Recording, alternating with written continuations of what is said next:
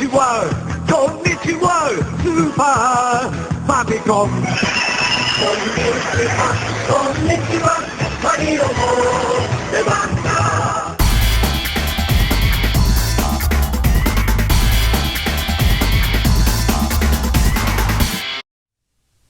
Hello everyone, and welcome back to Player One Start.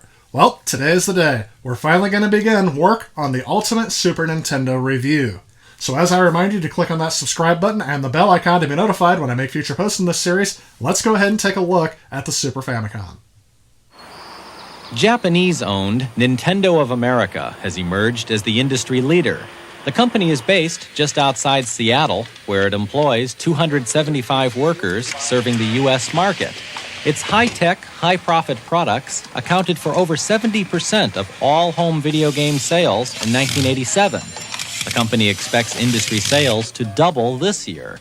The year is 1989, and the word Nintendo is a synonym for video games in North America, despite only being in the market for just a few years. Nintendo sits very comfortably at the top of the video game industry, having over an 80% market share in North America and being very popular in Japan. In 1987, NEC Home Electronics launched the PC Engine in Japan to compete with the popular Family Computer, which was the Japanese version of the Nintendo Entertainment System. NEC was the leading manufacturer of 8-bit home computers in Japan at the time, but Nintendo still sat comfortably at the top of the sales charts, and so they didn't really feel they were challenged at that time. In 1988, Sega would release the Mega Drive, their successor to the Mark III in Japan, but in North America we would know the Mega Drive under its American name, Sega Genesis. Sega had yet to make a significant impact on Nintendo's home console sales, so again they were ignored. The two systems were launched in North America in 1989 as the TurboGrafx-16 and Sega Genesis, with both systems being built on 16-bit architectures, offering improved graphics and sound over the 8-bit NES. However, it would take a few years for Sega's system to become successful, so Nintendo executives were in no rush to design a new system. Despite the new consoles arriving to market, Nintendo's dominance didn't really seem to waver in '89, and the 8-bit NES would continue to outsell the competition through the rest of 1989 and all the way through the following year in 1990. However, when the PC Engine and Mega Drive started gaining more influence in the market, Nintendo executives reconsidered and began working on what would be the true follow-up to the Nintendo Entertainment System and Famicom. On September 9, 1987, then Nintendo President Hiroshi Yamauchi revealed the development of the Super Famicom in a Japanese newspaper. The following year, they would announce the development of Super Mario Bros. 4, Dragon Quest V, and 3 original games that were already in development for the next Nintendo system. When designing the hardware, Nintendo was very conscious of the fact that they wanted their system to be upgradable as new systems would continue to enter the market with more advanced features, just like they were doing with the 8-bit Nintendo Entertainment System. So along with beefing up the CPU with a 16-bit processor, as well as a more capable sound chip and enhanced picture processing unit, Nintendo would design their system to be able to utilize enhancement chips inside of their cartridges to give more abilities to the Super Nintendo that would have been too prohibitively expensive to include at launch. This was an unusually forward-thinking idea for video game console manufacturers at the time. Along with increasing the amount of RAM and memory available to the system, they would also redesign the controller. This time adding 2 more buttons, X and Y, as well as adding 2 shoulder buttons to the top of the controller. This would give game developers more options when designing their control schemes, as the 8-bit NES pad, though revolutionary, was starting to show its age with its 2 action buttons. The controller would also round out the corners, making it a bit easier to hold in your hands, though the controller would still remain flat. As Nintendo came closer to launching their Super Famicom in Japan, the console would be demonstrated at a couple of events before its official debut. The Super Famicom would release on Wednesday, November 21st, 1990, and it was an instant success on its release in Japan, with its initial shipment of 300,000 units being sold within hours. An unfortunate side effect of the much-anticipated launch led to a social disturbance that led the Japanese government to ask video game manufacturers to schedule their future console releases on a weekend. The system's release reportedly gained the attention of the Japanese crime syndicate, the Yakuza, leading to a decision to ship the devices at night to avoid robberies. With the Super Famicom quickly outselling its rivals, Nintendo reasserted itself as the leader of the Japanese console market. Nintendo's success was partially due to the retention of most of their key third-party developers, including Capcom, Konami, Tecmo, Square, Koei, and Enix. And for almost an entire year, us gamers in the United States continued to read about the success of the Super Famicom in several video game publications.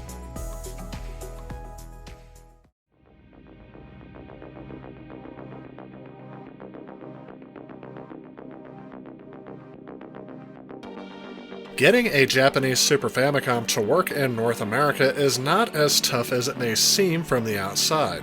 First off, taking a look at the hardware, all of the buttons do match up with what you would see on the North American Super Nintendo, with the power button on the left, eject button in the middle, and reset button on the right. Thankfully, everything here is written in English, so it shouldn't be too confusing to the layperson to get this thing up and going. I even like how the cartridge slot refers to the game cartridges as cassettes. And yes, that is the same controller interface that would be used on the North American Super Nintendo, so those controllers are interchangeable, and you can use either one on this system. Which is good because mine did not come with a Super Famicom controller. Taking a look at a game that is complete here, it actually is kind of strange how much the Super Famicom game boxes look like a VHS tape case. I'm kind of surprised they didn't go that route in North America either, but I guess those boxes are a bit wider. But it may be truly what's on the inside that counts. After bringing the console over to my workbench here, I decided to go ahead and see what it would take to get this thing apart. I did notice that the sticker on the back is entirely in Japanese, and I'm sure it's warning me that I'm about to void my warranty with this system, but I'm assuming it's already gone out of warranty anyway.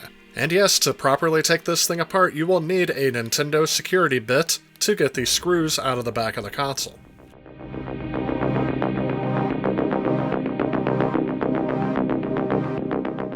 I decided to remove the extension slot cover. Not sure if this is attached to anything inside, but I don't want to find out the hard way. And as you can see on the paper towel, I've already done some deep cleaning inside of this. If you want to see more of that, I've already done a video where I tore down all the systems to get them cleaned and prepped for this video. But for our purposes here, in order to get to the motherboard, I'm going to have to take out the eject lever and then get all the screws out of the motherboard.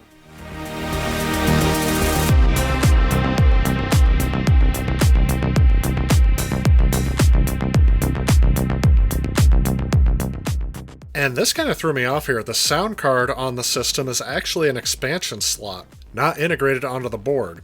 I wonder if this is on all Super Famicoms or if my model's just special because it's an early model. But anyway, that was necessary to remove that card because there's one screw hiding underneath it.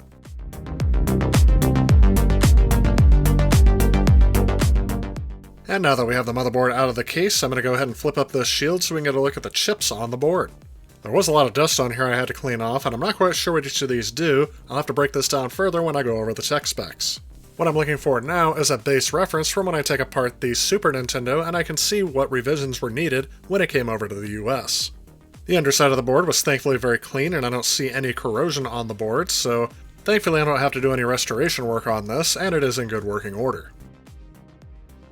The soundboard is encased in an RF shield that I believe is soldered to the board, and I didn't really want to take it apart, but I decided to go ahead and give you a look at what this looks like even with that shield on there. I do know that Sony had something to do with the sound chip on this, so I'm wondering if they decided to make this its own little daughter board because Nintendo wasn't directly developing this chip, and they might not have known what needed to be populated on the board, so they made it its own little breakout board so that they can go ahead and make their motherboard without waiting on the sound chip. I mean, that's just me trying to rationalize it. I have no idea why this was made separate.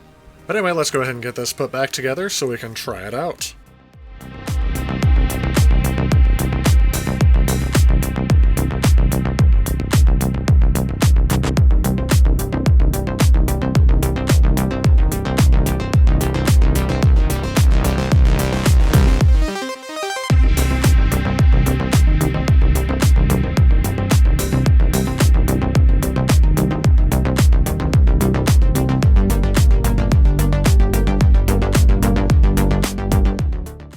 Cosmetically speaking, I do like the look of the Super Famicom. I really like the color scheme on this console, even though the beige has turned a bit more tan due to the yellowing of the plastic.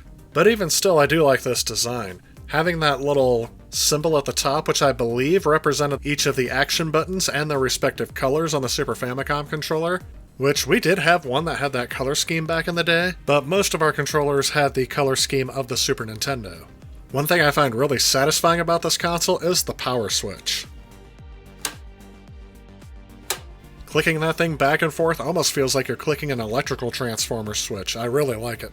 And here's the majority of games that I've already imported for the Super Famicom. Some of these games were featured in a video where I talked about why I collect games for the Super Famicom rather than for the Nintendo Entertainment System. Should be a link popping up right about now, but there's also one in the description if you want to check that out after this video. And although it's a bit early to be showing gameplay, I really wanted to try this console out after getting it cleaned up, so let's go ahead and try out a few games for it, starting with one of the launch titles that I just happen to have.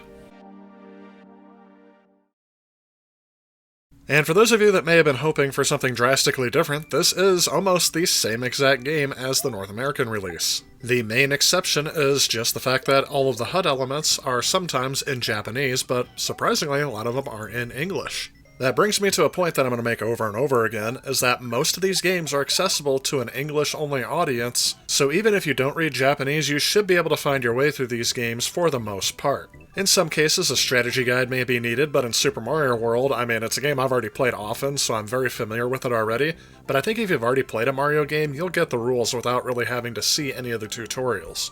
There are a couple of games that are a huge exception to this rule, but for the most part, I don't see the language barrier being a huge issue. And with Super Mario World, all I can say is that it is kind of neat to play it on a Japanese console, but the novelty wore off for me very quickly, and because this title is equally accessible here in the United States as it is in Japan, I don't think you really need to collect this, unless you want to have that cool box art that goes with it. And I find that actually the same way with Super Donkey Kong.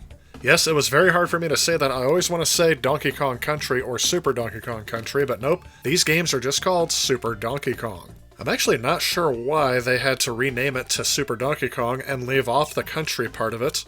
But again, for the most part, with a few minor exceptions, these games play almost exactly the same, outside of the title screens being slightly altered, and the HUD elements being in Japanese.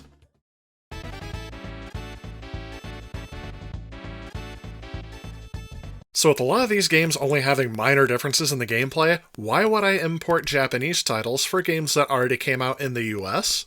Well, to answer that, we're going to take a look at Rockman X2. For those of you that may be unaware, Rockman is the name of Mega Man in Japan. His name is actually a play on words, as his name was Rock and his sidekick character was called Roll. Put them together and you got Rock and Roll. I actually explained this a bit further in my Mega Man 1 review. Again, there's another link in the description if you want to see that video. But for now, let's just sum up by saying I agree with the name change. And when looking at the game, you're going to see that it plays almost exactly like its North American counterpart. Again, there may be some differences that I am unaware of, but for the most part, it plays like how I remember a Mega Man X game playing. The reason why I collected this for the Super Famicom is I got it for the price of $14.99 at a retro game store. And to date, if you try to buy this for your North American Super Nintendo, it's going to cost you around $120 just for the cartridge. So I got the game at near 1/10 the cost for the Super Famicom, rather than the Super Nintendo. For the price, I can definitely put up with some of the Japanese characters and look up a strategy guide for things I don't understand. And while this game is super expensive, as a fan of the Mega Man franchise, I was definitely willing to get this game, because I remember playing it back in the day, actually renting it for my Super Nintendo, and sadly I avoided getting the game until it was too late and the collector's value skyrocketed. I also did the same with Rockman X3, as this game again plays almost exactly like I remember it playing back in the 90s, and this is another game that I paid $20 for the Super Famicom, and yet if you wanted to buy it today for the Super Nintendo, the price guide says $330 for a loose cart. Figuring out the math, that is about a 94% price difference. Again, it is only because I'm a big fan of the series that I decided to go ahead and grab these, but there was no way I was going to be able to afford paying those outrageous prices for the Super Nintendo versions. And for those of you that say, hey Tyler, why don't you just go out and get the Mega Man X collection then for one of the modern systems? To which I reply, that's not how I played it growing up, and that's what I really like to do on this channel. Now, some of you out there also may be wondering, how much does it cost to collect a Super Famicom? Well, I got mine for $40. It came with a power adapter and an AV cable, and that AV cable is actually essential if you want to easily be able to play this on your North American television. If you use an RF adapter, you're going to need to have a television that is capable of getting to around channel 95 to 99, as the Japanese channel 1 overlaps with those frequencies. But if you just use the composite cable, it's putting out NTSC video, and your TV should have no problem making an image show up on the screen. However, for some reason, my TV, which is a later model, later 90s, early 2000s model, had a hard time distinguishing the signal, but when I plug it into my VCR or DVD recorder, it shows up fine with no issue. So just know that your results may vary, but also know that it is not a necessity to have a Japanese console in order to play these Japanese games. So here I have the Mega Man X trilogy of games that released on these platforms. The North American version of Mega Man X isn't too rare and is one I was able to pick up early on, so that one I do have in my collection, but the other two I decided to get for the Super Famicom. If you compare the Japanese Super Famicom cartridge to the North American Super Nintendo cartridge, you'll notice that the Super Famicom cartridge is a bit more narrow. So North American games, at least in their original cartridges, will not fit in the cartridge slot of the Super Famicom. If you flip the cartridges to the back, you will see the region locking method used on the Super Nintendo and the Super Famicom. The Super Nintendo has these two notches on the back of the cartridge, which are not present on the Super Famicom cart, and this notch is just deep enough to keep the pins from making contact with the pin connector inside of the Super Nintendo. However, there is nothing to stop you from taking the Super Famicom board out of the Super Famicom cartridge and putting it into a North American shell, and then it'll work just fine. I decided to go ahead and use a shell I just had laying around, but you can also get some shells online. Note that because these Rockman cartridges use extra support chips in there, the board is actually a larger board, so it requires a specific type of SNES cartridge in order to fit the board in properly. Again, this is just a way for you to play these games without a Super Famicom. Since I already have a Super Famicom, I'm not going to worry about it. I will note that because this is a Japanese system and the electrical grids are a bit different in Japan than they are in the US, the native power adapter for the Super Famicom should be swapped out for a North American equivalent, as the original power adapter is only rated for 100 volts, and the North American outlet will provide it with at least 110 volts. And in order to keep your console working correctly, you do not want to use the Japanese power supply in a North American outlet without stepping down the voltage, or just getting a new power adapter like I did. This power adapter is meant for a North American Super Nintendo as well as a Sega Genesis, and since the Super Famicom's power jack is a bit smaller than the North American one, this one for the Sega Genesis actually fits perfectly, and it provides it with the right amount of power. So this is the power adapter I will continue to use in the future, and I'm just going to set the original Japanese one off to the side. Strangely, it was only at this moment that I realized that this power adapter says Sega. So yeah, they were using a Model 1 Sega power supply to power the Super Famicom. Interesting. But of course, the main reason why I got a Super Famicom is so I can play some of those exclusive games that didn't come over to the US. That also brings a cautionary note that if you are going to import games, that there are some games available on the Super Famicom that will be a huge barrier to those that do not have an understanding of the Japanese language. Sadly, that means most of the Japanese RPGs that didn't come over will be a no-go for me to import. I decided to import Final Fantasy V just because that is a game I have played before, and I really enjoyed playing the fan-translated ROM hack, and I got surprisingly far into this game before the language barrier became too much for me. But for things like platformers, shoot-'em-ups, and action-based games, I didn't really see the language barrier being too much of an issue. I've already done a video showcasing most of the games that I've imported to date, and since that's kind of outside of the scope of a Super Nintendo review, I'm not going to go into too much detail here.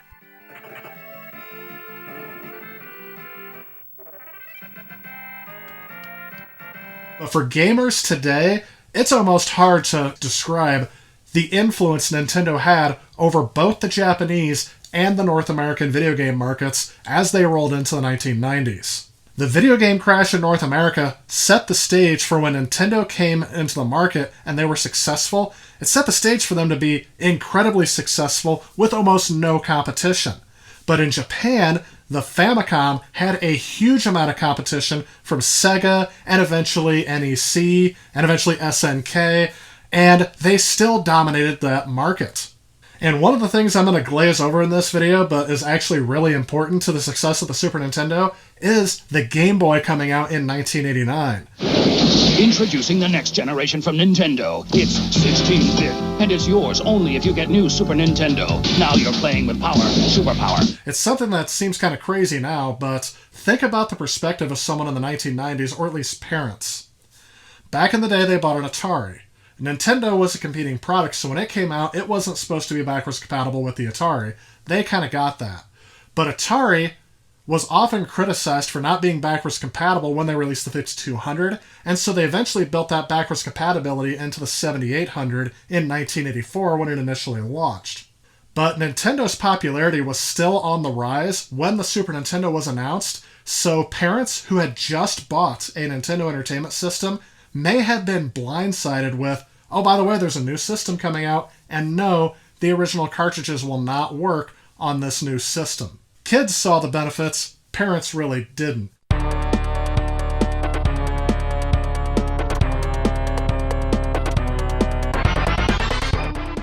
The hype over the next Nintendo Entertainment System was one of the most anticipated events as we entered the 1990s. Super Mario Bros. 3 was breaking sales charts for video games being released in 1990, and many kids' imaginations went wild with what would Nintendo provide next. However, as kids all across the United States were anticipating one of the biggest console releases of all time in their minds, parents were of a different opinion.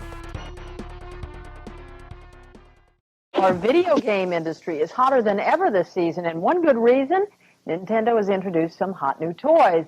But have things gone a bit too far? So it has come to this. Therapy sessions for families whom you could call Nintendependent. First of all, the peer pressure starts. I feel maybe exploited. Just in time for Christmas, the Japanese toy maker Nintendo has come out with a new set of electronic video games. Some parents are refusing to be taken in. I'm going to say no, and I'm going to explain to him how people market things to make you spend more money. Nintendo controls 80% of the video market. One of the downsides of the launch of the Super Nintendo in the United States was the fact that many were still jumping on board for the first time with the Nintendo Entertainment System, with Nintendo sales being incredibly strong all throughout 1990 and in the beginning of 1991. Some parents who had just invested into a Nintendo Entertainment System hoping it would keep their kids calm for at least the next few years to come were bitterly disappointed when they found out that the Super Nintendo would not be backwards compatible with the previous Nintendo Entertainment System library. However, by the time the Super Nintendo launched, this would not be as big of a factor as was anticipated, at least by the video game media. You know, isn't that a tale as old as time? Kid wants something, parent doesn't. It always seems throughout history that there's been like this innate struggle of the younger generation versus the older generation. I've seen it multiple times throughout my study of American history and world history. That's why I say it is a tale as old as time. Thinking back in the early 1980s when the arcade boom was up and Atari was king, parents were upset saying, oh, my kid spends all their time at the arcade, they're just going to waste, it's going to drain their brain power and they're just going to rot in front of the television screens. I mean, it's all that stuff that really wasn't that big of a deal, but it really provoked strong reactions from both the younger generation and the older generation. It's just something I've kind of noticed that this happened in the 1980s, the 1990s, it happened again in the 2000s, and happened again in the 2010s, so there's going to be a lot more of this history to cover as we go through other consoles, just wanted to make a note of it here. As with the Famicom to the Nintendo Entertainment System, the Super Famicom would get a complete redesign in terms of cosmetics, designed to appeal more to an American audience. The console was given a more boxy appearance, and the color scheme was changed a bit, giving it a purple and gray aesthetic. The cartridges themselves would also get a redesign, but would still remain about the same size as the Super Famicoms. In fact, as a measure of region locking, the cartridge design was actually made a little bit bigger so they wouldn't fit in a Super Famicom, and the Super Famicom carts would not physically fit into the connector for the Super Nintendo Entertainment System due to the plastic molding, preventing the cartridge from fitting into the cart connector. The Super Nintendo launched in North America in limited quantities on August 23, 1991 for the retail price of $199, equivalent to almost $400 in 2022. The official nationwide rollout would begin on September 9th, and it again was an instant success. By the end of 1991, Nintendo held the top 3 positions on the top video game console charts with the Game Boy, Super Nintendo, and Nintendo Entertainment System. The Super Nintendo would make its debut in the United Kingdom and Ireland in April of 1992, but most of the PAL region versions of the console would use the Japanese Super Famicom design. Both the Super Nintendo and the Super Famicom would launch with just a few games, but these games were all very well received in the marketplace. However, despite their initial success, they would be in bitter competition with rival Sega throughout most of this next generation. The rivalry between Nintendo and Sega is often described as one of the most notable console wars in video game history. Sega was positioning the Genesis as the cool console aimed at older audiences, where the Nintendo Entertainment System had gained a reputation as being for something for kids. Nintendo would push back against this image several times throughout the console's life cycle, with one of the earliest examples being that Nintendo secured the first home console conversion of Capcom's arcade hit Street Fighter II for the Super Nintendo. During the era of the NES, Nintendo maintained exclusive control over the games released for their system. Nintendo had to approve every game. Each third-party developer could only release up to 5 games per year, but some third parties would get around this by using different company names, such as Konami having an Ultra Games brand. And a key to the NES's success was that the games could not be released for another console within 2 years. All throughout the NES's lifecycle, Nintendo would remain the exclusive manufacturer and supplier of all NES cartridges, at least all those that were officially licensed, as companies like Atari's Tengen would challenge this, as well as bring their concerns to the US government about Nintendo's anti-competitive business practices and price fixing. The men sitting in this room control the American video game industry. Nintendo controls 85% of the US video game market. Companies that try to compete with Nintendo have an uphill fight. It's no surprise Toys R Us tries not to offend Nintendo. Competitors claim Nintendo games represent 15% of Toys R Us revenues, but 25% of its profit. Due to the fact that the market was pretty much reset after the video game crash, Nintendo was able to gain a very strong lead over the US video game market. And when the top retailers in the US wanted to stock Nintendo's products, if it wasn't written into their contract, it was an understanding that they would not stock Nintendo's competitors, or Nintendo would threaten that they would cut off their supply, leaving that one retailer at a disadvantage as every other retailer would be stocking the very popular Nintendo products. But that's not the only condition that retailers had to agree to in order to stock Nintendo's stuff. Parents may wonder why there's almost never a Nintendo sale. The Federal Trade Commission recently discovered how Nintendo keeps its prices high. The FTC found Nintendo guilty of price fixing. Nintendo was fined for price fixing by the US government, and they chose to pay their fine by offering discounts to consumers on future Nintendo products. Circling back to the contract with third-party game licensees, Nintendo was still requiring third-party developers to keep their games exclusive to Nintendo's products. However, beginning in 1991, Sega's competition would bring an end to this practice. One of the earliest examples of this was by Acclaim Entertainment when they began producing games for both platforms, the Super Nintendo and the Sega Genesis. Most of Nintendo's other licensees would follow suit over the next several years. One of the biggest third-party developers for Nintendo, Capcom, which had licensed some of its games to Sega instead of producing them directly, along with another huge third-party developer for Nintendo, Square, would be the most notable holdouts. Nintendo would continue to carefully review submitted games, scoring them on a 40-point scale, and allocating marketing resources accordingly. Nintendo of America would also maintain a policy that, among other things, limited the amount of violence that could be shown on games on its system.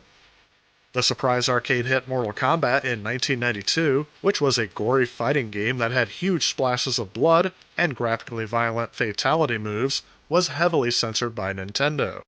Because the Genesis version allowed for an uncensored version of the game via a cheat code, it would outsell the censored Super Nintendo version by a ratio of nearly 3 to 1.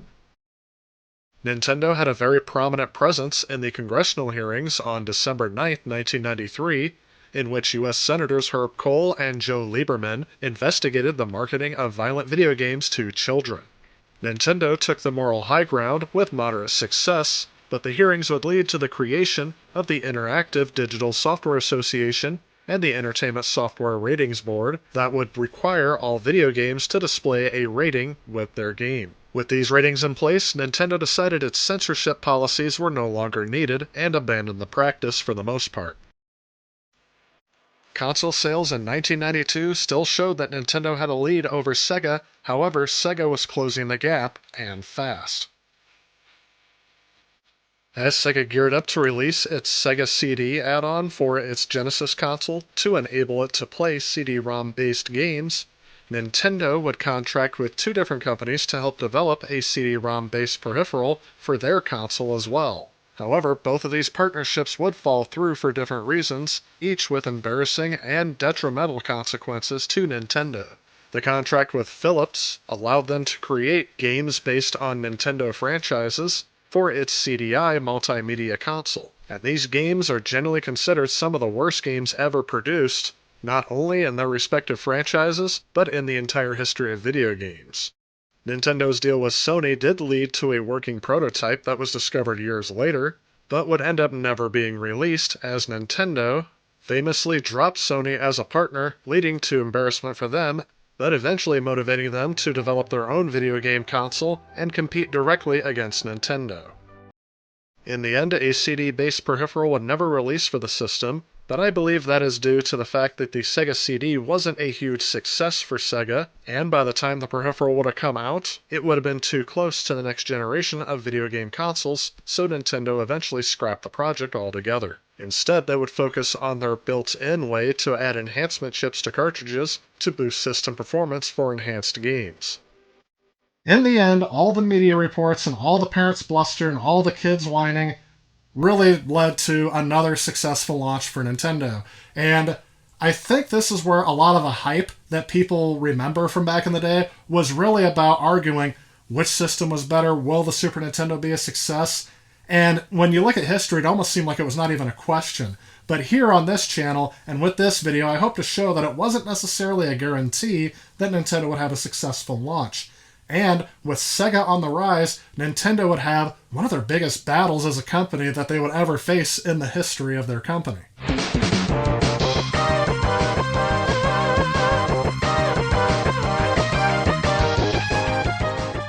In the previous video, I talked a little bit about how the Super Nintendo was cosmetically a tad different from the Super Famicom. But in terms of hardware, the two systems are directly compatible as they share all the same technology between the two different systems. And in a previous video, I tore down my childhood Super Nintendo to clean it up and performed any necessary maintenance on it to make sure it's going to last for quite a while. If you want to see that video, there should be a link popping up in the corner, but there's also a link in the description below. In this video, let's go ahead and take a look at the motherboard specifically from the Super Nintendo and take a look at what all these chips do. The design of the Super Nintendo is built around a 16-bit CPU. Taking a look at the motherboard, the CPU is a Ricoh 5A22, which is a derivative of the 16-bit WDC65C816 microprocessor, which in NTSC regions runs at a clock speed of around 3.58 MHz, but the CPU will slow down to either 2.68 or 1.79 MHz when accessing some slower peripherals. The CPU also supports an 8-channel DMA unit for direct memory access, as well as an 8-bit parallel I/O port, allowing serial and parallel access to the controller data.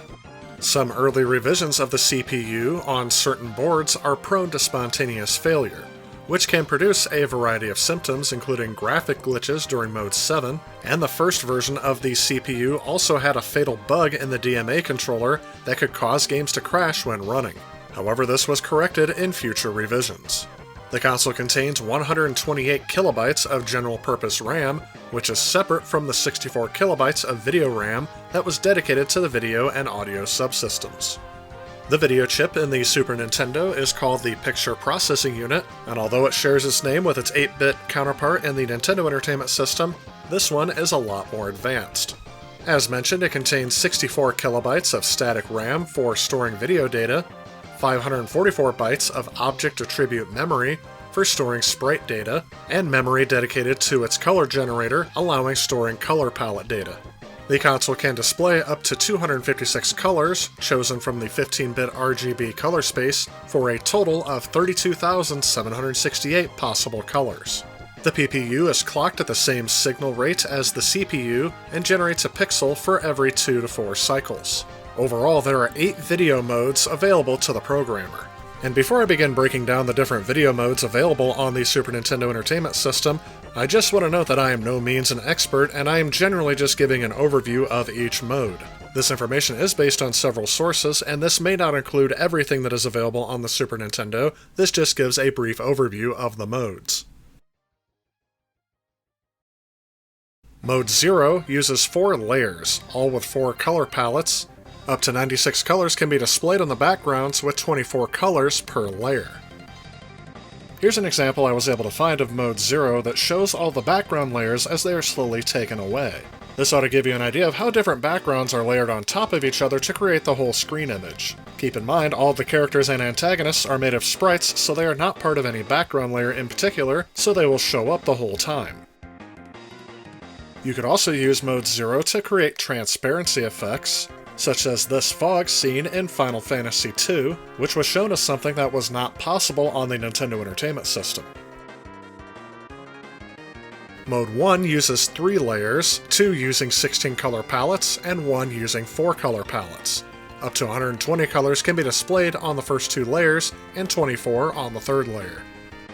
Mode 1 is commonly cited as the most popular mode for Super Nintendo games due to the flexibilities it offers. However, it is here where I will note that a specific video mode is not necessarily what the game uses the entire time, as different game levels or different game screens can use different background modes throughout an entire game.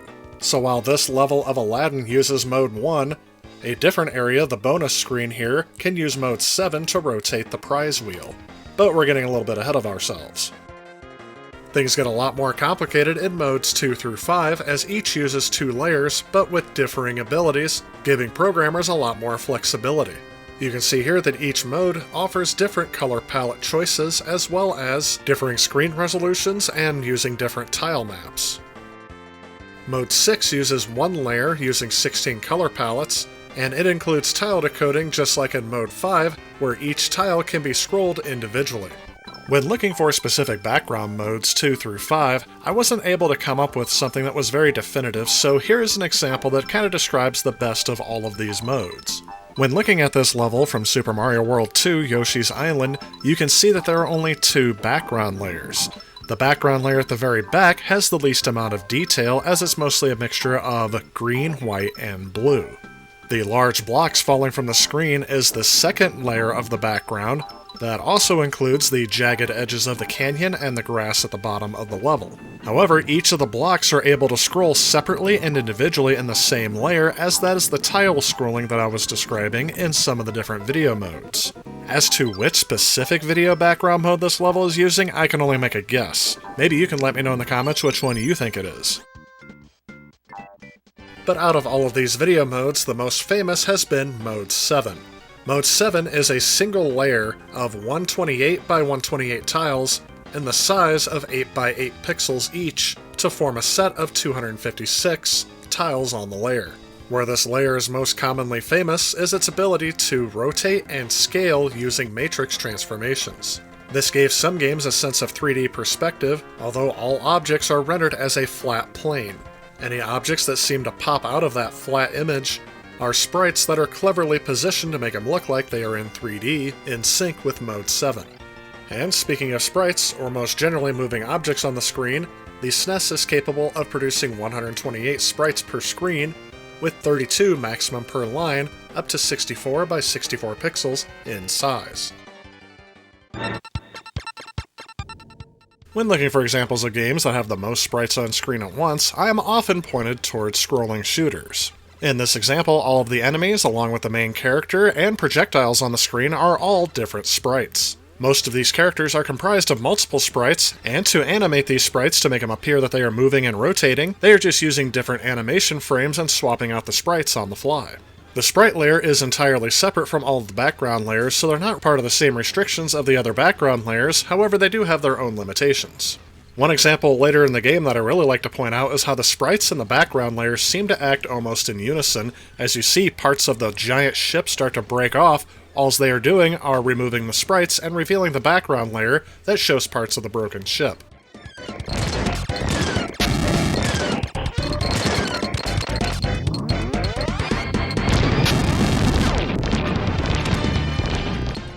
So a point that's going to keep coming up in the tech specs of this system, especially when I start comparing it to other systems of the time, is the fact that Nintendo was the last to market with a next-gen system.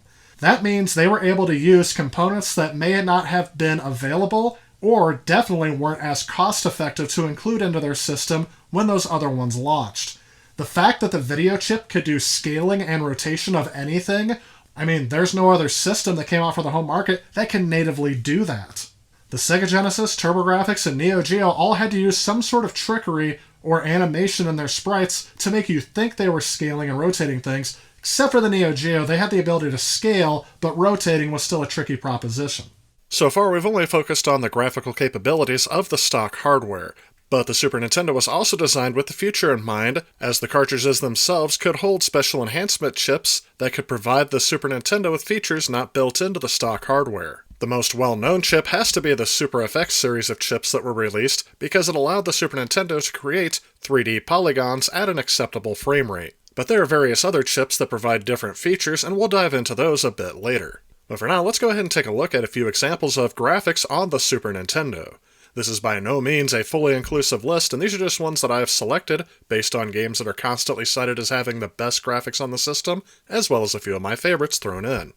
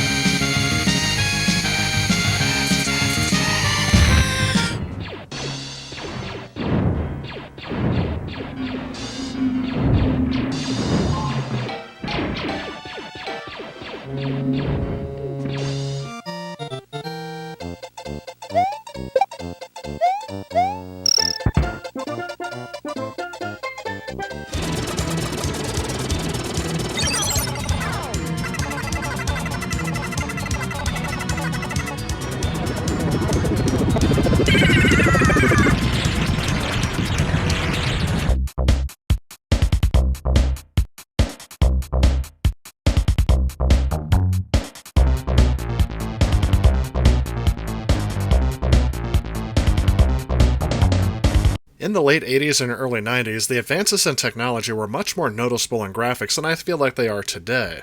What I mean by that statement is, I really feel like the graphical differences between console generations from 2006 to the modern day aren't as noticeable to the naked eye as they were back in the 1980s and 90s. And in another effort to keep their hardware from looking as aged as it was, many video game companies would focus on using pre-rendered graphics.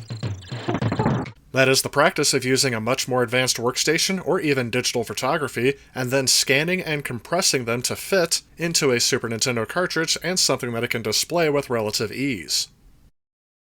Back in the day, and I believe especially when viewed on a CRT television, this made the system look a lot more capable than it really was by showing graphics that were mind-blowing for the time.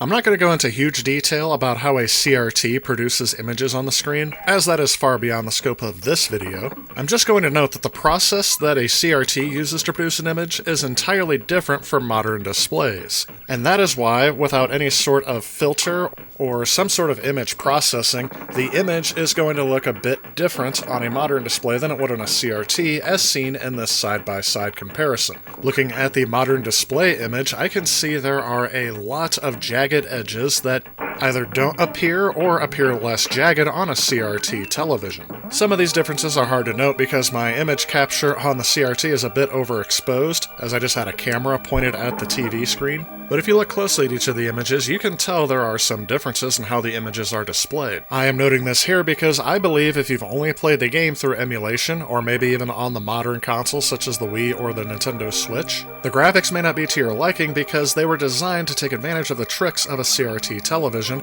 and they don't get displayed well on a modern display. Thankfully, I don't think graphics are everything, as this game is very well done, but perhaps this example will show you why pre-rendered graphics were seen as an acceptable alternative back in the day. Games like Donkey Kong Country would use advanced Silicon graphics workstations that were also used to make big movie special effects, like in Jurassic Park and The Terminator. However, other games like Mortal Kombat would actually use digitized scans of all of their characters and animate them, which made them look very realistic in the arcades. And even though they are much more heavily compressed on the Super Nintendo hardware, I think they still hold up as well, but they may not look as good as graphics natively rendered on the system. You're going down! Battle match! Round one, fight! In some cases, like in Clay Fighter here, they actually use stop-motion animation on clay models and digitize them into the game, giving it a unique look, but a lot of people don't think it looks well today, especially when viewed on modern displays.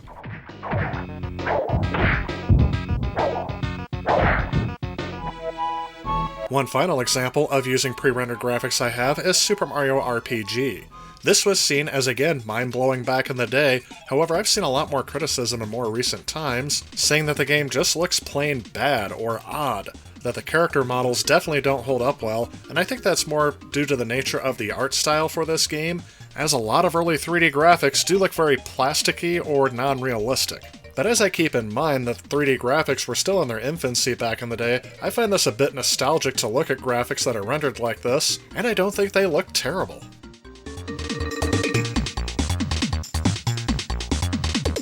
A lot of the games that we've seen here use some enhancement chip to make the graphics look a little bit better or perform more smoothly, but I think the Super FX chip games are the ones that give the most visual upgrade.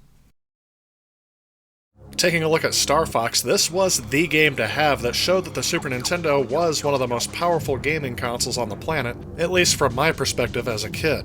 Again, I feel like viewing this on a CRT as it was intended, you definitely don't notice the loss of graphical detail as you would on a properly upscaled image on a flat panel HD display. That said, I've also seen this game very commonly cited as one that just doesn't live up, and I tend to agree with that just a little bit because the frame rate is definitely not as smooth as I remember as a kid, but also the graphics lack a lot of detail as I don't think there's any textured polygons on here, and everything is very geometrically shaped. This is one example where the art style was definitely determined by the limitations of the hardware, and even though the Super FX chip would expand the system greatly, they were still limited in what they could do.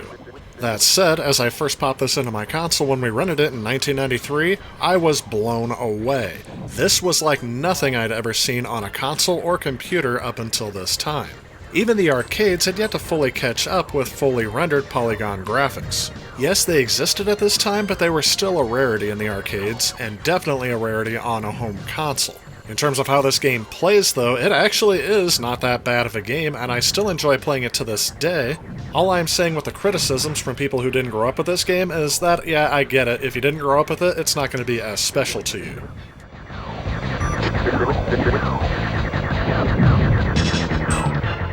I think the same could be said for the poor frame rate on things like Stunt Race here. I don't see a lot of people wanting to come back to this, especially if they didn't grow up with this as a kid. And Dirt Tracks also, I think, is about the same, although this performed a bit more smoothly than I remembered, and the graphics take up a bit more of the screen.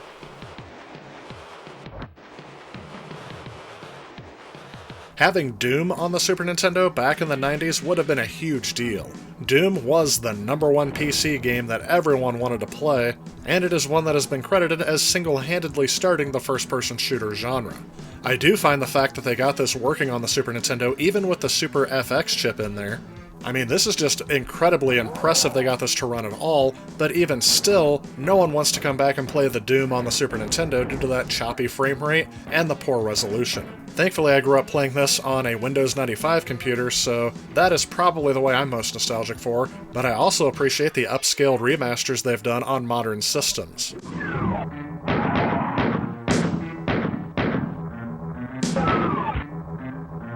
I should also note that Doom 2 actually uses an upgraded version of the Super FX chip that not only has double the clock speed, it also has more pins on the chip to allow more access to read-only memory, or the ROM chip inside of the cartridge.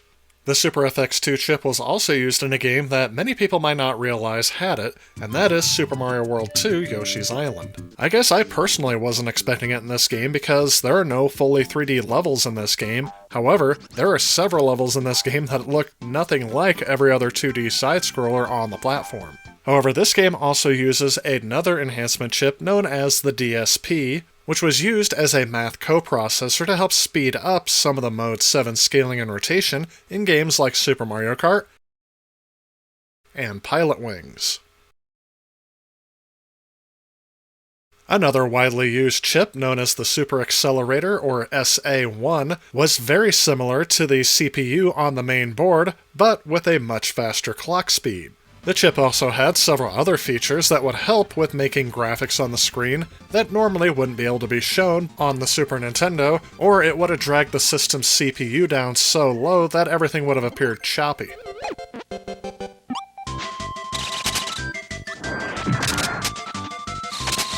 There are also other different kinds of enhancement chips inside of cartridges, however I think I've covered the main ones here.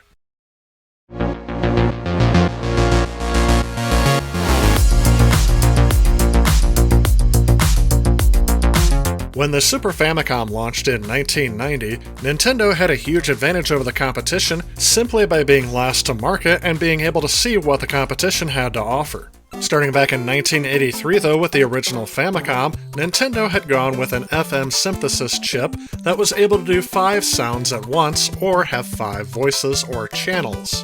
Each of the 5 channels were dedicated to making only one type of sound, which I covered in detail in the Ultimate Nintendo Entertainment System review and 8-Bit War. From these limitations, Nintendo saw a huge need to upgrade their sound chip, especially when seeing what was used in the other consoles. NEC broke into the console market in 1987 in Japan, and they used a wavetable lookup synthesis sound system in their PC engine. Essentially, the sound chip would use samples, but it was very limited in what it could do. The Sega Genesis would include a much upgraded YM2612 in their Sega Mega Drive and the Sega Genesis here in the US, but in order to maintain backwards compatibility, it would also contain the same sound system used in the Master System as well, which would add to its 6 voices for a total of 10.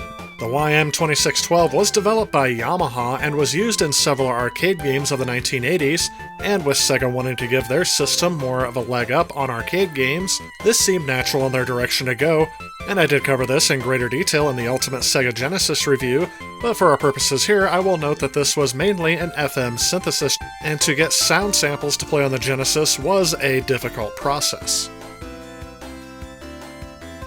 As Nintendo wanted to directly compete with Sega, they also decided to partner with an outside company, this time being Sony. At the time, Sony was known as the premier company for premium audio equipment and audio sound chips. Back in the late 80s, Sony was known for their speakers, receivers, and, probably best known by consumers, for their Walkman, Discman, and headphones. The lead person from Sony in charge of this chip would be Ken Kutaragi, a name which will resurface again as we talk about the history of video games on this channel. And to understand why the SNES sound chip is designed as it is, we should probably take a look at a few things that were relevant around the time period. Number one being, the prices for chips and memory were going way down at the end of the 1980s. In the later part of the 1980s, there were massive chip shortages that were causing problems all throughout the video game industry. This caused prices of chips to go up until this was resolved around 1989.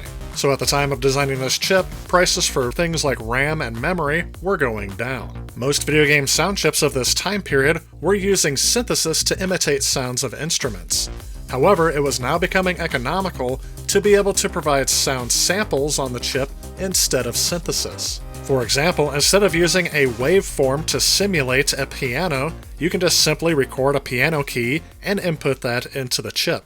The Famicom disk system that was only released in Japan also used a version of a wavetable lookup synthesis. This gave some of those games a more rich sound, and Nintendo and the industry thought that this method of sound production would be the future in the industry, so an evolution of this concept for the next console was on their mind. What has been well noted about the Super Nintendo sound chip is just how far above and beyond the Call of Duty Ken Kutaragi would decide to go. Where the PC Engine, TurboGrafx, and Sega Genesis would have an audio chip, the Super Nintendo would have an entire audio subsystem, labeled the Nintendo S SMP. This impressive chip was made up of its own 8-bit processor, which had to be programmed separately from the main system, a digital signal processor, and its own 64KB pool of RAM.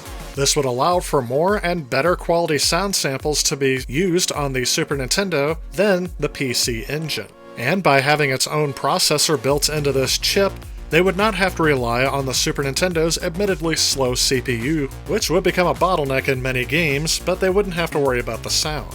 At the end, what came out of this project was a sound chip capable of 8 voices of stereo sound, which could be used as 4 voices on the right channel, 4 voices on the left, or 8 channels of mono. All sound would be generated from samples, which would sound great for modern music, but it wouldn't be so good at simulating the synthesis part. It also included other features that were much welcome to make sounds on the Super Nintendo sound very good.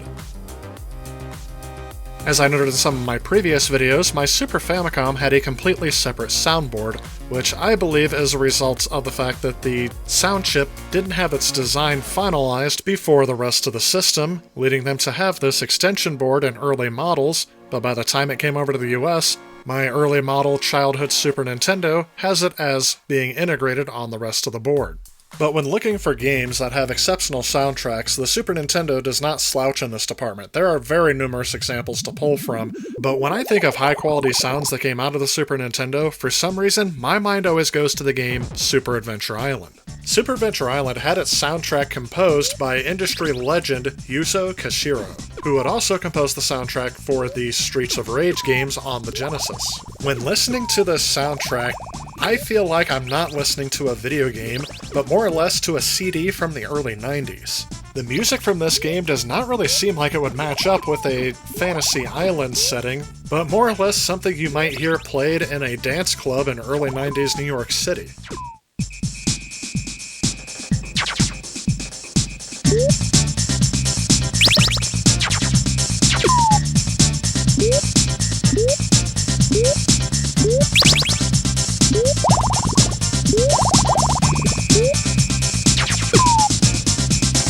In fact, that's my only criticism of this soundtrack, is that it feels like it doesn't belong. Nevertheless, this really shows off what talented programmers and composers could do to get high-quality sounding music out of this chip back at a time when this was the only way that people experienced sound in games.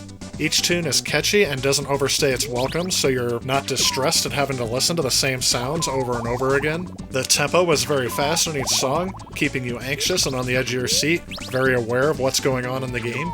And I feel these are things that are lost in modern video games that you just don't get out of a video game soundtrack in modern games. And some of you out there may be thinking, well, big deal, Tyler, I've heard better music from other systems of this same time period. I've heard some people even refer to the Commodore Amiga. But I think this track in particular showcases something that just wasn't well done on any other system of the time.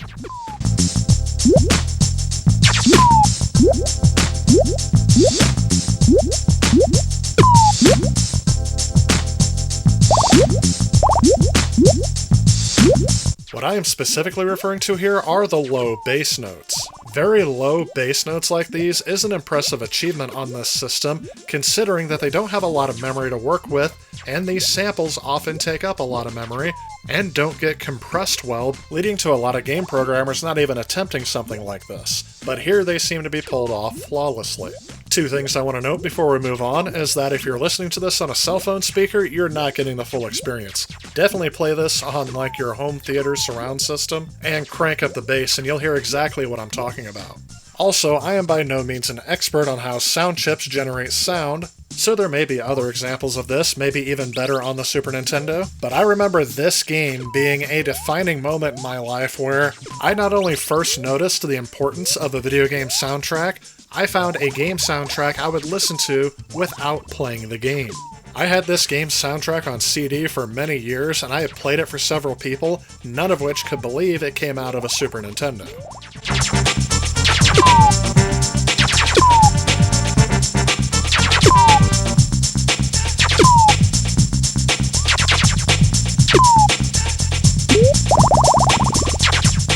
But of course, when looking for the maximum capability of this sound chip, I don't think you need to look any further than the Donkey Kong Country series.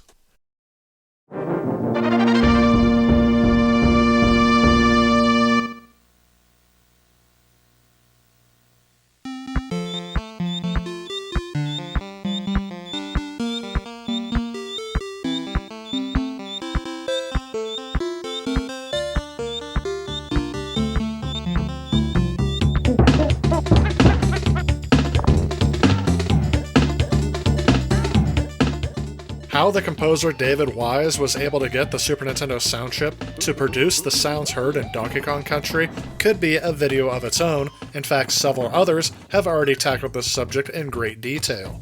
The only thing I'm going to say is that the reason why there aren't too many games with a soundtrack like this is because of how incredibly difficult it was to pull off.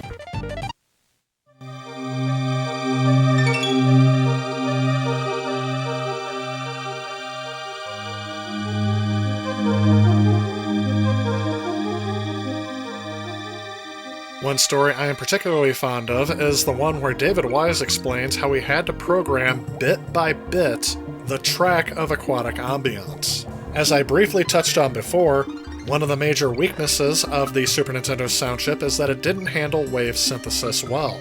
However, David Wise found a way to overcome that limitation by having a scaling wave synthesis form play throughout the background of this track, and it is a monumental achievement that this track exists on the system. There are many other great tracks from the Donkey Kong Country series as well, and although I'm not going to play all of them, I am going to play a few of my personal favorites.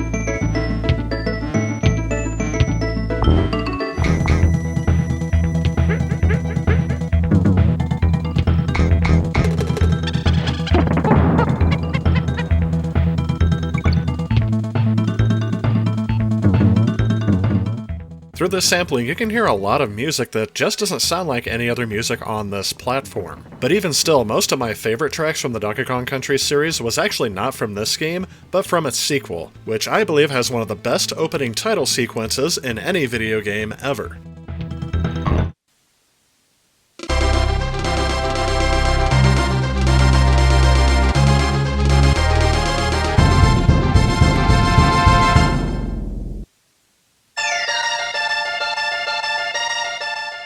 Fan expectations for Donkey Kong Country 2 were extremely high, especially after the huge success of the first game.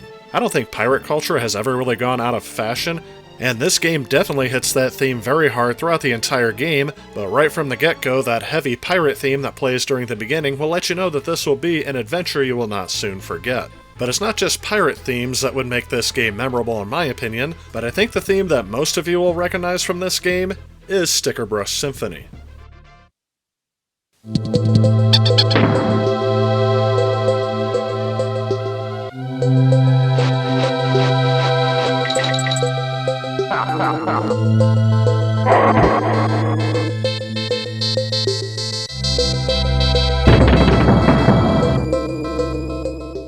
A surprising bit of trivia about this musical piece is that it was almost cut from the game, as it was originally meant to accompany a water level that got the axe. Must have been something about water theme levels that really inspired composer David Wise.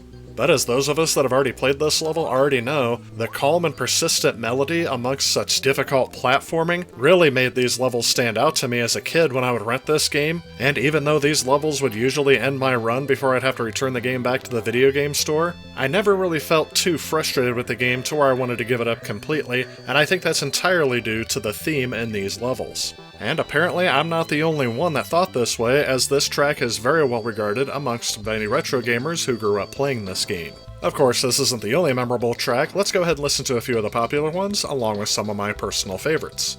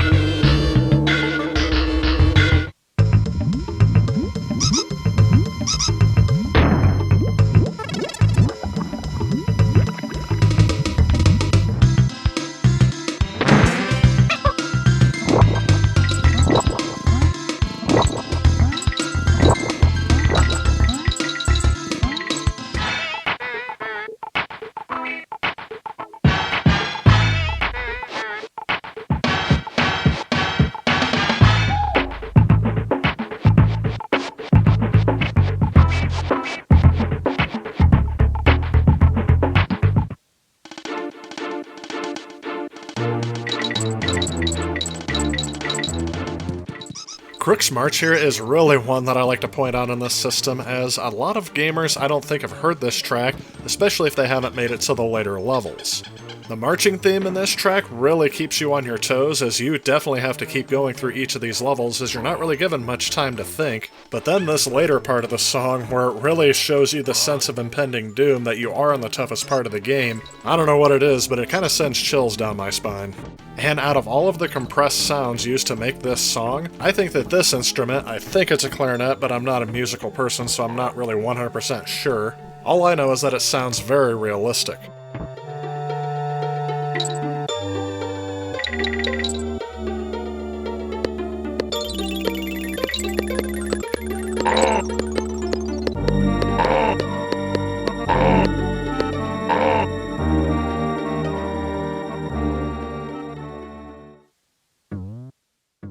I have seen some gamers and reviewers write off the third Donkey Kong Country as not being worth the time to play, as it is not as good as the other two. And while I do agree partially that it's not as good as the other two, I still think it provides a fun experience and is definitely worth playing. But one of the more common criticisms I hear is that the music just isn't as immersive as the other two games, and in this case I definitely agree as well, but there are a few tracks in this game that I feel are worth mentioning, so let's go ahead and take a listen.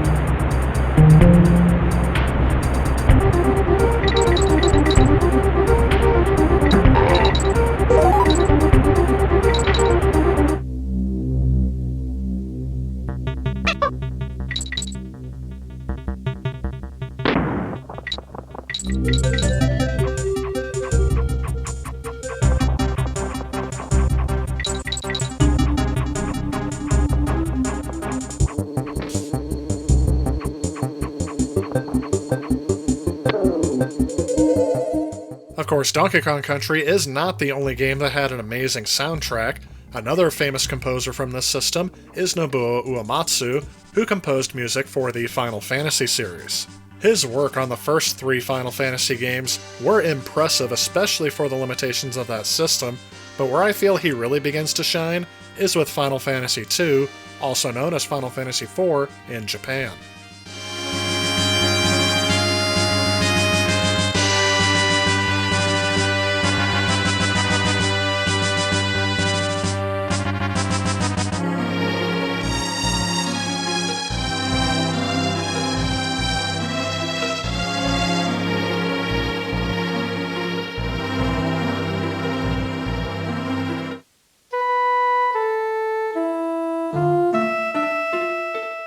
The whole game's soundtrack is almost a masterpiece in itself, but this track right here, Theme of Love, is very highly regarded as one of the first video game tracks to break through in popular culture. This song has had several rearrangements throughout the Final Fantasy series, but has also been covered by numerous live performances as well. And while there are many factors that contributed to the success of the Final Fantasy series, I think at the top of that list you can put the musical score.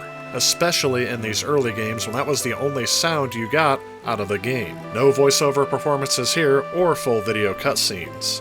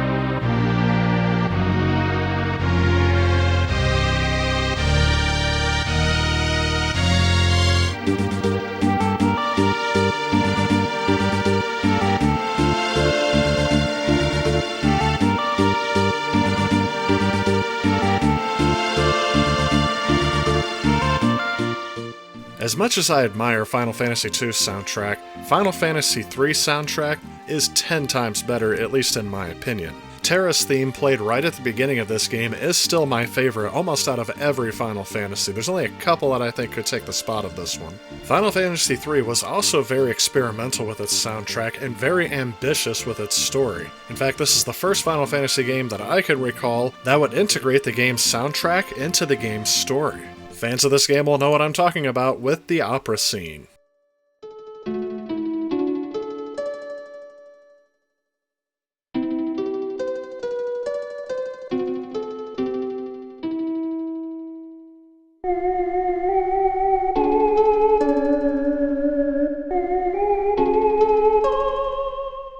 The fact that this was even attempted on the Super Nintendo's hardware that was definitely not able to handle a lot of voice samples just goes to show how talented the game's programmers and the game's musician had to be able to fit this all into one game cartridge.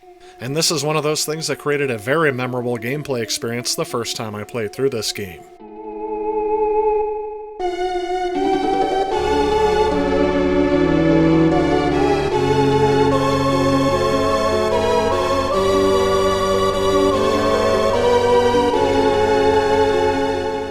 And of course, there are so many other great composers and tracks that I could go on all day mentioning. However, to keep things relatively brief, I am just going to go through and showcase some of the ones that are viewed as some of the best on the system, as well as a few of my personal favorites thrown in.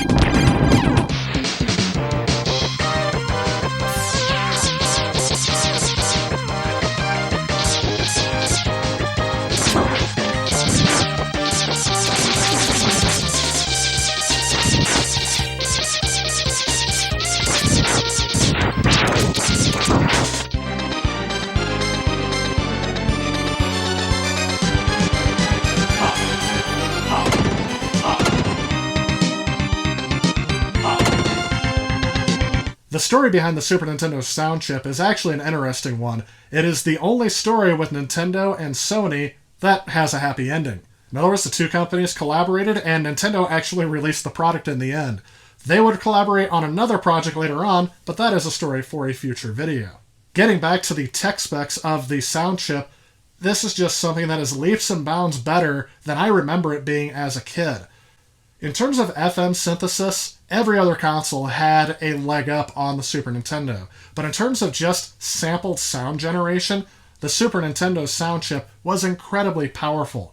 But the main limiting factor was that 64 kilobytes of RAM that just wasn't enough to store a variety of sound samples, and the fact that all of these companies, like Rare in particular, and the composer for Donkey Kong Country, was able to get some of those sounds out of the chip. I mean, it's really mind-blowing that they were able to program that in, and it creates an astonishing result. Really capable sound chip.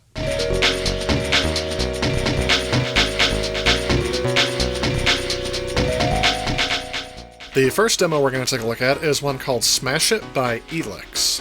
And while the credits are showing here, I will note that I am not an expert on how any of this stuff would have been accomplished, so the only thing I can speak to is just how this doesn't look like most of the stuff that came out for the Super Nintendo. I will also note that the audio during this demo is also being generated by the demo itself. It's not just music I chose to put over this. The first part of this demo shows a faux 3D effect where they have these, rectangular things, I don't know exactly what to call them, that are scrolling up and down, and then eventually you get a few of them that you can scroll up and down as well. The next effect is a person running on the screen. I'm not quite sure why there are lines there, or if that's part of the effect, but I'm pretty sure they're using something like color palette changes to make this happen. That's probably true of this next segment, where I'm going to call this a hallway that you're seeing scroll across the bottom. In fact, I saw an effect similar to this in the game Toy Story, and it's a nice little false 3D effect to make the background appear as if it scrolls off into the distance. And here in the bubbles segment, you're going to see some bubbles that are most likely made out of sprites, scrolling on top of a background that appears to be scaling, and I'm not quite sure if they're using Mode 7 for this, but that would probably be the most obvious that I would choose. And that Mode 7 background layer appears to be made out of an animated background, and that's why it appears to be animating as it's moving. Again, these are things that were not seen very often on the Super Nintendo, and is something that was very impressive in this tech demo. What I like most about this tech demo is that it is using stock hardware in order to pull this stuff off. It's not using any of the enhancement chips. However, in this next tech demo, they're using the Super FX chip and optimizing it to run at 25 frames a second, which is something that not very many games, if any of them, got close to. The first thing that impresses me about this tech demo is just how smoothly everything is scrolling around here. There were some tunnel effects used in games like Star Fox, but they did not get anywhere close to this frame rate. However, in order to keep things moving smoothly, they have definitely decided to go with flat shaded polygons instead of texture shaded polygons. The longer I look at what they pulled off on this tech demo, the more impressed I am, because I also felt like Star Fox felt a bit too zoomed in at times, and sometimes this tech demo scrolls out and shows an entire playfield that could be used. However, I will note, maybe some of this stuff is just running better because they don't have to worry about running things like game code. That would be like enemies, projectiles firing, and having to worry about explosions and things like that. All they're doing is just showing a fly-through of this structure, and again, I still find it very impressive, but I'm not quite sure how it would work out if you wanted to put a game on top of this. Still, this is one of those things that I could just put on my Super Nintendo and let scroll through the whole day, and probably stare at it for most of the day. Again, I have no idea how they pulled this off, but I am still very impressed by the coding prowess that it took to get this to run at a frame rate this fast. And for those of you that are unimpressed by this tech demo, you may want to go back to my previous video where I talked about the tech specs. That was part 3 of this review, and you can compare it to what was actually done on this system, and then coming back to this video and seeing what was done on these tech demos, it's fairly impressive. Had these been used in practical applications in games around the 1994-1995 timeline, I would have immediately felt cheated if I owned something like a 32X or a Sega CD, as I never saw anything like this on those consoles either, at least at the time. And of course, there's one tech demo I always like to show because it was ported to a bunch of systems, allowing us to compare the performance on each system. And that is this Bad Apple tech demo. Again, this may appear simplistic by today's standards, but getting full motion video on a console of this time period is just not something that was even thought of. We are again at the right audio quality where if I play too much of this, I will get flagged, so unfortunately I'll have to mute the audio. But a couple things I do want to note from the audio is that the bass does thump right at the very beginning. If you plug your Super Nintendo into a sound system and crank the subwoofer up, your walls will be shaking with the sound that is coming out of the Super Nintendo sound chip. And while those with better ears listening to this will probably be able to note the differences better, it sounds near CD quality to me. The only part of this song that I can tell is being done on the Super Nintendo is when they play voice samples. The voices do sound a bit more garbled than it would on a clear, even high-quality MP3 or CD. In terms of the visuals, though, you can judge for yourself on the screen. While most of this video does look pixelated due to the nature of the video output from the Super Nintendo, it runs at a fairly smooth frame rate all throughout, and I didn't notice any part where it jittered. Granted, I am playing this on an emulator because I don't have an EverDrive cartridge, but I think this gives us a fairly accurate glimpse as to what this would look like played on real hardware. Overall, I feel like the Super Nintendo still has a lot of potential as a modern gaming platform if there are programmers out there that want to try to hack this hardware and make it do things that were not intended. But as the Super Nintendo ages more and more, I don't think it's feasible for us to expect any new mind-blowing games to be released for this system anytime soon, but the homebrew community is very much alive on the Super Nintendo, and it's a possibility even though it probably won't make much money unless they also port it to a modern platform. Or maybe take a modern game and try to port it to the Super Nintendo, that could be interesting.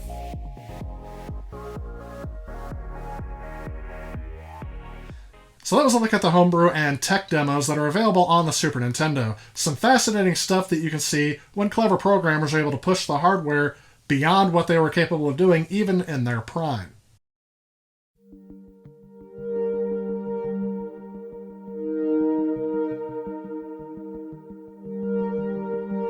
As with the Nintendo Entertainment System before it, the Super Nintendo would also get a console revision before its life cycle would be up.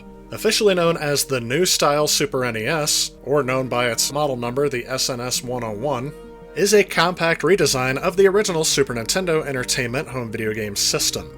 It was originally released in October of 1997 in North America and came out the following March in Japan. Just like the original top-loader NES before it, this system was released at a lower price point in order to market it as an entry-level gamer system. Basically, this system was designed for a gamer on a budget, as well as those who didn't want to pay the higher price points for the newer systems. This was definitely the boat I was in the late 1990s, as my parents did not want to spring for a Nintendo 64 or a PlayStation 1, so we just kept using our original Super Nintendo. The system was priced at $99.95 when it first released, and it was released as a standalone console, but also had different pack-in games including Super Mario World 2 Yoshi's Island, The Legend of Zelda: A Link to the Past, as well as Kirby Superstar were Target exclusive pack-in titles, and the bundle that included Tetris Attack was a Toys R Us exclusive. I would say they got the raw end of the deal on that one.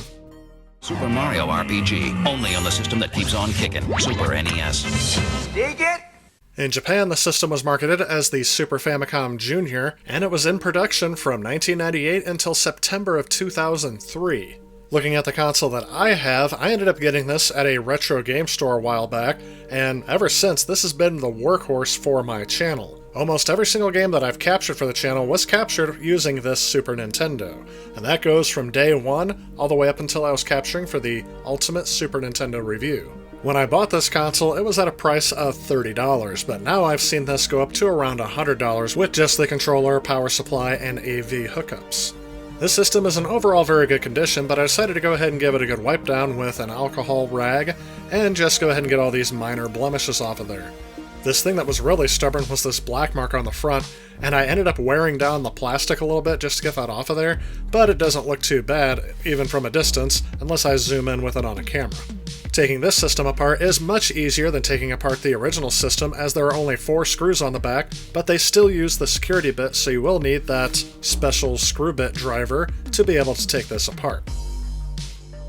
Looking at the inside of this system, you can tell how a lot of cost was saved because the motherboard is much smaller than the original Super Nintendo, only being about as wide as the cartridges themselves. Taking that RF shield off, you can see all of the chips on the board, and most everything has been combined into one huge package.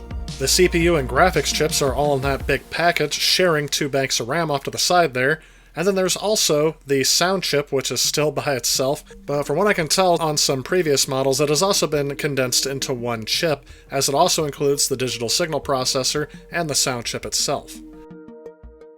I should note that this is not the only system that used a single chip for the PPU and CPU, and if you can find this on an older model SNES that was produced in like 1994, 1995, apparently that one is the best one to get video out of because you can somehow tap into a line-level RGB signal output, kind of like component cables, and that will give you the best image out of the Super Nintendo without modification. This version, however, is a little bit different as you can't tap into those RGB values, you still have to rely on composite output. Though with my RetroTink 5X, I was able to get acceptable video out of this that was high quality, a lot higher quality than I was expecting out of composite video. But for those of you that are sticklers for that type of thing, you may want to steer away from this console altogether. In terms of modern collecting though, this system will be the most reliable as it is the newest hardware produced out of all the Super Nintendos. A couple of things you'll notice that they took out of this system is that there's no longer an RF modulator, meaning you can't use some older televisions that only have RF input unless you're using like a VCR as a pass-through to convert composite to RF.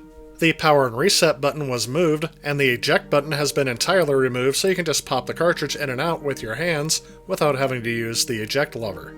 One criticism I've seen thrown at this system is the fact that they don't have a power LED to indicate when the system is on or not. However, I don't find that to be an issue since there is a switch on the front for the power, and when you click it in the up position, that means the console is on, clip it down, and it's off. The only reason why I'd like to see an LED on there is for when the system is plugged in, but for some reason the system's still not getting power, either due to an issue with the power strip or the wall outlet that you plug it into. And yes, I was kind of surprised myself, but that issue did come up a couple of times when I was capturing footage, and it was annoying when I finally discovered what the problem was. Overall, I really do enjoy this system, and part of that is due to the fact that the plastic on these systems aren't as susceptible to yellowing as the original consoles are.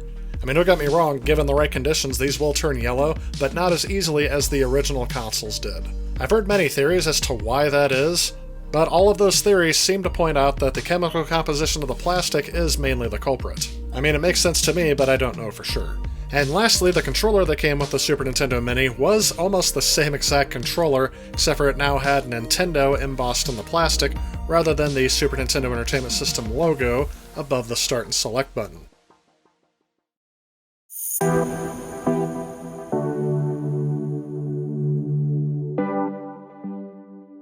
The Super Nintendo had a lot of accessories released for it, all throughout the 1990s. One of the accessories I've covered before on the channel is the Super Scope, otherwise known as the Super Scope 6, which was a bazooka-like light gun that was used with the Super Nintendo only on select games, and I already reviewed this accessory in its own standalone video. I'll leave a link to that in the description below. I've also done a video on the Super Nintendo mouse when I reviewed Mario Paint, which is most likely the reason why most of us ever owned a Super Nintendo mouse. Just like with the Nintendo Entertainment System before it, there was a cleaning kit designed specifically for the Super Nintendo Entertainment System, which allowed easy cleaning of the cartridge connector slot, as well as cleaning out the cartridges themselves. Although I just use a Q-tip these days for both, and it hasn't really failed me yet. Another device of interest that I have not yet covered on the channel has been the Super Game Boy. This accessory was one that my parents could not wait to pick up, as it would allow us to play our Game Boy games that we already owned on the Super Nintendo, and basically it doubled our game library. At least I think that's what they were thinking when they picked this up. I, for one, almost instantly stopped playing games on my Game Boy, except for when I was portable, and whenever I was home, I was playing it on the television screen. It got to the point where I preferred playing it on the TV over the Game Boy so much that I would never play a Game Boy game unless it was on the TV screen, because the TV screen is backlit and the Game Boy was not. How this accessory actually works is that they pretty much put a Game Boy board inside of the cartridge, and the Super Nintendo only has to show the video output. Besides playing games with this accessory, I always like changing the backgrounds of where I'm playing my Game Boy games at, as well as messing with the color palettes to find one that would kinda match what they were going for, such as changing it to pink for Kirby, and when playing Mario, changing it to where the grass is green and the background is blue. It didn't always work out using the preset backgrounds, but some Game Boy games came with some color information specifically for the Super Game Boy, which allowed it to look a lot better than some of the other games did on the default.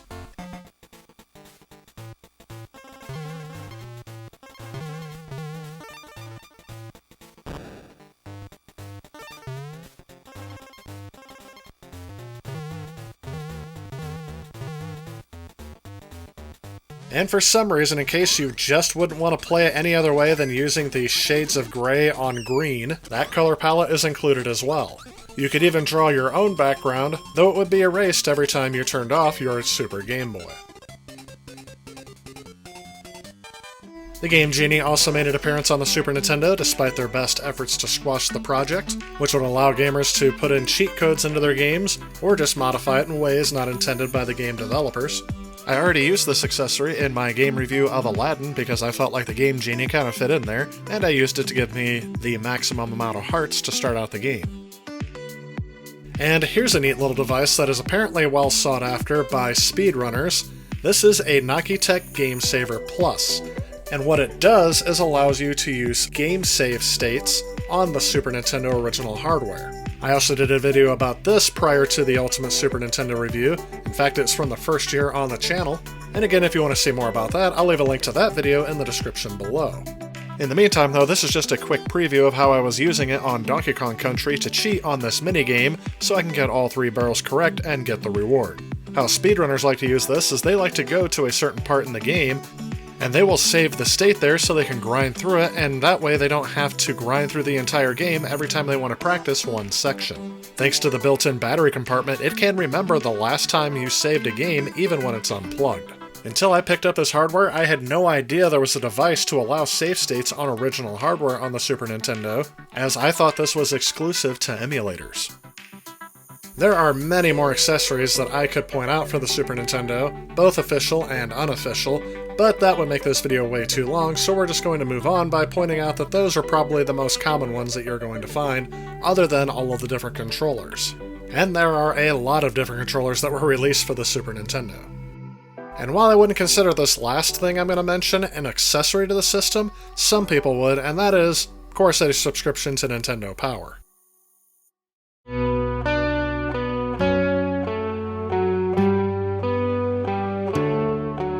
Shortly after the release of the Super Famicom, it quickly started outselling its rivals. With that, Nintendo would reassert itself as the leader of the Japanese console market.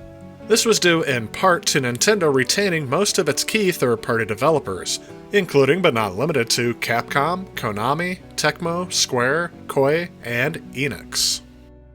Gaming publications in the United States would continue to tease the Super Famicom's release and success, as well as the development of the then-named Super Mario Bros. 4 that was rumored to launch with the North American system. As stated in the first part of this series, parents were not all on board with the release of the Super Nintendo, with many feeling cheated that Nintendo would not include any sort of backwards compatibility for games that parents had just bought their kids for the Nintendo Entertainment System. The new Super Nintendo system is out. For those of you who follow the Super Mario series, you'll be glad to know Super Mario 4, called Super Mario World, is now on the shelves. But as Deborah Snell found out, you might not like what you hear when you go to buy the game. Shipments of the new Super Nintendo system are making their way into stores right now, with explosive television marketing letting people know they're here. That's the catch that may take many Nintendo maniacs by surprise.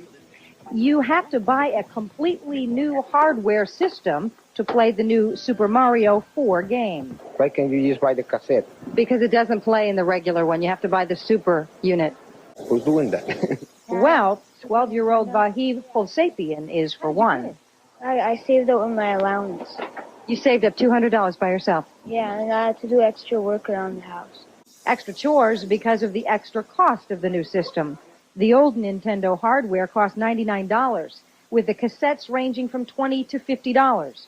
The new Super Nintendo system costs twice that much, with the games starting at $50. However, all the negative buzz proved to be inconsequential, as the launch of the Super Nintendo in North America ended up being a huge success. And one of the biggest reasons for that success was Super Mario World. The development of Super Mario World began almost as soon as Super Mario Bros. 3 was released in Japan. The team that would end up working on this game was Nintendo's Entertainment, Analysis, and Development Division. But prior to 1989, they were known as Nintendo Research and Development No. 4 Department, often abbreviated as Nintendo R&D 4. This department got its start around 1983/1984 in the wake of Donkey Kong's commercial success. The main objective for the team members in this department was the creation and development of video game titles for dedicated consoles. Shigeru Miyamoto, creator of the Mario series, and one of the original members of Nintendo's R&D4 team, would serve as the game's producer. According to the other team members that worked on Super Mario World, Shigeru Miyamoto held the most authority over the project. Takashi Tezuka was a constant collaborator with R&D4, and he was selected to be the director of the new project. Super Mario World would be the first Mario series game developed for the then upcoming Super Nintendo Entertainment System, so the team anticipated some difficulty working with the new and more advanced hardware. According to Tezuka, the software tools were not fully developed yet, so the team had to go along and start with something new. One of the problems R&D4 often ran into with their projects was that their imaginations were often limited by the hardware. However, in my opinion, you couldn't really tell this from the projects that they released, such as Super Mario Bros. With its then expansive, groundbreaking side-scrolling levels, and games like Legend of Zelda where you explored an entire world map.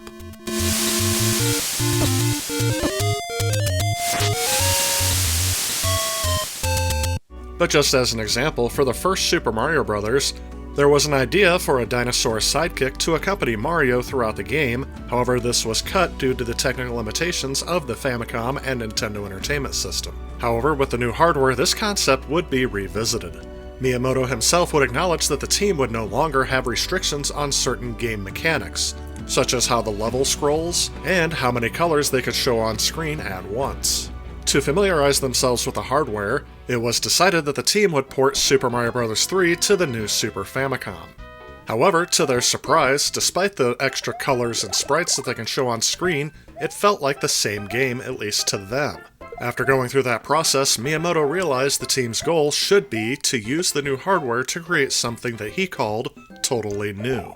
This would cause game producer Shigeru Miyamoto to think back to game concepts they had previously scrapped due to the hardware limitations. The origins of Yoshi can be traced back to when Miyamoto designed a green dragon for the 1984 game Devil World. During the development of Super Mario Bros. 3, Miyamoto had a number of sketches around his desk, including an image of Mario riding a horse. As game development started taking off, they decided to set the game in a dinosaur land. So game director Tezuka asked designer Shigefumi Hino to draw a reptile-like creature based on Miyamoto's sketches.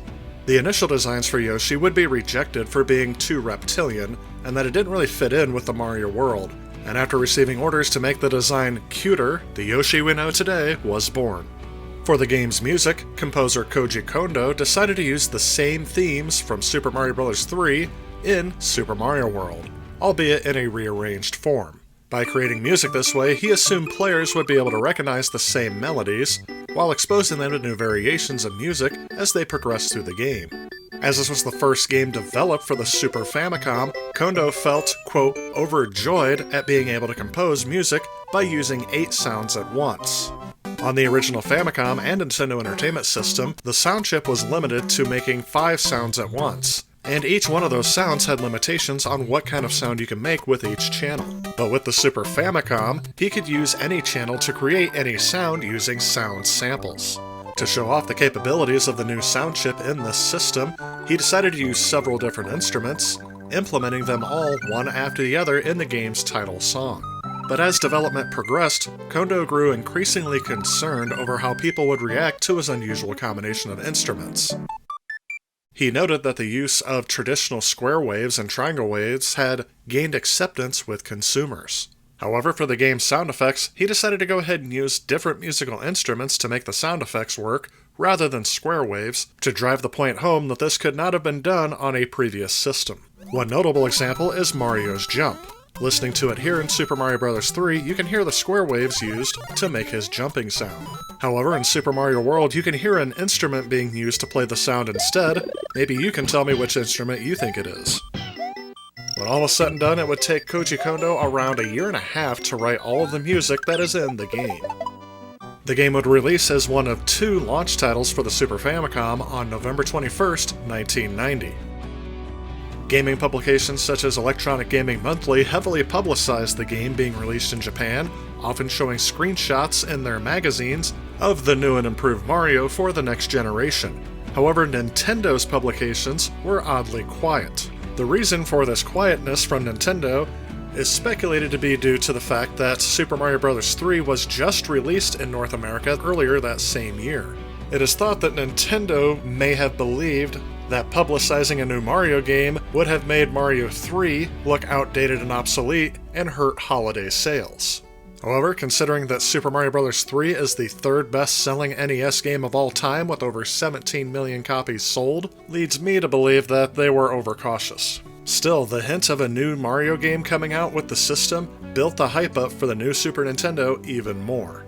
With the Sega Genesis and TurboGrafx starting the next generation 2 years prior, many Nintendo fans had been waiting to join the next generation and had increasingly higher expectations for what this system should be able to do. Either way, for many, those questions would be answered on August 23, 1991, when the Super Nintendo launched for the price of $199, close to $400 in today's money, and people would get their first glimpse of the games on the system. And in my experience, the first console I ever remember getting brand new as a kid was the Super Nintendo. And since the day we got this system, it has been consistently plugged into a TV and played at least yearly, as I made sure it got some use in every house I've lived in. I think perhaps the first TV I remember it being plugged into is this console TV that's behind me, as I'm about ready to open up a birthday present. This is the TV I think I associate the most with the system, the good old reliable Zenith color television. I think I remember a running joke about this television going to outlive us all, as at the time this picture was taken it was already 25 to 30 years old. Sadly, it only lived on a few more years before I had to replace it, but I have a lot of fond memories watching movies and playing games on this television. But fast forwarding to Christmas of 1991, this Christmas I remember particularly well as it being the Christmas that we got our Super Nintendo. I didn't know it yet, but Santa was going to bring a gift that would keep giving to this very day. And yes, here's the moment of my brother unwrapping our Super Nintendo. I remember us wanting to get it hooked up to the television as quickly as possible so we can each get a try playing the game. Of course, me being the youngest of 4 brothers meant I was going to go last, and I remember my brothers playing a trick on me where everybody got a turn, and when it came to my turn, it was time to go to church. So, yeah, that wasn't nice of them, but what can you do? Still, the moment they popped in Super Mario World for the first time and powered on, it was a very memorable experience.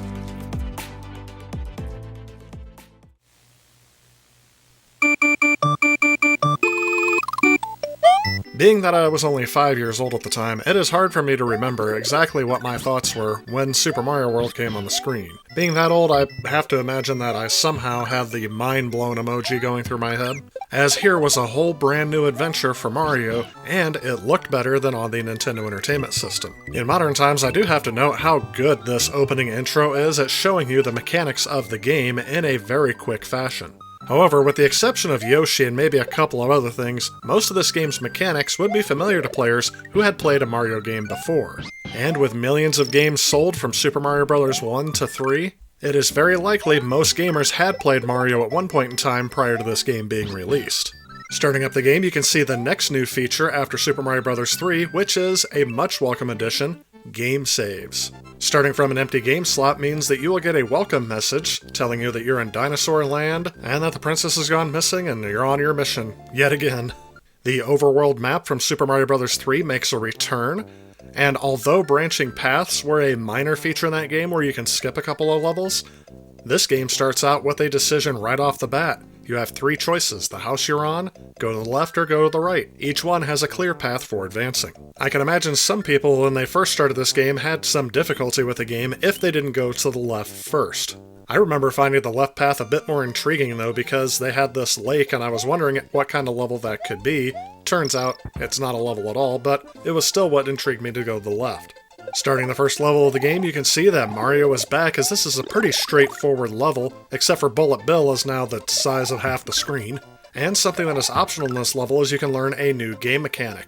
Utilizing some of the extra buttons on the Super Nintendo controller, Mario can now do a spin jump to hop on top of enemies you previously couldn't in other games, and break through blocks so you can access areas that would normally be inaccessible. Another new feature in this game is that you can keep a power-up in a queue that can drop when you take a hit. It's kind of been amazing to me in subsequent sequels that this feature was not implemented in every game since, because once you have this feature, you almost wonder how you could live without it. However, a feature they took away from Super Mario Bros. 3 is that you can keep a group of power-ups in the main menu and choose it before you go into a level. In this game, this is the only way you can keep one power-up at a time, and once you use it, it's gone. This level also introduced you to one of the most annoying enemies in any Mario game ever, and that is Chargin' Chuck.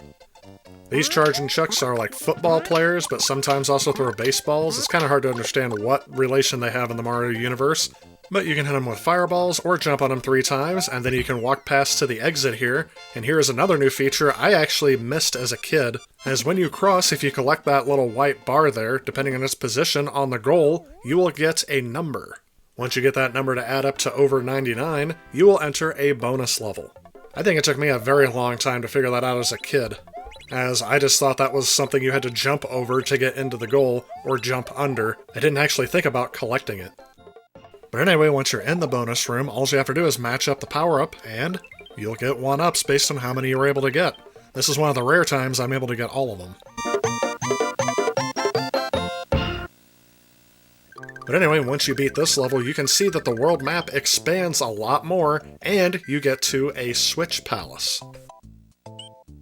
These levels offer a simple little bonus type game, and once you press the switch at the end, it will make a colored block turn solid instead of outlined, and you can walk on them, or use them to collect power-ups throughout levels later on. Basically, it makes the game a bit easier. It is possible to beat the game without collecting any of these Switch Palaces, but I consider them essential for completing the game. The next level is another straightforward Mario level, except this one has the twist of introducing you to your animal buddy in Super Mario World, Yoshi. I also like to point out one of the darker plot elements in this game is that Bowser has not only kidnapped the princess, but also all of the unborn Yoshi in the entirety of Yoshi Island. Next is a sky stage, followed by a fairly standard water stage, and then you're introduced to your first castle.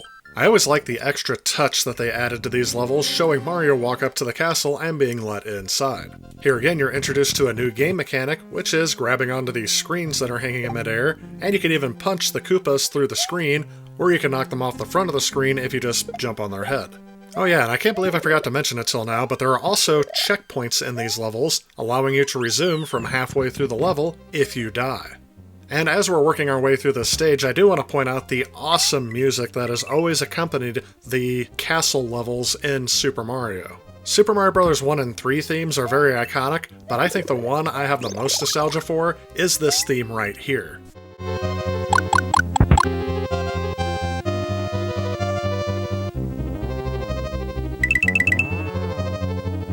Sadly, I don't find the boss battle theme as engaging, and ever since I was a kid I never really found these battles very hard, but once you knock the Koopa off into the lava, you're treated to a little ending cutscene, which I always thought was kind of neat, and then it's on to the next area. About the only thing still left to cover gameplay-wise is that there is a new power-up that will allow Mario to fly. And this is the game mechanic I struggled most with as a kid. It took me weeks to figure out how to get the flying mechanic to work properly, and this is where I think gaming gets a bit more personal to me because this was the way my brothers and I always got along. Even if I was just watching my brothers play a game, I was learning how it was done, and then they would show me how to do it. And eventually, my brothers taught me how to fly in this game. And even though as a result of that I have no problem pulling off this game move today, I still think this mechanic is a bit overcomplicated than it needs to be, and that is something sadly that will recur in some Nintendo games in the future. But anyway, getting back to the subject at hand, another new level type in this game is a ghost house, which some people could find frustrating, especially their first few times through, as the exit to these ghost houses are not always obvious, a trend that would continue in future Mario games. In the days before internet forums and online game guides, I can imagine many kids back in the day got stuck at these trying to figure out how to get out of them so that they could exit and beat the level. Unless you had a subscription to Nintendo Power, or you had a friend who already figured it out, or you called the Nintendo hotline, you might get stuck at this for quite a while. Sadly, one of my least favorite parts of the game is the Forest of Illusion, where every single level is like that, and if you beat it correctly, it just keeps putting you in a circle until you figure out the secret exits. There are other features in this game, such as multicolored Yoshis. I also haven't mentioned the mechanic of Yoshi eating and spitting out projectiles at other enemies. There's also an entirely hidden path that creates shortcuts to the entire world map called Star Road, and there's even a special zone that is hidden inside of the Hidden Star Road path that, when completed, will alter the game a little bit to give you a special treat when you go through your next playthrough. All in all, Super Mario World, in my opinion, represents the best of Super Mario from 1, 2, and 3. It feels like a natural evolution of the series, and even though the gameplay and core mechanics are very similar to Mario 3, it doesn't feel like the same game. Adding in the upgraded graphics, new characters, the game's new setting, and even though it has the same storyline as all the other Mario games, the motivations behind it make it feel a little bit different. Super Mario World, to me, represents the perfection of everything in the series, and I think this game is held to as the standard of what a Mario game should be to this day, at least when referring to 2D side-scrolling Mario. And I truly believe that the Super Nintendo owes the success of its launch solely to having this game packed in. This game is, as a result, the best-selling game for the Super Nintendo, having sold 20.61 million copies of the game worldwide. Reception of this game from the time it was released to modern days have never really softened, and yes, I consider this game an essential if you want to have a Super Nintendo.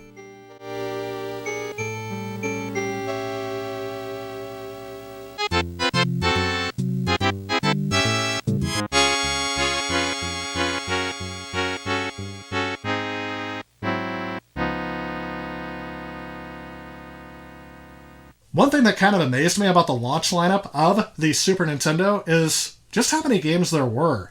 I actually thought the 2 launch titles in Japan were the same 2 launch titles here in North America. I was actually surprised when doing research to figure out, oh, they had more games that released with it, and which games they were. As previously shown, there were only 2 titles that launched with the system when the Super Famicom came out in Japan: Super Mario World and F-Zero. Before the end of the year, though, they would expand the lineup a little bit, but they didn't have a lot of time because they released so close to the holiday season. There weren't that many games that launched in the US either, but compared to the Japanese launch, it was over double the amount of games available at launch in Japan. And although there weren't that many games at launch, they would have a lot more time before the end of the year to round out the game library to include a lot more genres. But before we get ahead of ourselves, let's just go ahead and start taking a look at the launch lineup, starting with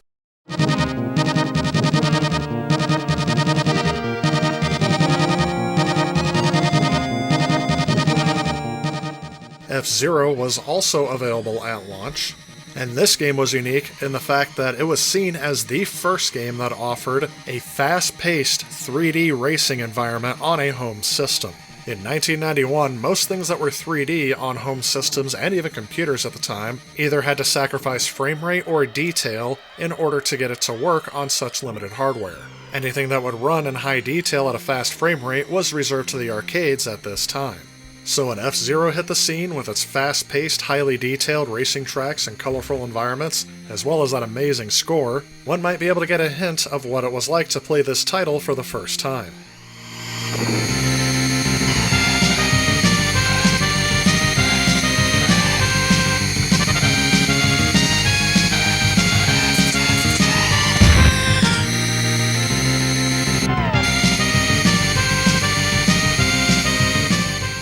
The game itself is a futuristic racing game where players compete in high-speed racing tournaments called F-Zero.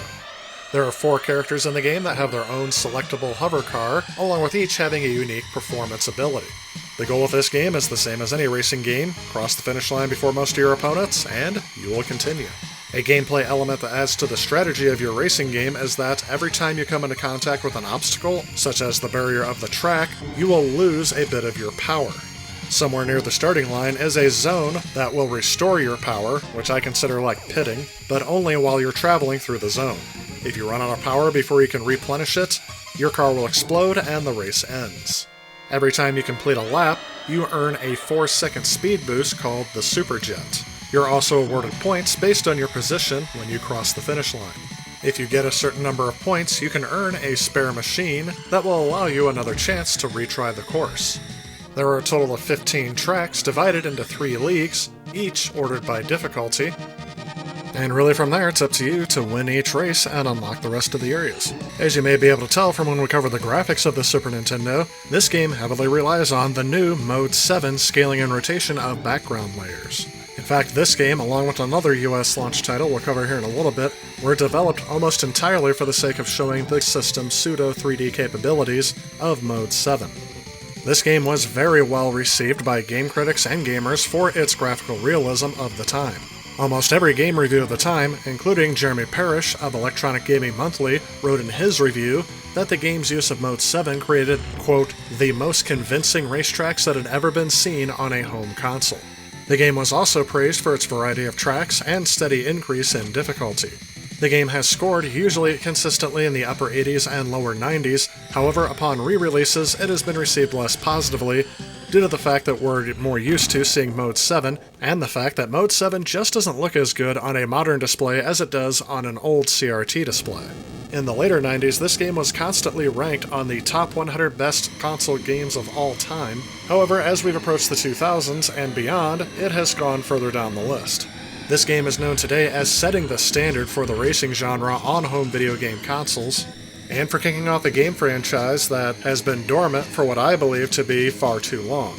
As for games on this system, this is still one of the best racing games on this system, and I credit that to this game's design and its arcade-style feel and controls. It's easy to pick up, but difficult to master. Anyone who's a casual player should be able to get in and complete a few races, but the only criticism I have of this game, or at least the main one, is the fact that it is only single player. But don't worry, there will be another game developed for this system specifically to address that criticism. Overall though, I can remember going through this game and trying to beat my brother's high scores when we would rent it, and this is one of the first games I was surprised to see working at full speed when I started emulating games in the later 90s. Even though the Mode 7 produces some graphical artifacts we're not used to seeing in video games anymore, I think that its art style holds up well today, and I still feel this is an essential for a collection of the Super Nintendo.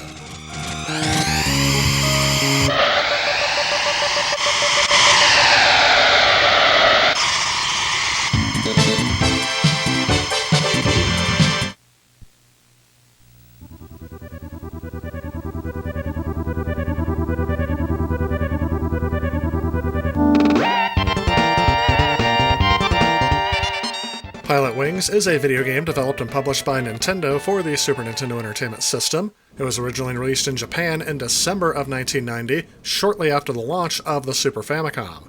Perhaps due to its extended use of Mode 7 graphics, it was also included as a launch title for the Super Nintendo in August of 1991 in North America. The game itself is designed to be an amateur flight simulator game in which the player attempts to earn pilot licenses through lessons in plane flight, hang gliding, skydiving, and even the use of a rocket pack. As you progress through the game, you will unlock each mode, and you can also go through bonus stages and levels that involve an attack helicopter. Each style of flight offers unique controls and gameplay mechanics, and although some may find these controls a bit complicated at first, the game does a great job of making you go through each flight mode and learning how to go through it before you actually go through the rest of the game. Each training area can be replayed if necessary, and passwords allow the players to save their progress. In the light plane mode, the player must follow a path of orbs, or fly through rings of orbs, and then land on a runway. Which, as you can tell from my gameplay here, I'm a bit out of practice.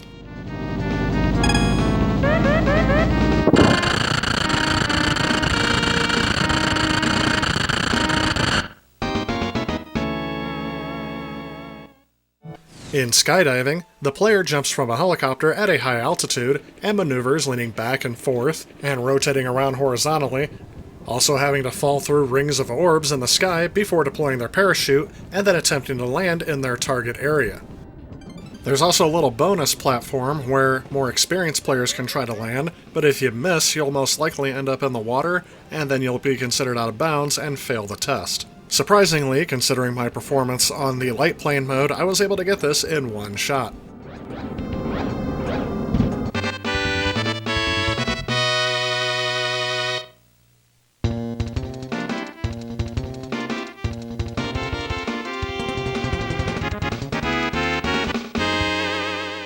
The Rocket Belt mode I find kinda similar, only now you're given the ability to control, where you're at in the air by using the thrust of your jetpack.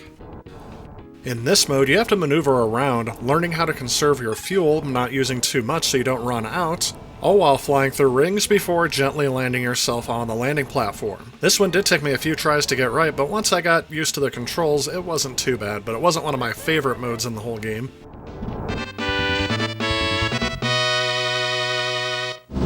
In hang gliding, your goal is to catch thermal currents, represented by ascending white dots, until you reach a specified altitude. Then you have to land as close as possible to your target landing area, and failure in any of these modes means you have to repeat them before you're able to move on. After completing all 4 training missions, the player is informed that an agent has infiltrated an enemy base, and that they have kidnapped the player's instructors. The player's mission is to fly an attack helicopter from an offshore aircraft carrier and retrieve the captives by landing on a helipad on the island. The rescue mission stands out from the rest of the game in the fact that the player does more than just maneuver an aircraft, as they must fly over the island and successfully dodge anti-aircraft fire. Pilot Wings was again positively received by gamers and critics alike upon its launch, and in retrospective reviews it is fondly remembered, however, again, not as much so as when it came out.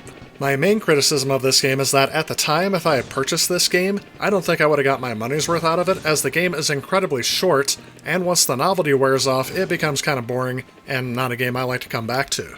However, I am willing to concede that if I had played this game as a kid, I would probably have much more of a nostalgic-fueled fondness for this game, but as I didn't grow up with this game, and I didn't really even hear about it until the early 2000s, by that time it wasn't something that I would have been very impressed by.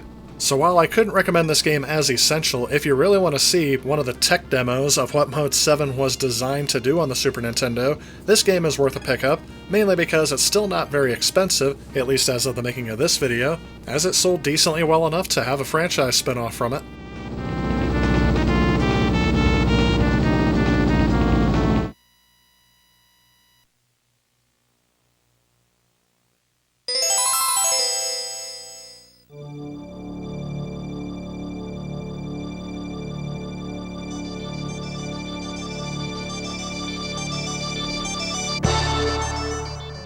One of the things I find the most strange about Gradius 3 is that this game was not a launch title for the Japanese console, and usually side-scrolling shooters would be more popular over there than they would be in the United States.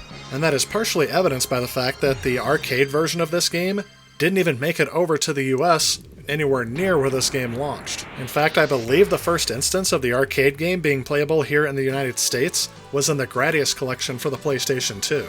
But getting back to Gradius 3 on the Super Nintendo, in this game, you pilot a Vic Viper starfighter in order to battle the onslaughts of the Bacterian Empire.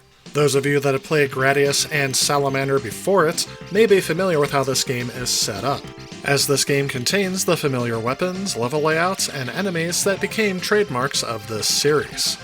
This version for the Super Nintendo in North America had an option of reduced difficulty and additional armaments for the Vic Viper. Unlike in the arcades, this version is the only one that allows players to continue when they've lost all their lives. A harder difficulty called Arcade can be unlocked by inputting a code, which is quickly tapping the A button 16 times within a second on the option screen. However, although this mode is harder, it is not the same as the arcade version as other people have reported to me. Overall, this is a fairly standard shooter, and I have played the original version on the NES, unfortunately not the arcade version. I do like the options you get at the very beginning where you can select what type of configuration you want your ship to be before you start playing, but other than that, it's just see how far you can get before you die and then keep playing so you can get better at the game. As I've stated before, I was not initially a fan of side-scrolling shooters for this reason, with a notable exception or two, and I find that Gradius is a great addition to the collection, but one of the things you're going to run into that a lot of people have noted with this game is the slowdown. Whenever there's a lot of action on screen, and sometimes in areas that I think really shouldn't have it, the game will slow down to a crawl, and I'm not quite sure if this makes it easier or not, but it does make me a bit more frustrated with the game as I play through it. This is not the only game to suffer from this issue, especially being a scrolling shooter, but it's just something I will note as something that may hamper your gameplay a bit, as it is an ever-present issue. I've seen other gamers review this game at about a 7.5 to 8 out of 10, and I would say it ranks more towards the 8 out of 10 for me. It is definitely a competent launch title that adds some much needed variety for other game players on here, and I've seen it ranked in some of the best Super Nintendo games of all time in more modern retrospectives. In terms of recommending it to collectors though, or casual players, I'm not sure this game is going to be good for everybody because it does have such a high difficulty rate, and this style of gameplay has kind of gone by the wayside in more modern times. But for me, I do have a bit of nostalgia for these types of titles, as it does remind me of the system that essentially introduced me to the concept of a side-scrolling shooter, and even though I wasn't initially a big fan, the genre's kind of grown on me. So if you want to give it a try, this one is good, but there are other games on here that I would recommend first.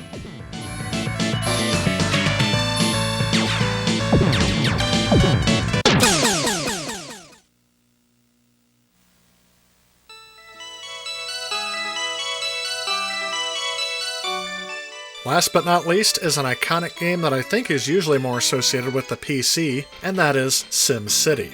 In retrospect, it may not appear to make much sense why Nintendo would go through leaps and bounds of porting the game themselves to the Super Nintendo when this game was mainly designed to be used on a PC, and we'll talk more about that in a minute, how the game port to me isn't really the preferred way I'd like to play this.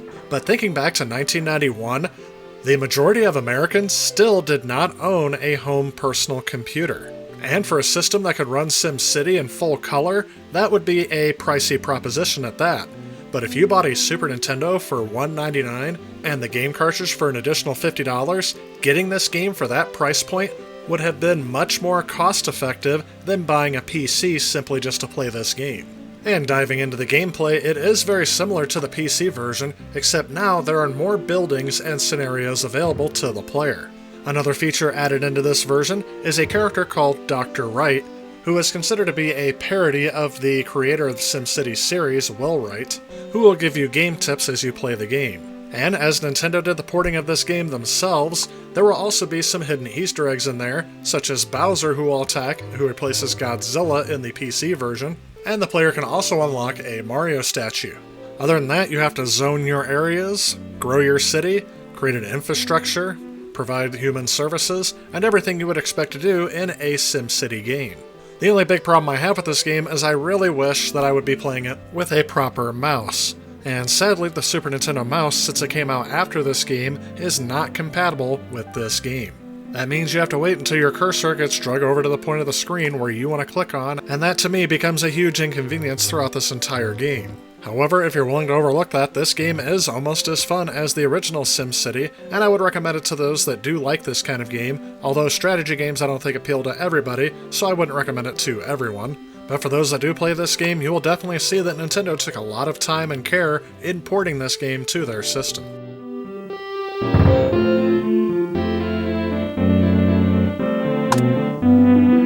Out of all the launch games though, I think the ones I played the most were F-Zero and Super Mario World. Super Mario World is that game that I played very first, December 25th, 1991. In fact, there's a story about why I didn't do it on the day we got the Super Nintendo, linked in the description below.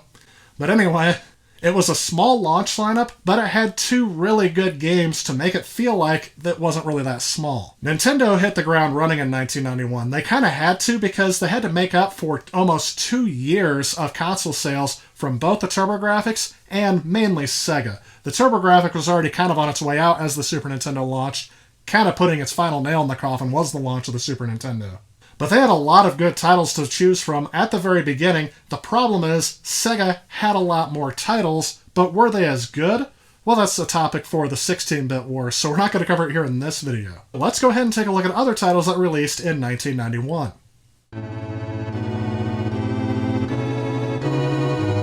Although the Super Nintendo had a limited launch lineup, I think most people were probably satisfied with just getting Super Mario World. F-Zero was also a fun distraction, and there were some other ones there just to get you started, but there were still some popular game genres missing from the lineup, and by September of 1991 they would be expanding into other territories, such as sports, role-playing games, and even a fighter. So let's go ahead and take a look.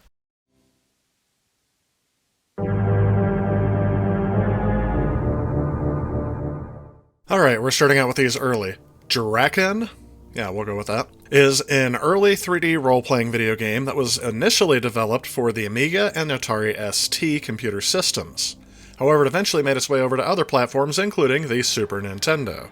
This game is notable for being one of the first role-playing games to feature a three-dimensional playing field, as well as being an early example of a real-time tactics game. Something I found unique about this game is that you're given almost free reign over the world map very quickly after starting the game. When comparing it to its computer counterparts though, this game is a bit different. The biggest notable difference would be in its visual layout and color scheme.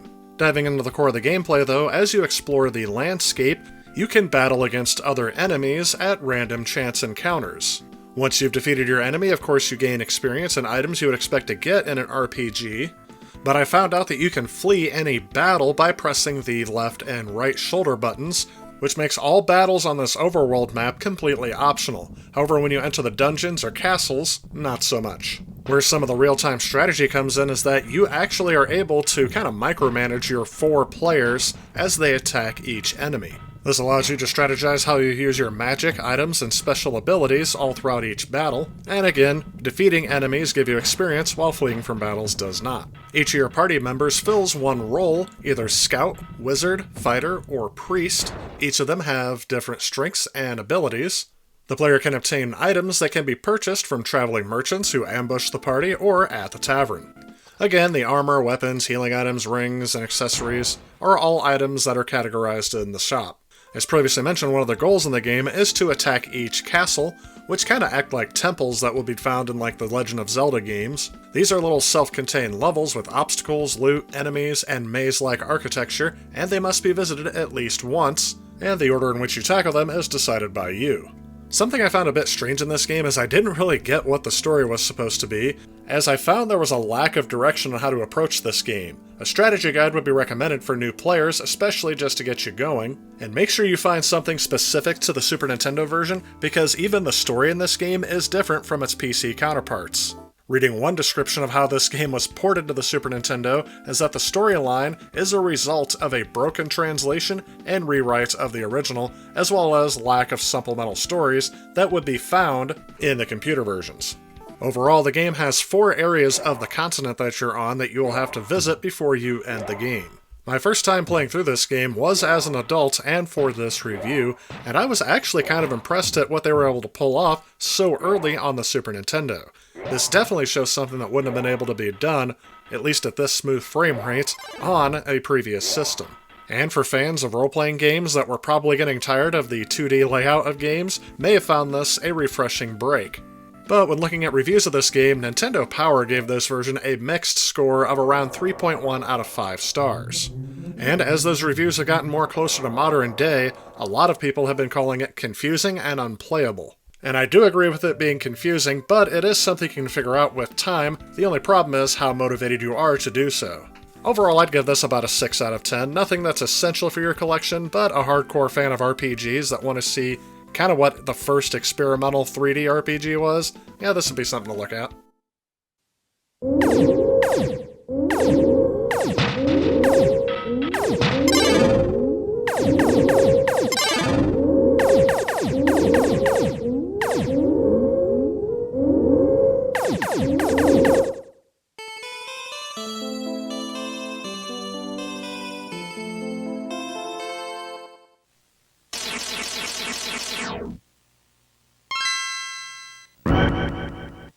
Super R-Type is a game that I have played several times over, as this is one of the first games that we got after we got the Super Nintendo. But I will point out that wasn't by my choice. Most of our game purchasing decisions at that time would have been decided by one of my 3 older brothers. So while I probably would have chose something different than they did, it didn't stop me from enjoying this game a lot as a kid. If you've never played an R-Type game, I'll just briefly go over the details as it's been covered before in one of these reviews. But this is almost as basic as a side-scrolling shooter can get, where you fly through areas destroying enemies, avoiding projectiles, and getting power-ups to increase your weapon's power, as well as what type of weapon you have. Make it to the end of each stage and you face off against a boss, and then the process starts all over until you beat the game. In terms of this game specifically, Super R-Type borrows some stages from R-Type 2 and adds some new ones.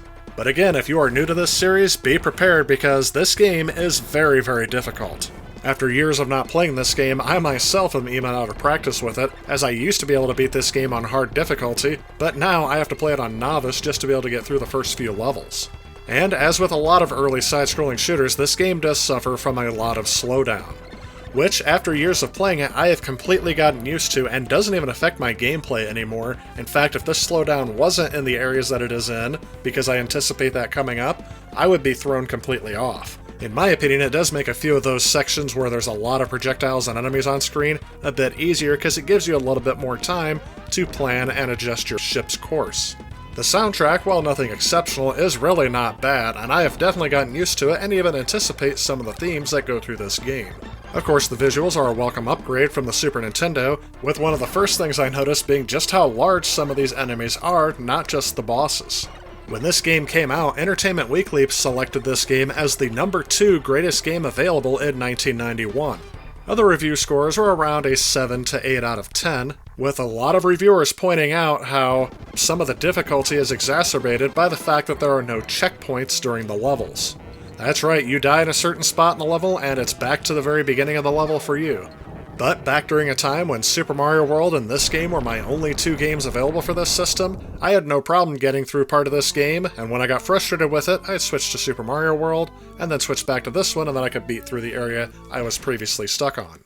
Overall, while I don't consider this an essential for everybody's collection, I definitely have a lot of nostalgia for this title, and really like coming back to it on my Super Nintendo.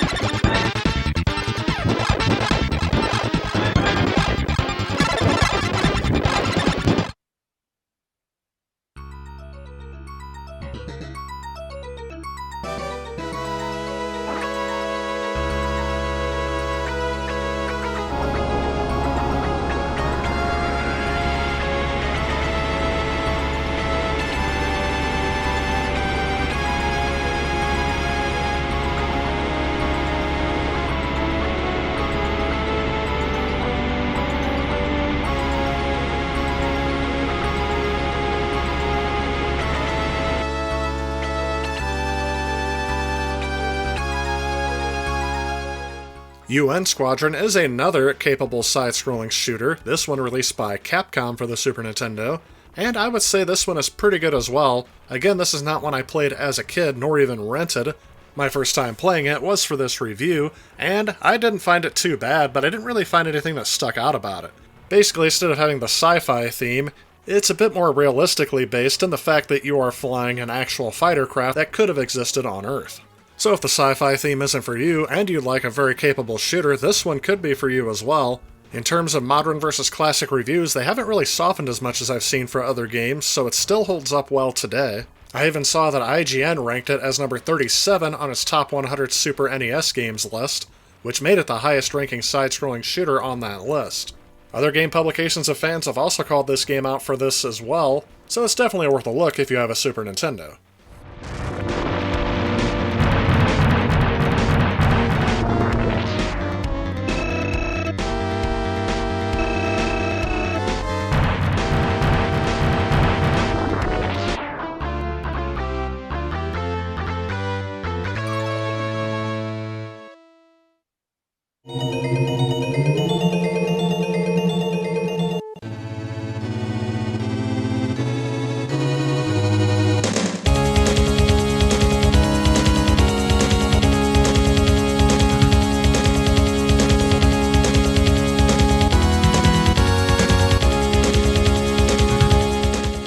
Hyperzone is another shooter, but this time it's more of an on-rails shooter game where you have a third-person perspective behind your ship and the level scrolls in front of you.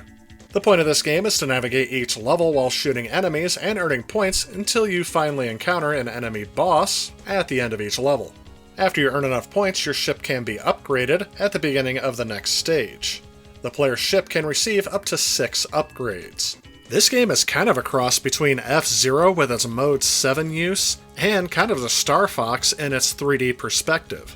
The game contains a total of 8 levels, and after the initial game is finished, it restarts with the player continuing in their final ship and keeping score. The game eventually just loops infinitely. For me personally though, this game is mainly all visuals and not enough gameplay to keep me interested. Review scores of this game are all over the place. I've seen 3 out of 10 to 9 out of 10, which really just shows how subjective your playthrough is going to be. I personally would give this either a 5 or 6 out of 10, as I didn't really see anything game-breaking in it, but there wasn't really anything to make me want to come back to this game other than its impressive use of early 3D visuals.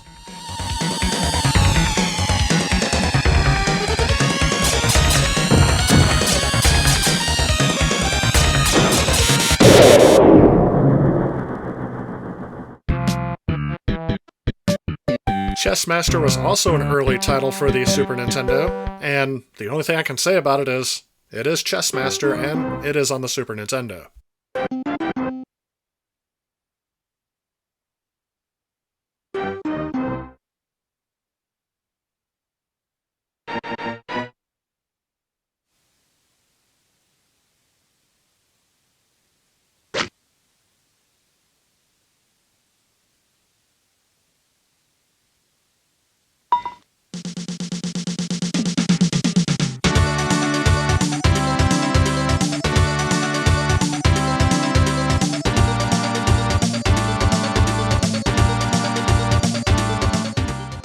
Moving on, longtime fans of the channel will know that I definitely enjoy a good golf video game, and this one, Hal's Hole-in-One Golf, would have been good for the time, but not really something I like to come back to. This game is published by HAL Laboratory. That's right, the same company responsible for Kirby and Super Smash Bros. Decided golf it is. I really do like the Mode 7 view of each course you get. Unfortunately, that's not the same perspective you get when you're actually playing the course, as this does, to me, kind of remind me of NES Golf, just with updated visuals. And wouldn't you know it, they also designed Golf for the NES as well. The control system reminds me of early Microsoft Golf for the PC, so after choosing your club and direction you want the ball to go, the system where you choose your power is you click once at the top and click once again at the bottom as close as you can to center, and your shot would be accurate. Overall a neat golf game, but not the quintessential golf game for the Super Nintendo. Still, it's cheap enough, so golf fans go crazy with this one.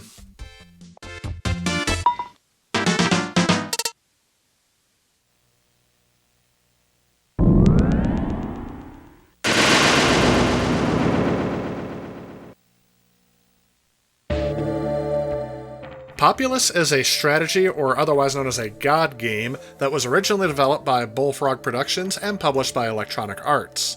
The first system it came out for was the Amiga, and yes, you'll notice that trend going forward with the Super Nintendo, with games first being on the Amiga and then being ported to the Super Nintendo. That also goes for the Genesis as well. But the Amiga would set the standard for what 16-bit gaming should be, and if a game was successful on the Amiga, it wouldn't be too much of a risk to port it to the Super Nintendo. But anyway, in this game, you assume the role of a deity who must lead followers through direction, manipulation, and divine intervention, with the goal of eliminating the followers led by the opposite deity. Kind of like that one episode of Futurama where Bender becomes a god, but anyway. The game is played from an isometric perspective to give you more of a 3D look, and in terms of my gameplay experience, this is Populous, and it plays very well on the Super Nintendo.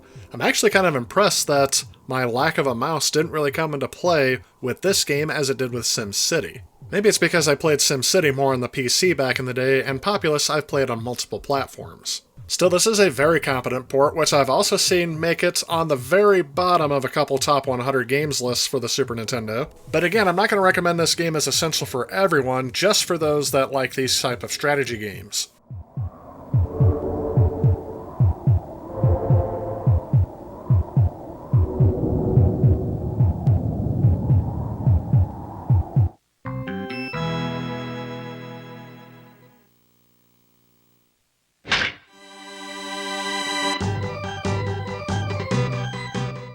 Super Bases Loaded got its start on the Nintendo Entertainment System and was produced by, I've been criticized for saying this wrong before, is it Jalico? I don't know. But anyway, this is the 5th overall installment in the series and the first on the Super Nintendo. And aside from some visual and sound upgrades, there really isn't much to say about this game except for it is Bases Loaded on the Super Nintendo. It's a decently playable baseball game that definitely takes advantage of the Super Nintendo in a couple of areas, like making the diamond spin around in Mode 7, and you can tell there's some more color and detail on the field and on the players as well, which makes it interesting to me why some reviews of this game were very critical of the fact that the gameplay and sound effects weren't that good and they were let down by poor graphics and an unfinished look. To be honest, this would have been perfectly acceptable to me in 1991, although nowadays I probably wouldn't go back to it and play it that much, unless I had a particular nostalgia for this title. But I'd say this game deserves about an 8 out of 10.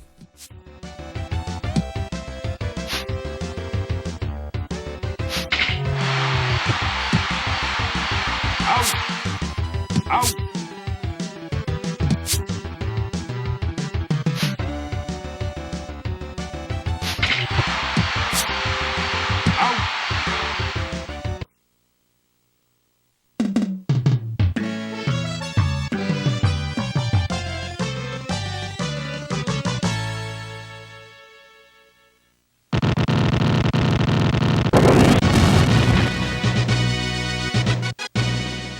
Ultraman Towards the Future is a fighting video game that was developed by BEC and published by Bandai for the Super Nintendo. And if you're like me and had never heard of this game before this review, it is based on the TV series Ultraman Towards the Future, which was a big hit in Japan in the 60s, and it was being rebooted in North America around the time of this game's release. Sadly, this is one of the first games where I'm gonna say, nope, this is definitely skippable.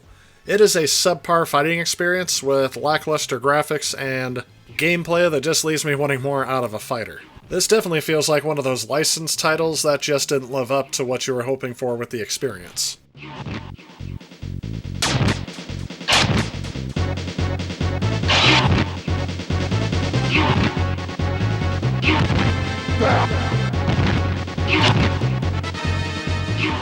Those are all of the games that released in the first month after the Super Nintendo launched. Out of those games, the one I played the most was Super R-Type. But again, that's because out of all these games, that was the only other one we owned when I was younger. Going back to these games today, I think Super R-Type is probably still my favorite. Hyperzone is interesting, which keeps me coming back to it. UN Squadron is fun for a good shoot-'em-up.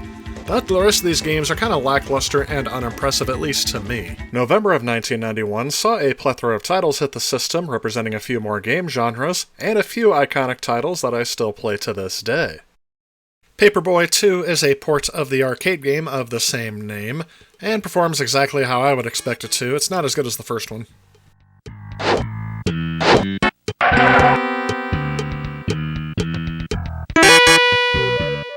Other reviews of this game have not been so kind. I've seen ratings as low as 20% or 1 out of 5. And I don't consider it to be that terrible, but if I had paid full price for this way back in the day, yeah, I would have been disappointed too. In retrospective reviews, 20 to 30 years later, this game has not been received that badly, but it still receives around a 6 out of 10.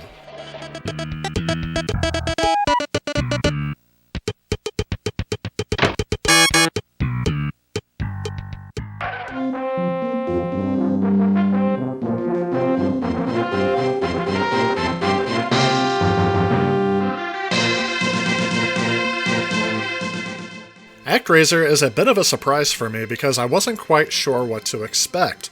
It is a platform and city building game that was developed by Quintet and published by Enix. In this game, you take the role of the Master, who is the main protagonist of the game, and although the Master is never directly controlled, the player interacts with the world by controlling an angel and an animated statue. You control an angel during the simulation sequences of the game, and you control the animated statue when you're going through the platforming sections. What surprised me about this game is just how much I ended up enjoying it. I thought this was purely a simulation kind of game, and maybe you were able to interact it in like the side-scrolling levels a bit more. And if I had to say which style of gameplay I preferred more, it is the platforming sections, especially considering this first theme.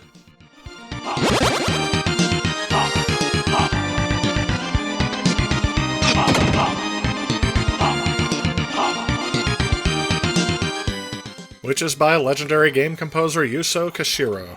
The rest of the soundtrack is good, but nothing as good as this track is. This is my favorite from the entire game.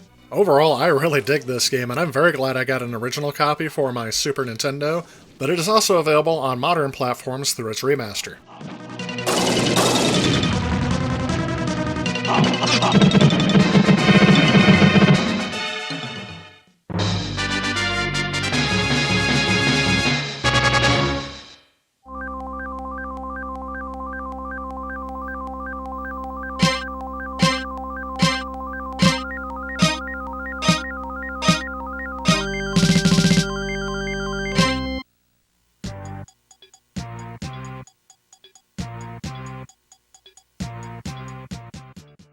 fact that John Madden Football came out so close to the launch of the Super Nintendo is indicative of the 16-bit war that was going on between Nintendo and Sega.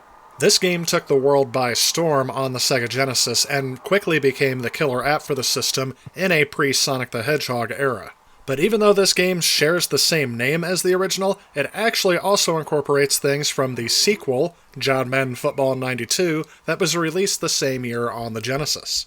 Something interesting about this game is that they didn't have the full licensing from the NFL to use team names and everything, so instead every team is represented by their colors and their city name. This game itself is revolutionary for being the most realistic football game released to date, but in retrospect, there are definitely better games on this system with the sequels rather than the original. My biggest critique of this game in modern times is that the frame rate is just a bit too choppy for my taste. I think that's due to Electronic Arts trying to port the Genesis game over without really optimizing it for the Super Nintendo. I'm not quite sure about that though. But really, I just wanted to try this game out because of its historical significance, and the fact that this game was in development for years by EA after licensing the rights to John Madden's name and likeness, and he wouldn't let him release the game until they were able to put a game that could display all the players on the field at the same time, which took till about 1990 to happen. So not a bad game in itself, but definitely one that was improved upon with future sequels. But yes, I will acknowledge how big of a deal it was that EA was able to publish this game on both the Genesis and the Super Nintendo, at a time when third-party licensing, especially on Nintendo's end, prohibited games from being put on other systems. John Madden's Football was a rare exception at the very beginning of the Super Nintendo's life cycle, I think mainly because of how popular it was on the Genesis, and Nintendo needed to have something similar to it, or just a port of the game like they ended up doing, in order to compete with Sega.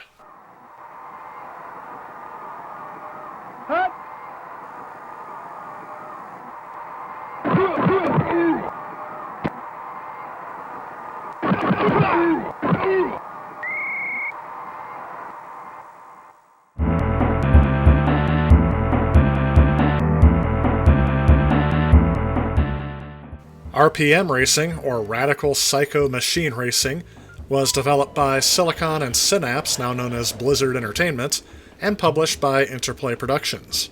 This game is a remake of a Commodore 64 title called Racing Destruction Set that was developed by Electronic Arts in 1985, and I think that statement in itself explains this game and makes it make a bit more sense, at least to me. As I've stated in the past, I am not a fan of isometric perspective racing games. It can control okay, but that isometric perspective and the screen crunch is not something I like to deal with anymore. Some people may find this nostalgic, but it just wasn't for me, so I'm going to go ahead and say pass on this one.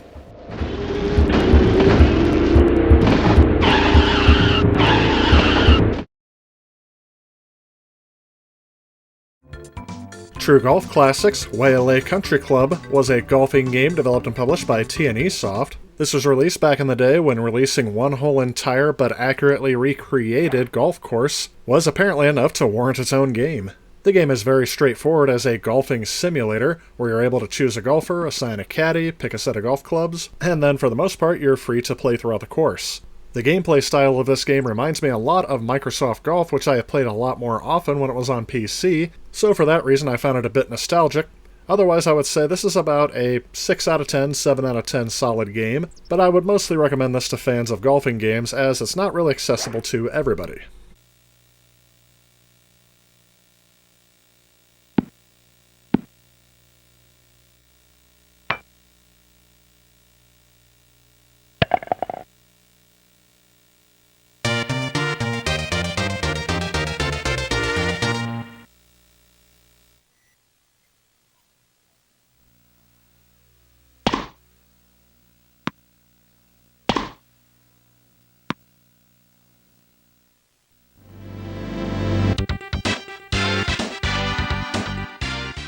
Super Tennis was very well received when it first came out in 1991, and it's a game that a lot of people like to come back to.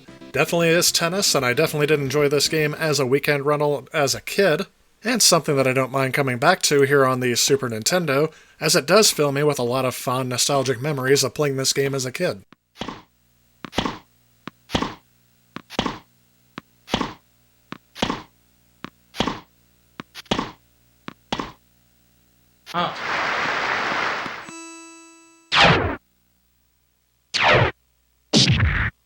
Final Fight is a side-scrolling beat-em-up video game produced by Capcom, originally released in the arcades in 1989.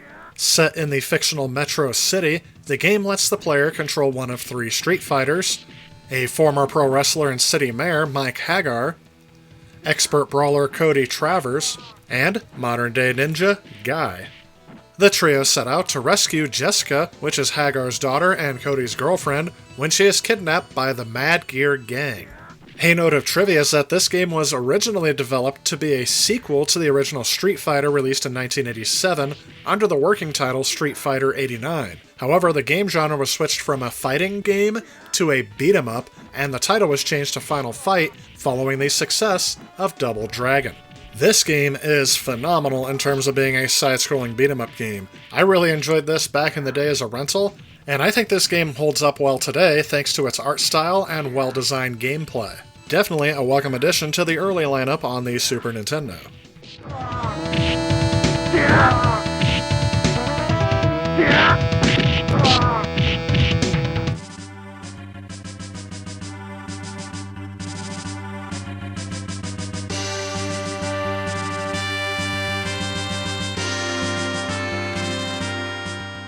And of course, Final Fantasy II is an iconic title that released for the Super Nintendo. However, it is not one that I remember being this huge smash hit on the system. As a kid, I was aware of what the Final Fantasy series was, but I had never played one, at least not until around 2001, starting with Final Fantasy VII. However, when I first started collecting games for the Super Nintendo, this is one of the earliest games I collected, and I couldn't put it down once I started playing. The medieval setting, the classic battle system, the stylistic pixel art, the music and sound, and the epic and surprisingly engaging story for a Super Nintendo game all come together to make this one of the best RPG experiences I have ever played on the Super Nintendo. If you are a fan of the series, or a fan of RPGs in general, this is a definite must-have for your collection. And if you're just even a casual fan of role-playing games, this is one I can see the casual player getting into a lot easier than some of the other titles. I mean, if this game genre isn't your thing and you don't like reading, this may not be your game altogether, but I can't strongly recommend this game enough. Definitely a large improvement over the first Final Fantasy, and considering that this is actually the 4th game, as we skipped 2 and 3 here in North America, the improvement over the first Final Fantasy game becomes that much more apparent. And yes, this is one of the few Final Fantasy plays I found myself going back and playing through again just because I enjoyed it so much.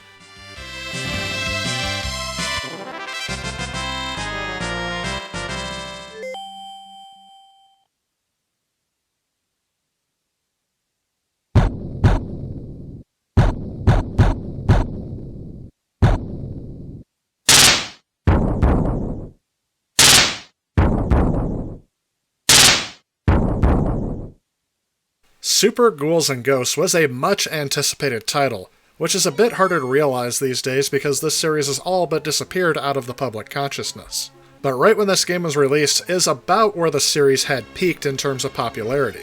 The original arcade game being ported to the Nintendo Entertainment System was a game I had constantly played over at my grandma's house because that was one of the games she had there, and this game would have been one I had rented a lot on the Super Nintendo, but I still have more nostalgia for the first one, mainly because that was the first one I played. This game does vastly improve on the series formula by taking full advantage of the Super Nintendo's new capabilities, and I think the strong art direction really helps this game hold up well, but the biggest reason why a lot of people may not want to play this game is just because it is infamously difficult. You may be throwing your controller and banging your head against the wall several times before you beat this game, but even though this game is challenging, I never really find it being completely unfair to the point where they were just trying to get you to pump your quarters in more. It is that type of challenging difficulty that is rarely pulled off well. Definitely a good game to have in your library, especially if you're a fan of the genre. But just beware, a lot of people buy this and just let it collect dust in their collection, but every once in a while I like pulling it out just to torture some people and say, hey, you want to try this game? Yeah, I heard it's pretty easy. But they stopped trusting me on that after I was doing that all the time with Battletoads.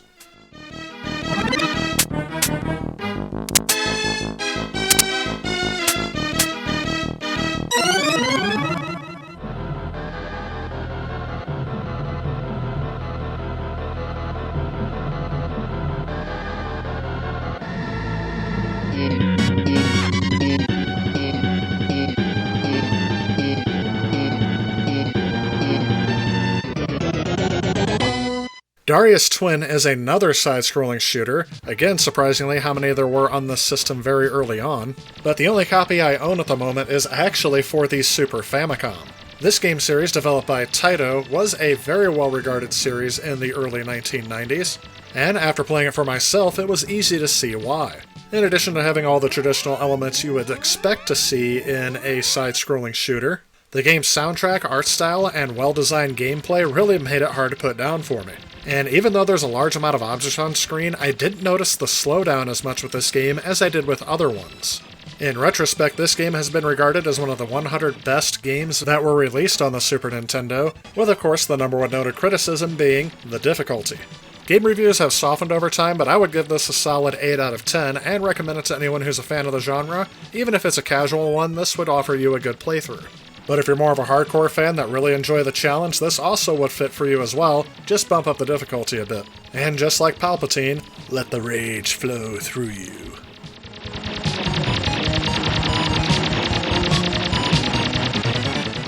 December would yield a few more games released for the Super Nintendo, but with varying results. Bill Lambire's Combat Basketball is kind of a unique game concept. It is listed as a futuristic basketball game released by Hudson Soft for the Super Nintendo in 1991, and yes, this game has the distinction of being the first basketball game released for the Super Nintendo. The game stars the title Detroit Piston from the NBA during a time when that team was notorious for aggressive and dirty physical play.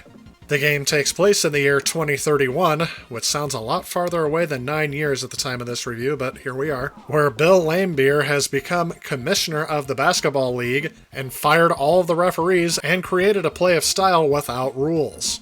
There are no fouls in this game, and the use of weapons is perfectly legal. The game utilizes an uncommon overhead view of the court, and unlike real basketball, players can physically check each other on the court without the threat of personal or team fouls. So destructive items such as bombs frequently appear on the court, which you can use against other players. The game concept sounds kind of fun, right? Nothing could go wrong? Well, unfortunately it didn't really work out that way. The game received many negative reviews when it first came out, criticizing the graphics, sound, and controls, with one reviewer specifically noting that the game's faults mar what would have been a guilty pleasure to play. That review kind of sums it up in my opinion. I definitely can't recommend this game, and is one I think is best avoided.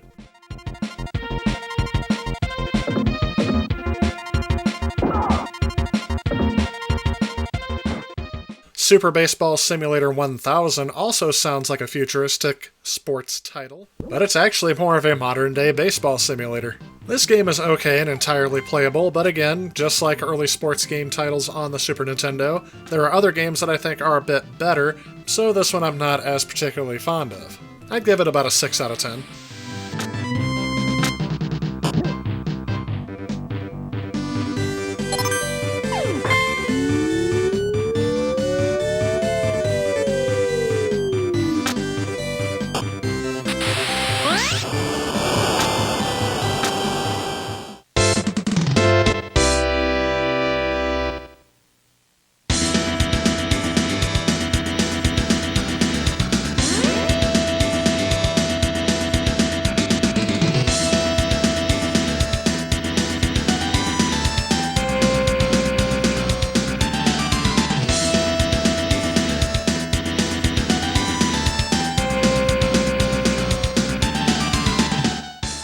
I find Lagoon to be an interesting case scenario on the Super Nintendo.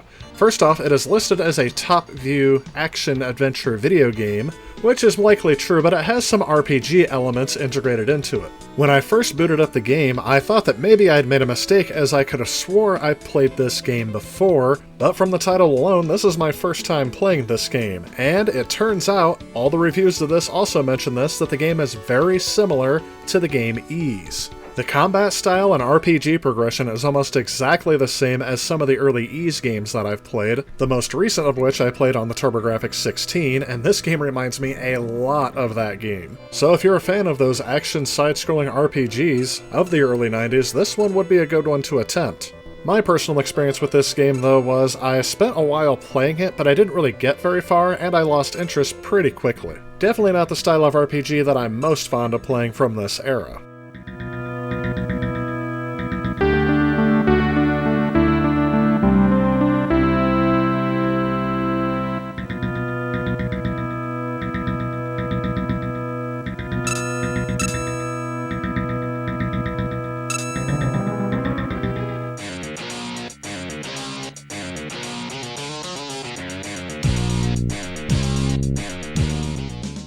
Super Off-Road was originally released as an arcade game in 1989 and eventually made its way to the Super Nintendo Entertainment System. In this game, you can compete against another player or just the computer while you race around several top-view indoor off-road racetracks of increasing difficulty. This version on the Super Nintendo had 16 different tracks. As you play through the game, you can earn points to continue in the championship, and money in which you can upgrade your truck, or buy nitro, which can make your truck go faster. The goal is to continue racing until you reach the end of the racing season, with having earned the most money and points. This game was well received at launch by fans, and it's one that I used to rent back in the day and play with my brother.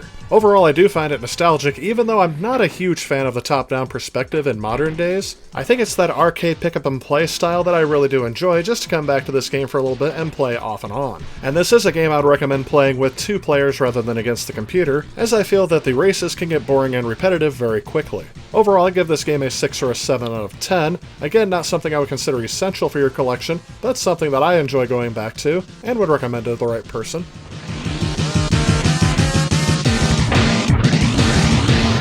Super Castlevania 4 was a much anticipated game when the Super Nintendo was still brand new. The Castlevania series had gained popularity on Nintendo's Entertainment System, and fans of the series were wondering what the first entry on the Super Nintendo would be like. And overall, for fans of the series, it would not disappoint.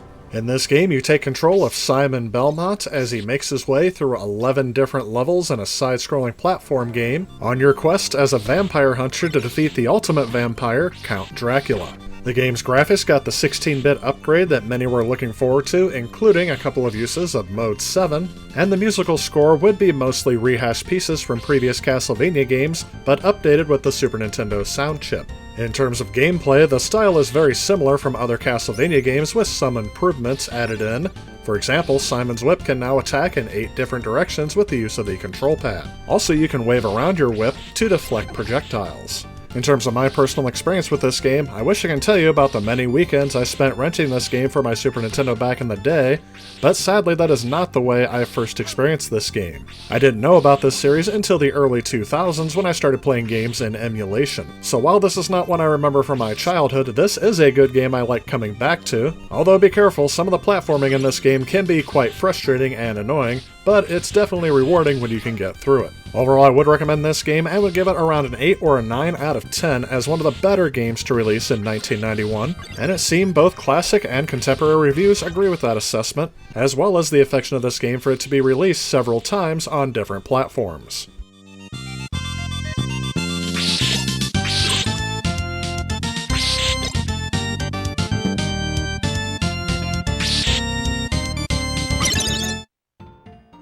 I previously covered Home Alone in its own video when I talked about all the different versions of Home Alone that released across the Super Nintendo, Sega Genesis, and other platforms. To summarize my thoughts here, really I thought this game was designed as a cheap cash grab just to use the Home Alone license to get people to buy the video game. Really what you're supposed to do in this game is to collect all of your treasures from around the house and move them down to the safe room in the basement. You're supposed to avoid the wet bandits while you do this, and you can't actually take them out, but you can stun them. Overall, a game that I wish I hadn't played and is definitely skippable. I've seen this game get a review score of 6 out of 10, but I think that's being generous, at least in my experience.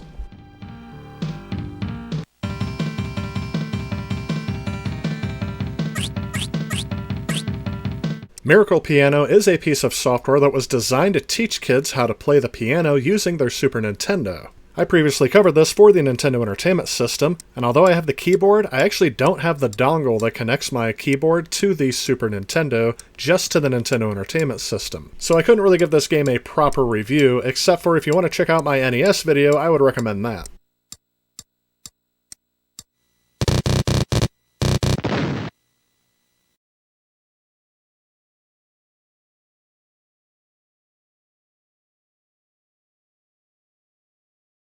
D-Force is a vertical scrolling shooter video game. In this game, you control an Apache helicopter with the goal of defeating an evil Middle Eastern dictator. Wonder if this game was inspired by the Gulf War in any way. There are 7 different levels in this game which feature 6 different countries. Some of the levels involve switching altitudes in order to attack enemies from a different height, and along with the takeoff sequences, those use the Mode 7. Overall, while I usually enjoy a good shoot-'em-up game, this one is just mediocre. It controls fairly well, but it is a fairly straightforward and standard shoot-'em-up, without anything that really stands out to me personally. I did notice throughout my gameplay that the games really seemed to stutter at certain times without having a really good frame rate, and it only got worse when there were more enemies on the screen. Again, especially compared to some of the other shooters that would eventually release on the platform, and even ones that released in 1991, it really just seems bland and generic without really much thought going into it. And since this is my first time playing it, it's not really a title that really stuck out to me. That said, had this been a game I rented in 1991 for my Super Nintendo with a limited number of titles available, I would have been ecstatic to play this game, and probably would have rated it at around a 7 or an 8 out of 10. In the modern day, with almost full access to the Super Nintendo's game library, I would say that this would rank around a 6 out of 10 for me. I've seen the same trend in game reviews from when this game first released to modern days, softening a bit and even calling this game flat out bad. Again, in my experience, it's just mediocre, more along the bottom end of average. So again, I would only recommend this to hardcore fans of shoot-'em-ups, but I wouldn't go out of my way to collect this one.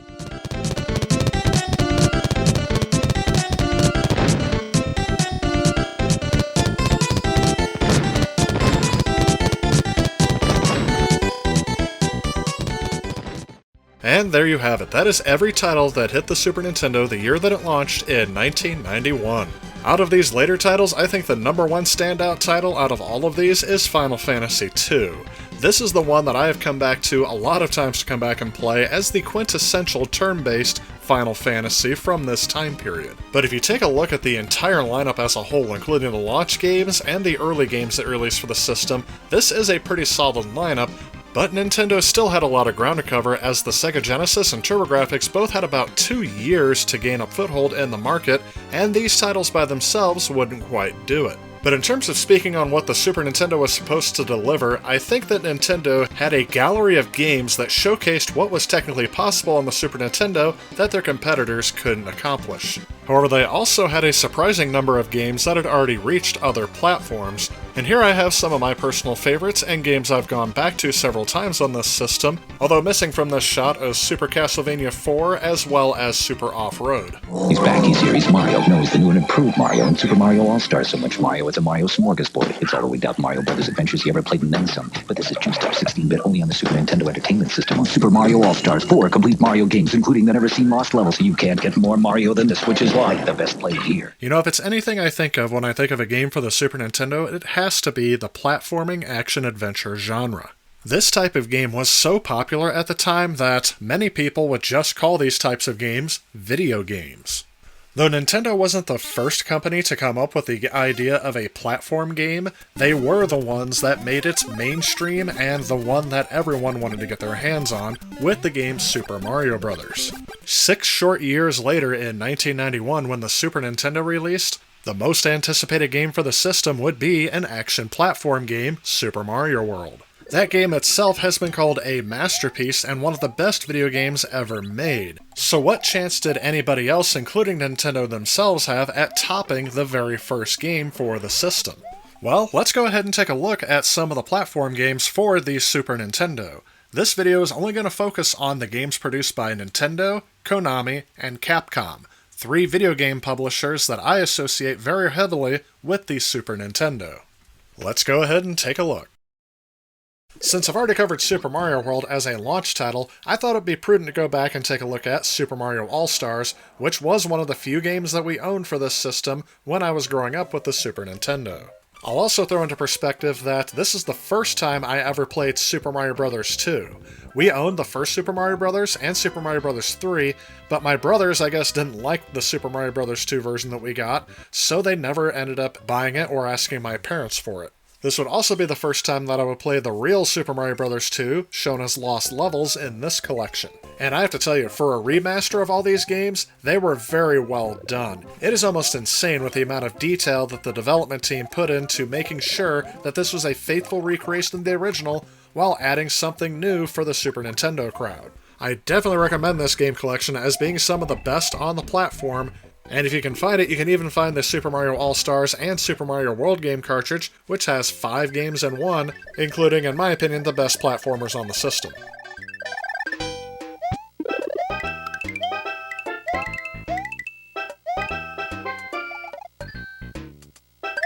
Super Mario World 2 Yoshi's Island is kind of a black sheep in the Mario franchise in my opinion, as I really feel like they only included the Super Mario World branding on it to sell more titles. I definitely wouldn't have had much of an interest in it, at least in 1995, if I just saw the Yoshi's Island and Baby Mario aesthetic that they had in here. However, when I came back to this title to play it as an adult, I had a much better appreciation for what they were going for with this game. It's actually very well designed and well done, which shouldn't be any surprise knowing that this is one of Nintendo's first-party titles. The hand-drawn aesthetic was not really well received, at least by me and my friends back in the day, but looking back on it now and playing back through it, I really think the art style helps this game hold up a bit better than some of the other games in the later part of the Super Nintendo's life.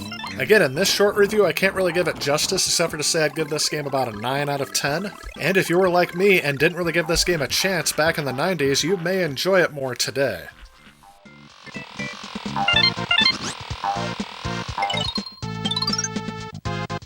I am a longtime fan of the Kirby series, starting out with his adventures on the Game Boy, eventually making my way through the Super Nintendo titles as well. In Kirby Superstar, similar to other entries in the Kirby series, you can control Kirby to complete various levels while avoiding enemies and obstacles. You can walk, run, jump, swim, crouch, slide, and inhale enemies or objects and spit them out as bullets. Kirby can also fly for a limited time by inflating himself, and while flying, Kirby cannot attack or use his other abilities, though he can release a weak puff of air as he drops. By devouring certain enemies, Kirby can copy their abilities, which, I mean, let's face it, if you've played a Kirby game, you know how this goes. As the game artwork describes, this is actually a collection of around 8 different games. The game is split up into 7 smaller games, along with 2 different mini-games. One of my favorites out of this has to be Spring Breeze, which is an abridged remake of the first Kirby game, Kirby's Dream Land. Gourmet Race is a racing game in which Kirby races King Dedede, and probably has the most iconic of all the Kirby themes in there. There are other classic games in here as well, and I'm not going to cover each one of them in detail, but I really recommend this game as one of the essentials for your Super Nintendo, especially if you're a fan of the Kirby franchise. I'd give this around an 8 or a 9 out of 10.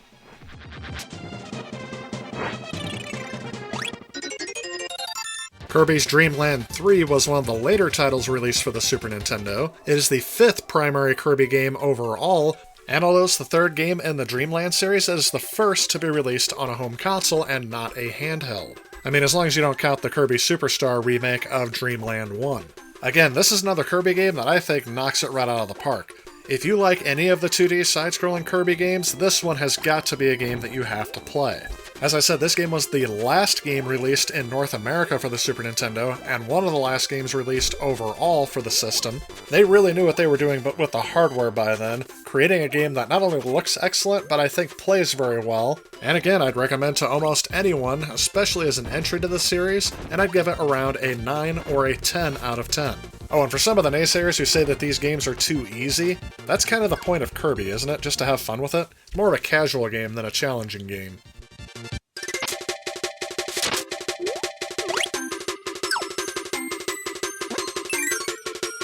Super Metroid is an iconic title that I really don't feel like needs a review or an introduction. If you haven't played this game by now, you definitely need to try it out. This game is not one of the original that I owned in my collection back in the day, but it is one of the first titles I bought when I started collecting Super Nintendo games back in the mid-2000s. The eerie aesthetic, the creepy art style, the futuristic sci-fi theme, everything about this game just creates an immersive experience that I think holds up very well today, not just in its style and presentation, but in the gameplay. I realize this game might not be for everybody, but I would give it a 10 out of 10 as a definite recommend for your collection, and give it a try if you haven't already. I suspect that one day on this channel there will be an entire video dedicated to Donkey Kong Country and its sequels. The impact of this game, not only on the Super Nintendo, but the gaming industry as a whole and the 16-bit war, cannot be understated. And even though I could go on for hours about this game in this short little blurb as we have more games to get through, I'm just going to say that Donkey Kong Country is one of the best platformers on this system. The mind-blowing graphics, the great musical score, the tight platforming controls, just everything is exactly what you want out of a side-scrolling platform game. And for those of you that may have heard, there was this kind of misquote going around from Shigeru Miyamoto saying that he didn't really feel like Donkey Kong Country was a real game, or that he didn't really like the game, but that is actually not the case. And I think those comments that people have picked up on have been blown grossly out of proportion. But more importantly, what I think of the game is that it is definitely one that I didn't own back in the day, but spent more renting this game than it would have cost to actually buy the game. And as much as I like the first game, you can double that for the second game. Donkey Kong Country 2 is one of my favorite video games of all time. The pirate theme, again the graphics, art style, music, tight platforming controls, and the alternating gameplay that you get between Diddy and Dixie Kong just hits a sweet spot for me personally that, to this day, I still come back to play because I find it fun, although some of the levels are just insanely ridiculous in terms of frustrating difficulty. Donkey Kong Country 3 is a game I think gets overlooked way too much by the gaming public as, oh, it's just not as good as the first two.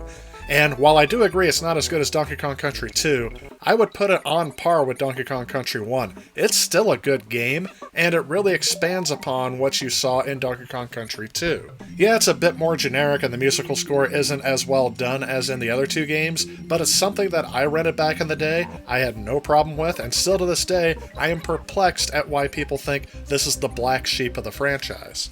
Overall, I give this series a rare 9.5 to 10 out of 10.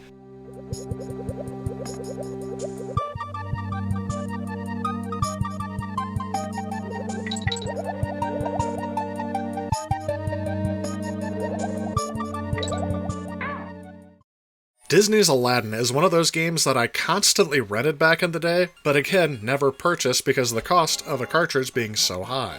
It helps for me that Aladdin is one of my favorite Disney movies, especially during that time period, and I think it still lives up to this day. But also, just hearing the words Capcom Disney platform game should mean good game in itself, because Capcom set the bar high for licensed video game platformer from the late 80s to the early 90s. This game is different from the version that came out on the Sega Genesis due to having different game developers, so I think that really does make this game a bit more essential if you were going to own platformers on the Super Nintendo. I give this game about a 9 out of 10.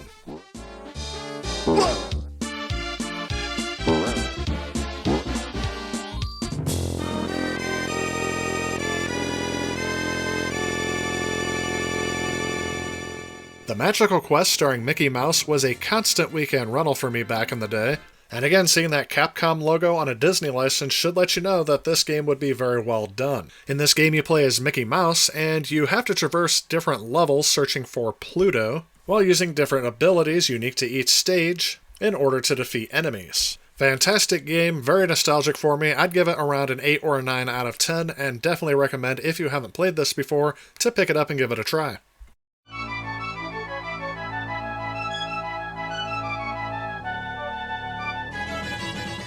This game also spawned 2 sequels, one of which was exclusive to Japan, but the Gray Circus Mystery also came out for the Super Nintendo here in the United States. And although personally I'm not as big a fan of this game, it's still a solid follow-up to the original, and if you have a Game Boy Advance or a Super Famicom, you can get the third game as well.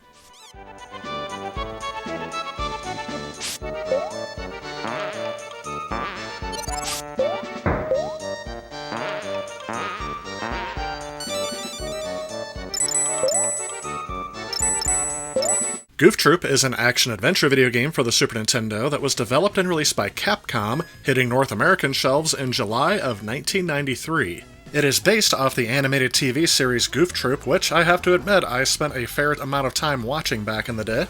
But to my surprise, I was actually unaware of this game's existence for many years. In this game, you play as Goofy or Max as you work through 5 areas on Spoonerville Island, with the goal being to rescue Pete and PJ, which are being held captive. In each level, you have to solve various puzzles in order to reach the end and defeat the stage boss. In order to get through each level, players must collect various items to use to solve the puzzles. Some items will also be used in defeating enemies and used in the boss battles, as Goofy and Max do not fight them directly.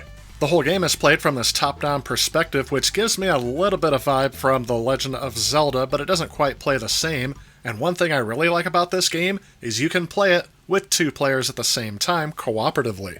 Out of the two playing modes, I did find this game to be a lot more fun with a second player, as I think that adds a bit to the gameplay, as the single-player campaign is really lacking in a lot of challenge, and just seems monotonous to go through by yourself.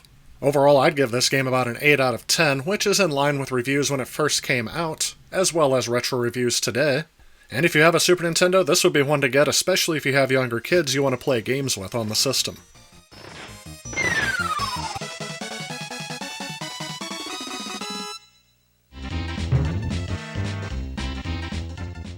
Bonkers is another Disney animated television show that was licensed to Capcom to make a video game out of.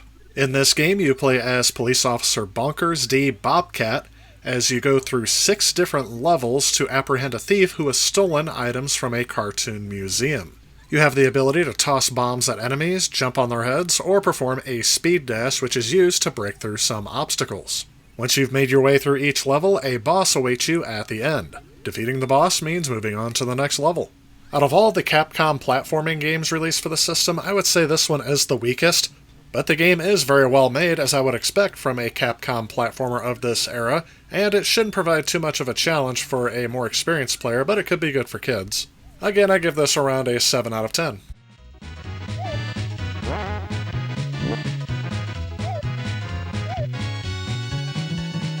Demon's Crest is a spin-off from the Ghosts and Goblins series, being developed and published by series creator Capcom. As implied by the title, the game's story revolves around 6 magical crests, each of which have power over a certain element. The gameplay is a mix of platforming along with some mild RPG elements. The stages are divided into different main areas which can be played multiple times, often requiring you to visit a level again with a newly acquired crest to access things that could not be accessed before. This is not a game I played much back in the day, but it's actually a game I played when I got my Nintendo Switch Online subscription, and I quickly got hooked on this game. It can get a little bit repetitive, but I really feel like the game's graphics and sound hold up well thanks to their excellent design, and I would give this yet another 9 out of 10, being one of the better platformers on this system that I like coming back to. Keep in mind though, I didn't grow up with this title, so this is a contemporary review only.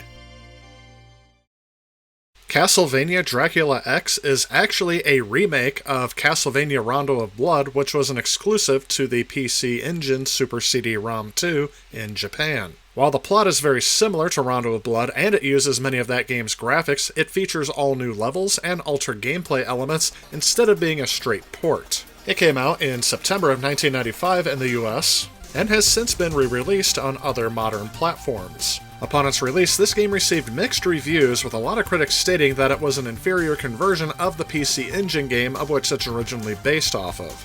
Looking at game reviews out of the time, they're giving it around a 6 or a 7 out of 10. But in my opinion, this deserves more of an 8 or a 9 out of 10. If you look at this game as a standalone title and not one based on the technically superior PC Engine version, I think this game stands well on its own.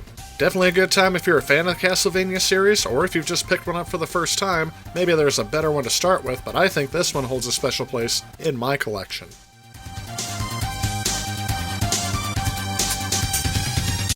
The Legend of the Mystical Ninja hit the Super Nintendo in February of 1992. Some of you who are fans of this series may know that this is the first game in the Japanese video game series Ganbare Goemon to have a Western release. Also, fans of this series may know how I'm mispronouncing this name, and you can let me know in the comments below the proper pronunciation. But in the meantime, let's continue on with the gameplay, where you can control one of 2 players. And although both characters have different weapons and learn different attacks, functionally they are identical, so it doesn't really matter which one you pick, at least in my experience. You start out with a short-range weapon which can be upgraded as you play through the game, and you also have some throwing weapons available from the beginning as well. However, each time you use one, it will decrease the amount of money you have. Each character can also learn some judo abilities, which again can be upgraded as you play through the game. Each stage in the game is divided into 2 separate sections, with the first one centered on a town for exploration, where the players can gather information, buy items, learn special judo attacks, play minigames, earn money, and so on. The second section of the game is a platforming section, where the players fight through minor enemies until they reach the end to defeat a boss. This game has received critical and fan acclaim since it released in 1992 here in the US, but this franchise has been much more successful in Japan, leading to many people skipping over this game, including myself. Being introduced to this game many years later was a pleasant surprise to me, as I did end up enjoying this game and found myself wanting to grind through it a lot more. But if you're going for a physical copy for your collection, it may cost you, because this game is a bit more rare, or at least more desirable, and hence the pricing on it is a bit higher than your typical Super Nintendo game.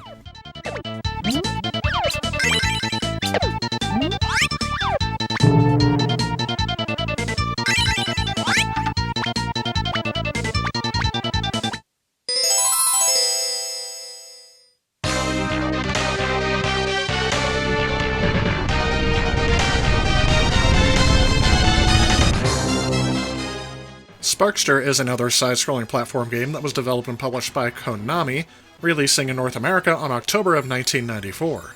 And although this is the sequel to Rocket Knight Adventures on the Sega Genesis, this is the only game in the series to be released on the Super Nintendo. In this game, you play as the main character, the opossum knight named Sparkster, who fights an army of yellow wolves and robots. He's armed with a sword that can fire energy bolts, and a rocket pack that allows him to fly for short distances. If you played the previous entry in this series on the Sega Genesis, the gameplay here has remained largely untouched. Although one of the most notable changes to the gameplay was the addition of a short-distance rolling dash. At the end of each level, Sparkster will battle a boss, and when he is defeated, the level is done. I will forewarn you, if you start out the game on easy, you won't get to play through the entire game. That's also true on normal difficulty, although it goes a bit further than the easy difficulty. The only way to truly see the entire game is to play it on hard. This game was rated mostly positively when it was first released, giving around a 7 or 8 out of 10, and that's about where I would rank it as well. And I should note that this game has made an appearance on a couple of top 100 games lists, including that of IGN.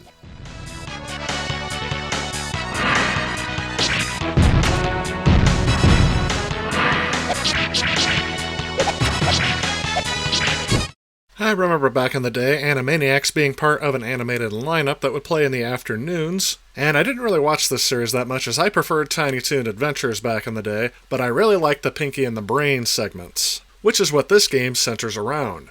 In this game, the Brain once again has another plan to conquer the world by deciding to steal the script of the new Warner Brothers film while it was under development.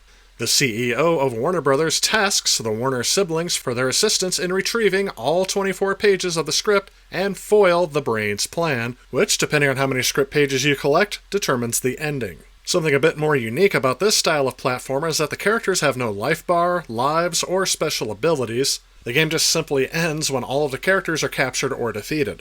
Again, in my personal experience, this is not a game I've played back in the day, so I am playing this as an adult. And as an adult, I definitely appreciate how close they got to the art style of the cartoons, and the graphics of this game are spectacular in that regard. However, the gameplay was not something that appealed to me, especially as an adult. Maybe I had to play this as a kid. When looking at GamePro's review of this game, they noticed that the game had overly simplistic and frustrating gameplay. However, they also praised the graphics and colorful backgrounds and sprites as references to the TV show. My experience with this game, I would give it about a 5 or a 6 out of 10. And looking at other reviews of this game, I've seen it ranked as low as 3 out of 10, but averaging around 6 out of 10. I will note that the Genesis and Game Boy version is different from this game, so if you pick it up for another console, it's not going to be exactly the same as this.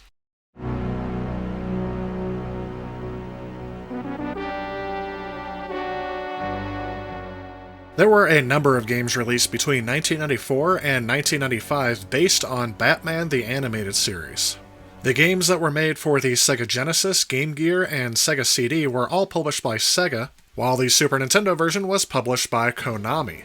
The game itself very closely follows the art style of the animated series, and it really made me nostalgic for the days when I used to watch this on television. In this game, despite the title, you only take control of Batman, where you have to work your way through each stage, where you battle against one of the famous Batman villains at the end. Each level requires you to equip certain gadgets to be able to make it through, such as bombs or X-ray lenses.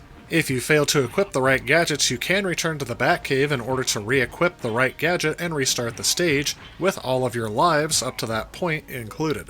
The game uses a password system in order to continue where you left off, and thankfully this also will restore the number of lives you had, instead of starting you out with a default number of lives, like in some other games.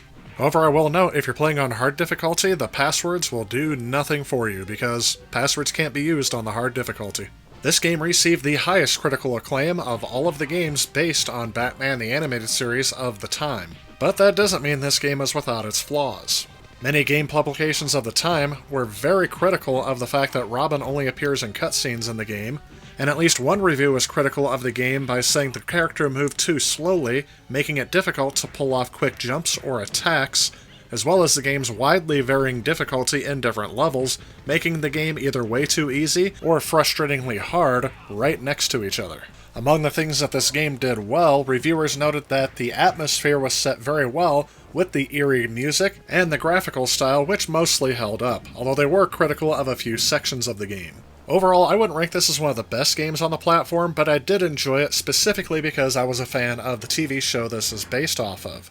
And I didn't find this to be badly designed or unfair in any way, except for the fact that the difficulty does flip-flop back and forth on you pretty easily. Overall, I'd give the game about a 7 out of 10, and I will note that IGN also ranked this game in its top 100 SNES games of all time. While I don't know if I agree with that assessment, it definitely is one that I would pick up if you're a fan of this series.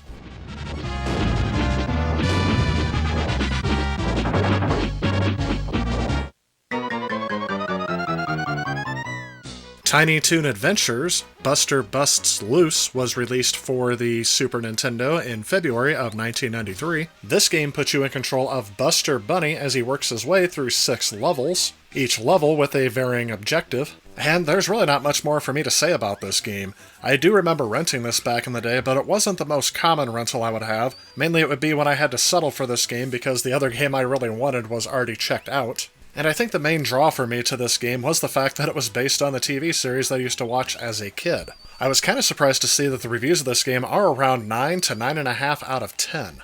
With, again, this game in particular being mentioned on some top 100 Super Nintendo games lists. While I do feel this is a very capable platformer, I really feel like it's more of the average variety. So not everybody may enjoy this platformer, but it is very well put together and could be a worthy addition to your collection.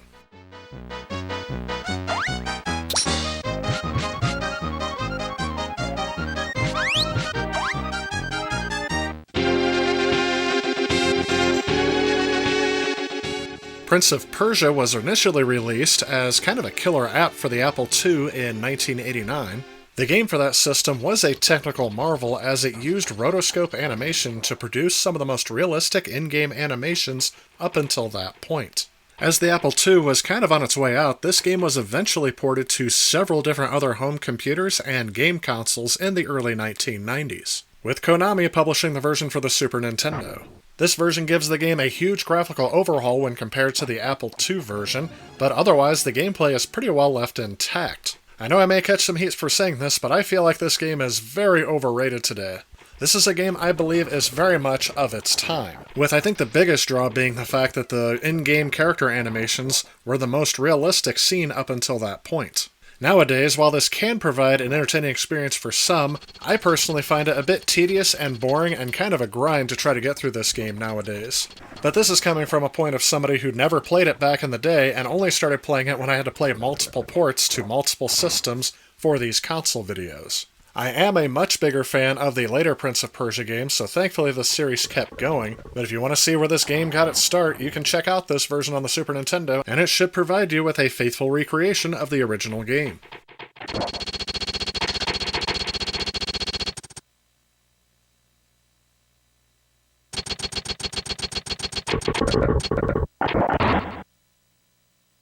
It wasn't just Nintendo, Capcom, and Konami that made platformers for the Super Nintendo. There were a plethora of titles released for this system, and I won't be able to cover all of them, but next we're just going to cover a bunch of titles that may be tied into some of these themes. In the early 1990s, there were a whole bunch of third-party companies that were trying to rival Nintendo with their own cutesy mascot. Some of these would be animals, and some of these would be people, and some would be a combination of both. This was also during a time where almost every popular TV show or movie got some sort of video game adaptation, and most of those would be side-scrolling platform games. A variety of third-party developers would attempt to adapt a lot of these properties into a video game, and these were done with varying results. Some of these were very good, some of these were not so good, so let's go ahead and take a look at a few of these. Arrow the Acrobat was developed by Iguana Entertainment and published by Sunsoft in 1993. The story of this game puts you in the title role of Arrow the Acrobat, the greatest star of the World Amusement Circus and Fun Park, and you have to defend it from your evil nemesis, a spoiled rich kid named Edgar Ector, who was a regular attendant but was banned over 20 years ago after a failed prank almost killed one of their lions. This game is a typical 2D side-scrolling platformer in which you must accomplish certain tasks in each level so that the exit will be revealed. You can attack enemies by shooting stars or by doing an arrow diagonal drill attack. And if you earn enough points at the end of each level, you can go on to a bonus stage, which is done with a Mode 7 style. And in terms of my experience with this game, this is the first time I have played it. It's decently challenging and took me a little bit to get used to, but after a few times through, I was able to make my way through the game. Arrow the Acrobat received positive reviews when it was first released, and they've softened a little bit from 8 to 7 out of 10 in most reviews that I've seen. And the game was successful enough to spur a sequel, which, in my opinion, is a bit better than the first game, and that is also what I've seen in other reviews of this title.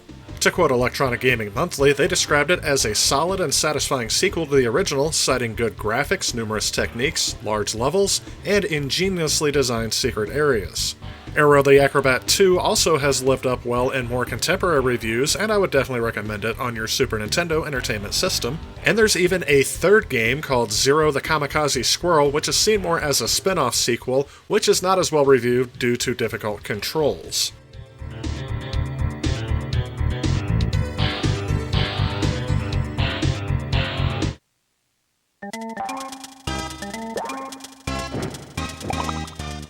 The game Bubsy is almost an exact representation of the war that was going on between the cute animated console platforming cartoon mascots. The first game, called Bubsy in Claw's Encounter of the Furred Kind, hit the Super Nintendo first in May of 1993 and later for the Genesis. The plot focuses on a race of fabric-stealing aliens called Woolies who have stolen the world's yarn ball supply, especially Bubsy's, who apparently owns the world's largest collection. And basically your job is to maneuver the title character through levels, jumping on Woolies, and collecting stray yarn balls. However, for the most part, every review I've seen of this game compares it a lot to Sonic the Hedgehog, which is something I kind of picked up on when I was playing the game, but didn't fully realize until I saw somebody else put it in that perspective. Once that was pointed out to me, though, that's all I can think of when I was playing this game. Initial reviews were around 7 to 8 out of 10, and that is exactly where I would put this. I think it's actually not too bad, but in more retrospective reviews on modern times, I see people really just calling it a pale imitation of Sonic, a Sonic ripoff, and I'd rather be playing Sonic. And I hesitate to say that's also my perspective because of my limited experience with this game. So I don't know, anyone who's played this back in the day or anyone who picks up and plays it afterwards, let me know what your thoughts are in the comments below. The game received its sequel the following year in 1994 for the Super Nintendo and Sega Genesis at the same time. And this game to me feels a little bit more polished, maybe because they were able to work out some of the bugs of the first game. But again, I see a lot of reviews mention the lack of originality in this game and that it just becomes another platformer after a while.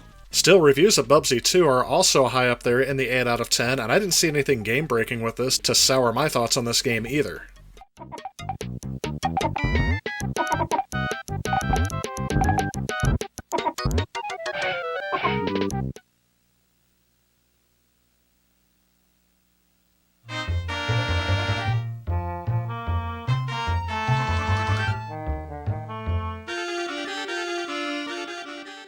Bugs Bunny Rabbit Rampage was an action video game developed by Viacom New Media and published by Sunsoft exclusively for the Super Nintendo. In this game, you play as Bugs Bunny, who is trapped by Daffy Duck in a painting, and you have to make your way through various stages based on old Looney Tunes cartoons.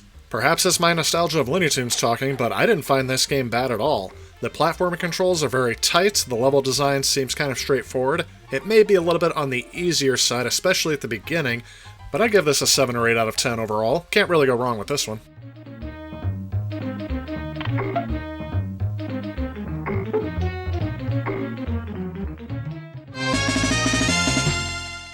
Mickey Mania, The Timeless Adventures of Mickey Mouse was developed by Traveler's Tales and published by Sony ImageSoft for the Super Nintendo, as well as the Genesis and Sega CD. In this game, the player controls Mickey Mouse, and you have to navigate through various side-scrolling levels, each of them based on classic Mickey Mouse cartoons. Kinda sounds familiar, doesn't it? This game was created in part to celebrate Mickey's 65th birthday, which would have been in 1993.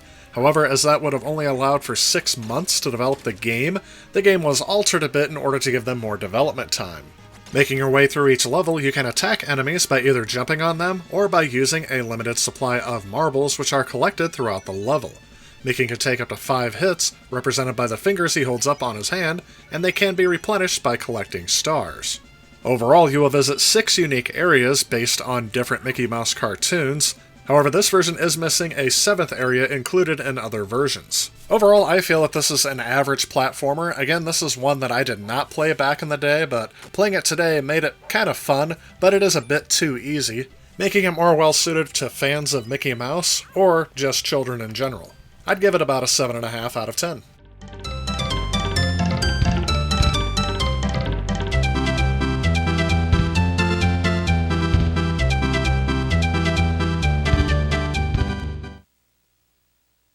Yee-haw!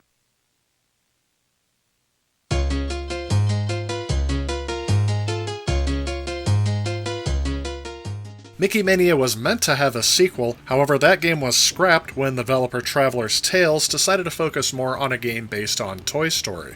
Which is a shame, as though Toy Story looks great on the Super Nintendo and the Sega Genesis, I don't feel like it's really worth it to play this game, at least not today. I think the controls of this game are a bit atrocious, and it's hard for me to get through it, just mainly due to how monotonous it is. I remember renting this back in the day and immediately being disappointed with it more than once as I tried to give this game a fair shot, assuming that I was just missing something each level, but nope, it's just as bad today. I would say this one's an easy skip.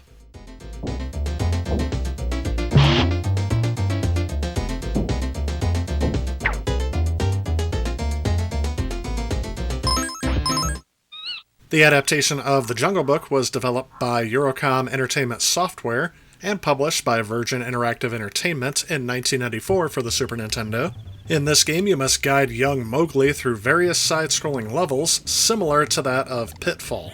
You can either shoot or avoid enemies while running, jumping, and climbing vines to collect a certain number of gems and then finding a specific character in the level. At the end of about every other level, you will face a boss. You have 6 minutes to collect the required number of gems needed to complete the level, and this varies based on the difficulty you select, with the total number of gems being 15. Overall, I felt this was a standard platform, and I give it about a 7 out of 10.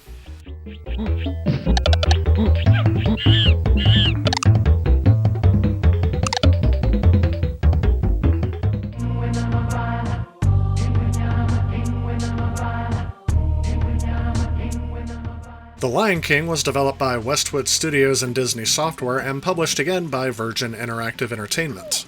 This game was a personal favorite of mine on the Sega Genesis, and playing it on the Super Nintendo, I was pleasantly surprised to see that the gameplay is pretty well intact, and depending on the song, the music is actually very well done as well.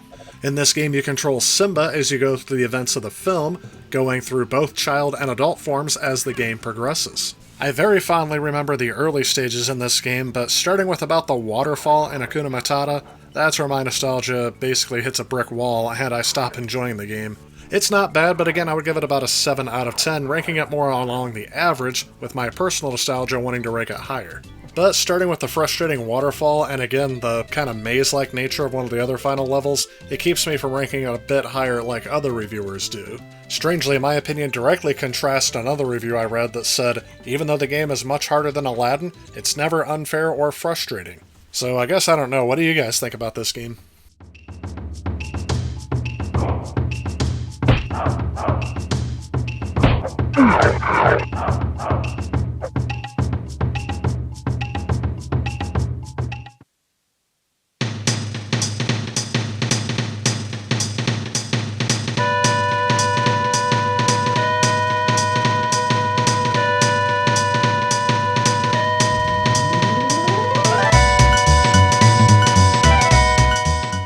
Maui Mallard and Cold Shadow was developed by Disney Interactive Studios. which, after the success of the Aladdin video game adaptations, Disney Interactive decided to bring their development in-house instead of licensing their IPs to third-party developers. Inspirations for this game included television shows Hawaii Five-0, Magnum P.I., as well as games such as Earthworm Jim, Gunstar Heroes, and Vector Man. Besides being another typical platformer, this game changes it up a little bit by having Donald Duck in the title role transfer between two different characters. You start out in the first level as Maui Mallard, but in the second level you can turn into Cold Shadow, which is his ninja alter ego. Where Maui defends himself by using a pistol that shoots bugs, Cold Shadow uses a bow staff in short-range attacks. After the second level, you can switch between the two characters at will. That is, provided you can pay the fee to do so. The amount of ninja tokens you have also determines Cold Shadow's strength. Overall, I found this to be a very good and addicting platformer. I think the biggest thing that held this game back is the fact that it released so late into the Super Nintendo's life cycle, being released in North America in January of 1997. Even the N64 was out by then. Game reviewers of the time also mentioned this, however some of them hailed it as the best low-tech title to come out in the year of 1997, with the words low-tech really meaning that it was on an old, dead platform. But for me, in 1997, my most current console was the Super Nintendo. I wouldn't get a PlayStation for at least another 2 years. So this one was a welcome constant rental for me back in 1997. And I recommend it to you as well if you have a Super Nintendo and you want to play a game that's not as well known on the system.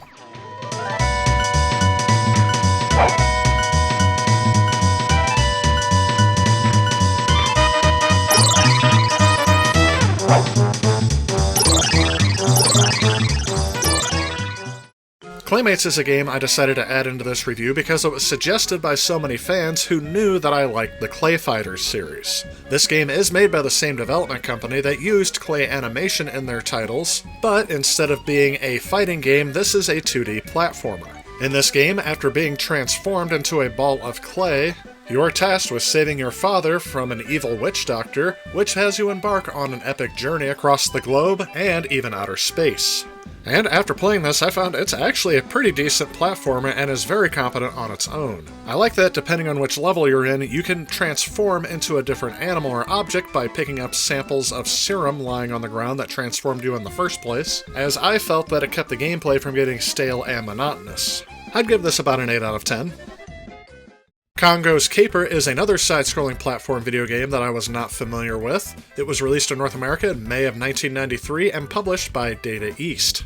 In this game you play as kind of a half-human and half-monkey named Congo, who is on a quest to rescue his girlfriend after she is abducted by a demon. It really fits the mold of a platformer well, and I would give it around an 8 or 9 out of 10 because the controls are just very well done, and it kind of reminds me of some of the other games on this platform that are just done really well from this time period.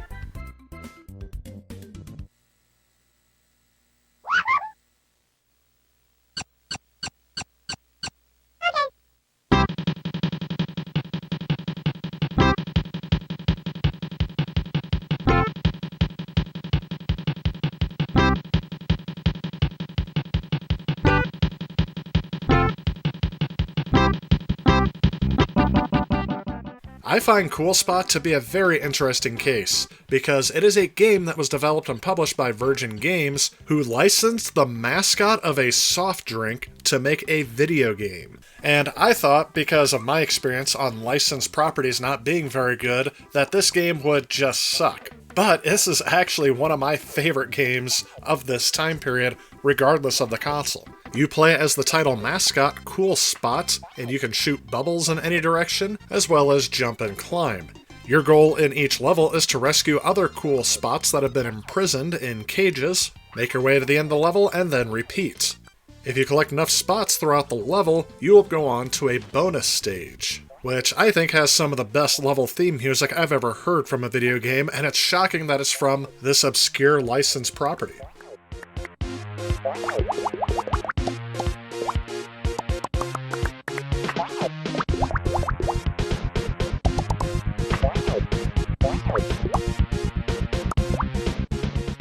I will note that this is not my favorite version of the game, but if you only had the Super Nintendo to play it on, it wouldn't be the worst thing in the world.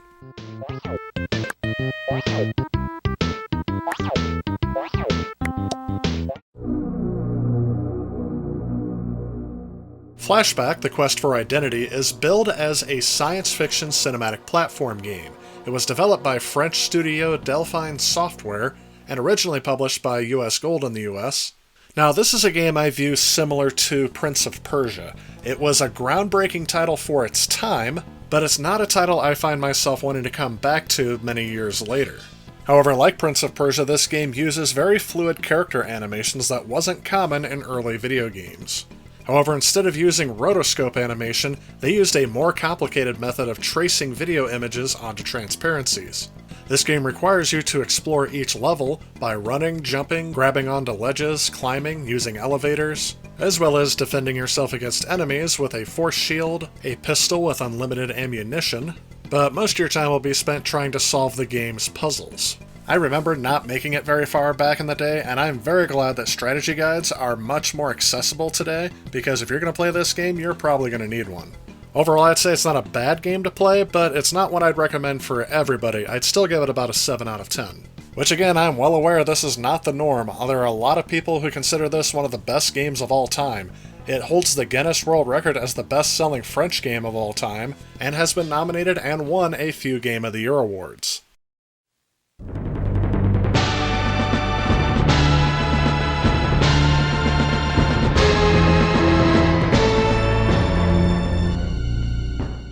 Another World is another game developed by Delphine Software. However, this version in the US was known as Out of This World. Again, this was another groundbreaking title for in-game animation, with almost full-screen animated cutscenes playing out throughout the game's opening and as you progress. Again, in this game, you have to make your main character run, jump, and attack, as well as perform other situation-specific actions, such as rocking a cage back and forth to be able to escape. Just like their later game Flashback, I do believe you'll probably want a strategy guide, or at least some way to know what to do, as it can be a little tedious now trying to figure out what to do in each level. Overall, I put this in the same ranking as Flashback, again a title that was very influential and iconic for its time, but just doesn't live up as well today for modern gamers. But nonetheless, it still gets a 7 out of 10 from me.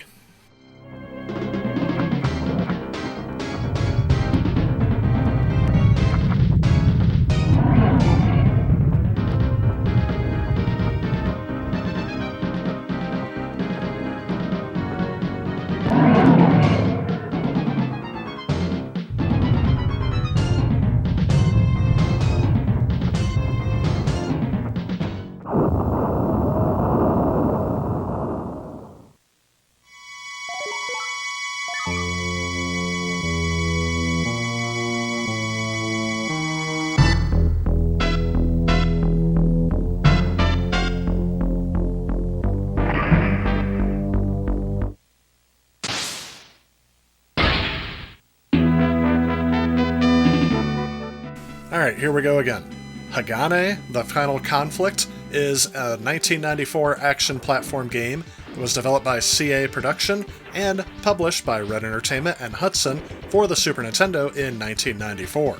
In this game, you take control of a ninja cyborg named Hagane on his path to take revenge on an opposing ninja faction.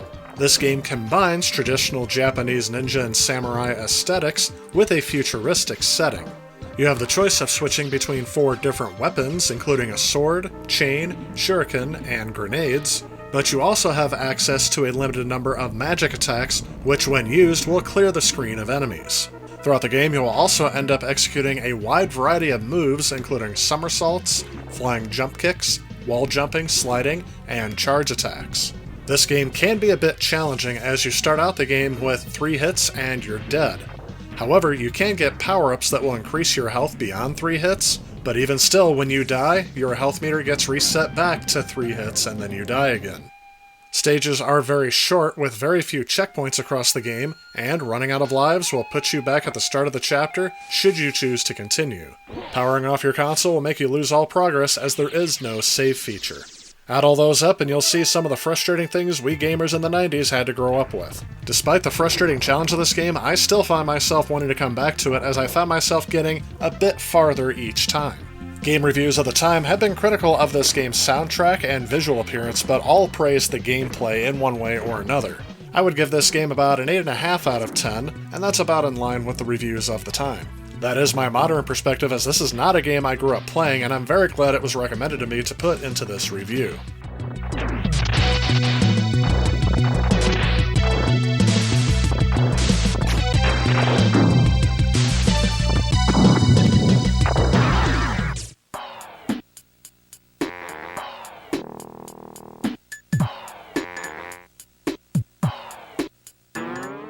Now, I wanted to include Home Improvement Power Tool Pursuit specifically because I think it is crazy that they decided to make a 2D side-scrolling platform game based on the show Home Improvement. This game is very much evidence of the licensed video game hell that we had to suffer through in the 90s, where if it was something that was popular, it got a 2D platform game made out of it. The plot of this game is that on a special broadcast of the show Tool Time, the show within a show on the sitcom, Tim Taylor prepares to unveil a brand new Binford tool, only to discover that his tools have gone missing. In their place is a ransom note demanding that Tim go to other sets where other shows are being filmed to recover his tools. And here's where things start to go slightly off base here. You are given a nail gun, a blowtorch used as a flamethrower, and a saw that will be used to fight dinosaurs, acid-spewing mummies, robots, and other enemies. And if you are hoping for a game manual to explain all this to you, there is not one. Instead, there's a sheet of paper explaining that real men don't need instructions. Which I have to say is the most faithful part of the adaptation of this TV show. Because we all remember that classic episode of Home Improvement where Tim Taylor battled the dinosaurs and mummies, right?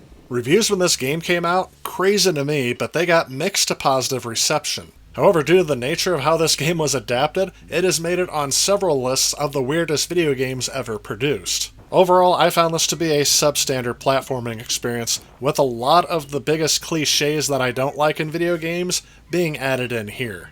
The controls to me feel a bit broken, some of the objects are put in places that you really can't reach them, and I got bored with this very quickly. I'd give this a 5 or a 6 out of 10, but reviews at the time were a bit more kind to this game, giving it more of a 6 to 7 out of 10.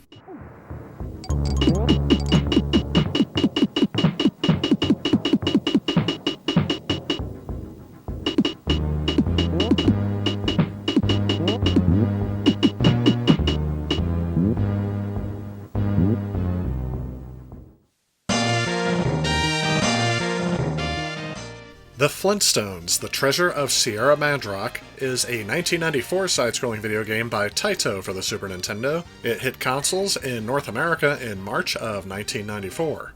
The story of this game is loosely based around the Flintstones cartoon series of the 1960s, and the title itself is a reference to the 1927 novel The Treasure of the Sierra Madre and its 1948 film adaptation. In the opening of this game, there's a cutscene showing the Water Buffalo's leader that decides to retire. As his last decree is the Great Poobah, he decides to hold a contest where whoever finds the treasure of Sierra Madrox will be his successor. In the game, Fred Flintstone and Barney Rubble must find the treasure before any other Buffalo member, or even their wives, Wilma and Betty. You start out on the overworld map, which is basically like a game board. With a cast of the die, you're on your way to some of the game's levels. Depending on where you land, you must clear the level, defeat a boss, enter shops, or complete one of the other game's objectives. If you're in a level where you run into Wilma or Betty with the correct character, you will be dragged back to another place across the board. Overall, each level is short but offers a simple platforming challenge. Barney and Fred both use a wooden club to defeat enemies and clear obstacles in each level. There are also power-ups scattered throughout the level which will give you in-game currency, extra energy. However, some power-ups are a trap that can actually be to your detriment. And while I never owned this game as a kid, this game was another frequent rental for me back in the day. I was definitely a fan of the Flintstones television show reruns that went all throughout the 80s and early 90s. And this is one of the first games I remember playing where the levels were selected by random chance, or at least seemingly random chance, by rolling a die and moving across a game board. And this mechanic, not knowing if you were going to still beat the game even though you may have mastered it, kinda kept me interested in it for a little while. Looking at reviews of this game, I have seen some mixed to negative reviews surrounding this title. But in all honesty, I don't really have much bad to say about it. It's a standard platformer, I give it about a 7 out of 10, and is one I fondly remember. But I get the impression not very many people bought it because the pricing on this one is a bit higher than a standard Super Nintendo game, so it's up to you whether or not you want to collect it.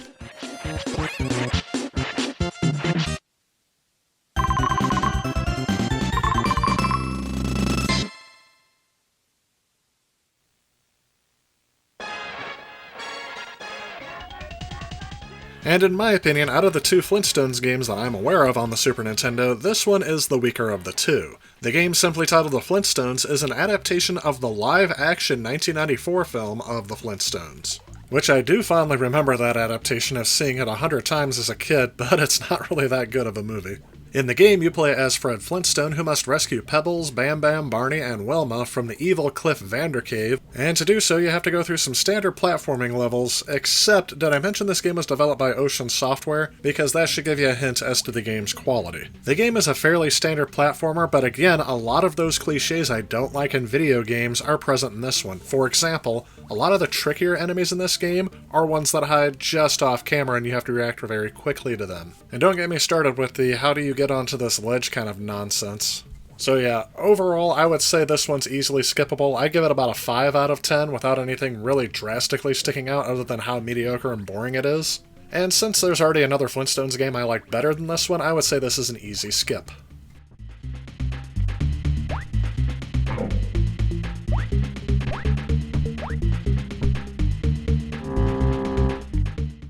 As you can see, there is no shortage of platformers for the Super Nintendo.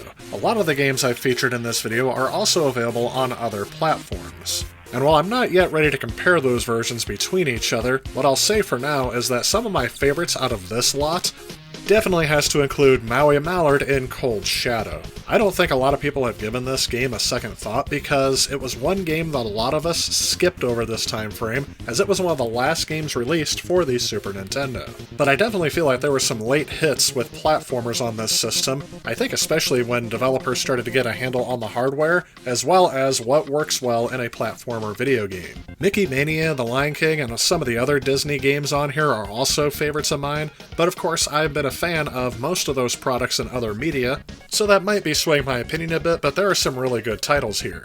Another game I think a lot of people would just skip over, especially if they know what it's based on, is Cool Spot. I don't remember what possessed me to try this game out the first time. Maybe it was the fact that I liked the commercials with Cool Spot in it. But this game definitely scratches that nostalgia itch for me while still providing with a platformer that I think is still fun to play. As the Super Nintendo aged, there were a variety of games that came to the platform from other systems. Some of these would be from other home computers such as the Amiga, and some would be from consoles such as the Sega Genesis. But around the mid-90s, even Hudson Soft was starting to port some of their franchises over, from the TurboGrafx 16 and Turbo Duo, which were considered a failure by that time. But there were also a few other exclusive franchises that would make their appearance on the Super Nintendo only during this time period, and I figured we'd go ahead and take a look at those as well.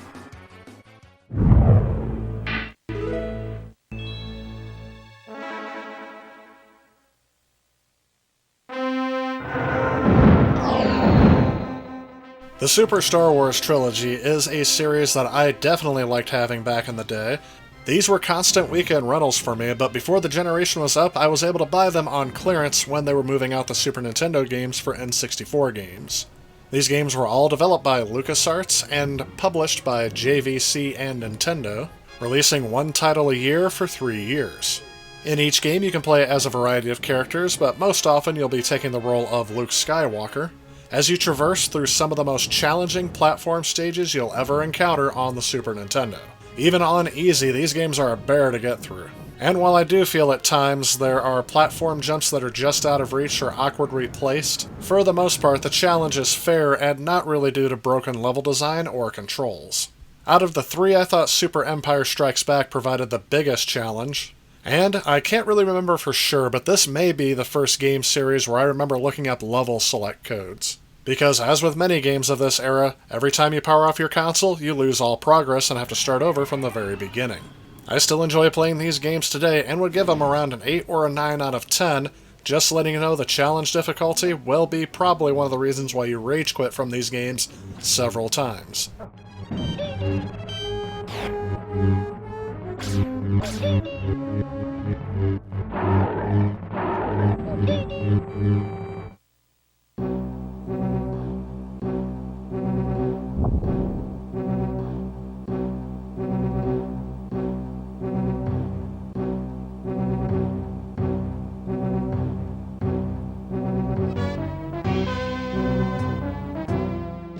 Indiana Jones's Greatest Adventures sees you going through all 3 movies in one game, and it uses the same game engine as Super Star Wars.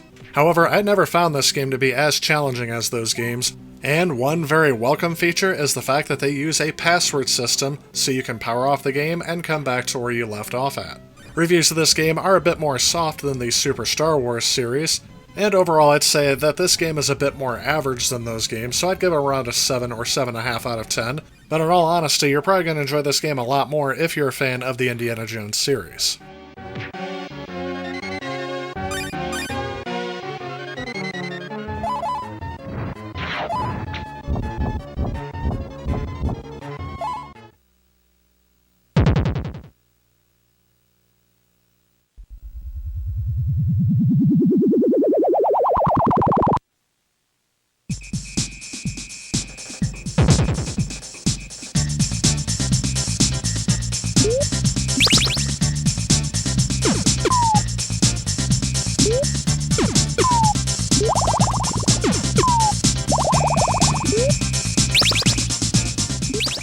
Super Adventure Island is one of my favorite games I rented back in the day. When I first started collecting video games, this is one of the games I had towards the top of my list to collect.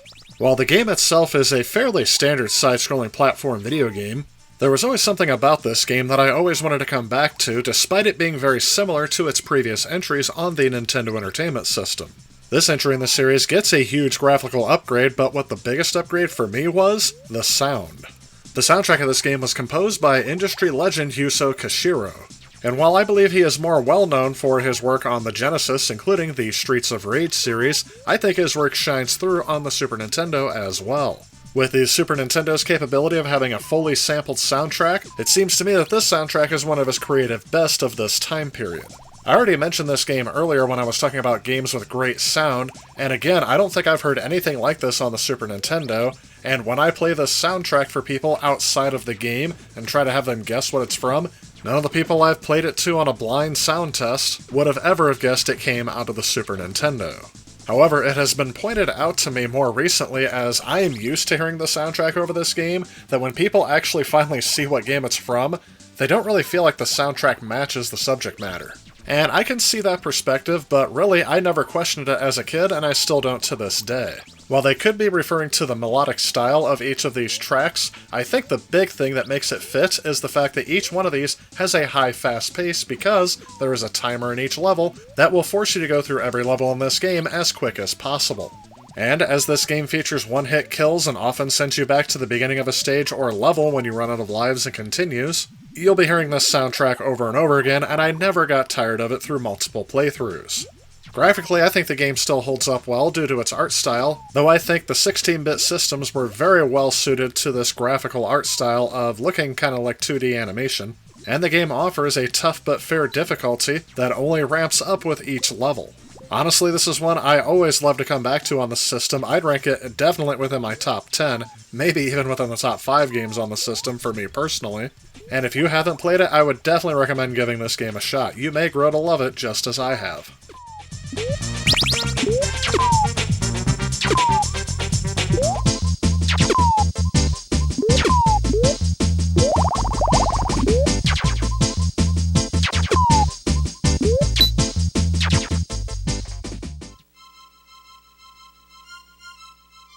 Hook is a game that I have had recommended to me to try on almost every platform it's been released on, and I'd have to go back and check, but I think the last console I played this on was probably the Sega CD. This game is a licensed property based on the movie Hook that came out in 1991, starring Robin Williams as Peter Pan. In this game, you take control of Peter Pan right off the bat on your way to save your kids, Maggie and Jack, from the evil Captain Hook. And while I've seen some reviews of this game give it very high marks, around an 8 or a 9 out of 10, I'm going to fall on the opposite side of that scale. Where it really breaks down for me is the bad controls of this game. The controls of Peter Pan just feels very slippery. I almost call it like moon physics. And he kind of slips and slides, and I'm not quite sure, but I thought I noticed some input lag as well. But maybe that's because I feel like he performs very slowly in this game. It may have been something that I could have gotten used to back in the day, but as an adult, I have no patience for this kind of stuff in poorly designed video games. So I would give it around a 5 out of 10. Basically, you're going to like it or you're going to hate it. There's really going to be no in between.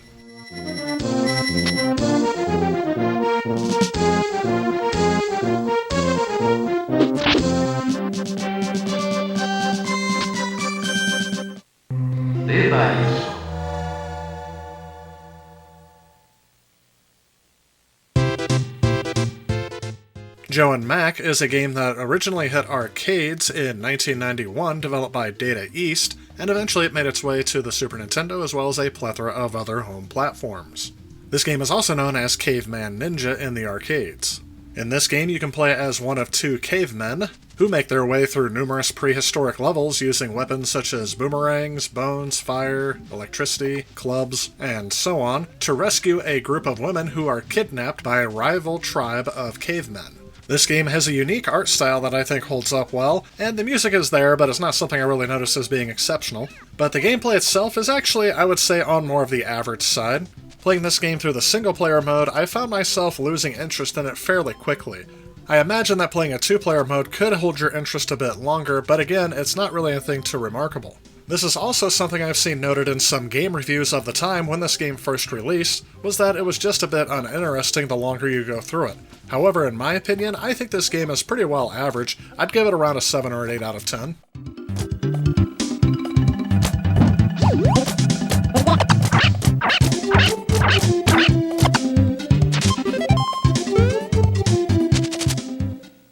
Interestingly, I've already covered the game's sequel, Congo's Caper. Which, yes, when I first played the game, I had no idea that was meant to be a sequel to Joe and Mac. However, there was an official sequel here in the US called Joe and Mac 2, but in PAL regions it was known as Joe and Mac 3 as to keep continuity between the numbered sequels. In this game, a caveman named Gork has stolen the crown belonging to the chief of your village, and it's up to the player to retrieve it by, you guessed it, completing the game. Again, in this game you play as either Joe or Mac with limited lives and continues. Throughout each level you'll defeat enemies such as Neanderthals, as well as dinosaurs and huge dinosaur bosses. After defeating each boss, you will earn one of the rainbow stones needed to retrieve the crown.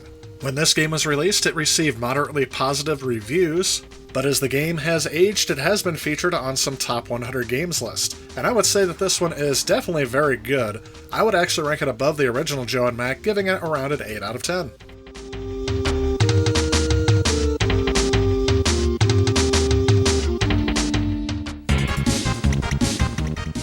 The game Super Bonk, known as Super BC Kid in Europe and Super Genjin in Japan, made its way to the Super Nintendo in 1994. This is the 4th game in the Bonk series, having made its debut on the TurboGrafx-16, but as that console had all but disappeared by 1994, it appears Hudson decided to make an appearance on the Super Nintendo.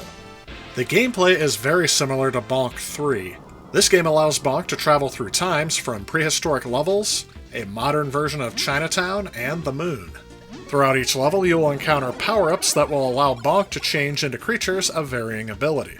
As in previous games, Bonk still uses his head to smash, and you can still fly through the air by propelling herself around and around in mid-air. This is a series that took me a little bit to get into, as I didn't start playing this at all until I started playing the TurboGrafx-16. And I do feel like the series has gotten a little bit better with each entry, and I really did like Super Bonk. Again, it's a little cutesy and cartoony for adults, but it's something that I really enjoyed the gameplay on, and I would definitely recommend for your Super Nintendo. Reviews of this game were mostly positive when it first came out, citing the strong graphical style and the cutesy graphics as well as easy-to-learn controls.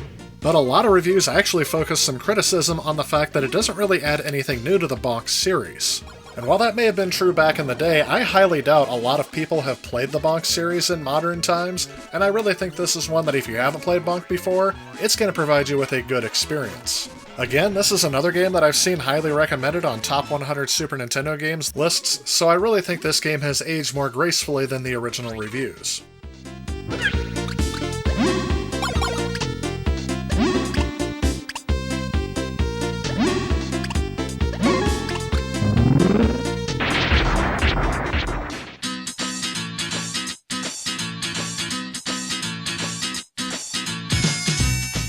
Pluck is another game that I had not played on the Super Nintendo prior to this review. It was one that was recommended to me from a plethora of fans of the Super Nintendo. This game was published in North America by Trade West and was developed by Software Creations, hitting store shelves in September of 1993.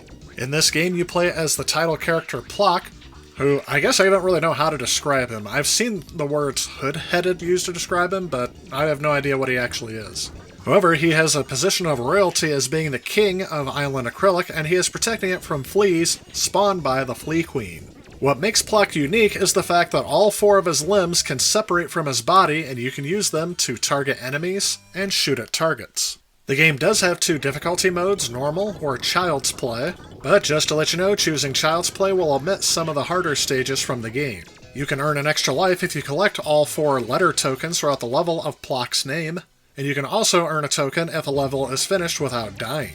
Overall, my first impression of the game is that it was actually pretty fun to play. I really got sucked in due to that unique gameplay concept of being able to launch your arms and legs at enemies. There are also other types of power-ups you can pick up throughout the level, which also kept me a bit more engaged, as it added a bit of needed variety to the gameplay. I think I may have overlooked this game just simply because of the sheer number of platformers on this system, but this is one that I really think should stand out as one you should try for the system. Definitely give this around an 8 or a 9 out of 10.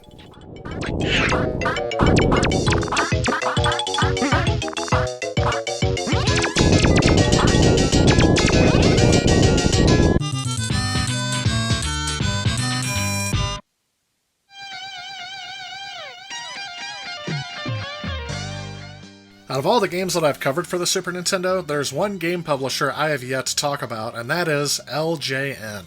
LJN is a game publisher that I think we all knew about growing up, but I don't think any of us ever really considered just how bad a lot of their games were that they put out. So how does Spider-Man and the X-Men in Arcade's Revenge fare up? Honestly, it seems kind of fairly standard actually for a game. I've definitely played worse games on the system, and I've definitely played better. I think that because Marvel properties are extremely popular even still to this day, this kind of game may be more enjoyed by those Marvel fans, but that is the only thing that draws me in. The gameplay is kind of lackluster and boring for the most part, and I'd give it around a 6 or a 7 out of 10. This is definitely a product of its time where LJN just needed to make a fairly average game, and the license was going to sell this game.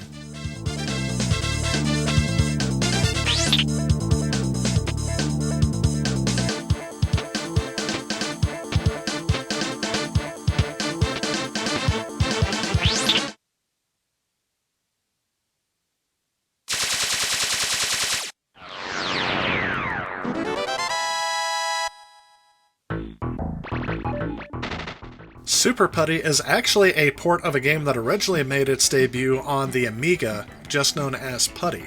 In this game you control a blue blob with eyes, which really lends into some of the uniqueness of this game as you can transform yourself into a variety of weapons. In this game, you go up and down the screen with the goal of trying to rescue a set number of bots within the time limit. The bots are just standing around in different parts of the level, and then you have to absorb them into your blob and then carry them to the level's goal. Though in the later levels of the game, the bots will actually jump around different platforms and sometimes fall to their death, so you have to keep them from committing suicide, I guess. This is again another game that I hadn't played before this review, and I ended up liking as I went through it, kind of as a puzzle platformer that would feel right at home in the arcades.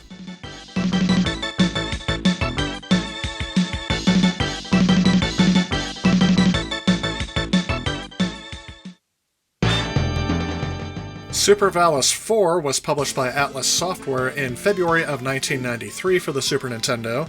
And just to let you know, there is a game called Valis 4, but this game is vastly different. Just like with the Bonk series, I associate this a lot more with the PC Engine or TurboGrafx 16. As prior to this, it had been released only on Japanese computers and the Super CD-ROM 2 format on the PC Engine.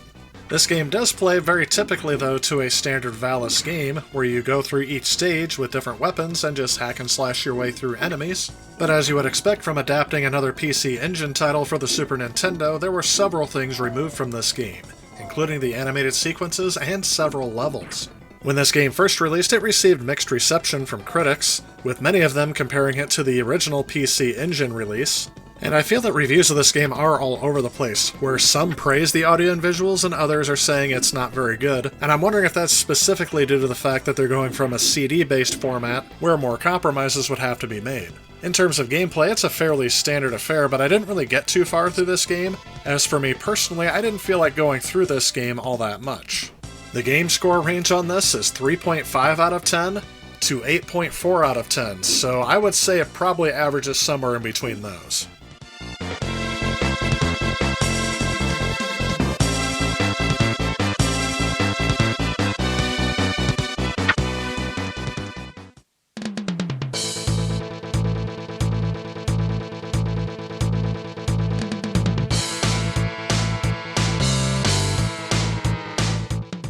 SWAT Cats: The Radical Squadron is a side-scrolling video game that was developed by AIM and published by Hudson Soft, first hitting store shelves in North America on August 21st, 1995. It is another game based on an animated TV series, but to tell you the truth, I had absolutely zero knowledge of this one going into it.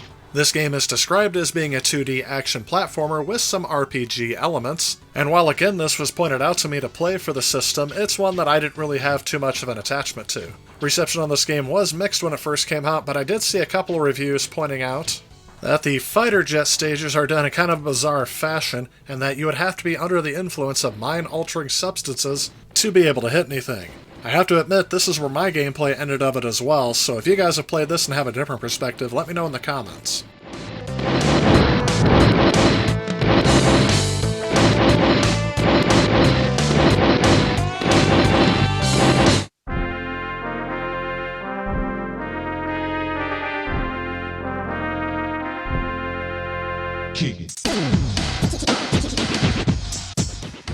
The Lost Vikings is a puzzle platform video game that was developed by Silicon and Synapse, which is now known as Blizzard Entertainment. In this game, you play as 3 Vikings that must work together to finish each level and find their way back home. Each Viking has their own unique ability, which you have to use in order to make all the other ones progress through the level. It's a pretty neat concept that works out pretty well and kept me engaged for a while, so I would definitely recommend this one, giving it around an 8 or 9 out of 10.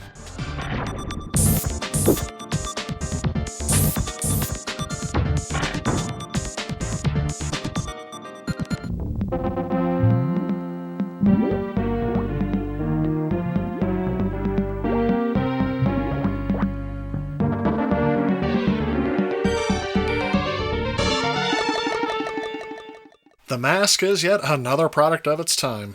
It came out for the Super Nintendo in 1995 and is based on the Jim Carrey movie of the same name. In this game, you take control of the character Stanley Ipkiss as you make your way through some of the set pieces of the movie, all while defeating enemies and avoiding obstacles in each stage, and defeating stage bosses based on characters from the movie until you face off against the movie's villain in the final stage. This is one of the few games that I've played that I can say remains very faithful to the source material all throughout. Then again, as the Misc was trying to create a cartoon character and bring him into live action, though through the use of CG, the cartoony style of the movie lends itself great to the style of a video game of this time period.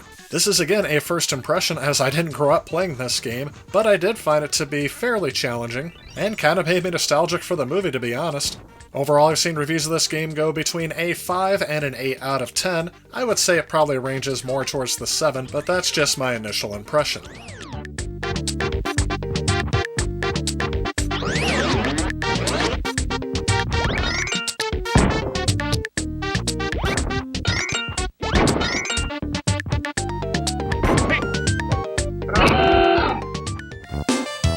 The last game I'm featuring in this video is a bit of a guilty pleasure for me, and that is Inspector Gadget. As a fan of the cartoon series, I could not wait to try out this game, and when I did, I was, somewhat disappointed, but also somewhat impressed by what they were able to get into the game. Strangely enough, this game was developed by the same developer of SWAT Cats, but I think this game was the better adaptation.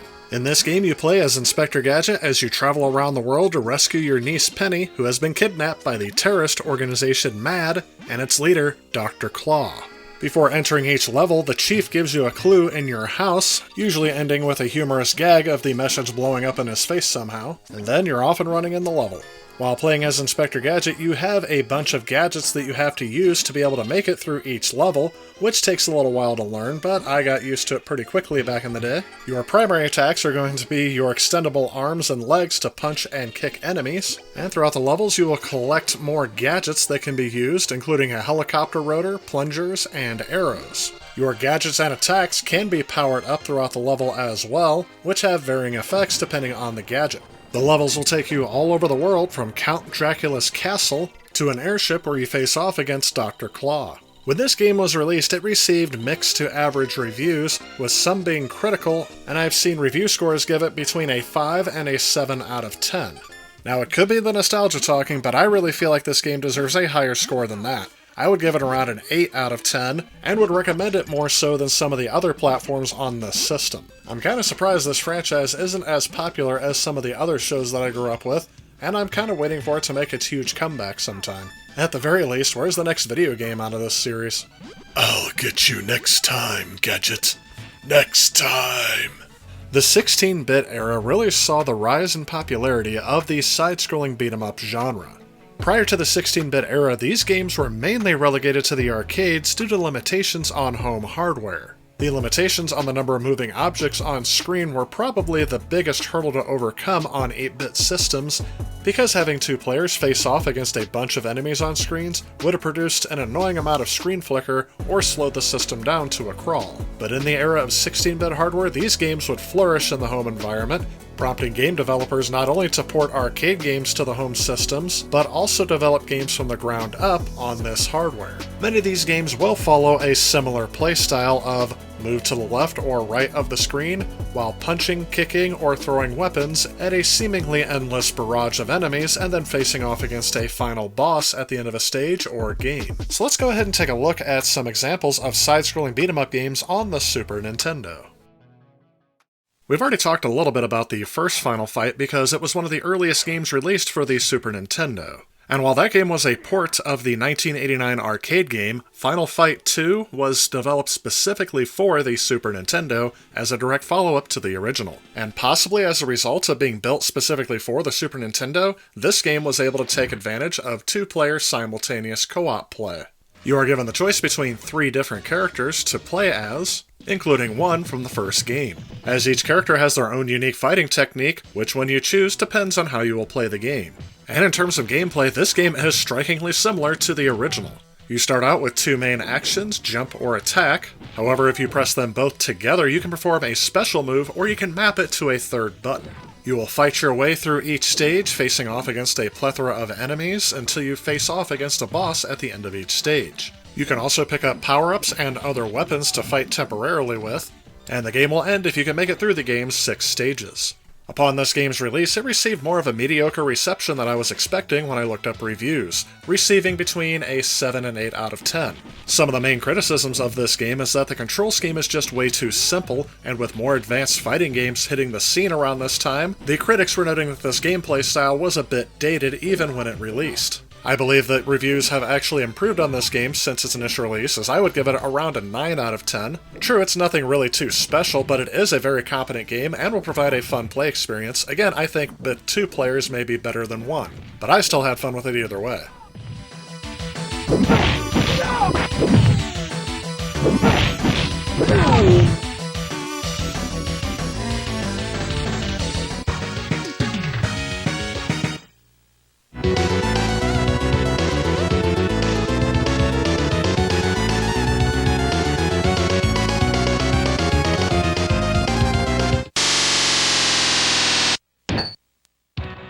Final Fight 2's success led to another sequel being produced, hitting store shelves in North America in 1996. This game was again only available for the Super Nintendo Entertainment System when it released, and again this game is very similar to its predecessor. In this game you can choose between 4 different characters. Again, you can play along with a second player, but if you don't have any friends, the computer will play along with you if you select it to. Again, each character has their own unique set of fighting styles, so it will again change how you play the game based on which character you select. However, each character also has some new abilities that were not available in previous entries. The player now has a quick dash move, and can perform dashing attacks and dashing jumps, as well as grab enemies from behind and perform holding and throwing attacks. You also now have access to command-based special techniques similar to the game Street Fighter, including a new super move that is much like the combos featured in Super Street Fighter II Turbo.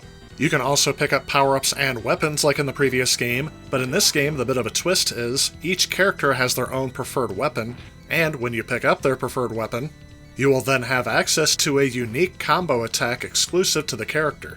Again, there are a total of 6 stages in the game, each with a boss character at the end. Defeating them all takes you to the end of the game. The game's ending will change depending on the character you select and the path taken to the end of the game, as well as the difficulty setting. Upon release, this game was reviewed much lower than the previous 2 entries, receiving around a 4 to 6 out of 10.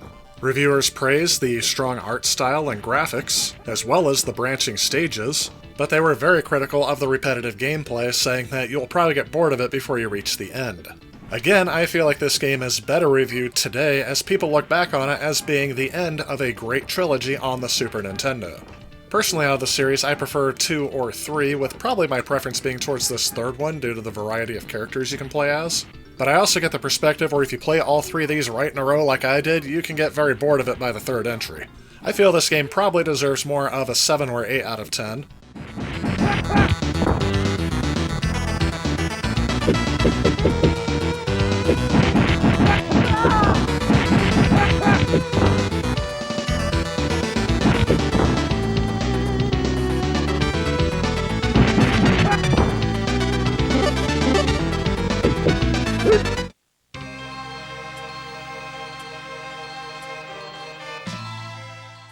Aliens vs. Predator on the Super Nintendo is not quite what I expected having played the PC version from the mid-90s, with this one being a side-scrolling beat-em-up by Activision. And I tried to find something that I was either particularly enjoying or critical of in this game, but I really couldn't find anything. This game is just mediocre right across the board. I've seen other reviews mention that this game is supposed to be like Final Fight, but it doesn't really work as well in execution, and that's as best as I can describe it. The music is forgettable and very repetitive, the graphics look kind of muddied, and the controls aren't really necessarily broken, but I do feel like everything is either just a little too slow or a little delayed. I don't know how to describe that. It's fine, and I suspect that people who are fans of these franchises will enjoy it a bit more, but it's not really something that I was expecting. I give it around a 5 or a 6 out of 10.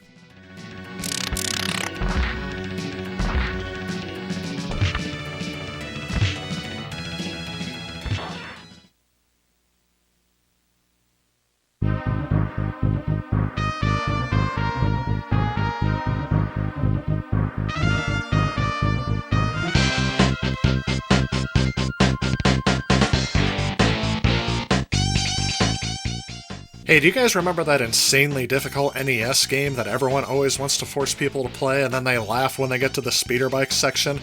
Well, welcome to that on the Super Nintendo. This is Battletoads in Battle Maniacs. It was developed by Rare and published by Trade West here in North America, but it was published by Nintendo in other parts of the world. This is an action platform beat-em-up game that takes place inside of a place called the Gamescape, which is a fictional virtual world where computer-generated villains run amok. The player can control one of the 2 Battletoads on screen depending on which controller they have plugged in, and thankfully have a longer health meter than that of previous games. Unlike in previous Battletoad games as well, each character has their own combo and special move. The game is split up into 6 different stages, each with their own special style of gameplay, and even though each stage is a little bit unique in terms of their gameplay style, each of these actually feel like an enhanced version from their counterparts on the first Battletoads game. Which means, you guessed it, the speeder bikes are back. There's not really too much else I have to say about this game. It is very well made and visually appealing. I think the art style again holds up because of those cartoony graphics, and having the characters animate into larger fists, and when their special moves go in, they actually transform into different objects. Those are a nice touch.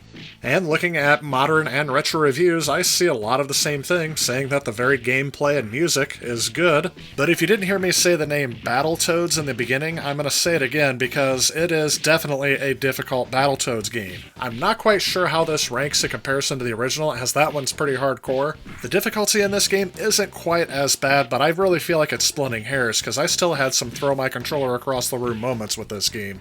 I'd be closer to give it a 6 out of 10, but I've seen modern and retro reviews kind of give it more of an 8 out of 10, so if you're really a fan of that classic early 90s difficulty in these games, I would say go for it.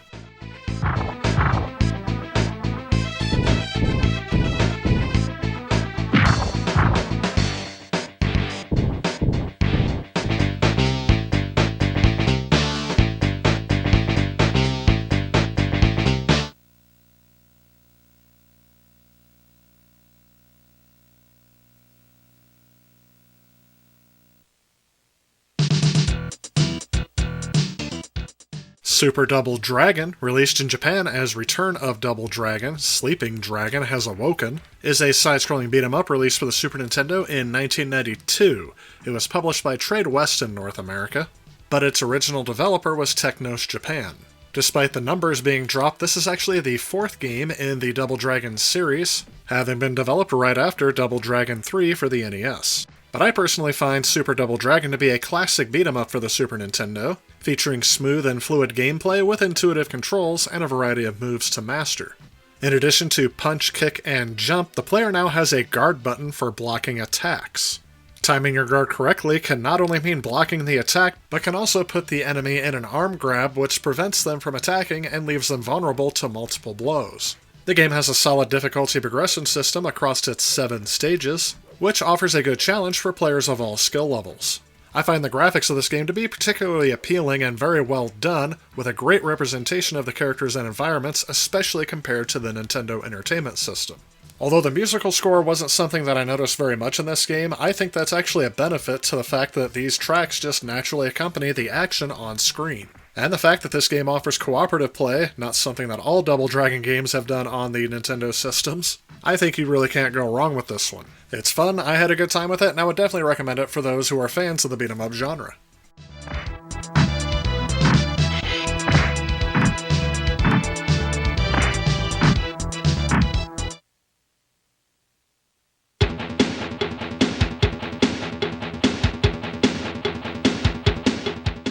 And now that we've covered each one individually, how about we cover the game where Battletoads and Double Dragon team up in the Ultimate Team? That's right, Rare actually developed this game alongside Battle Maniacs. There was a version also published for the Nintendo Entertainment System, which released the same month as Battle Maniacs on the Super Nintendo, but this crossover came over to the Super Nintendo that December.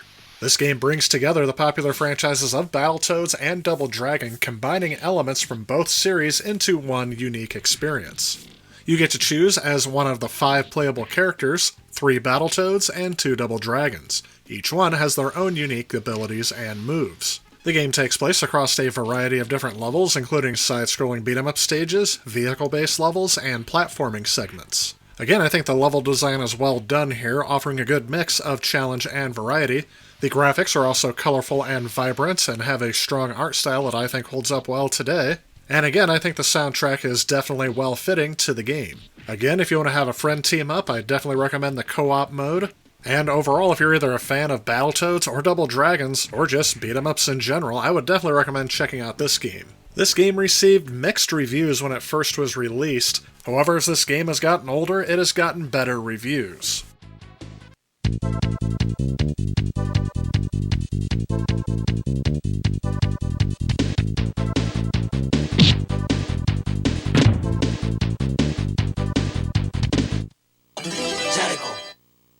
Did you hear that? I finally know how to pronounce this. It's Jalico. Anywho, Brawl Brothers was developed and published by Jalico in 1993 for the Super Nintendo. In this game, you get to pick one of 2 brothers who have set out to save their kidnapped sister from a group of criminals. The game, in my opinion, plays very similarly to Final Fight, where you walk across the screen and fight bad guys for several stages. You can pick up weapons and power-ups along the way, and a special angry mode gives injured fighters a burst of energy. I mean, overall, I think the game plays decent, it's well presented, and is fairly typical of some of the other side-scrolling beat-em-up games of this era, but there's not really too much that makes it stick out from a crowd, in my opinion, except for the fact that this is the game they decided to put onto the Nintendo Switch Online service as one of the gaming classics, and I think that there are better games they could have used, but probably couldn't get the license to, at least cheaply enough to put it on a subscription service. Overall, this game received middle-of-the-road reviews, around 7.5 to 8 out of 10, and I would say it ranks at about a 7 out of 10 for me as well. You can't really go wrong with this one, but I would say it's more of a game that would make a great addition to a beat-em-up collection, as opposed to being the only beat-em-up game you own on the system.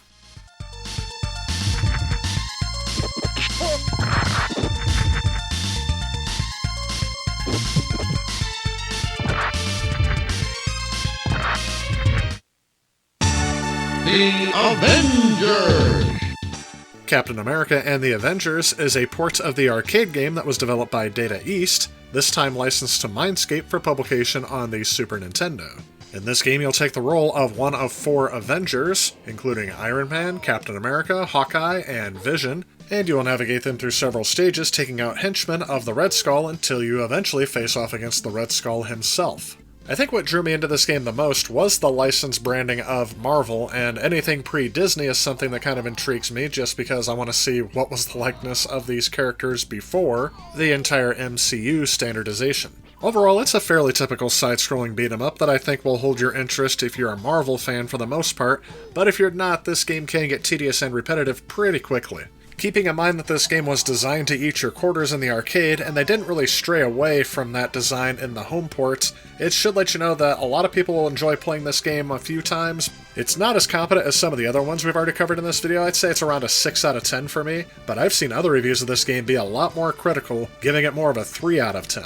So that will lead me to recommend this game only to fans of side-scrolling beat-em-ups as well as the Marvel franchises.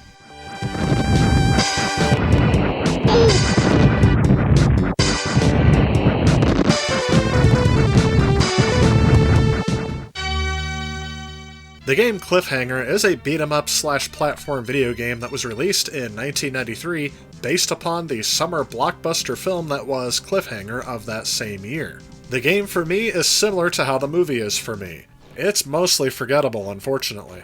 The game starts off giving you a bit of backstory that the movie would normally give you about how you ended up in this situation, but once you get into the game, you're going to find out that all you do is keep punching enemies until you can move on to the next stage, and there's really not much else going on.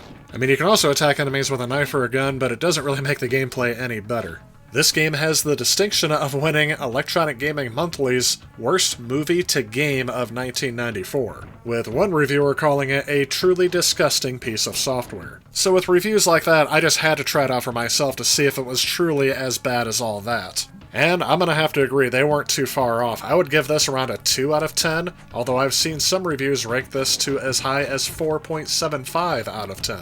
You should really give this one a pass, unless you really enjoy playing very poorly made games.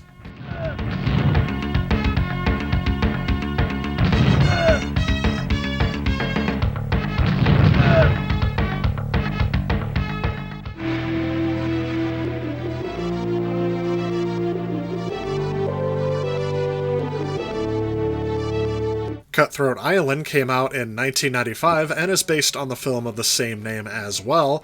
It was developed by Software Creations and published by Acclaim, and what's that I see? Is that an LJN logo? I believe it is. The words mediocre and subpar come to mind when playing this game, another definite skip, and I'm not going to spend a lot more time on this.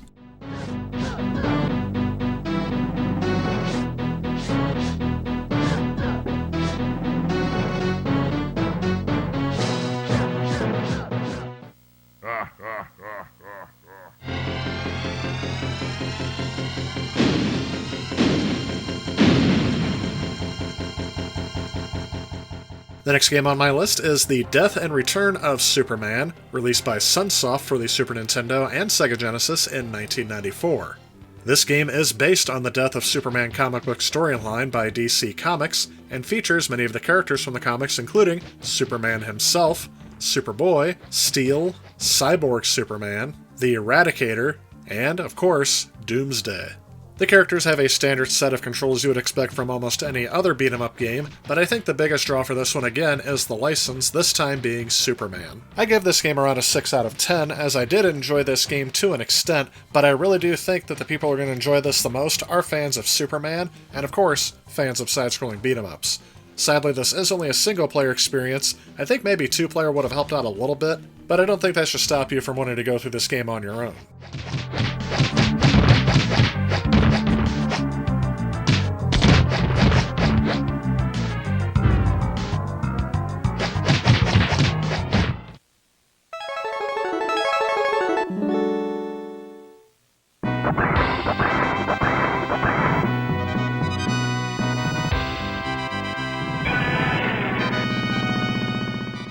The King of Dragons originally hit arcades in 1991, but was ported to the Super Nintendo by Capcom in 1994. In this game, you will control characters through the Kingdom of Malice to defeat monsters led by the evil dragon Gildas.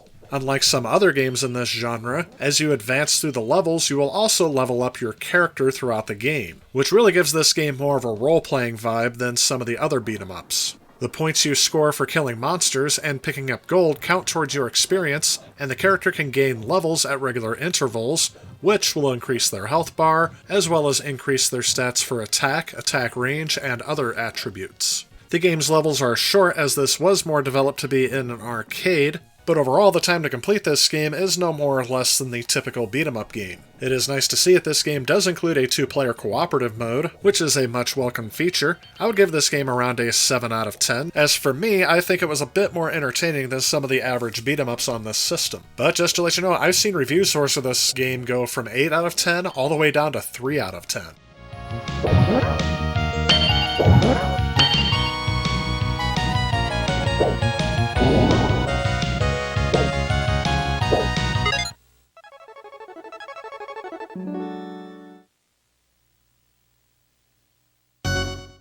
Knights of the Round was also an arcade game released by Capcom in 1991, hitting the Super Nintendo in 1994. This game's plot follows the legend of King Arthur and basically puts it into a side-scrolling beat-em-up game. To be honest, I really enjoyed this one. I had a hard time putting it down once I started it. I'm not quite sure if it's the subject matter or the fact that Capcom really had a good idea on what a game in this genre should be like, but I definitely enjoyed my playthrough of it, getting through the game's 7 stages almost in one sitting. Again, your character will level up throughout your gameplay, and that style of progressing the gameplay really kept me into it, wanting to upgrade my character as far as I could, and I really didn't like starting back over from the beginning when I would turn off the system and lose my progress. My first time playing it was to include it in this review, and I am definitely glad it was recommended to me because I would say this is around an 8 or a 9 out of 10 for me. Definitely one of the better beat-em-ups on this platform, and one I would recommend for your collection, although it is kind of pricey these days.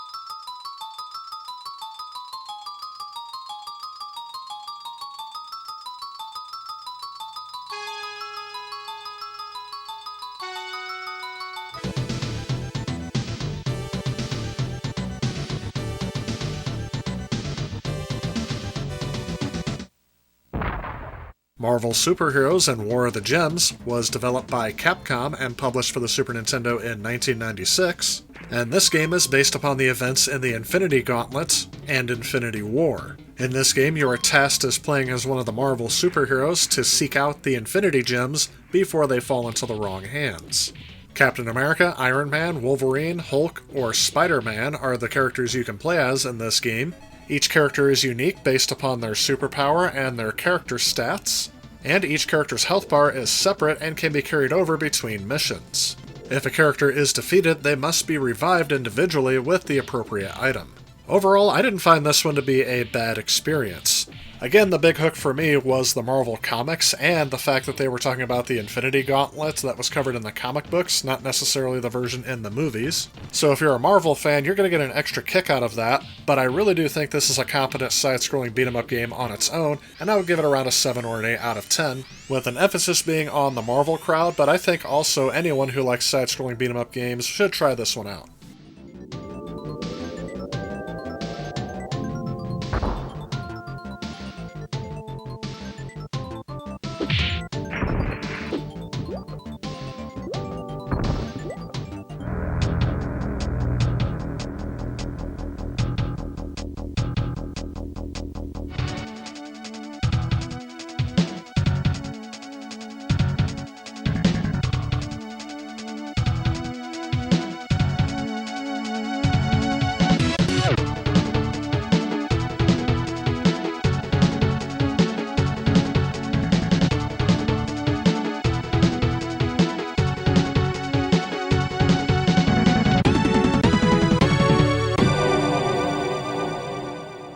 The Ninja Warriors was developed by Natsume for the Super Nintendo and published by Taito in Japan and North America in 1994. It is the follow-up to the 1987 arcade game of the same name, and in this game you play as one of 3 ninja androids, each with their own different attributes and unique set of moves, including jumps, dashes, throws, and other attacks. And this game really hits home with me because it is definitely one of the better beat-em-up games on the Super Nintendo. When playing this, I couldn't help but be reminded of some of the beat-em-up games I had played in the arcades, and even more recently on the Neo Geo console. The graphics are very well done, and the game controls beautifully. I will say I did find the game to be a bit tedious and difficult in certain areas, but what beat-em-up game really isn't? Overall, I personally give this game around a 9 out of 10, recommending it as one of the more essential games to play, with my only reservation being the high price to collect this game physically. I will note that if you're not able to get it for original hardware, this game was kind of remastered and released as Ninja Saviors Return of the Warriors for more modern systems like the PlayStation 4 and Nintendo Switch.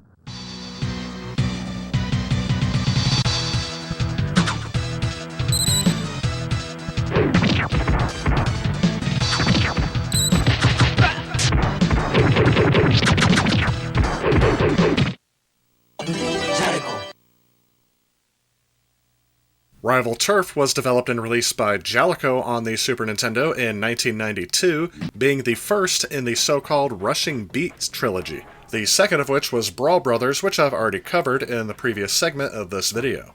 And this game I would classify as just being okay. It's definitely not as fun as Brawl Brothers for me, and I can tell you that it's not as well polished. It's not terrible by any means, but there's really nothing here that makes me want to come back to it, unless I just want to play the first part of this series. As such, I would recommend this game only to people who wanted to get more beat-em-ups on the system, or mainly fans of the Rushing Beat trilogy. As a standalone title, I'd give this about a 5 out of 10.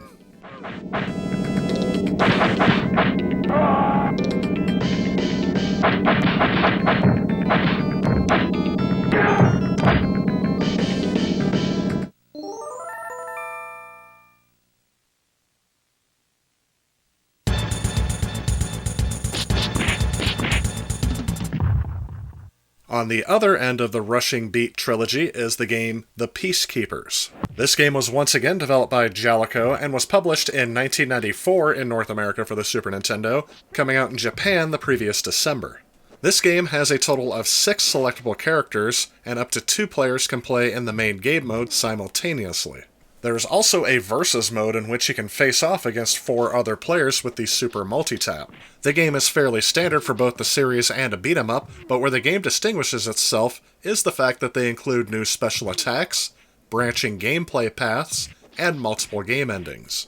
I've seen reviews of this game be mixed around a 6 or a 7 out of 10, and I would say it ranks at about a 7 out of 10 for me. Out of the entire series, I don't think you can go wrong with Brawl Brothers or this game, but I think Brawl Brothers would be the one out of this series to get if you were just going to get one of them.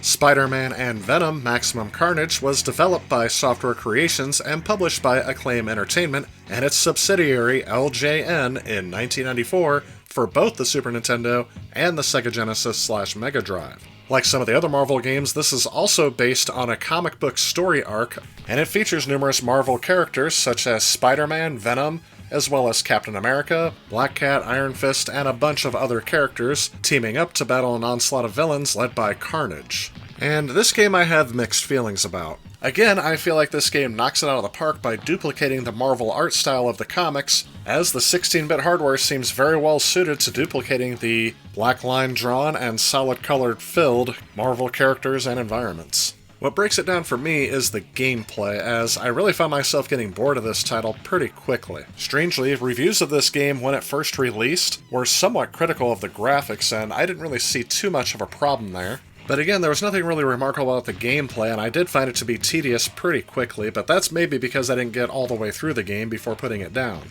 Overall, I'd be willing to give it around a 6 or a 7 out of 10, but definitely recommending this to Marvel fans more than anybody else.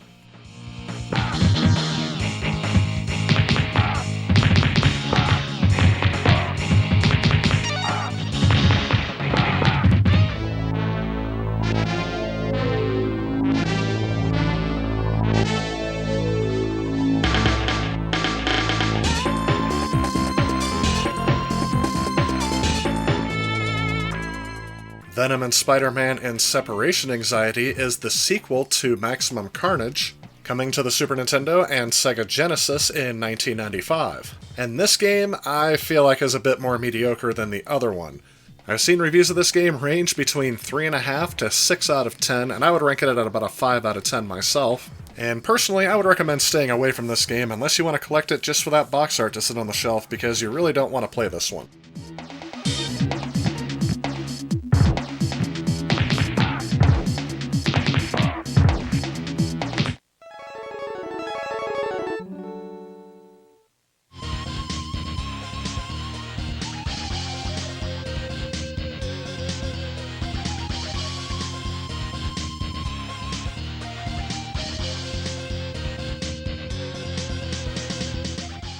X-Men Mutant Apocalypse was developed and published by Capcom for the Super Nintendo in 1994, and this game offers a good change of pace for Marvel fans. In this game, you control 5 of the X-Men, including Beast, Cyclops, Gambit, Psylocke, and Wolverine.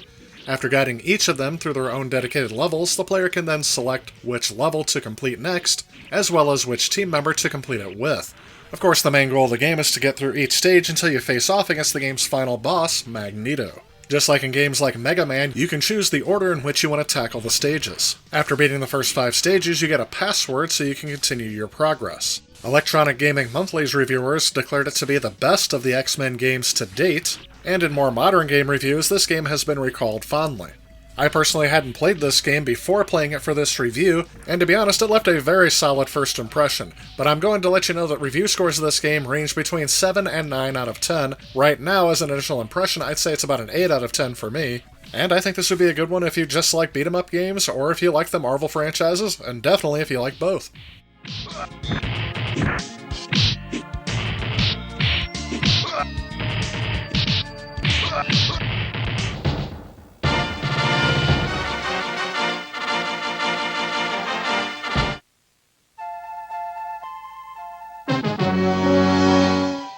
The Tick was developed by Software Creations and released by Fox Interactive in 1994. It is based off the Fox Kids animated series of the same name and based on a comic book.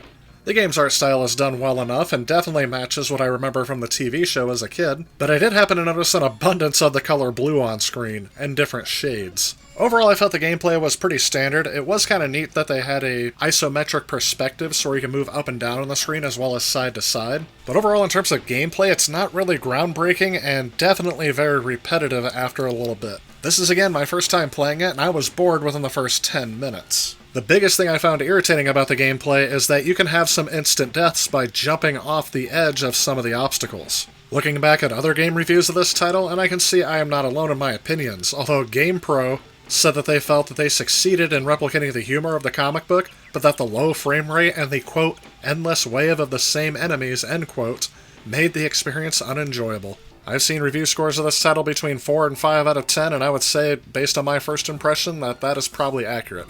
But maybe it gets better as you get towards the end. I don't know. If any of you played this, please let me know.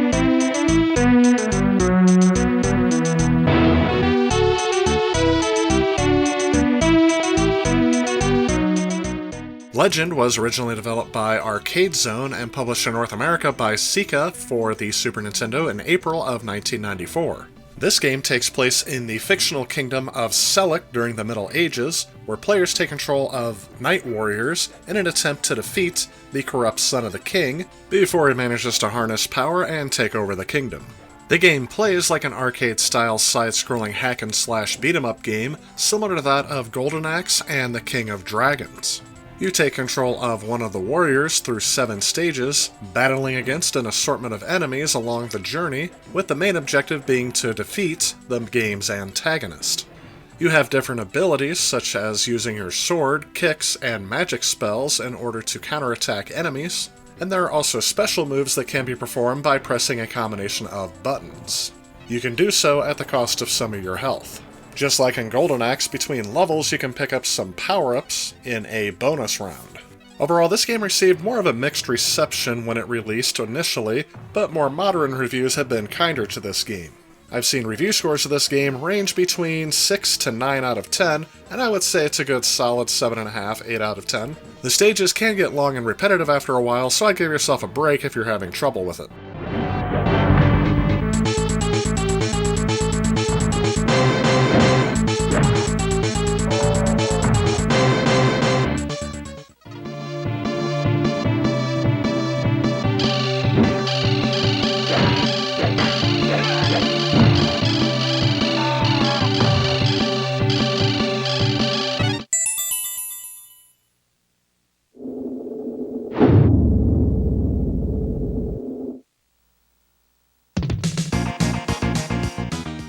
Stone Protectors is both a game and a TV show that I missed out on back in the day, and my modern playthrough of this game was not very impressive either. I will say the graphics and art style of this game are very strong, but where it failed for me is largely in the gameplay department, with frustrating controls and very difficult to pull off special attacks. This game became very monotonous and tedious very quickly. This is one I would say many can skip and only collect if you're a hardcore collector.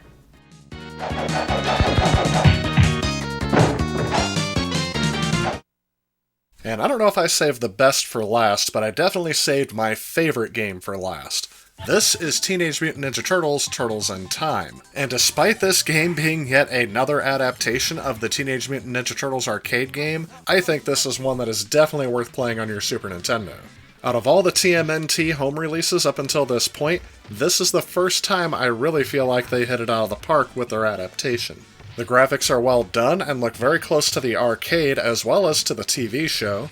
The music is fitting and catchy and definitely has not gotten tired over multiple playthroughs, for me, over the last 30 years. And the gameplay is the classic addictive style that you would expect from a perfect beat-em-up. There's really not much more I can say about this game other than you should definitely play it. Now, to keep this more realistic, I'm going to give this around a 9.5 out of 10, even though my personal feelings towards this game is a 10 out of 10. Looking at other reviews of this game, it definitely has gotten between an 8 and a 9.5 out of 10, so I would definitely go with the upper end of that spectrum, as this game, I think, is the perfect entry point for the beat-em-up genre, and if you like this game, then you can move on to things like Final Fight and some of the other ones on this system. And let's not forget, they're still making Teenage Mutant Ninja Turtles to this day, so there's something that this game and this media property has gotten right over the last 30+ years. Sadly, this is not a game I used to own back in the day, but it was a constant rental. Again, being one of those games I probably could have paid for with how many times that I rented it, but I never had all of the money at once to buy it.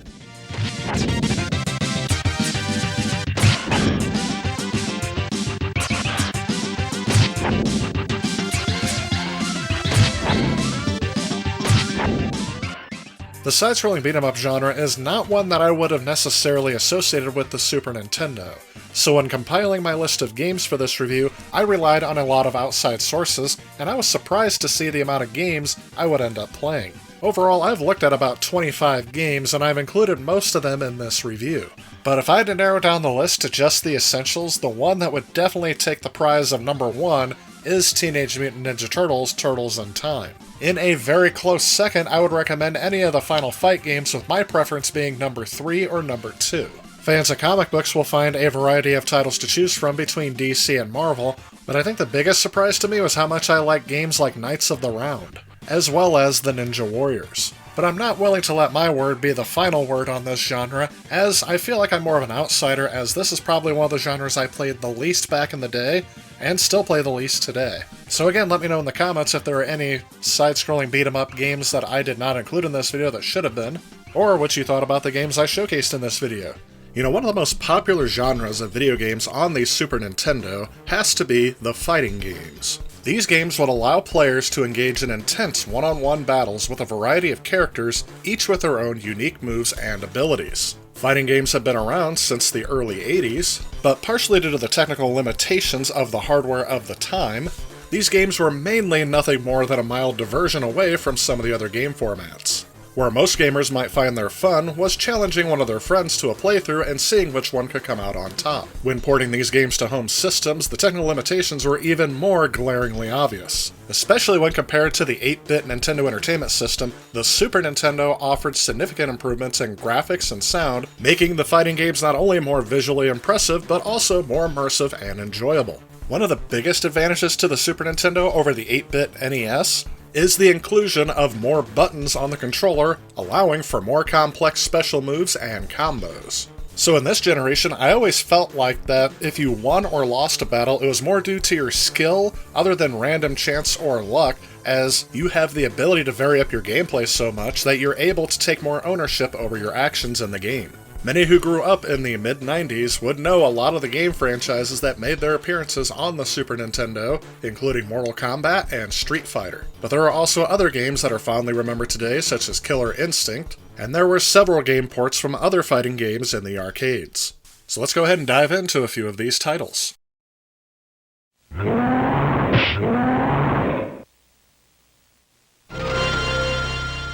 The first series we're going to take a look at is Mortal Kombat. This was a popular fighting game series that debuted in the arcades in 1992, and it quickly became a hit. The biggest draw to this game, besides its unforgettable characters and pre-rendered digitized graphics, was the fact that it included especially violent and gory gameplay. Prior to Mortal Kombat, all but a few of the fighting games had mainly stayed away from blood in their games, but the developers of Mortal Kombat wanted to make their games stand out amongst the crowd. Eventually, the series made its way to home consoles, including the Super Nintendo Entertainment System, with the first entry landing on September 13th, 1993, almost an entire year after its arcade debut. I always was envious of kids who were able to have their parents run out and grab them a copy so they can play it at home. However, my parents, not necessarily objecting to the violence in the game or the gore, they didn't end up getting the game because of the cost of a Super Nintendo game back in the day. So it was up to us to rent the game to try it out for ourselves. And while I don't specifically remember the first time we booted up Mortal Kombat on the Super Nintendo Entertainment System, I know for sure that my older brothers would have had a huge problem with the heavy censorship of this title. Prior to release, Nintendo had ordered the censorship of blood and fatalities in the game. What should have been red blood flying off of characters was changed to kind of like an aqua blue kind of sweat. The graphics are also notably downgraded from the arcade version to fit within the limitations of the Super Nintendo. While I see this as a strong criticism of the first title on the Super Nintendo today, despite the censorship and the graphical limitations, the game still managed to capture the essence of the arcade game and introduce players around the world to Mortal Kombat in their home. I think overall, the game still sold well, mainly because I think the expectation of game players for the home system is that it wasn't going to be as good as the home system. Yeah, I kind of understand the fact that kids wouldn't have known why they removed the blood, because if they could actually make it blue sweat, why couldn't they just turn it red? And the fact that blood could be re-added to the Sega Genesis version via a code made this version less desirable to play in retrospect, but back in '93, this would have been just fine for me. Overall, the game reviews actually vary quite deeply between a 7 out of 10 or a 9.6 out of 10, but the main criticisms of this game that I see across all the reviews don't mention the gameplay as being a breaking feature, just the blood and fatalities. So if that's a deal breaker for you, this is not the version of the game you'll want to get. But if not, it's a perfectly competent game to pick up.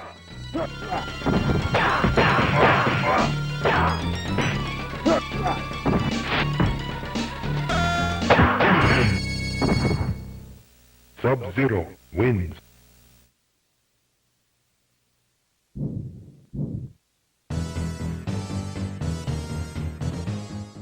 Shortly after the release of Mortal Kombat on home systems, Mortal Kombat 2 hit the arcades in November of 1993. Again, it would make its way to home consoles the following year, that September in 1994. And let me put it this way, if you were going to play only one video game out of this franchise, Mortal Kombat 2 is the one you want to get. This is hands down one of my favorite fighting games of all time. And in terms of the port on the Super Nintendo, it definitely improved upon the first game's shortcomings. The graphics are more detailed, has more color depth, the gameplay is smoother and faster, the introduction of several new characters to play as, the expanded story and lore of the series. It is just overall a much improved experience over the first Mortal Kombat. Upon its release, several reviewers and game critics alike were very much impressed with the home ports of Mortal Kombat 2 on the Super Nintendo, with some calling it a near-perfect conversion from the arcade to the home. Game reviews of Mortal Kombat 2 for the Super Nintendo also echo how good of a game it is, with most of them ranging between the 9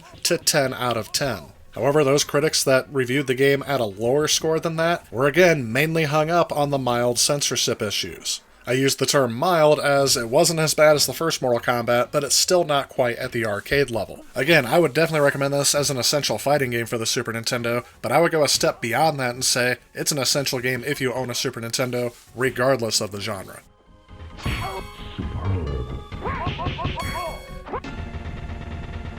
Reptile wins. Expectations for the third Mortal Kombat were understandably high after coming off of the major success of Mortal Kombat 2. And while Mortal Kombat 3 would be a commercial success and receive generally positive reviews, it would draw criticism for omitting several popular characters from previous games, replacing them with new, less appealing characters. To date, it remains the only Mortal Kombat game not to feature franchise mascot Scorpion. Mortal Kombat 3 did add new gameplay mechanics, such as the ability to run and perform chain combos, but again, these were criticized from going off of the moves that players had become accustomed to throughout the first and second entry. The game's difficulty was also criticized, which is considered to be higher than in the previous two games. Overall, though, while this game was still a commercial success, they decided to fix some of the fan criticisms by releasing Ultimate Mortal Kombat 3. Overall, if you're going to go between the two, Ultimate Mortal Kombat 3 is the one to go with. However, when looking at review scores of Ultimate Mortal Kombat 3, the Super Nintendo version is a bit lower rated than the others, coming around a 6 or an 8 out of 10. However, by the time Ultimate Mortal Kombat 3 hit store shelves, there was a major transition that was taking place in the video game industry. The game hit the Super Nintendo in June of 1996. By that time, the next generation was in full swing, and the game's graphics no longer looked impressive when compared to the more powerful home hardware. And at that time, though technically impressive things were being done on the Super Nintendo to keep it relevant, as a kid looking between two different versions of this game, one of them being a 16-bit version and one being the 32-bit version of the next generation, I would have thought myself, oh, this one's crap, I should just go with the next generation. But overall, I think Ultimate Mortal Kombat 3 provides a nice closure for the 16-bit series, and I am happy to have Mortal Kombat 1, 2, and Ultimate 3 in my collection, but I find myself playing Mortal Kombat 2 the most, but that could be purely out of nostalgia.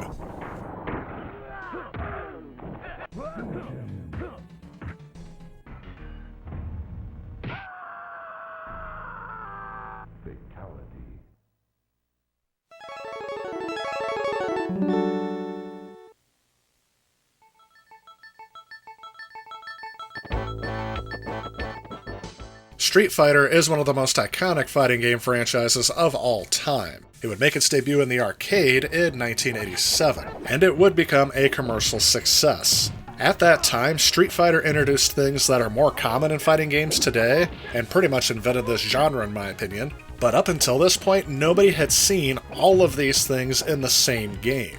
These would be the 6-button fighting control, command-based special moves, and more. Despite its commercial success, it never got a home port on the Nintendo Entertainment System here in the United States, I assume because of the limitations of the Nintendo Entertainment System. The only home port that would make it to the United States was the game Fighting Street, released in 1989 as one of the launch titles for the TurboGrafx CD.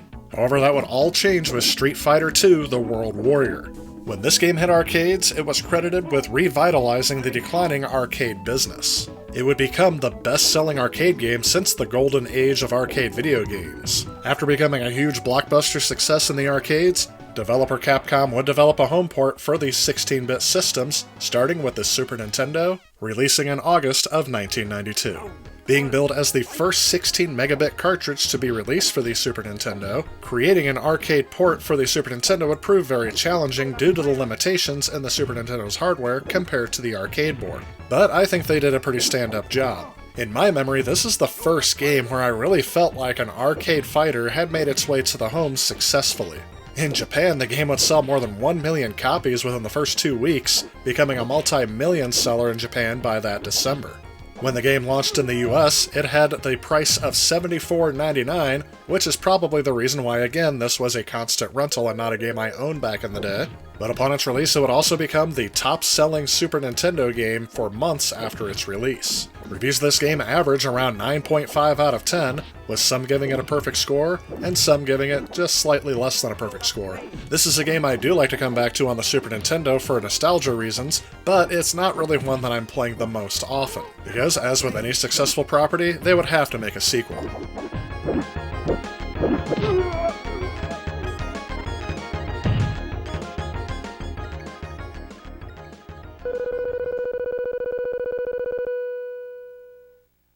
Street Fighter II Turbo Hyper Fighting was released on the Super Nintendo in 1993 and is an updated version of the original game. This game features faster gameplay, improved graphics, and introduced new moves for some of the characters. This game would also add the ability to play as 4 bosses from the original game.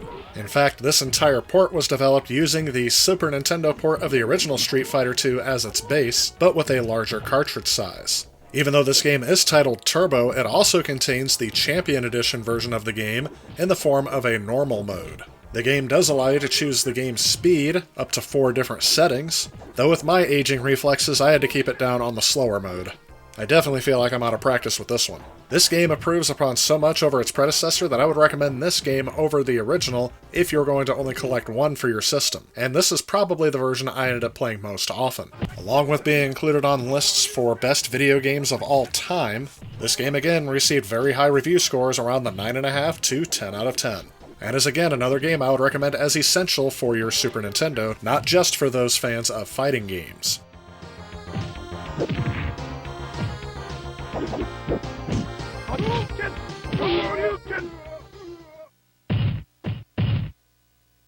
You lose.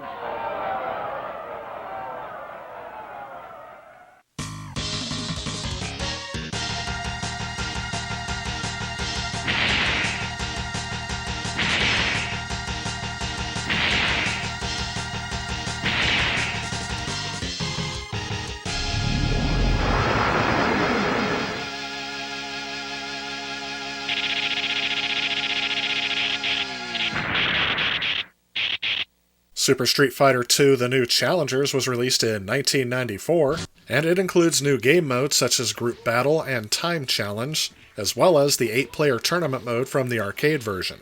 Just like with Mortal Kombat, this game is censored with having the blood removed or replaced with sweat due to Nintendo's strict censorship policy at the time. This game does take the game of Street Fighter II and ramp it up to I think its maximum limit, but when looking at game reviews at the time, they're kind of more mild than on the other versions. For example, Electronic Gaming Monthly gave this game a 7 out of 10 average, with all of their reviewers concurring that it was the best version of Street Fighter II to date, but they were wondering why Capcom hadn't put out a Street Fighter III with new mechanics instead. They were also more critical of this game over the Genesis version. But despite their critiques, the game was still a success. I still find it fun to this day, and is another game I'm happy to have in my collection.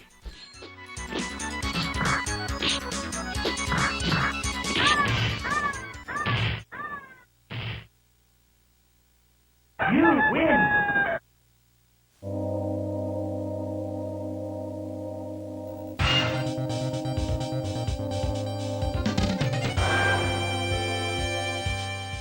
Now, I'm going to be honest, Street Fighter Alpha 2 is not a game that I even knew was released on the Super Nintendo until many years later. This is a game series that I mostly associated with the generation after the 16-bit era. And strangely, as this version was released in 1996, at a time when most third-party publishers had moved on to more CD-based systems, this game was actually published by Nintendo instead of Capcom.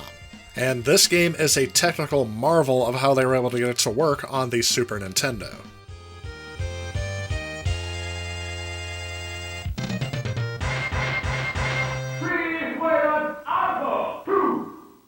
This game does use a special chip inside of the cartridge for real-time graphic decompression, which allowed the game to store higher-resed graphics at a much smaller space on the cartridge, but expand them out for when they were needed on screen. While this process is impressive, it added a lot of load times to the game. There are also several pauses where the game has to load music onto the sound chip, which is something that a lot of people on the Super Nintendo would not have been used to seeing. There are other games on the Super Nintendo that rely very heavily on load times, but they are mostly disguised as the load times are relatively short with the high speed of the cartridge. But in this game, there are several times where the game just freezes while it loads, and then it starts going again. It's a bit jarring for me. At the time this game came out, it received an average of around 7.5 out of 10, and I do find this game to be very impressive, and one I'm very happy to have for my Super Nintendo, but out of all the games in the Street Fighter series, this is the one I feel is least essential. It's not the best port of this game by far, but it's also very impressive of how it was done. So I'm marveling at the fact that they're getting this game to run on this system at the level they are. Back at the time this game came out, everyone else had moved on to the next generation, but I felt like I was still stuck on the Super Nintendo, as we didn't get a PlayStation until 1999. So if my video rental store had had this back in the day, I would have been ecstatic to be playing a game that felt like a next-gen experience.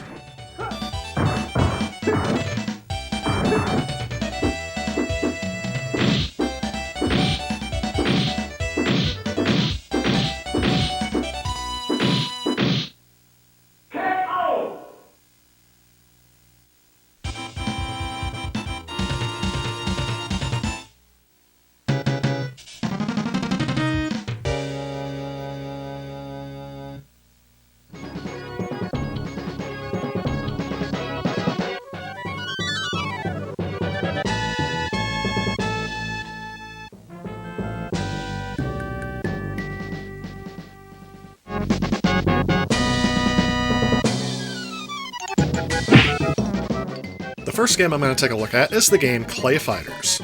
This is a game that I had borrowed from a friend for the Sega Genesis back in the day, so I'm not as familiar with the Super Nintendo version, but after playing it, I can pretty much tell you that it is very close to the Sega Genesis version from what I remember, although I didn't directly compare it. This game series is a bit unique because all of the characters in the game were hand-modeled clay figures that they then digitized and then put into the Super Nintendo. This is similar to the process of Mortal Kombat and how Donkey Kong Country got pre-rendered graphics into their game, except they didn't use any sort of digital modeling. The first game was released in 1993 and received mixed reviews from critics, but overall I can tell you can do worse on a fighting game, and this is one that is not too bad. You can play one of the 8 characters that are listed on the roster, and despite using pre-rendered graphics, which I do think looks worse on modern displays, I think the art style of this game kind of holds up because everything's still kind of cartoony, even though they weren't hand-drawn or computer animated. I will admit that the gameplay can be a bit clunky, and the limited number of characters to select in the game can make it feel repetitive after a while, but even with that, it still holds a special place in my nostalgia.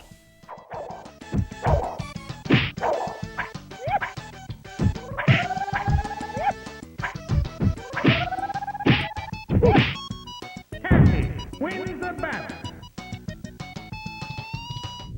Clay Fighter 2, Judgment Clay. We're back. Clay Fighter 2 Judgment Clay was released in 1995 and in my opinion is a significant improvement over the first game. First off, I will note that this is not a game that I was even aware of back in the day. I only got it when I started collecting games for the Super Nintendo in the mid-2010s. So as of this review, this has only been in my collection for about the last 8 years or so. But since I was a fan of the original game, I decided to go ahead and pick this up, and I was kind of blown away at first just by the fact that they called it Judgment Clay, an obvious parody of Terminator 2. I really feel like this game has an extra level of polish for the graphics. They have brighter colors, more detailed backgrounds, and the character roster has been expanded to 12 total fighters. When playing this game, I kept wondering where was this game when I was a kid, because I really feel like they smoothed out the gameplay elements as well that I described as clunky in the first game. Something that was very subtle in the first game was the game's sense of humor, but in the sequel it is kind of cranked up a bit. Each character has their own quirky personality that kind of accompanies their unique set of moves. The humor may not be for everyone, and I do feel it has a lot of dated references, hence the Judgment Clay again, but for me it adds to the overall charm of these games. It's a fighting game that is almost a parody of other fighting games, and that is something that is definitely refreshing from this time period, as I do feel like everyone was going for the hardcore edge during this time, and wanted to show that their game was more serious than all the others. And this game series just goes in the opposite direction of that. Now, while I do feel this game is a bit better, I will note that the AI in this game can still be frustratingly difficult, and it does suffer from the same repetitive issues that other fighting games do. So again, I would recommend having a buddy that sits next to you on the couch that plays this game with you, rather than playing against the computer. So overall, I would recommend this sequel over the original game, because of the improved graphics, the expanded roster of characters, and makes for a more polished and enjoyable gameplay experience. But I still like the first one, so I would recommend either one of these. They're definitely worth checking out. Second punch! Is this better? What a close one! Nanoman wins the battle! Now this next part, I'm just going to wrap all into one section and call it the SNK fighting games. As here, I'm going to point out most of the games that were released originally on the Neo Geo and then were ported to the Super Nintendo. Even though the Neo Geo had a home console, it was seen as a premium device, so porting it to something like the Super Nintendo and the Sega Genesis would make these games more accessible to the average gamer. But as expected, there would be issues, as these consoles were not as capable as the Neo Geo. And sadly, with this first game, The Art of Fighting, I feel like that is very evident in this version. While the character sprites look bright and colorful and take up a lot of the screen, their movement's so slow that I can't even bother playing with this game. The characters are stiff, sluggish, I feel like there's a delay in the controls, and the collision detection is atrocious. Sadly, I would not recommend this one. With Fatal Fury, you're going to see why I decided to combine all these games into one single review, because a lot of what I mentioned about The Art of Fighting can also be said about the first Fatal Fury game. And it kind of makes sense because both of these games were ported over by the same publisher. Again, the gameplay is where this all breaks down for me. There's like a delay when you press buttons again. The characters are stiff and sluggish, and I can't tell why sometimes when I pull off a move it doesn't hit, and sometimes I do. Fatal Fury 2 was released the following year, and this one is a bit better. It's a bit harder for me to describe my nitpicks with this one, mainly because they did do a better job at the controls in this game. The graphics and sound receive a much-needed upgrade from the original, but it feels like something is just slightly off the entire time that I played it. So while I'm going to say that this is one that I would actually recommend, I am going to point out that if you're looking for an accurate port of Fatal Fury 2, this one just misses the mark. I will note that critical reviews of this game and when it came out were much better than the first one, giving around an 8 or a 9 out of 10, and I saw a more modern review give this version an 8.5 out of 10, but I personally think that was a little off. I would give it around a 7 out of 10, calling it a competent fighter, but if it didn't have that Fatal Fury logo on it, I would call it a decent fighter, but not one of the best. Fatal Fury Special is an updated version of Fatal Fury 2, with a little bit more polish thrown into it, so if you were going to play one of the two, I could say you couldn't really go wrong with Fatal Fury 2 or Special, but in retrospect, I don't think there was a reason for me to get both.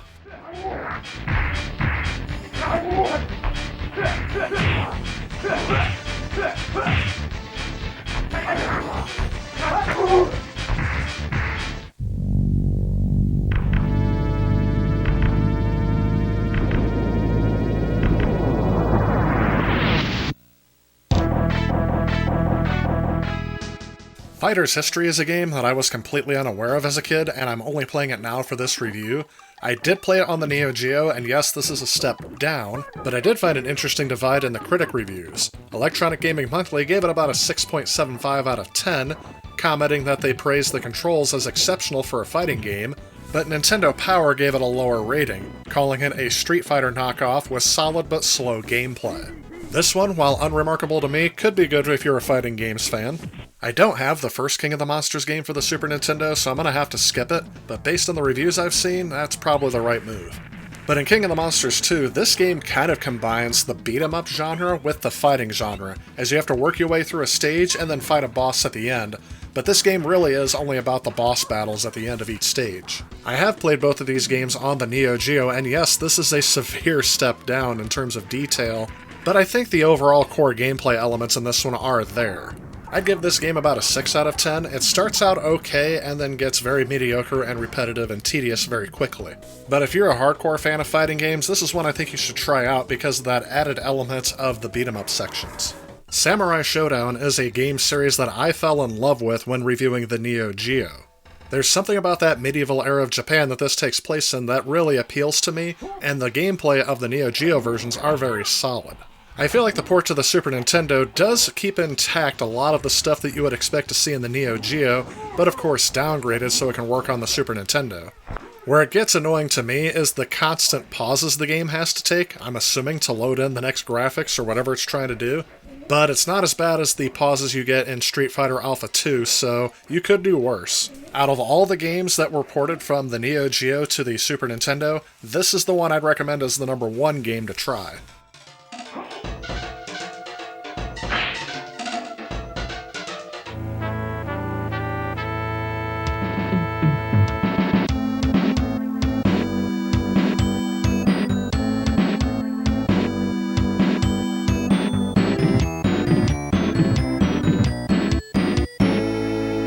Lastly, out of the SNK ports that made it to the Super Nintendo, I'm going to look at World Heroes. This was the first game franchise that I ever put into my Neo Geo, as it came with my system when I bought it. My review of this game is heavily influenced by the fact that I was a little underwhelmed with it on the Neo Geo, so the downgraded version has to be a bit more underwhelming, right? Well, actually, in this case, I found this to be just another mediocre fighting game with really nothing that stood out to me. Which may surprise some, as this game was a heavy competitor to Street Fighter II when it first came out.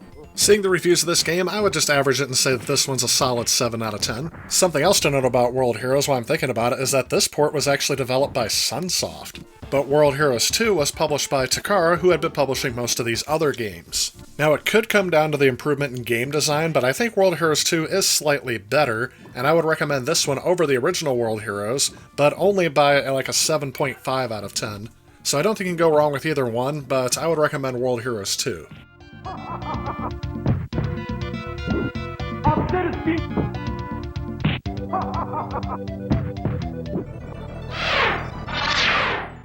Justice League Task Force is a fighting game that was produced by Sunsoft and distributed by Acclaim for the Super Nintendo in 1995, and although it also made an appearance on the Genesis, this version was co-developed by Blizzard Entertainment. This game involves several characters from the DC Comics Justice League, including Superman, Batman, Wonder Woman, the Green Arrow, the Flash, and Aquaman. This game involves Darkseid attacking Earth, and the player must take control of a Justice League member of their choosing to track down the other members for information, but in a twist you also end up being attacked by them, forcing you to combat the other members of the Justice League. You do eventually find out that they were robot replicas of the Justice League and not really the Justice League members themselves, but eventually you keep battling until you fight your way against Darkseid himself. And I have to say, this game just looks fantastic. Again, I feel like systems of the 16-bit era were very good at reproducing the comic book art style of these characters and locations. But again, this is another game that comes down to poor controls, choppy animation, and a very repetitive moveset. I tend to agree with one of the critic reviews on this one. If you're a fan of the comics, you should definitely pick this up and get like a quick amusement out of it, but most everyone else is going to find this game to be boring, so there's my recommendation.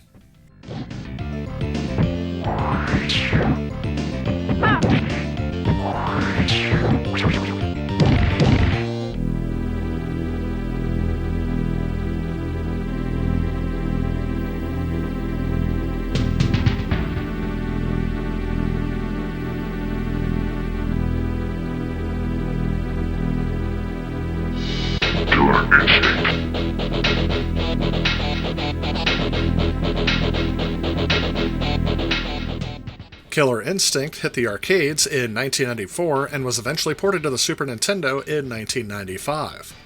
In the 90s, it really felt like that a game published by Nintendo and developed by Rare was a surefire hit and destined to be a huge success with fans and audiences. But me personally, I just couldn't get into this game. First, to start out, if you've played any of the SNK fighting games that I mentioned earlier on the Neo Geo, then you're going to be pretty much familiar with what this game is. It's been cited by the game's developers that they used SNK fighting games as a huge influence into how this game was designed. Where they hoped to differentiate this game was the fact that they used their SGI workstations to pre-render all the characters and environments to make it look a lot more advanced on more limited hardware.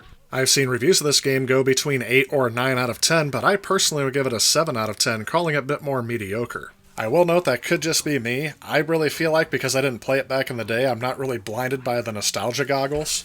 But a lot of people who played this game back in the day fondly remember it.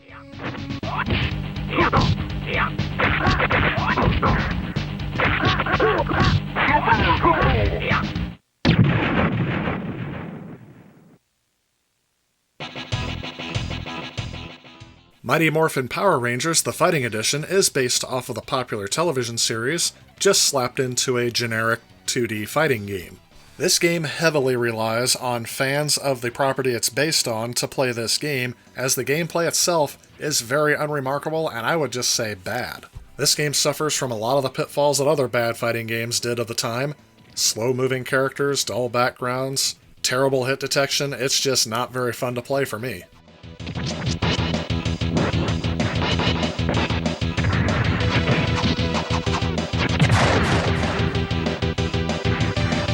Power Instinct is the first in a long series of games developed and published by Atlas, and at the time that it came out, it was seen as a poor knockoff of the Fatal Fury games. But in my experience with this game, having played it for the first time for this review, I actually found it to be not too bad. It's definitely a competent fighter, but I will say it's very similar to other mediocre fighters on the platform. I'd give this about a 7 out of 10, recommending it above some of the other games on here, especially the first Fatal Fury on the Super Nintendo, but I would say it's pretty comparable to Fatal Fury 2 or Special. Power Moves, based on the arcade game Power Athlete in Japan, would hit the Super Nintendo in 1993. It was published by Kaneco and developed by System Vision. This is yet another competent game that was developed that was supposed to compete with Fatal Fury. This game is overall okay. I didn't really find anything too broken with it as opposed to some of the other games. Something that did make it stick out in my opinion is that you just play as one character, as that one character is the main protagonist of the game's story. There's also sort of an RPG-like system where you can upgrade your character to boost his various attributes such as speed, strength, or endurance. Again, this would get another 7 out of 10 for me, and as most of the fighting games, I'd recommend them mostly to fans of 2D fighting games on these systems.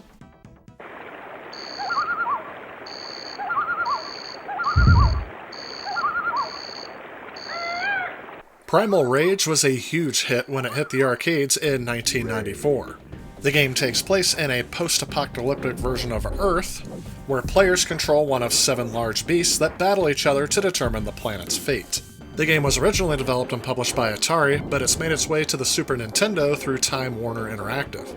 The game's graphics are impressive for their time, with detailed character sprites and lush backgrounds that bring out the prehistoric world to life. Where this game stands out is its unique gameplay mechanics. Unlike most fighting games where the goal is to deplete your opponent's health bar, in Primal Rage, players must fill up a prey meter by performing special moves and combos. Once the meter is full, the player can perform a finishing move on their opponent, which usually involves some gruesome display of violence. In fact, the game got a little bit in trouble when someone went to the press about a urination final move, where basically one of the characters gets urinated on as their finishing move. That being said, the game is not without its flaws. Again, the AI can be frustratingly difficult, even on the easiest setting, which makes the game feel unfair at times. Additionally, the game's controls on the Super Nintendo are a bit clunky, making it very difficult to pull off some of the special moves. I do feel like fans of fighting games should definitely try this one out, but I will admit I don't think it's for everybody. Reviews of the Super Nintendo version are all over the place, between 3 out of 10 to 7 out of 10.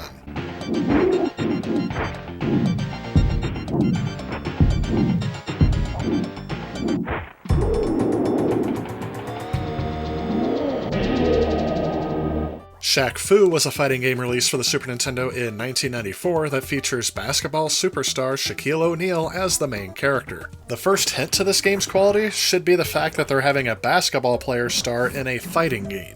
Granted, I'm sure I would lose in no seconds flat if I was fighting with Shaquille O'Neal, but that's another story. And speaking of the story, Shaq must travel to another dimension to rescue a young boy from an evil sorcerer. I wonder if this was the alternative plot to Space Jam. The game features a cast of bizarre and supernatural opponents ranging from mummies to monsters and robots. Unfortunately, despite the game's interesting premise, it is considered one of the worst fighting games ever made. The controls are notoriously unintuitive and unresponsive, and the hit detection is very unreliable. So while the game's novelty value may make it worth checking out for die-hard fans of Shaq, or fans of so bad it's good games, it's not a game that I can recommend to the average player looking for a good fighting game experience.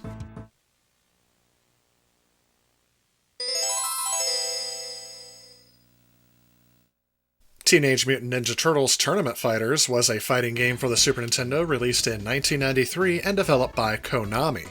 As the game's title suggests, the game features those beloved heroes in a half-shell as they battle it out against each other and a cast of other characters in a martial arts tournament. Some of the standouts for this game for me is the game's graphics. Again, I think the Teenage Mutant Ninja Turtles look great on the Super Nintendo, and this game does an excellent job of replicating the art style of the cartoons and comics. As you would expect from TMNT from Konami, the superb graphics style and animation is accompanied by catchy music that doesn't wear out its welcome. The game's controls are responsive and makes it easy to pick up but difficult to master, making it accessible to players of all skill levels. However, as with some fighting games, the character balance is a bit off as some of them are way too overpowered and some way underpowered. This possibly led to a lot of frustrating matches against other people, especially those that were experienced and knew which characters to select. Not that that's something my brother and I wouldn't have figured out back in the day. Overall, I do feel like this is one of the more solid games to check out for the Super Nintendo and would recommend it to fans of Teenage Mutant Ninja Turtles, fighting games in general, or for those who just want to see what one of these games is like.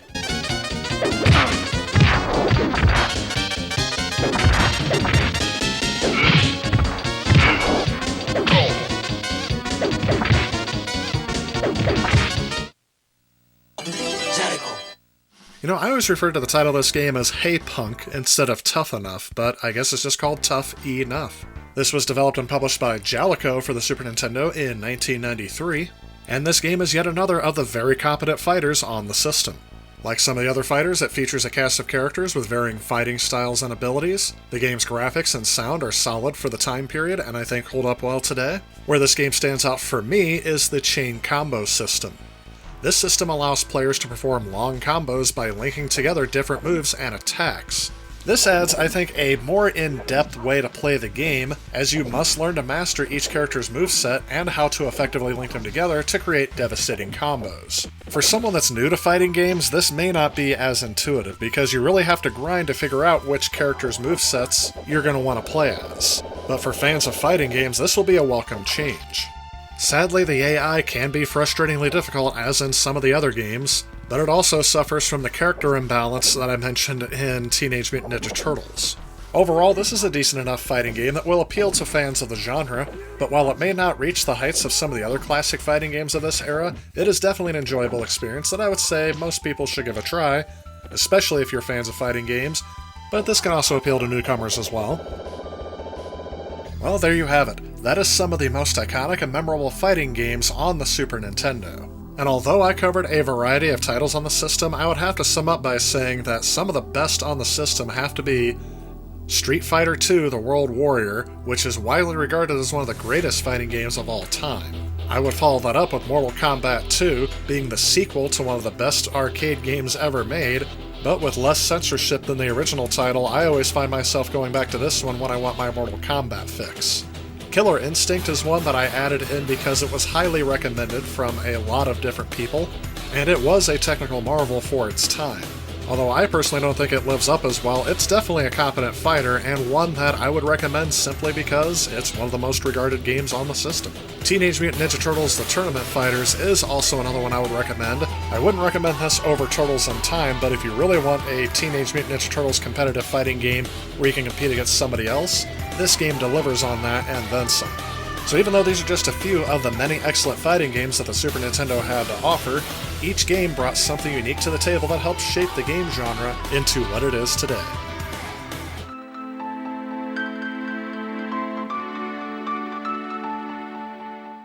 Throughout the reign of the Super Nintendo in the early to mid-90s, role-playing games were one of the biggest genres in Japan, but in the United States, role-playing games were not as popular as they are today. That is not to say they didn't have an audience in North America at all, it just wasn't one of the biggest genres such as the fighting games or platformers. So as a kid, I ended up skipping this genre over entirely, and it wasn't until I got into emulation in the mid-2000s when I was in college that I started to give these games a fair shake. By that time, I had made my way through all the Final Fantasies on the Sony PlayStation, as well as Final Fantasy X on the PlayStation 2. But what really appealed to me when I emulated these games on a Windows XP laptop in the mid-2000s was the fact that I didn't have to have a game controller to easily control the game. As turn-based strategy RPGs would have you select commands through a menu, it was as simple as using the arrow keys and a couple of buttons mapped on my keyboard for the A and B button. Playing these games with a keyboard were not as challenging as playing something like Super Mario World. So while I don't have almost any fond childhood memories of these games, I do have a lot of fond memories of these games while I was in college. And this system does have a wide variety of role-playing games to choose from. Let's go ahead and take a look.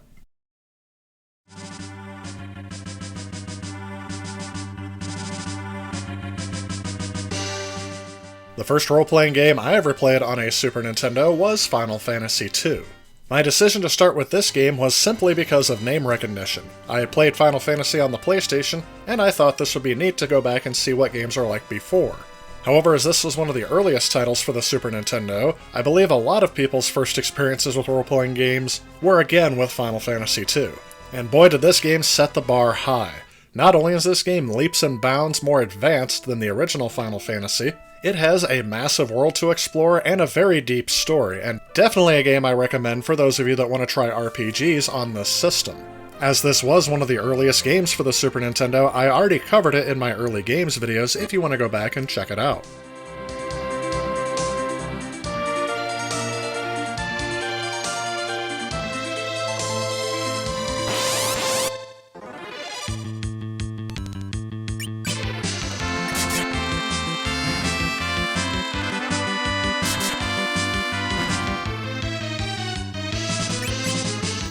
The next game I played was Final Fantasy V, and while the story in that game left me a bit unimpressed, the gameplay is actually something that kept me coming back to it, as well as the game's awesome musical score and graphic direction.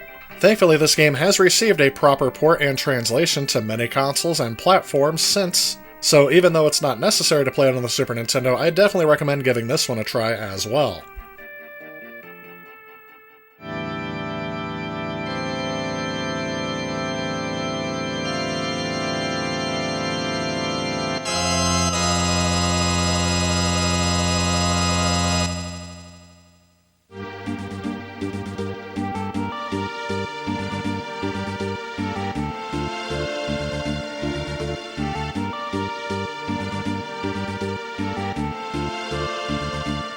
And after that, I worked my way through Final Fantasy III. But if you notice there was a gap in the numbers there, that's because 2 was known as 4 in Japan, and 3 is known as 6 in Japan. The renumbering was mainly due to the fact that 2 and 3 on the NES didn't get a proper port until years later, so to not confuse US audiences then, they decided to renumber the Super Nintendo Final Fantasies in North America to 2 and 3. That did kind of backfire on them nowadays, because now when you talk about Final Fantasy 2 and 3, you have to wonder which one you're actually talking about. First off, when you look at the opening scene of Final Fantasy VI, the epic music lets you know that this is going to be the biggest Final Fantasy adventure yet. And I can't say enough good things about the masterpiece of a musical score of this game. Several themes still go through my head at random times throughout the day, even though I haven't played this game in quite some time. And before I get too far into it, I do recommend looking up some of the full orchestration covers of this musical soundtrack, as well as some of the heavy metal covers of this soundtrack, including composer Nobuo Uematsu's Black Mages Band. But diving into the game, Final Fantasy III takes place in a world dominated by an oppressive empire, seeking to control magical creatures known as espers. The game features a very large ensemble cast of characters, each with their own compelling storylines and unique abilities. The game introduced the concept of limit breaks, which would transfer over to Final Fantasy VII, at least in some form, but this allows characters to unleash powerful attacks when their health is critical. The game's story this time around is a little less linear, where players can freely explore the world, complete side quests, and make meaningful choices that affect the story's outcome. Today, this game is remembered for its emotionally charged narrative and dramatic plot twists. These days, Final Fantasy III is widely regarded as one of the best entries in the Final Fantasy series and one of the greatest role-playing games of all time. This game's intricate storytelling, memorable characters, and atmospheric music create an immersive experience. The game's graphics push the Super Nintendo to its limits, showcasing impressive visuals and detailed sprite work. This game, along with Final Fantasy II, are remembered as two of the most iconic role-playing games that exemplify the strengths of this genre. Both games have left a long-lasting impact on both the Final Fantasy series and role-playing games to come out after these. And again, this is one of those titles I can go on for almost all video. But for now, I'm just going to wrap things up by saying you should definitely play these two games.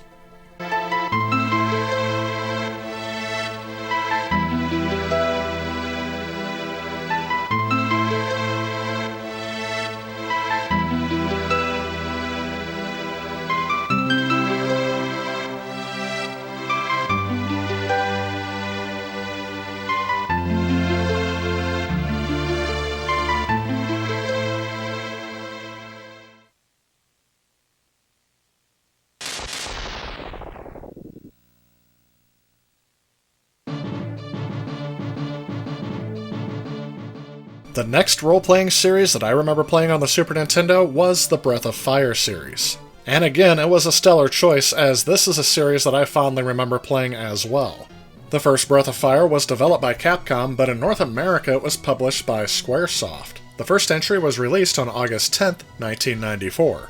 The first game introduces the players to the story of Ryu, a young warrior who possesses the ability to transform into a dragon. Ryu embarks on a quest to rescue his sister and uncover the truth behind his own heritage. Along the journey, he joins forces with a diverse group of characters, and together they face off against the evil forces threatening their world.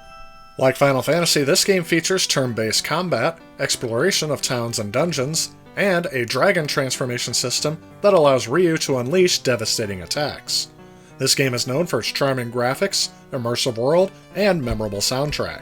The graphics of this game live up to the standards set by Final Fantasy on this platform, with detailed sprite work and an immersive detailed world to explore. The storyline is a bit linear and straightforward, but it's one that I didn't mind coming back to, and is one that I would definitely recommend to fans of this genre.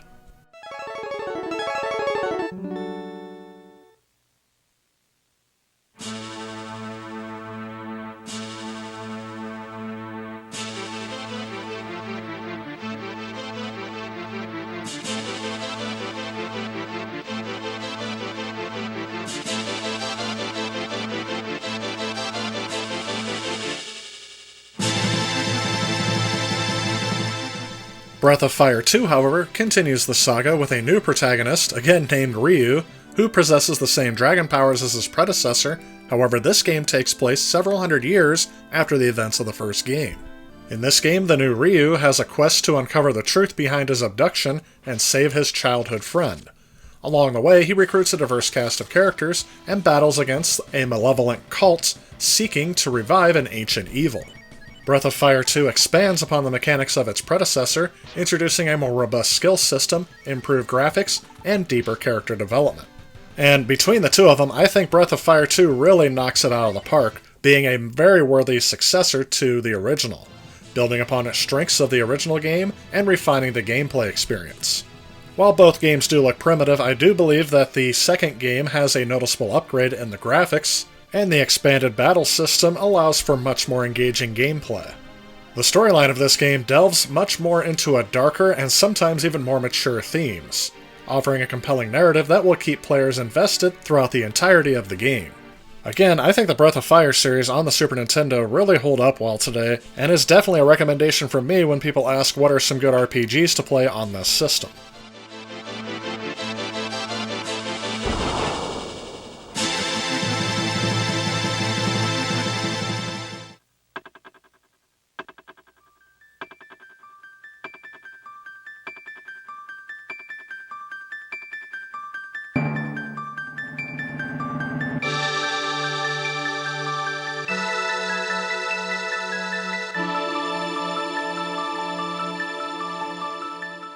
Chrono Trigger is a role-playing game developed by Square and published in 1995 for the Super Nintendo, but my first experience playing this game was actually on the PlayStation in the Final Fantasy collection.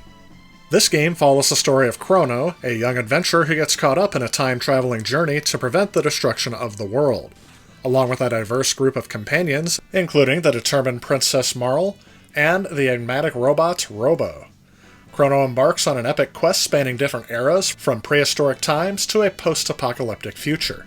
This game also has a non-linear narrative with multiple endings, memorable characters, and a unique battle system that combines turn-based combat with elements of positioning and combo attacks.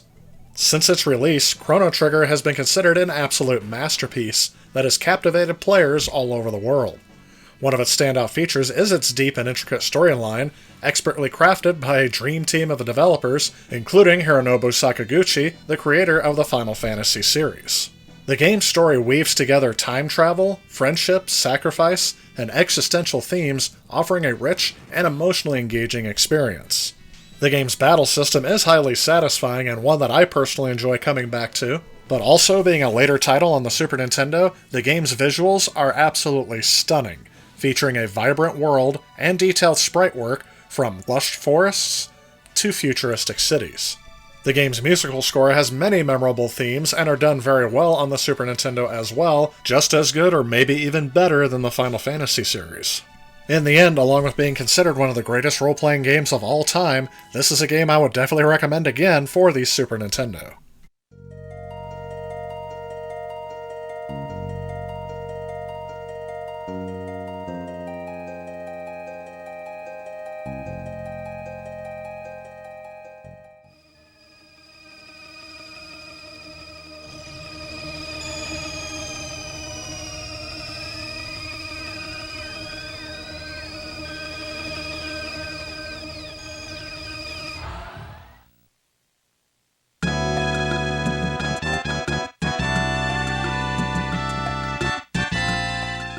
Earthbound hit the Super Nintendo in 1995 in North America, and even though it is just called Earthbound here in the US, it is actually called Mother 2 in Japan, being the second entry in the Mother series.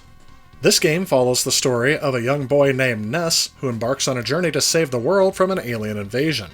Along the way, Ness is joined by a group of quirky and endearing characters, including Paula, Jeff, and I say Pooh, but it's probably Poe or something like that. The game takes place in a modern-day setting, with fantasy and humorous elements woven into its narrative. Players navigate through towns, battle bizarre enemies, and unravel a charming and often surreal storyline that tackles the themes of friendship, courage, and the power of love. Earthbound is a game that defies conventional RPG tropes, offering a unique and unforgettable experience. One of its greatest strengths is its distinct art style, which combines colorful and whimsical visuals with a touch of surrealism. As with many games of this era, I feel like the game's graphics aren't really technically advanced, but it provides an art style which holds up well today. The gameplay in Earthbound is turn-based, with a focus on strategy and timing. The storyline is a combination of heartfelt moments, quirky characters, and unexpected twists. The game will take you on a journey that is both charming and bizarre, with a dose of satire and social commentary. I could delve into it a bit more, but really don't want to ruin anything for your gameplay experience if you haven't played it yet. The game also features a stellar soundtrack, which almost seems to be a requirement of role-playing games. But something I haven't mentioned in some of the other games is that these games also have a variety of different genres of music, all combined into one experience. The game's soundtrack really seems to match the environments and the storyline throughout the game. While this game was not initially a success, it has since gained a dedicated fanbase over time. Its unconventional storytelling, enduring characters, and quirky gameplay made it kind of a cult classic that continues to be celebrated and cherished by players around the world to this day. While I will recommend this game to fans of role-playing games, I won't necessarily recommend it as a physical copy for your collection due to the immense price, and because it's now available more widely on modern platforms.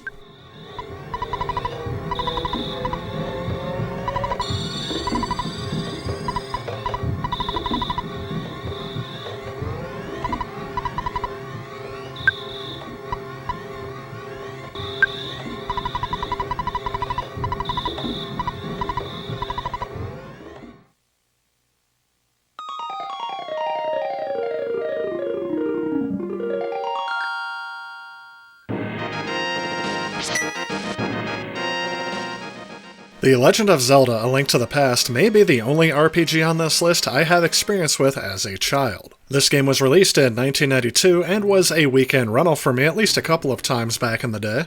My only experience with The Legend of Zelda before this game was the NES version that I used to play at my grandma's over the holidays.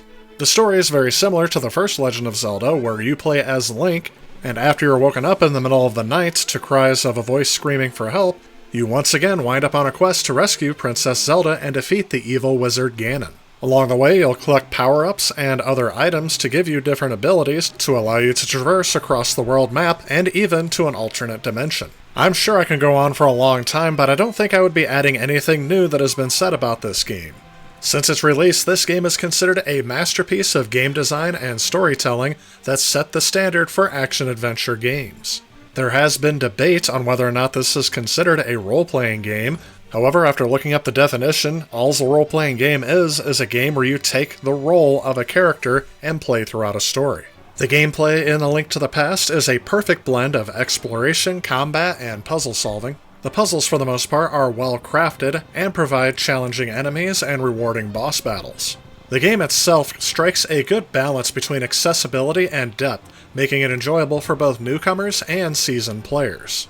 I feel like this is a recurring theme on RPGs, but I also think the graphical style of this game is very well done. Again, it doesn't push the system to its theoretical limit, but the art style of this game is very strong and I think holds up well today.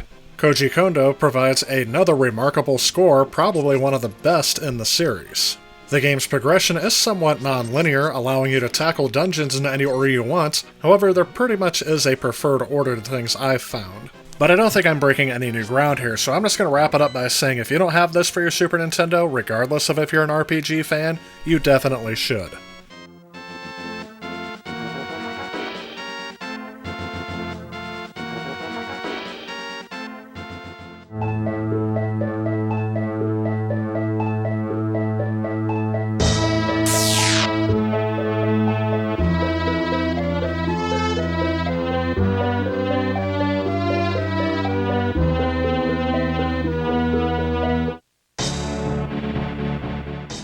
Lufia and the Fortress of Doom was published by Taito for the Super Nintendo in 1993.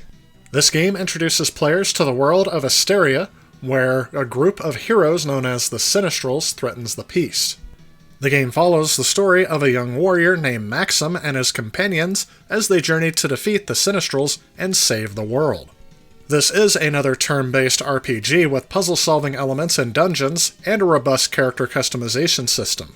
Players can recruit additional characters with unique abilities, and engage in challenging battles against powerful foes. This game is known for its intricate dungeon design, memorable boss battles, and an emotional storyline that spans generations. My first time playing this game was for this review, and I have to admit I actually liked this game quite a bit in my first impression. The only thing I think could be expanded on a little bit more is the game's story, which very quickly left me wanting more, but overall I feel like it was a solid experience.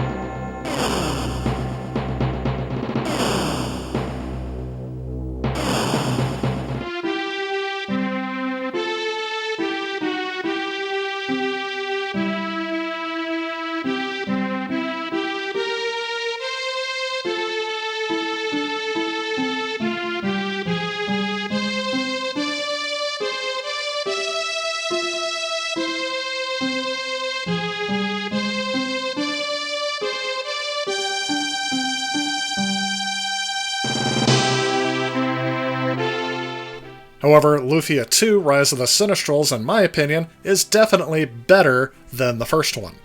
Lufia 2 is actually a prequel to the events of the first game, where you assume the role of Maxim, who is tasked with preventing the resurrection of the Sinistrals. The game features an enhanced turn-based battle system, intricate dungeon designs, again with more challenging puzzles, and a unique capsule monster system, which allows players to raise and customize monsters as allies. The storyline in Lufia 2 is much more expanded compared to the first one, introducing well-developed characters and a wide array of side quests and secrets. Out of the two of these, I would say you only have to play the second one, but if you're a real big fan of RPGs, you can't go wrong with either one, but definitely make sure you include the second one.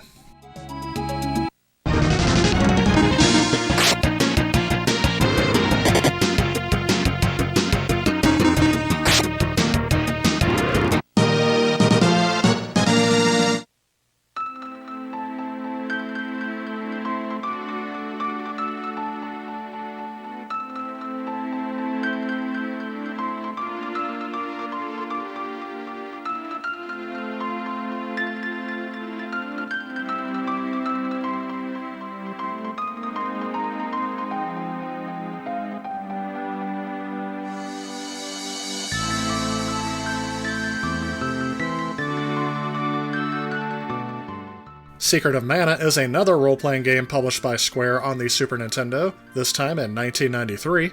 And though this is the first title in the series to appear on a home console, it is not the first title in the series, as it started out as the game Final Fantasy Adventure on the Game Boy. Secret of Mana tells the story of a young hero who embarks on a quest to save the world from an ancient evil. Along the way, he is joined by a princess and a sprite, forming a powerful trio. This game actually features real-time combat, with a robust leveling and skill system with the ability to switch characters on the fly. As expected from the publisher Square during this time, it does have a compelling storyline, beautiful visuals, and a memorable soundtrack. However, something that sets this game apart from other games on this system is that this game can be played cooperatively. This game is again considered a masterpiece and one of the greatest RPGs of all time, and definitely one that I would recommend for you to get on the Super Nintendo.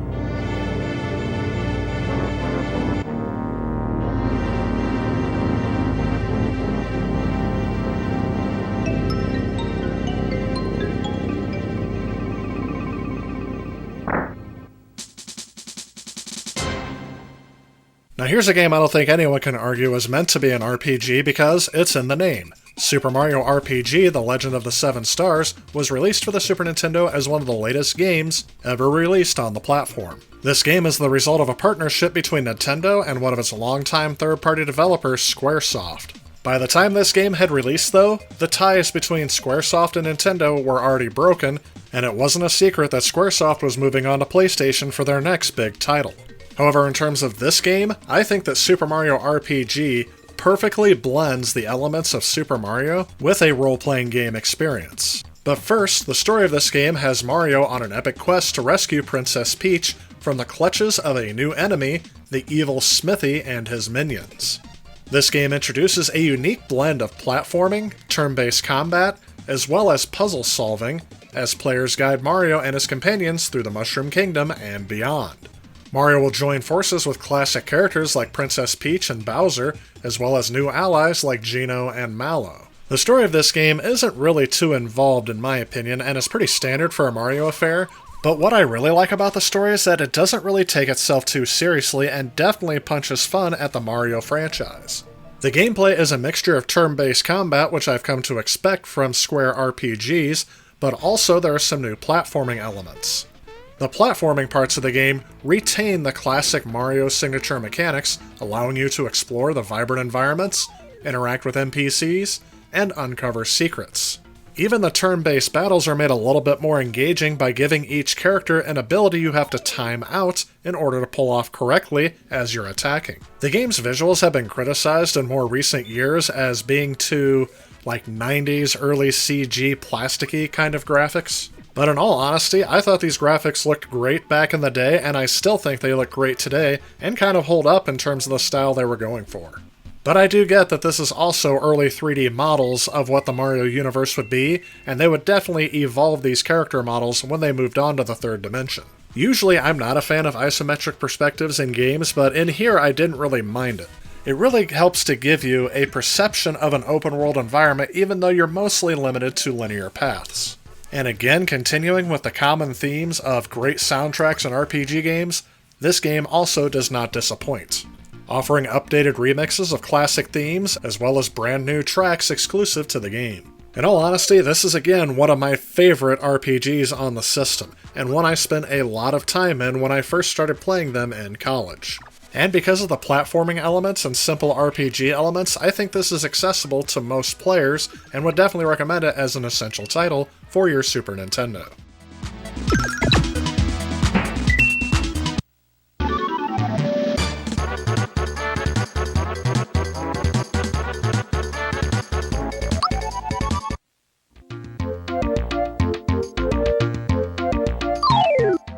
Alright, so by now you've seen a variety of RPGs available on the Super Nintendo. And again, I was surprised at how many titles made it over that were of good quality, as again, the RPG genre was not as popular in the early to mid-90s as it is today. So as I show you a few of the games that didn't quite make the cut for a full review in this video, I do want to ask if I covered any of your favorite RPGs on the system, or if there are any more that you would recommend that people check out. Please leave those suggestions down in the comments below. In the mid to late 1980s, the shoot-'em-up genre, or shmups, were commonly seen in arcades, but was something that didn't really translate well to home consoles. And that was mainly due to the power difference between an arcade machine of that time and the much weaker 8-bit home consoles. These games really pushed hardware to their limits back in the day because they focused on fast-paced action, with a lot of fast-moving enemies and projectiles on screen at once, all while automatically scrolling the screen either horizontally or vertically, all while providing a strong atmosphere with its visuals and soundtrack. These games were a great profit maker for arcades back in the mid to late 80s, and in the 90s they finally made faithful ports to home consoles that were much more tolerable than the ones on the 8-bit systems. But even though these consoles were much more powerful, they still pushed the home consoles to their limit, and this would cause the game to slow down sometimes on home systems, in my opinion on the Super Nintendo in particular. But let's go ahead and take a look at a few of these games and see how they hold up today. As I mentioned previously in this video series, Super R-Type was my first experience with a scrolling shooter game on the Super Nintendo. It was developed and published by Irem in 1991, and I believe this is one of the first games my brothers picked up for the system after we got our Super Nintendo. As I've already covered this in the earlier part, I'm just going to leave it here by saying this was my first experience, but it wasn't until much later that I ended up playing this game's sequel.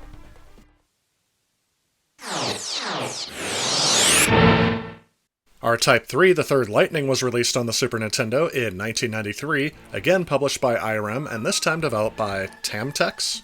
As with Super R-Type, this game takes place in a futuristic setting where you control the R-Type spacecraft against the evil Bido Empire. The game features classic side-scrolling gameplay, challenging levels, and a variety of powerful weapons and upgrades. With its iconic Force Pod that can be positioned to shield the player and enhance firepower, this is the first game in the series to introduce different Force Pods. This game, in my opinion, is a much bigger improvement over its predecessor, and I say that as a person who has been a long-time fan of Super R-Type. The graphics are more impressive, as I feel that they had a better handle on the hardware by the end of 1993. The gameplay is excellent, and I feel that having different Force Pods definitely varies up the gameplay a lot more than in the previous entry. The levels are designed uniquely enough to introduce new enemies and obstacles, and requires players to have quick reflexes and again pattern recognition. However, the game is challenging, as most shoot-'em-ups are. For those of you that like a challenge, this is one you're definitely going to enjoy, but if you're not a fan of grinding through the same sections of a game over and over again, this one could get very repetitive and tedious to you.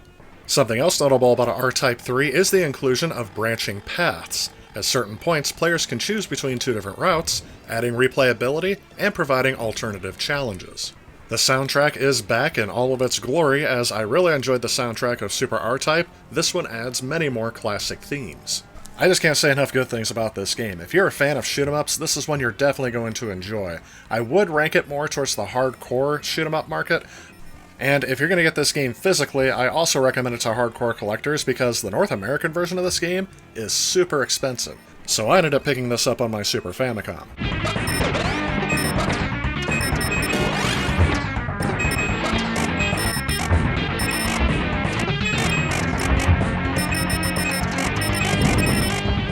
Darius Twin is one of the earliest games released for the Super Nintendo, and again this is one I picked up on my Super Famicom, and I've already reviewed this earlier in the series. But its sequel, Darius Force, also known as Supernova here in the US, was released again in December of 1993 for the Super Nintendo, and this game is a decent enough continuation of the series, but it's not one that I particularly enjoyed. Supernova puts players in control of a spacecraft as they battle against yet another hostile alien force. This game is another horizontally scrolling shooter with waves of enemies, powerful bosses, and a branching path system, as well as the ability to customize and upgrade your ship, allowing some strategy on how to attack each level. Again, I think this is a solid enough game and delivers an enjoyable shoot-'em-up experience, The game's graphics are well designed, have detailed sprites, vibrant backgrounds, as well as creative enemy designs. However, this game didn't really stand out to me when I was playing scrolling shooters. It was just another enjoyable experience, and fairly average and mediocre in my opinion. Looking at other review scores of this game, I can see around a 5.5 to 7 out of 10 ranking, and I would give it around a 7 out of 10, just kind of an overall meh kind of score.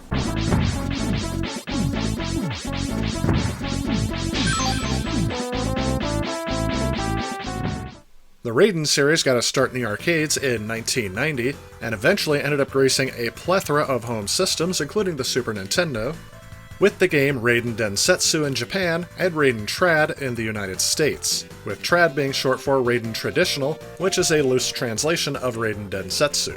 This game is a vertically scrolling shooter that is heavily reliant on power-ups for you to be able to defeat enemies. The game's graphical style does look a little bit primitive to me, but it's kind of expected for early shooters on the system, and this is one of the first games where I've noticed that I have a hard time sometimes distinguishing between what's the background and what's on the foreground. But overall it isn't too bad. I don't think the game is that challenging by any means, but where I really have a problem with it is when you die, you lose all of your power-ups, and if this happens at the wrong part of the game, you pretty much have to start all over. I know this game series has gained a huge fan base over time, so it's not really one that I really want to say is skippable, but I don't think the first game is the one that you want to start with, as again, this one just seems fairly average to me. Now here's a game I didn't even know existed on the Super Nintendo until I was doing this review, as I associate the Thunder Force series a lot more with the Sega Genesis. This game, Thunder Spirits, is a port of the game Thunder Force 3. This game features detailed backgrounds and sprites, as well as creative enemy designs, and I think has an aesthetic that is overall appealing, at least to me. And the soundtrack is a complete banger. I mean, this game has a great soundtrack. The gameplay is solid and doesn't slow down too much, although you will notice it in certain areas of the game, just like with most of the other Super Nintendo shooters. But one of my biggest criticisms of this game is the fact that sometimes the backgrounds are so loud or distracting that it's sometimes hard to see enemies and projectiles coming at you because the background is constantly moving as well.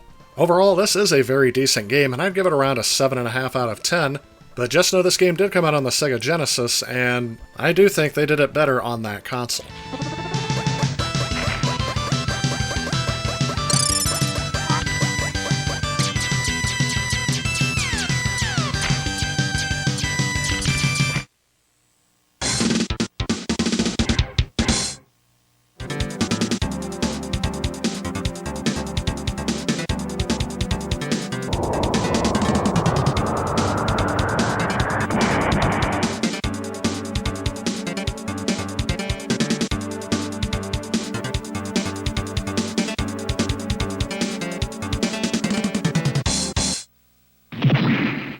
The next game I'm going to look at is Phalanx, and if you take a look at the box art of this game, you'll wonder what in the world is this game doing in a shooter review. Well, at some point the marketing team decided that it was better to put an elderly man dressed in overalls, wearing a fedora, and playing a banjo, while having a futuristic spaceship fly in the background to denote this is a scrolling shooter. Apparently there was a lot of competition in this market in the mid-90s, and they wanted to find a way to stand out and show them something completely original. But anyway, this game was published by Kemco and released on the Super Nintendo in 1992. In this game, you play as a lone spaceship trying to defeat an alien invasion. As expected, this game features intense and challenging gameplay where you have to face off against a wave of enemies, each with their own attack patterns. The game's graphics are very well done on the system, but sometimes can look a little muddied down for my taste. The game's soundtrack has some catchy themes that'll keep you from getting bored during your playthrough, and overall, it's actually a pretty solid experience. Now, I've seen some reviews of this game give it around a 5 out of 10, but I'd say 7.5 out of 10 seems about right for me. You don't need to go out of your way to collect this one, but it's also not too bad if you do.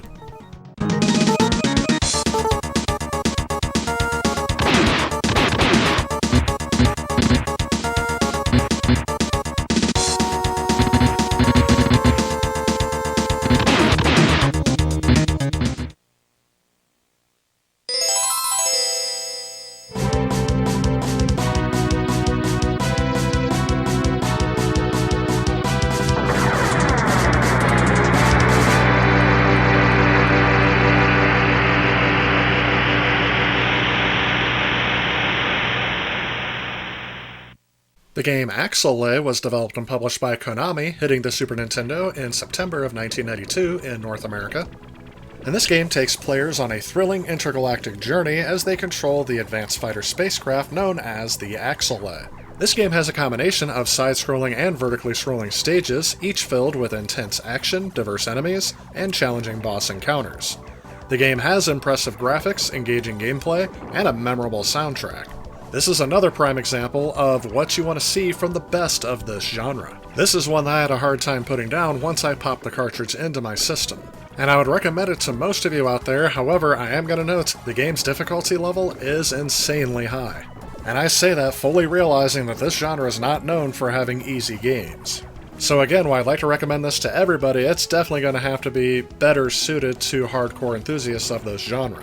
As of the time of this review, it was pretty expensive for a North American copy, so again I got this for my Super Famicom, but I'd recommend giving this one a try if you have the chance.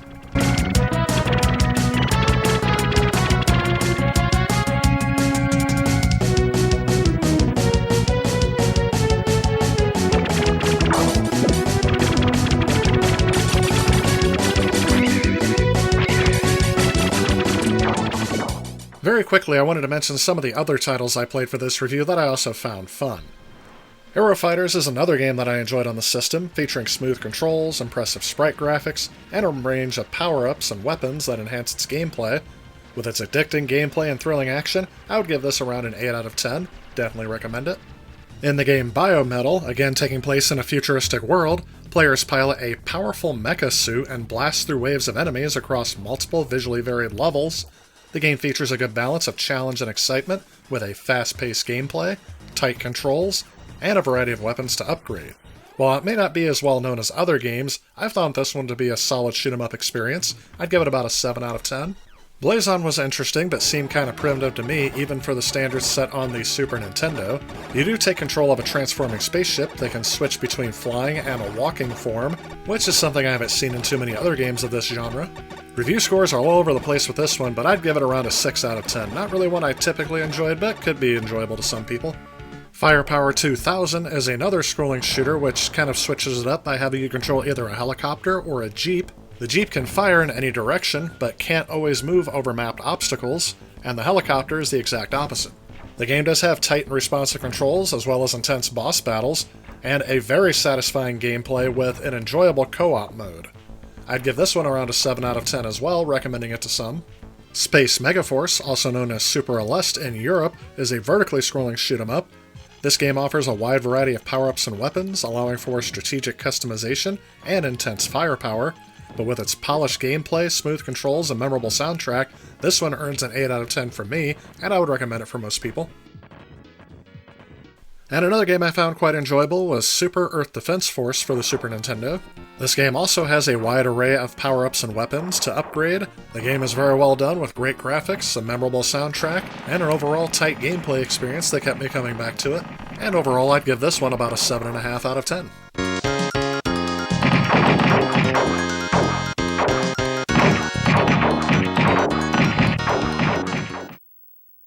Star Fox is the only game on this list that has a 3D first-person perspective rather than a side-scrolling or top-down vertical view.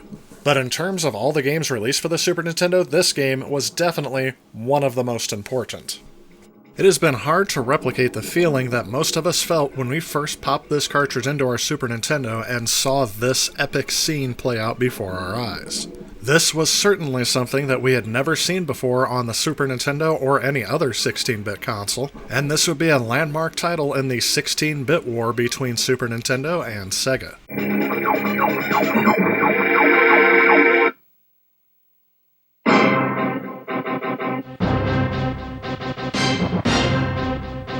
First, in this game, you take control of Fox McCloud, the leader of the Star Fox team, in a mission to save the Lilat system from the evil forces of Andross. To do this, you will pilot an R-Wing spacecraft through various levels, engaging in dogfights, tackling obstacles, and facing off against giant, imposing bosses.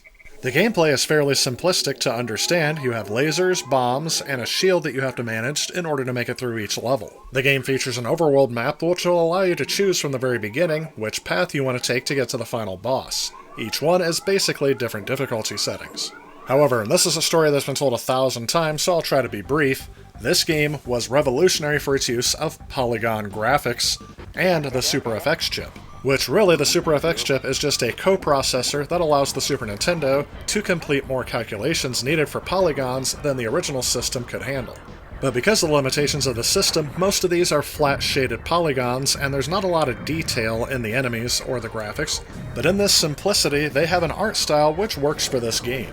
The game's soundtrack was also very ambitious, having several orchestral accompaniments to give it more of a grand epic adventure scale. And looking back on this, especially if you didn't grow up in this era, it may be very hard to understand why this game was so impactful in the video game industry. At the time that this game came out, gaming PCs could barely do 3D graphics, and the competing like consoles in the 16-bit arena had to have an add-on to increase the capabilities of their system, but Nintendo was able to get away with it by putting the technology within one cartridge, making it seem like it's something the Super Nintendo could always do. This was at a time where marketing of each video game system was pushing how powerful their consoles were compared to the competition, and each game system was trying to do something to make it stand out amongst the others. When in reality, each of them had very similar power, just different ways of getting there. It was a pretty genius move on Nintendo's part to release a game that can do full 3D graphics, granted in a very primitive scale, but better than their competition, without any sort of add-on, adding to the magic trick that was this game. Looking at it today, I would say this runs at about, 10 to 15 frames a second, so it is kind of hard to go back to, especially since the N64 and GameCube have definitely done this better. However, for me, I have no problem going back to this game because it's one I grew up with, played a lot of times, but I never owned it due to its expense. I had to rent it from our video rental store whenever it was in stock. A lot of times I'd go there, this game was checked out, and I'd have to settle for another game until hopefully the next time it would be in. Now, if you notice, I've been saying a lot more about this game's importance in gaming history than I have about the game itself. Overall, the gameplay is fun and engaging, but it's not the best scrolling shooter I've ever played in the 3D format, but it is the first. So with that in mind, with the wow factor being taken away, this game is still fun and engaging, and one that I would recommend that at least everybody try on their Super Nintendo, and is something I still find myself wanting to play to this day.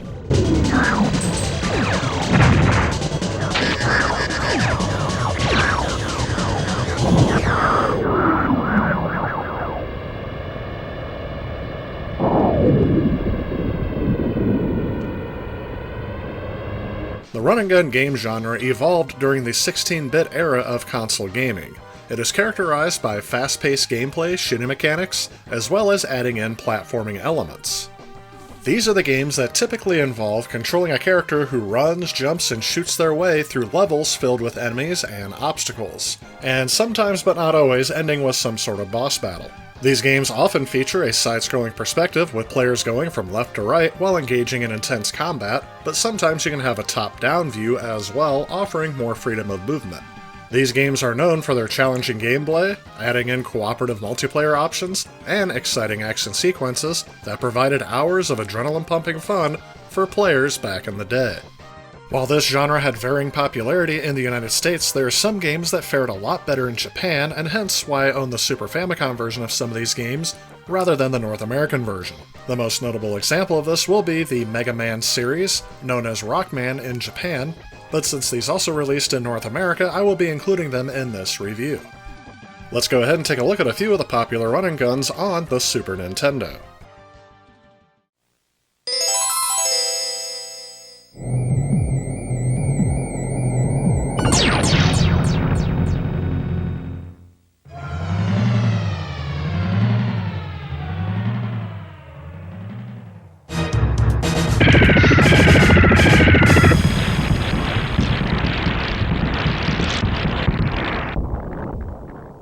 Personally, my first experience with this genre on the Super Nintendo was with Contra 3: The Alien Wars. We owned Super C back on the Nintendo Entertainment System, but actually I hadn't played the first Contra before playing this game. Super C had provided hours of fun, even though I was hardly ever able to beat the game, especially without the help of my older brothers. But the atmosphere created by the game's graphics and sound, as well as the tough-as-nails gameplay, kept me coming back for more. And this is cranked up even farther in Contra 3: The Alien Wars. This game puts players in the shoes of the tough-as-nails soldiers that are tasked with saving Earth from an alien invasion. To do this, you'll have to battle your way through a series of levels, which you can do single or multiplayer. The multiplayer experience is one I would recommend in this game, and you'll utilize various weapons and power-ups to defeat hordes of enemies and massive bosses. As with every Contra game, the first level is the one I am most familiar with because once you run out of continues, you're sent back to the very beginning. Personally, I find it hard to believe I used to be able to beat this game on hard difficulty, as I even seem to struggle with it on easy right now. But this game was an appropriate introduction to this genre for me as a kid, so I thought I would start out this review with this game as well. A couple of things that are thrown at you that are different from previous entries is the fact that you can destroy parts of the environment, as well as operate certain vehicles throughout the map. The visuals of this game are above and beyond what I expected for the Super Nintendo.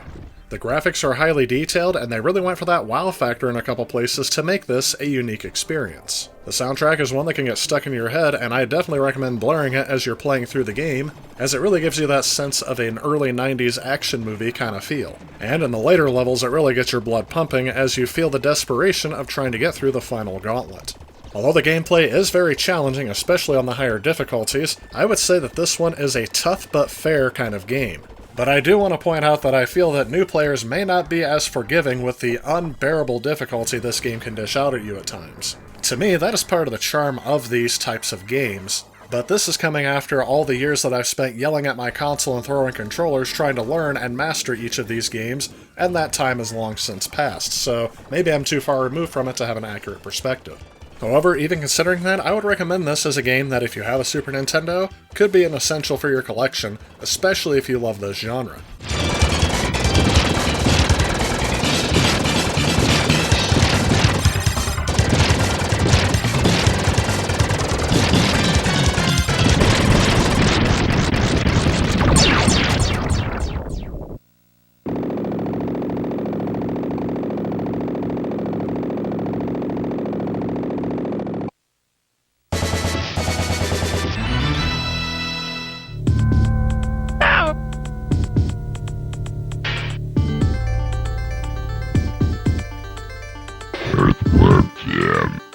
Earthworm Jim was originally released on the Sega Genesis, but a version for the Super Nintendo was released shortly after, and is largely the same as the Genesis version. However, this version has altered graphics, alternate backgrounds, and special effects, but differed in the fact that they lacked some of the sound effects from the original Genesis version, as well as a few alterations to the game's content, and they axed a level. What remains, however, is the comedic and offbeat platformer game that people will be familiar with. I decided to include this in with the run-and-gun shooters because that is essentially what a lot of the platforming in this game involves. In this game, you will take control of the title character, Jim, who is an ordinary earthworm that is turned into a superhero. The game's story is meant to poke fun at all of the other platformers that were being released in which you have to rescue a princess, so in this game you embark on a mission to rescue Princess What's-Her-Name from the evil clutches of the Queen, pulsing, bloated, festering, sweating, pus-filled, malformed slug for a butt. If you look very closely at that name, you'll notice that they embedded a subtle amount of 90s gross-out humor. As you work your way through a series of bizarre and imaginative levels, players must navigate Jim through platforming challenges, combat enemies, and engage in humorous interactions. The game's graphics are meant to give the appearance of a Saturday morning cartoon of the early 90s. As the developers that made this game really wanted to come up with that animation and art style that people were used to seeing in cartoons and translate it directly into a video game. And looking at the results, I have to say, mission accomplished. This game was not one that I owned back in the day, as the majority of my games were ones that I would have rented from my local video game store, but this one was a constant rental. And while this performs very admirably on the Super Nintendo, this is a game series I more closely associate with the Sega Genesis. So to be quite honest, I don't have a lot of experience with playing the Super Nintendo version. However, I did play through as far as I could get through this game, as it does get very frustratingly tedious towards the end. And I have to say, I was able to relive my childhood nostalgia of this game all over again. Overall, I give this game about an 8 out of 10, recommending it to most players on this system.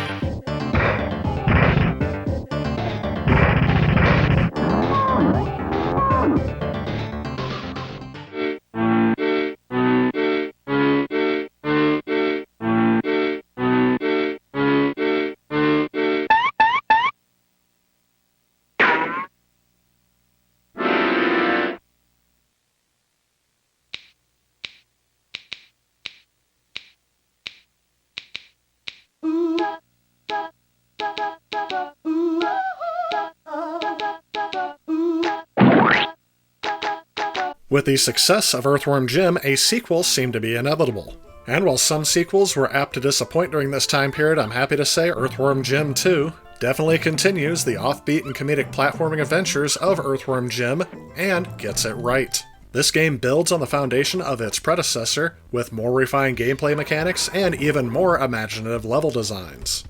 The addition of new abilities and challenges keeps the experience fresh and exciting. However, some players may find the higher difficulty in this game to be a bit of a turnoff, and it can lead to a lot of frustration, even more so than the first game. But again, having a tough but fair difficulty allows me to keep coming back to this game without getting too frustrated with it. Except for that level where you have to make a balloon go across the map, I wouldn't be sad if they got rid of that level. Another thing about this game that keeps me coming back to it is the humor in this game. They seem to double down in the absurdity. With Jim's witty dialogue, some of the bizarre scenarios you find yourself in, and the humorous enemy designs create a constant sense of joy and maintain the lighthearted tone of the series. And in regards to this game's soundtrack, two of my favorite video game themes from all time are in this game. So with that in mind, I'm going to rate this game just slightly higher than the original at 8.5 out of 10, again recommending it to most players on the Super Nintendo.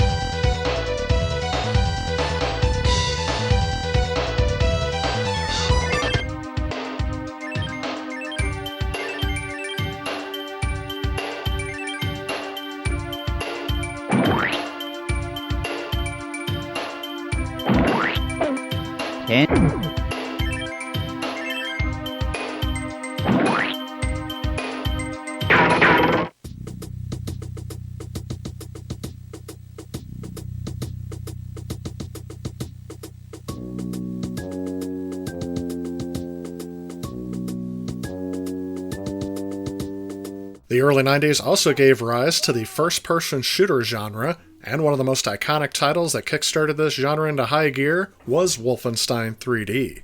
In this game, you take control of the Allied spy, William B.J. Blazkowicz, as he infiltrates Nazi strongholds, battles enemies, and uncovers secrets in a series of maze-like levels. Again, this game features you in a first-person perspective as you hunt around rooms looking for treasures, power-ups, weapons, and keys that will allow you to progress through the level and battle different enemies. And although this game is not as visually impressive as it was on PCs at the time, the fact that they got this to run on the Super Nintendo is an impressive feat in and of itself, when you consider the limitations of the Super Nintendo compared to gaming PCs at the time. The game's sprites are recognizable, and the game maintains the dark and gritty atmosphere of Nazi-infested environments. However, the game's graphics are noticeably simplified when you compare it to the PC version, with fewer textures and less detail. There were several times where you notice enemies off in the distance, but you can't really tell what they are, you just shoot at them, and it's only when you get up close to them where you can finally kind of make out who they're supposed to be. The controls adapted for the Super Nintendo's gamepad are not as precise as those of the PC version either. The limited buttons and lack of mouse support make aiming a lot less smooth, as well as turning. But, considering back at the time, my family didn't own a PC and this is the only way I could play this game, I found this perfectly acceptable back in the day. The cost of buying a Super Nintendo and a cartridge for Wolfenstein 3D was significantly less than the investment needed to get a PC running with the same game. Nowadays, going back to this version doesn't really make a whole lot of sense unless you're just trying to experience it on the Super Nintendo, considering that the PC version is now much more accessible. Another notable difference between this and the PC version is the absence of certain levels and the removal of Nazi symbols due to censorship rules. Nevertheless, though, this was an iconic title to port to the Super Nintendo and get it running on this hardware, and I'd give it around a 7 out of 10. Even noting the limitations that this game has, it still is fun to go back and play it, but may not be the preferred option for everyone.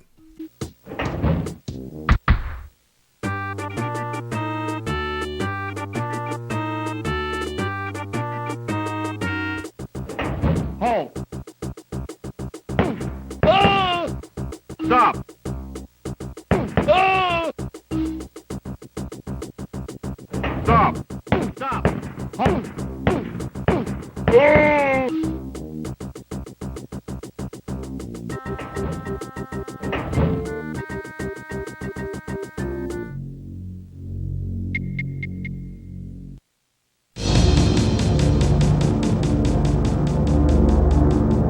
Doom was id's enormously successful follow-up to Wolfenstein 3D. This game broke through a lot of the limitations the original game engine had, allowing players to actually navigate up and down, not just across the screen, and they expanded upon the visuals that were used in the game.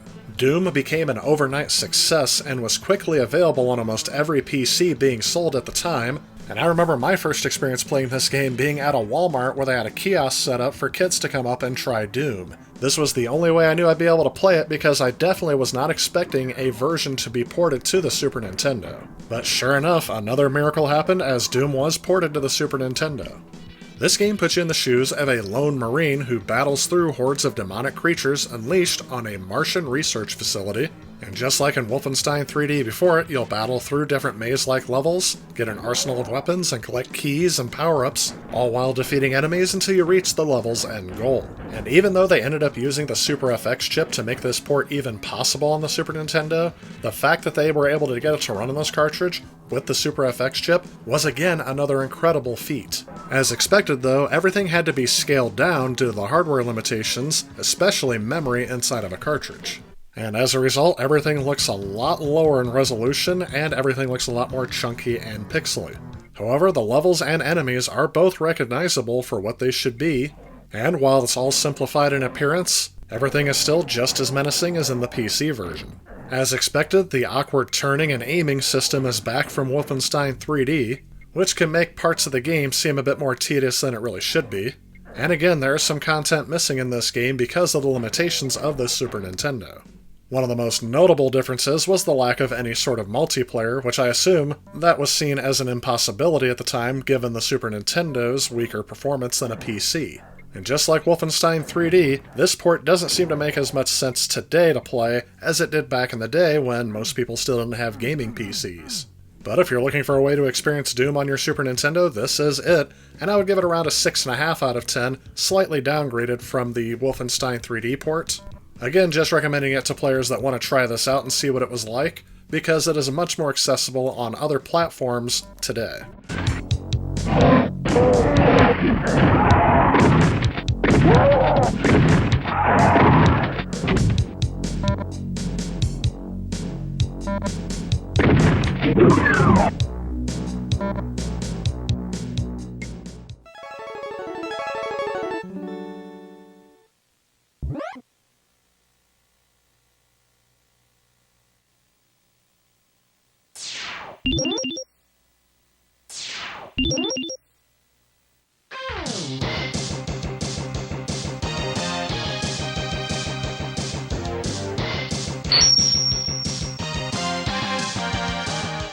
Mega Man X was an exclusive for the Super Nintendo, and this game revitalized the Mega Man franchise with a new protagonist and enhanced gameplay mechanics. This was the first game that offered the core elements of a Mega Man game on the Super Nintendo, and it was only released weeks after Mega Man 6 on the NES. In this game, you take control of the robotic hero X as he battles against the rogue Reploid army led by the villainous Sigma.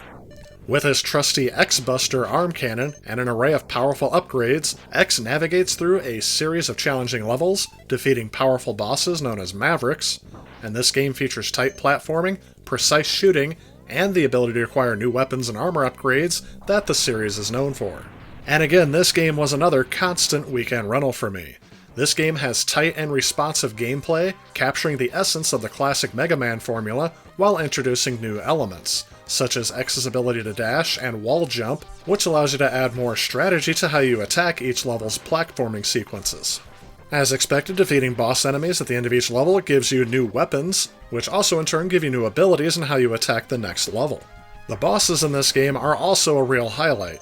Each Maverick boss has a unique ability and pattern, requiring careful observation and quick reflexes to defeat. As expected from the Mega Man franchise, the game's soundtrack is exceptional, featuring energetic and memorable tunes that complement the action and add to the overall atmosphere. And while I'm a bit more partial to the soundtracks on the NES's sound chip, this soundtrack is no slouch and is one I definitely didn't mind cranking up the volume to when I was younger, and still every once in a while like to revisit. But also, I shouldn't overlook the sound effects in this game, as they also get a much-needed upgrade over the NES, providing very satisfying sounds from when you shoot, hit, and defeat enemies. The graphical style of this game also gets a much-needed upgrade from the NES, and it looks fantastic. The only minor criticism I have of this game is the game's difficulty level, which is especially challenging for newcomers to this series.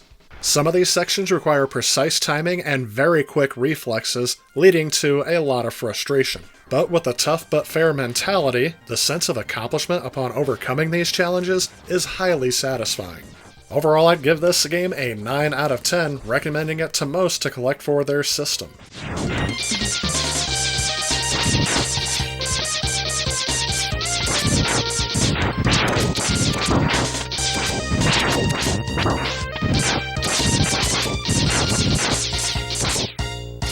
Keeping with tradition of the previous Mega Man game, this game did spawn further sequels, Mega Man X2 and Mega Man X3, but you'll notice that my games are called Rockman X2 and Rockman X3. That is because these are the Super Famicom versions, and in Japan, Mega Man is known as Rockman. And the reason why I have the Super Famicom versions and not the ones for North America is the fact that the price tag for a physical copy of X2 and X3 are almost exponentially higher. Mega Man X2 builds upon the foundations of the first game, offering more of the same exhilarating action and platforming gameplay, with the graphics maintaining the high standards set by the original, with detailed sprites and vibrant environments. Again, you have to make your way through a series of challenging levels, defeat the Mavericks, and this time uncover a truth behind an emerging threat. Again, this is another title that knocks it out of the park, and I would definitely recommend it, but a physical copy may be best on the Super Famicom, or just pick up the Mega Man X collection. Overall, I'd give X2 about an 8.5 out of 10.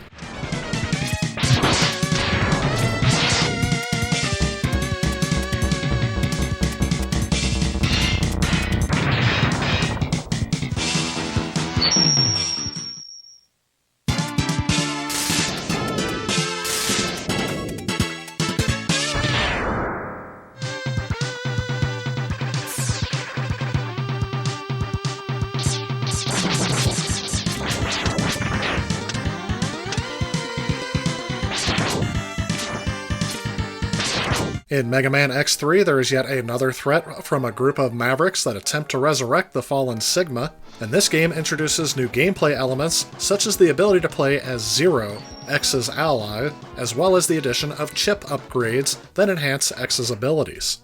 Again, the game's graphics and the soundtrack are very much on point, making X3 a very worthy addition to this series.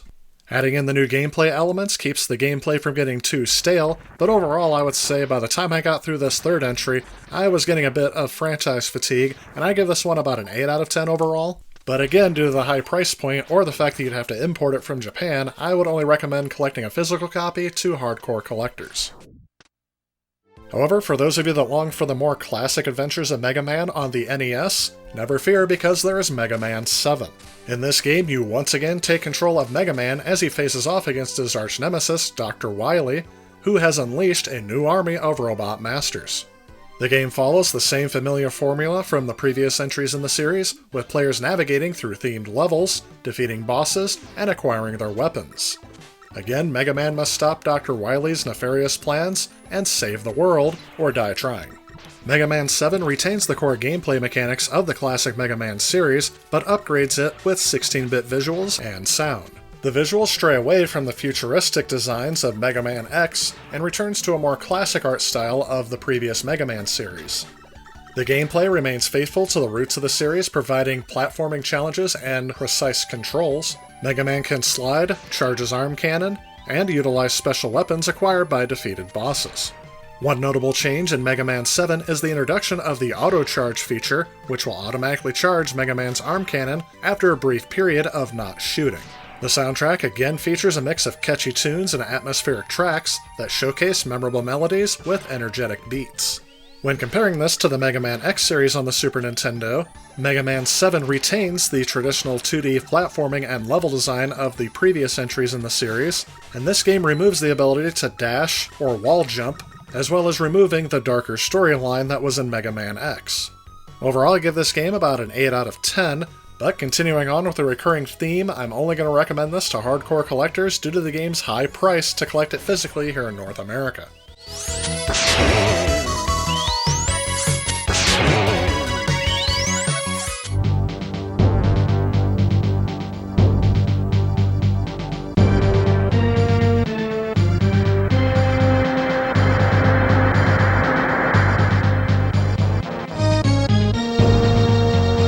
Based on my previous experience with games based on Sylvester Stallone movies of the early 90s, I was kind of surprised to see Judge Dredd show up as one of the better run-and guns on the Super Nintendo, at least as ones that were recommended to me. This game was released in 1995 for the Super Nintendo, developed by Probe Software and published by Acclaim. In this game, you will assume the role of the iconic law enforcement officer as they navigate through a dystopian future city, dispensing justice to criminals. The game features side-scrolling action with platforming elements, allowing players to engage in intense combat and use various weapons to take down adversaries. The game's graphics capture the gritty atmosphere of the Judge Dredd universe, including detailed sprites and dark futuristic environments. The gameplay mechanics I found to be a bit repetitive at times, but the game offers a decent challenge, and sometimes a satisfying sense of power as players enforce law enforcement in a dangerous city. I will be forced to limit this to people who are fans of this intellectual property, or hardcore fans of run-and-gun games. I'd give it around a 7 out of 10. Demolition Man is also based on the movie of the same name, and that's a movie I actually have a bit more fondness for, so I was looking forward to playing this game going into it. This game was also published by Acclaim, and even though it came out the same year as the Judge Dredd video game, it was actually a couple of years after the movie came out. This game again offers a mix of platforming, shooting, and puzzle solving as you work your way to navigate through various futuristically designed levels. The graphics are visually appealing and does kind of capture the atmosphere of the movie, and thankfully the gameplay is a bit varied in this game, with a combination of combat sequences, vehicle sections, and interactive environments. However, I found the controls of this game to be clunky, and the difficulty level is inconsistent at best, and it resulted in a lot of frustration on my end. So maybe it's because I'm over to the nostalgia, but I didn't really see the appeal to this one as much, and I give it around a 6 out of 10.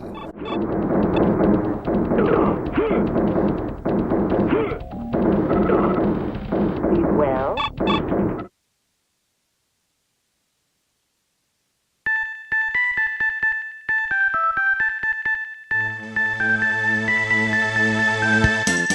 When I first started researching games to review for the Ultimate Super Nintendo review, Pocky and Rocky was probably one of the biggest games recommended to me overall out of any genre.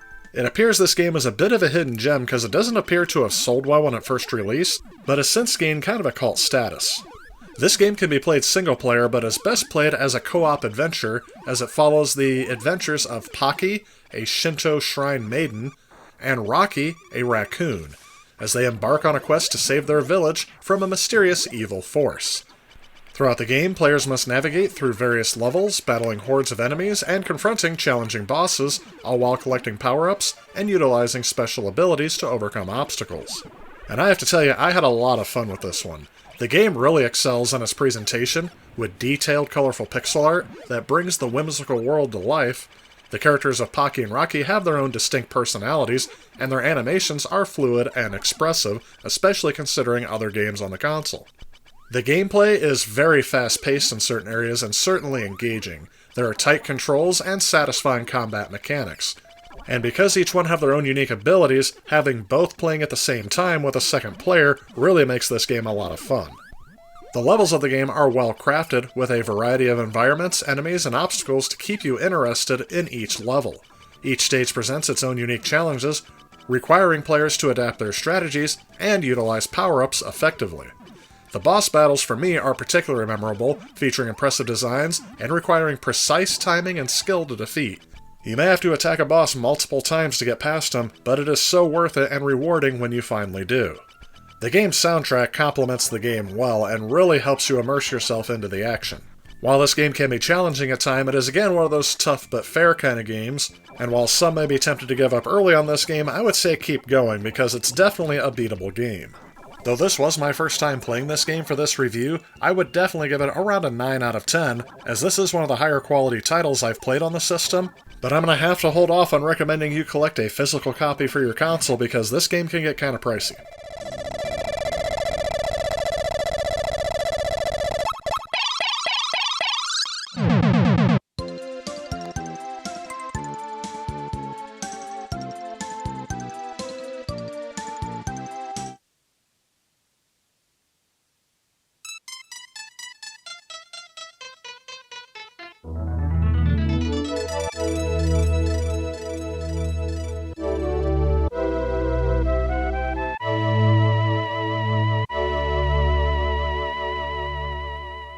Pocky and Rocky 2 continues the adventures of the courageous shrine maiden Pocky and her loyal raccoon companion Rocky.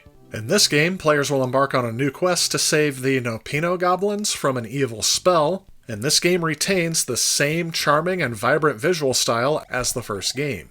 The gameplay remains fast-paced and responsive with smooth controls that allow for precise attacks.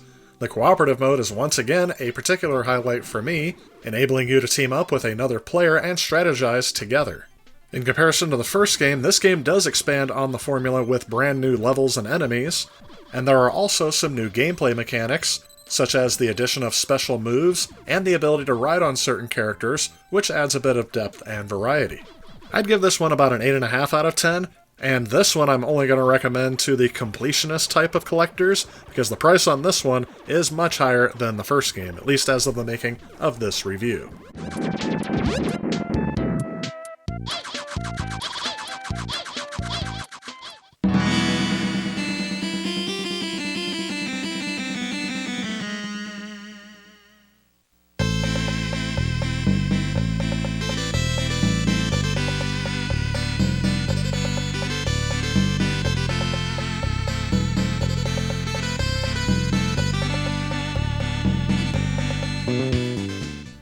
Sunset Riders is an arcade-style run-and-gun video game set in the Wild West. It was developed by Konami and hit the Super Nintendo in June of 1993. In this game, you assume the role of a bounty hunter as you embark on a thrilling adventure to capture notorious outlaws and collect hefty rewards. Again, this game can also be played cooperatively and is a fun way to play it, but I also found some amusement playing this game in single-player mode as well.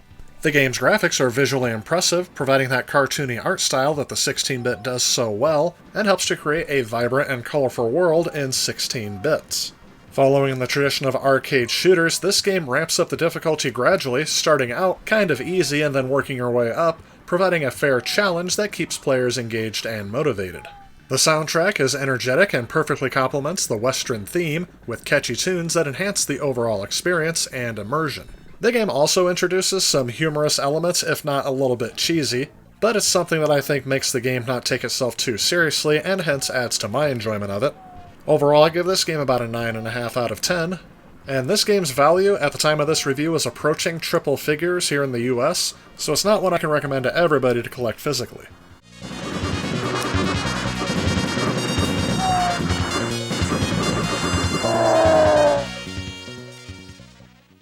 Marry me with my money.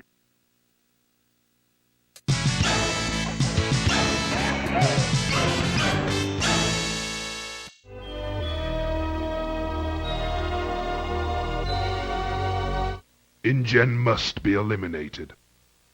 I will have control of Jurassic Park.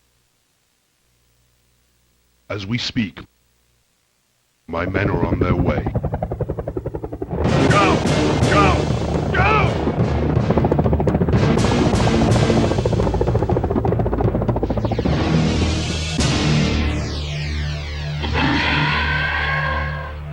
Jurassic Park 2: The Chaos Continues was a sequel developed for the Super Nintendo game Jurassic Park. This game hit store shelves in late 1994 and is a run-and-gun platformer. In this game, you take the role of a team of commandos tasked with navigating through various environments infested with dangerous dinosaurs. The game itself is a mix of platforming, shooting, and exploration, with an emphasis for me on the exploration part. Players must carefully traverse treacherous landscapes, avoiding hazards, and engaging in intense battles with dinosaurs. The controls are responsive, allowing for precise movements and satisfying shooting mechanics, but the game's difficulty is challenging, and in certain areas became very tedious, at least for me. Where the game excels, in my opinion, is the game's level designs, because the game features a variety of environments, from dense jungles to sprawling facilities, each with its own unique challenges and hazards, and there's a lot of detail given to making sure each environment is immersive. And while the game does a good job of capturing the Jurassic Park atmosphere, it does suffer from some limitations. There's a repetitive nature of the gameplay and occasional lack of variety in mission objectives that can make the experience feel somewhat monotonous. The game's soundtrack is a bit more atmospheric than in other games, so there's not really like catchy melodies that'll get in your head, which I think is appropriate for this type of game. But overall, despite these shortcomings, I think that this game is an enjoyable experience, but will most likely be enjoyed by fans of Jurassic Park, and I'd give it around a 7 out of 10.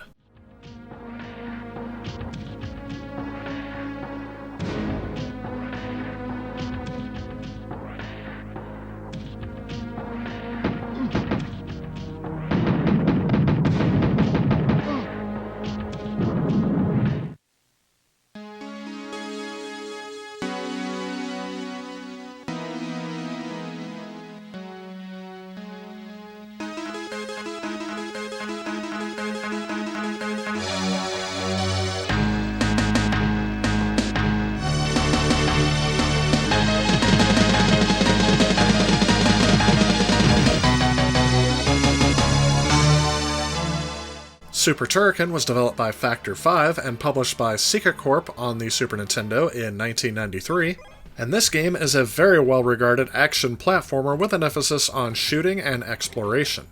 In this game, you control the futuristic warrior Turrican as he battles against hordes of enemies and uncovers secrets across various levels. In terms of gameplay, you'll find yourself using Turrican's multifunctional weapon to provide a wide range of firepower options, allowing you to switch between different modes to adapt to different situations.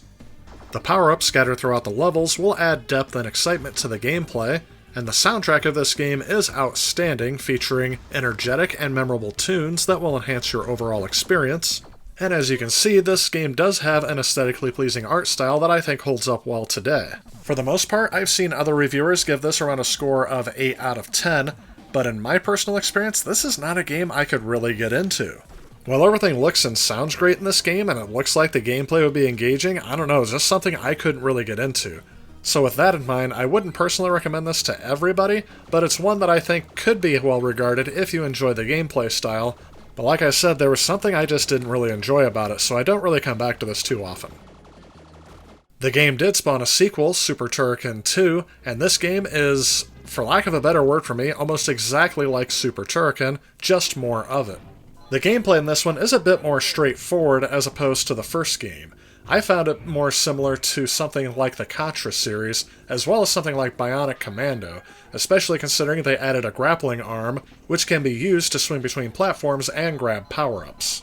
This game does rank a little bit better in terms of review scores, getting around an 8.5 out of 10, but again was not one that I personally got into as much, but if I had to pick one, this would be the one I would pick to play.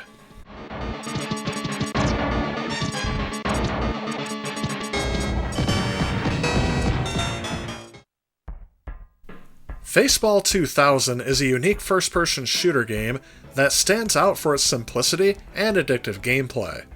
In this game, players take control of a smiley-face character known as a bouncer, as they navigate through maze-like environments and engage in frantic battles against various enemy types. This game does feature a multiplayer mode where you can play with another player, has customizable options, challenging gameplay, and it offers a distinct experience for the Super Nintendo. But overall, this is not one I would say you'd want to play by yourself. I think it is best played with a second player. I think back when this game first released, it would have been a lot more impressive had I played it, but it's not one that I would want to sink hours into today. While you're able to move around the mazes quite smoothly, when you fire, it feels like it's very much delayed, and I have a hard time hitting obstacles. I'm assuming after a while I could get used to it, but it's one of those things where I'm like, why would I come back and play this game? I really lack the motivation to actually do a good job in this one. Overall, though, it is well enough designed and doesn't really have too many glitches, and I would say I'd give it around a 7 out of 10, but it's not an essential to play.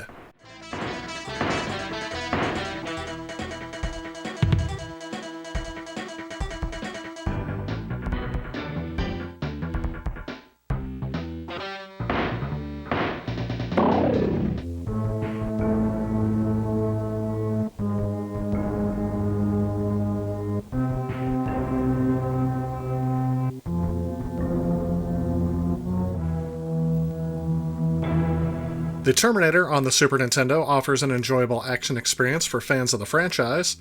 The games effectively depict the gritty and dystopian atmosphere of the film, and the controls are responsive and intuitive, allowing for smooth movements and precise shooting as players navigate through side-scrolling levels.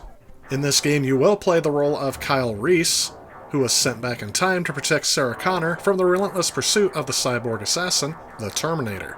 Although the gameplay, graphics, and sound are all designed very well, I think I have a problem with the game's high level of difficulty, which can be very unforgiving, and players can find themselves facing overwhelming waves of enemies and challenging bosses a bit unfairly.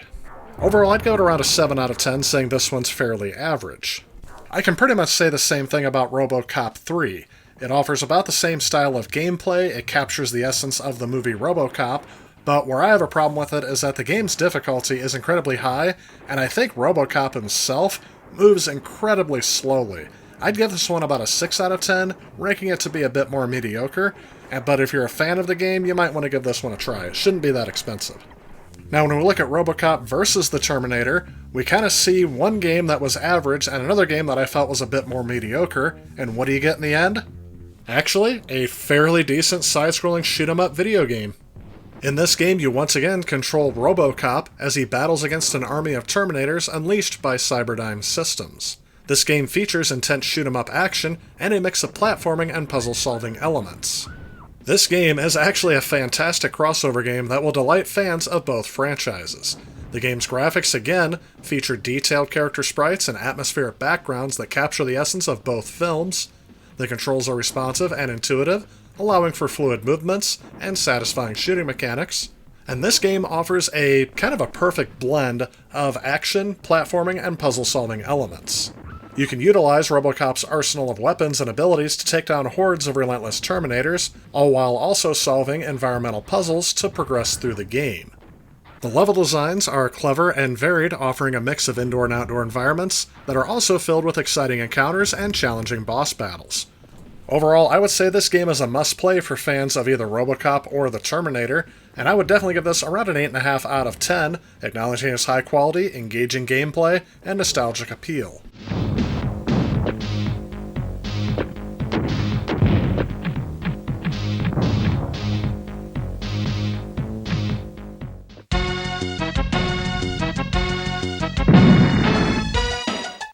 Super Smash TV is an intense top-down shooter that combines elements of classic arcade action with a game show theme. This game is technically a twin-stick shooter, with the directional pad being one stick and the A, B, X, and Y button acting as your other stick. In this game, you'll navigate through a series of rooms with deadly enemies, power-ups, and massive boss battles. The game's graphics are colorful and vibrant, with detailed character sprites and dynamic environments. The controls are responsive, allowing for precise movements, and aiming as players dodge bullets and unleash a barrage of firepower. Thankfully, this game also includes a co-op mode, but I found it to be fun by itself as well. And this is a game I really had a lot of fun with and had a hard time putting down. I will note, though, that even though this does have a lot of adrenaline-pumping action, it does have a few drawbacks. First off, the difficulty level can be punishing. It is based on the arcade game of the same name, and some of that difficulty has transferred over into the home port. Also, after a while, the environments are pretty much the same, and that could lead you to getting burnt out on this game kind of quickly if you're playing it by yourself. But overall, I feel like this game deserves around an 8 out of 10, and I would recommend this over a lot of other games, especially because of its uniqueness of being a twin-stick shooter.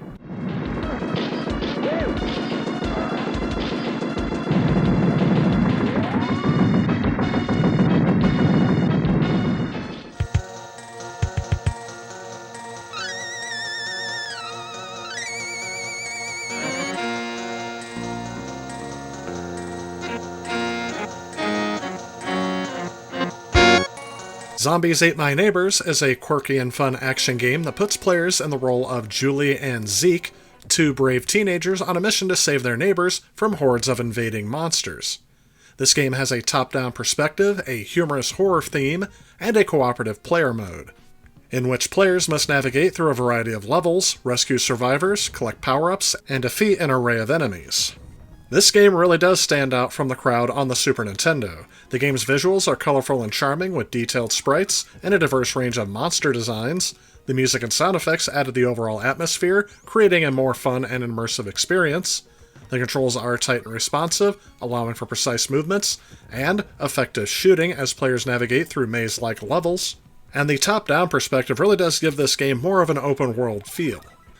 Overall, I did find the gameplay of this game to be both challenging and addictive. I like the level design, featuring a mix of maze-like level layouts and hidden secrets that encourage you to explore around each environment.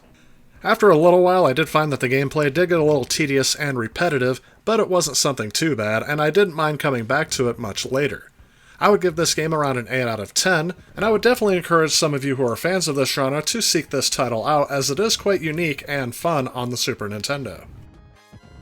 Ghoul Patrol is the follow-up to Zombies Ate My Neighbors, and the game for the most part feels like more of what made Zombies Ate My Neighbors so addictive to me. However, the second time around, I didn't feel that they had the same level of design creativity and variety as they did the first time. These levels feel a lot more repetitive and have less intricate layouts and fewer hidden secrets to discover.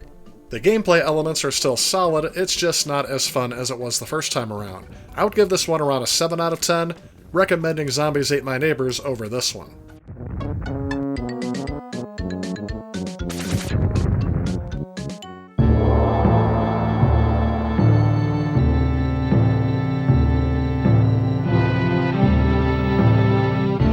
Mutant Chronicles Doom Troopers is set in a dystopian future where players assume the role of genetically enhanced soldiers fighting a war against an evil corporation and its mutant army. This game is played from a side-scrolling perspective with intense combat and a dark atmospheric setting. This game delivers a solid and intense action experience that fans of the genre will be satisfied with. When you start out, you will choose between 2 different characters, each with their own unique weapons and abilities, adding replay value and a variety to the game, and you will make your way through a good mix of platforming, shooting, and other strategic elements. The levels are well crafted, featuring multiple paths and secret areas to explore, and this game features the very welcome addition of cooperative multiplayer. Overall, I did have fun with this game and would give it a slightly better than average rating at about 7.5 or 8 out of 10, somewhere in that range. And I would say if you're a fan of run-and-gun action games, or enjoy the atmosphere of dystopian settings, this game is a worthy addition to your Super Nintendo library. Jim Power: The Lost Dimension in 3D was actually made from a French developer, and was published by Electrobrain for the Super Nintendo in 1993. And there's really not much more I'd say about this game that I haven't already said about a dozen other games in the run-and-gun genre, except for the fact that this game is considered by gaming fans to be one of the most difficult games ever made. And also, don't let the name fool you, this game is entirely in 2D, but they use a parallax scrolling effect that I find disorienting throughout the entire game, which I guess gives the game more of a sense of depth. The 3D aspect comes from the fact that it did come with a pair of 3D glasses, which unfortunately I don't have, so I wasn't able to try. I've seen review scores of this game go between around a 6 or a 7 out of 10, and I would say 5 out of 10 may be too much for this one. I didn't really enjoy it. Metal Warriors puts you in control of a powerful mech suit, forcing you to navigate through various levels, engaging in intense battles against enemy mechs, and utilizing different weapons and abilities to emerge victorious in a futuristic war. This game is not one I was as familiar with, but it was recommended as a hidden gem for me to cover in this review, and I have to say I actually ended up enjoying this one quite a bit. The game's graphics are impressive, featuring detailed sprites and dynamic animations, as well as a variety of environments that add depth to the battles. The controls are responsive and intuitive, allowing for precise movements and satisfying combat as you unleash a range of devastating attacks. The game also features a multiplayer mode that allows 2 players to go head-to-head in intense mech battles, adding a lot of replay value and competitive fun. I'm very much tempted to tell people not to overlook this title, as I would give it around an 8 out of 10, but again, this one is very expensive to collect these days, so I would mostly recommend it to hardcore collectors, but definitely give this one a shot if you can. We're going to take a look at racing and sports games on the Super Nintendo, and if I'm being perfectly honest, I'm going to let you know up front that I'm not a big fan of sports games in general, and I feel like these are the games that have aged the least gracefully from this generation on any platform, not just the Super Nintendo. With racing games in particular, they would push the console to their theoretical limits, trying to offer a 3D style experience using 2D tools. Although there would be some trickery to make it look like you were playing games in 3D, and the Super Nintendo's Mode 7 would be heavily used here. With sports games as well, if they were trying to go for a more realistic style of game, those haven't aged as gracefully as there were tons of compromises that had to be made due to the system's hardware. However, if the game was designed from the ground up, with these limitations in mind, and they had a focus on providing a fun gameplay experience, some of these are quite fun to go back to. Let's go ahead and take a look, starting with the racing games.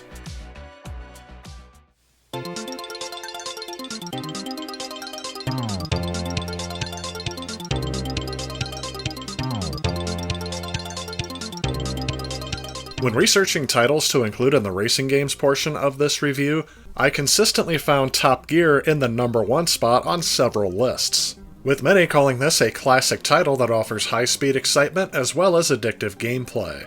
I saw several mentions to smooth controls, challenging tracks, and intense competition.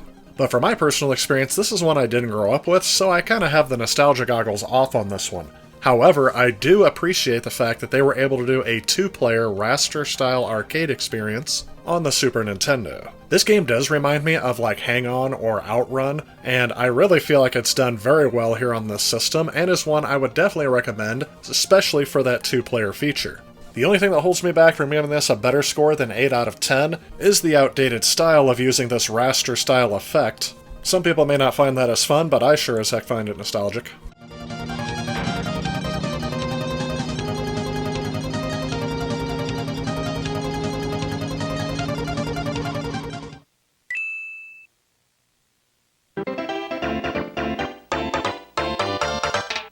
Another game I can devote an entire video to is Super Mario Kart.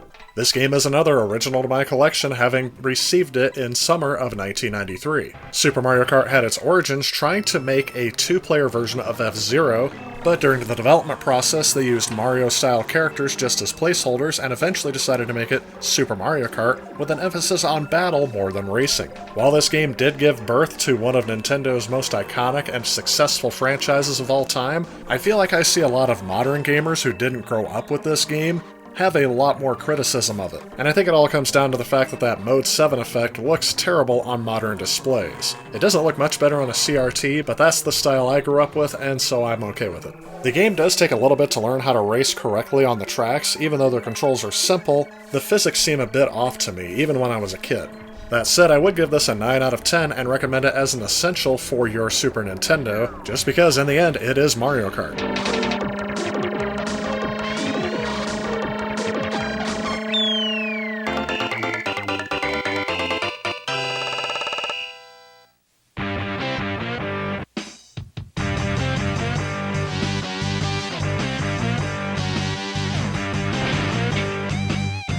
Now here I'm going to kind of combine 3 reviews into one because I had very similar experiences with all of these. First, these 3 games often appear in top 10 lists for the best racing games on the platform. This first one, Rock and Roll Racing, is done with an isometric perspective, and is one that I personally don't really care for because, eventually, when you turn towards the screen, your controls are flipped. This leads to a lot of frustration to me because I have never been a fan of this racing style. Biker Mice from Mars also gets on top 10 racing games lists, and this one is just as well designed as Rock and Roll Racing, but I think the reason why it keeps getting nostalgic hits is because of its content matter. It's just a unique game. But again, this is one I didn't really enjoy as well because of that isometric perspective. And I will reiterate, this has nothing to do with how the game looks, it's all on how the game controls. This last one here was actually an iconic title in the arcades, and I did enjoy playing it with a steering wheel back in the day, and it performs admirably on the SNES, and out of all 3 of these, I would say Super Off-Road would be the only one I would recommend. But I have to say it's only for hardcore racing fans because I don't think everyone's going to get a lot of enjoyment out of this, maybe more of a momentary thrill.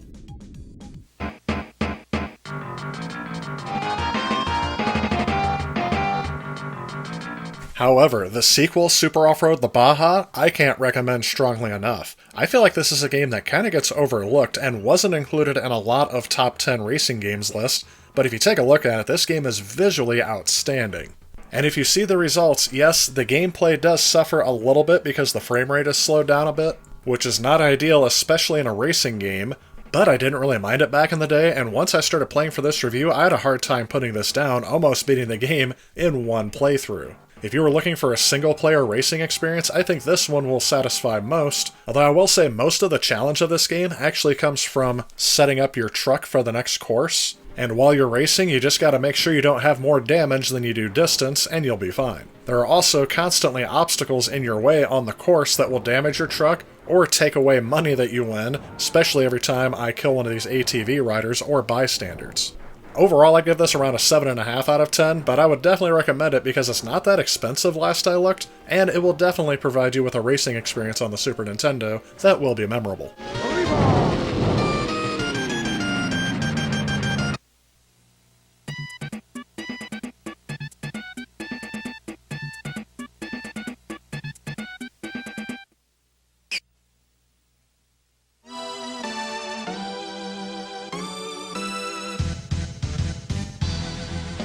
The last racing game I'm going to cover here is Power Rangers Zeo, which is not one I was expecting to like, but ended up loving this game. And I'm going to note, I am not the biggest fan of Power Rangers. I didn't grow up with this game, and I didn't even know this existed on the platform until this review. I decided to give this one a shot. The game really does play a lot like a Mario Kart style racing clone, and I'm okay with that. They actually pulled it off and it plays very well. The controls are responsive, the combat and power-ups seem fair and balanced, and I'm going to add on a personal note, the 2-player in this game is also very fun. I'd give this around an 8 out of 10 and recommend it to people who can find it. I definitely feel like this is a hidden gem. I'm going to note that my opinion seems to be against the grain on this one, so I'm not going to say it's as good as Mario Kart, but it's better than the reviews out there say.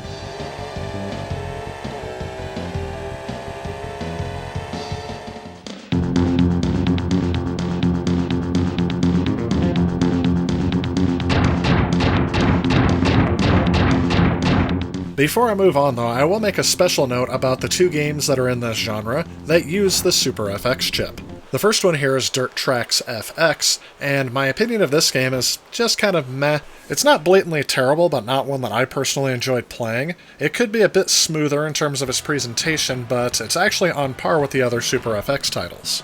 Review scores of this game range between 8 out of 10 and 5 out of 10. It'd rank at about a 6.5 out of 10 for me. I wouldn't recommend it as essential, but it is one of the few 3D racing games on the system. Out of the 2 Super FX racing games, I would recommend Stunt Race FX.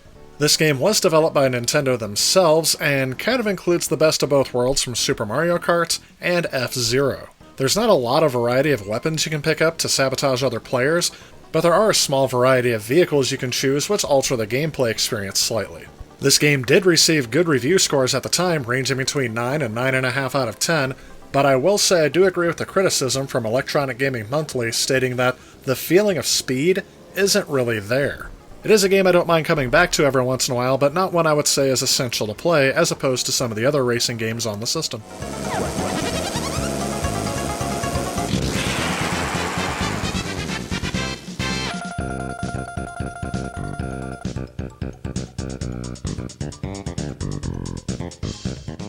And yes, there are many more racing games that I could cover on this review, but for now I'm going to wrap up and move on to the sports games. And for this list, I actually consulted a lot of online sources for what are the best games in each sport for the Super Nintendo. That way I can narrow it down, and we're not going to be here all day talking about sports games.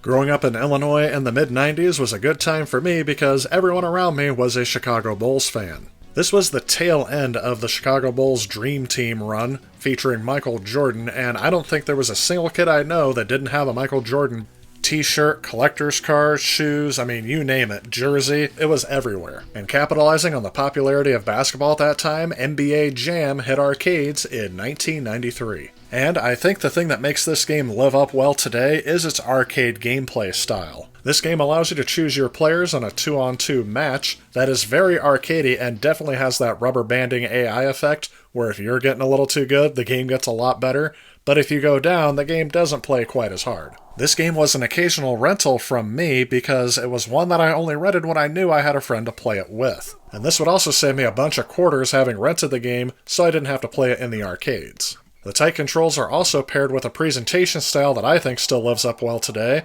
along with the voice himself announcing some of your moves. There's also NBA Jam Tournament Edition, which you can also get, and I wouldn't recommend one over the other. Either one of these you can't go wrong with.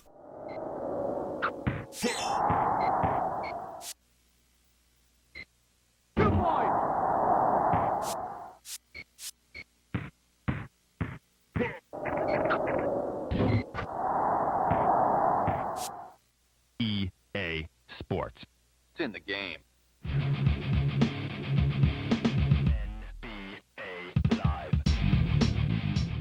But if you're looking more for a game of what was the EA Sports title to have from this system, I saw NBA Live 96 come up on a bunch of top 10 lists, and this has even been included in a few of the top 100 games of all time, not just basketball games.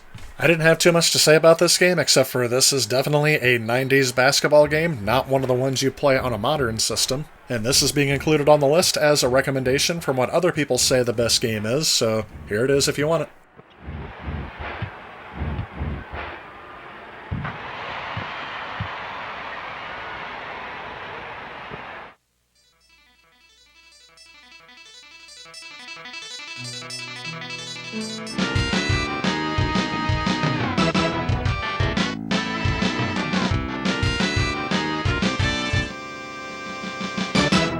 When I think of Tecmo Super Bowl, I actually think of the NES version. I always forget that there was a version on the Super Nintendo.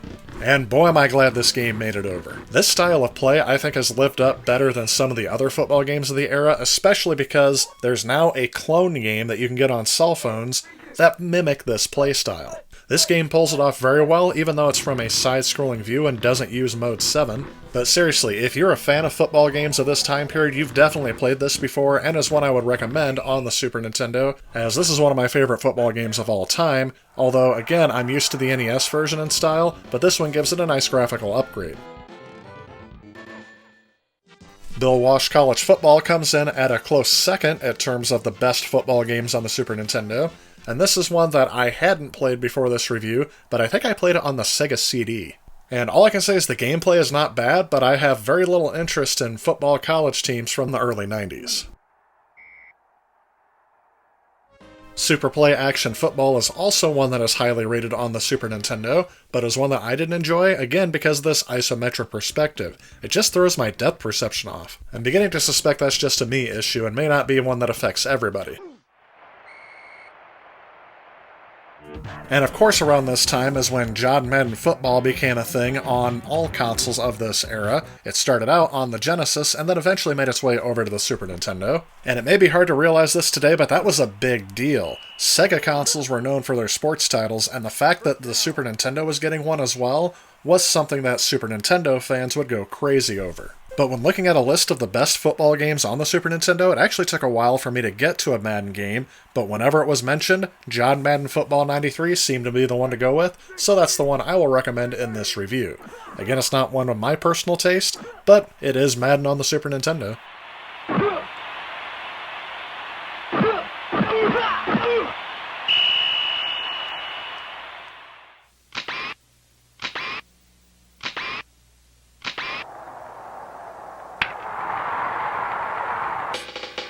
I have a coworker that knows that I collect retro games, and the first thing he asked me is if I had a Super Nintendo, and I said yes. The very next question was, do you have Ken Griffey Jr. Baseball? My response was not one that he was expecting. I said, why should I? So apparently I was unaware at the time that this game was probably the pinnacle of baseball games of its day. I've only just recently played this for the first time, so it's not one that I can really give my personal opinion on, but baseball games were not one that I was really going after back in the day, and when looking at reviews, this is kind of all over the place. I see an 8 out of 10 versus 6 out of 10.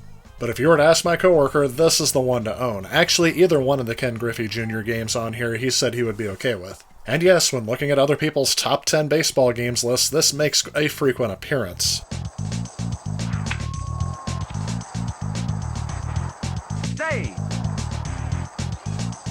And often right next to those games on the list is Baseball Simulator 1000. And if you want to learn more about this game, I have already covered it in my early games video, when I finished up the games that came out the same year the console launched. But a franchise that is a personal favorite from my childhood is Super Bases Loaded.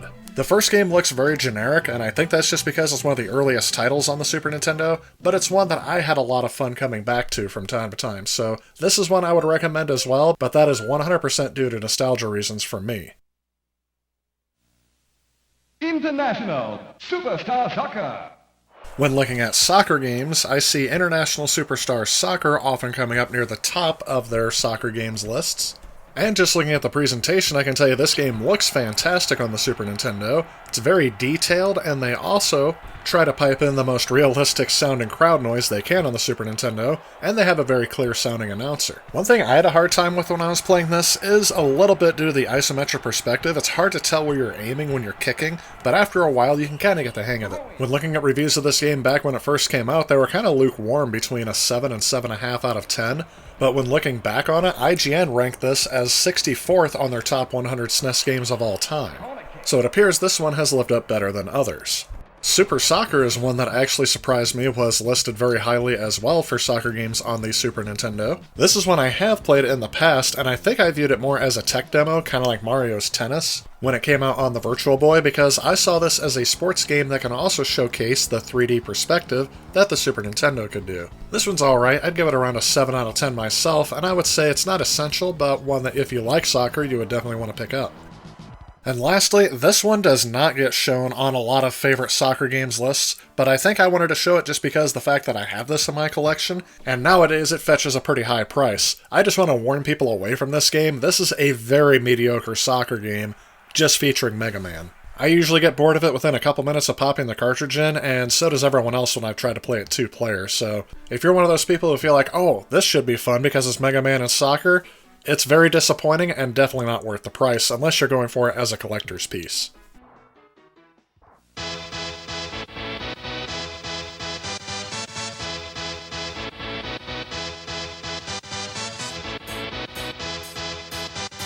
It's in the game. In terms of hockey games, I've been told you really can't go wrong with any of the NHL games from EA Sports on this system. The only one I happen to have on hand is NHL 96, so this is the only one I can actually personally attest that I've played, and yeah, it plays pretty well for a hockey game on the Super Nintendo. I was a bit surprised that they don't use Mode 7 when you're scrolling up and down the playfield, but I actually feel like that helps out the gameplay that they don't do that, because you don't have that morphed perspective as you're playing.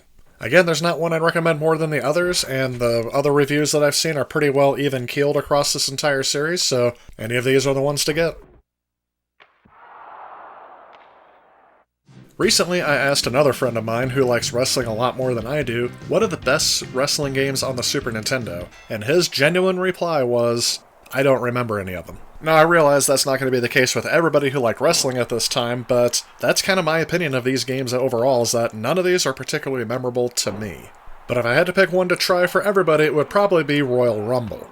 This one has the best review scores of any of the wrestling games on the platform, but it could be tied with WWF Super WrestleMania, which I kind of felt to be a bit too underdeveloped. I found the controls to maybe be a little delayed when I press them. It's just not as responsive as some of the other wrestling games on here, which is what personally keeps me from recommending it as number one. Definitely feels like one of the first games they made on this system, and maybe the other ones they'd build on. But after those two, I'd recommend WWF WrestleMania the arcade game, which is basically WrestleMania remade with Mortal Kombat style graphics. Sadly, this one just didn't seem as fun to me, as it really felt like they were trying to make the Super Nintendo do something it really couldn't do, and this game is incredibly watered down compared to the other home ports because of the system's limitations. And last on my list of ranking the wrestling games on the Super Nintendo is Raw. I really feel like this one isn't as good as its predecessor, which the original developers, Royal Rumble, is the one that made this one. It's just not done as well, and I would recommend skipping it.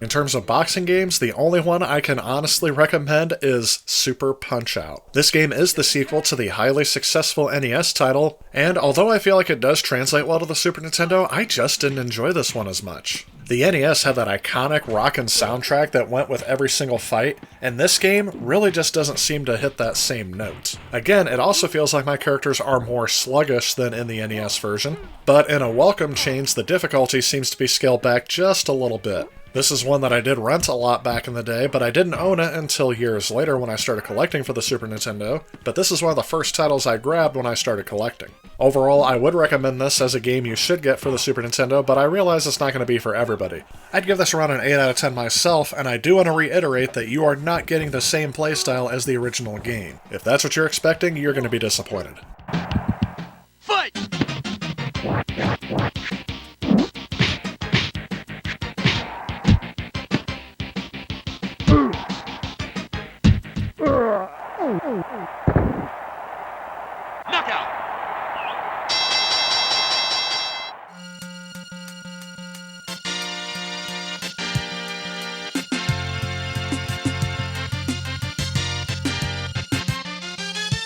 If you've been following my channel for a while, you may be aware that I am actually a big fan of golf games on almost any system. Although around the time the Super Nintendo was relevant, I don't think I was playing them as much. So again, for this review, I had to rely on recommendations from others, and the first one that came across my radar was the IREM Skins Game Challenge, which was also known as Major Title in Japan. And in terms of playing this game, I have to say it reminded me a lot of Neo Turf Masters on the Neo Geo. And that is not a bad thing at all. The game has more of an arcade feel, and I think that helps the game age a bit more gracefully, as they weren't trying to go for a realistic golf simulator, because let's face it, the Super Nintendo was going to be good, but not great at producing a golf game, at least in terms of realism. This game received good reviews when it came out, getting between a 9 and 8.5 out of 10, although those have softened with more modern reviews. I would be more tempted to give it a 9 out of 10. I definitely enjoyed this one.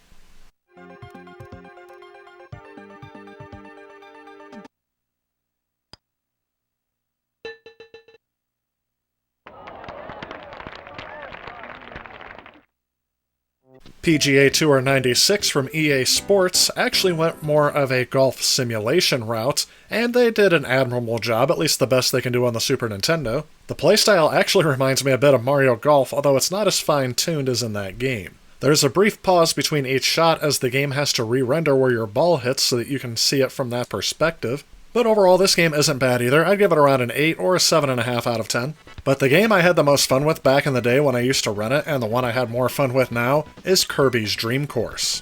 This game is a bit of a reimagining of mini-golf, but with Kirby and with special power-ups and enemies. The game is definitely more arcade in feel in terms of controls and playing it, but what I really started getting vibes of were some of those early Flash golf games from around the year 2000 to 2005. There were a bunch of mini-golf games from this top-down perspective, and I remember enjoying those very much, so this was a particular thrill to me.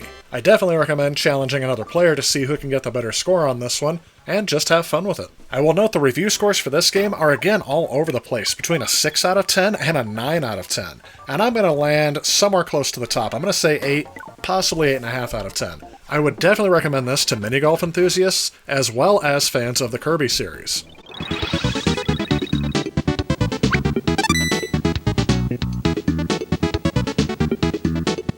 There are more sports games that I can get into on this system, but I feel like I've covered the ones of note, at least the ones that I enjoyed on this system. Everything else can be summed up, at least from me, just by saying, this is the insert sport name here for the Super Nintendo.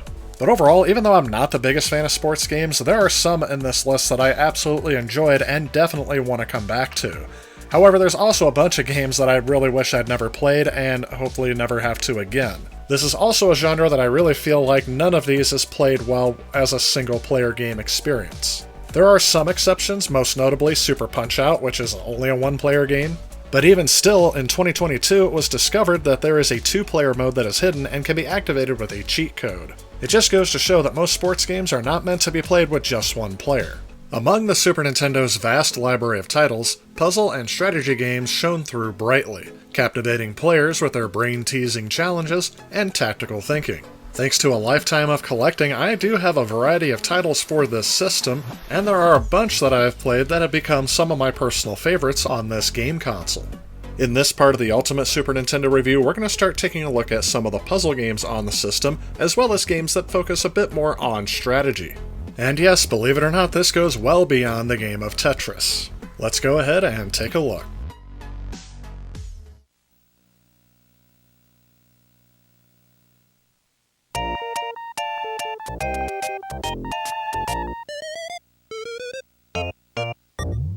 Bust-A-Move, also known as Puzzle Bobble, originally came out in 1994 in the arcades and was developed and published by Taito. The premise of the game is simple. You are given a bubble of a certain color, and your goal is to shoot and aim towards the other bubbles that are already in the puzzle that are the same color. Doing so causes the whole chain to disappear once you get more than 3 of them in a row. Any other bubble that was attached to it, if that was their only means of support, will also fall off the screen. I mostly remember playing this game and its various clones on PCs in the mid to late 90s, but this version on the Super Nintendo is done quite well, and I would definitely recommend it, especially the 2-player mode can become quite challenging.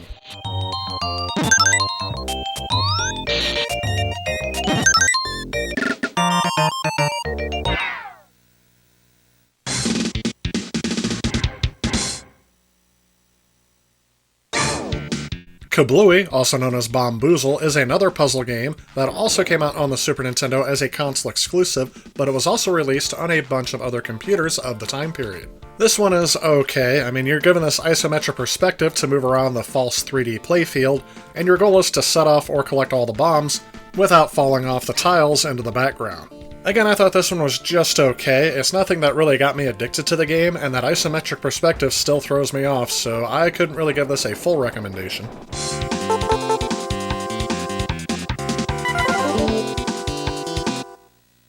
Kirby's Avalanche.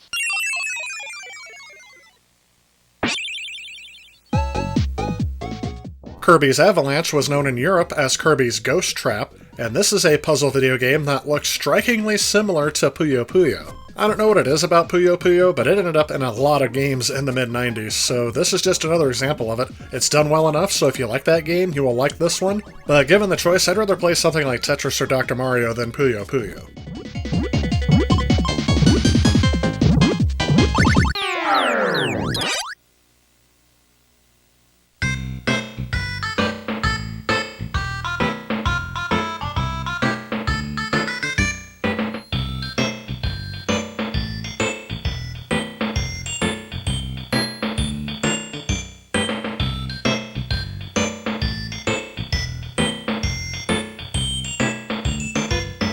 Lemmings is a classic title that showed up on almost every game and PC of the early to mid-90s, and this version on the Super Nintendo is a very faithful port. I really enjoyed playing it and going back through these first early levels.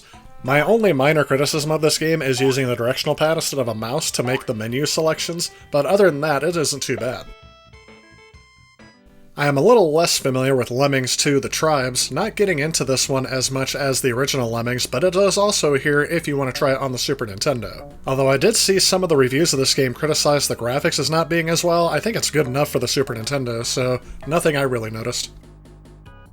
Ms. Pac-Man is the only arcade-style Pac-Man that made it to the Super Nintendo, and this one is again okay, but I'm really not a fan of the scrolling playfield. I think the best way to play Pac-Man is when you can see the entire maze in one screen without having to scroll. But other than that, the graphics are an upgrade from the original arcade version, and all the sound effects seem to be there, and I had a fun time playing through it, so overall, out of all the Pac-Man games that made it to the Super Nintendo, this one would be the one I would recommend, because it's the only one like the arcade. Pac-Man 2: The New Adventures, I'm just now realizing, is a direct sequel to the original Pac-Man released in 1980, and this came out in 1994. So was the sequel worth the wait? Not really. For some reason, they decided to make this into a point-and-click adventure game instead of being a maze game. And not that they couldn't change up the formula for its sequel, but this game is boring. I have tried myself on multiple occasions to play it, and I always end up getting bored within the first couple of screens. While other reviews give this around a 7 out of 10, I would give it around a 2 out of 10. Just avoid this one if you can.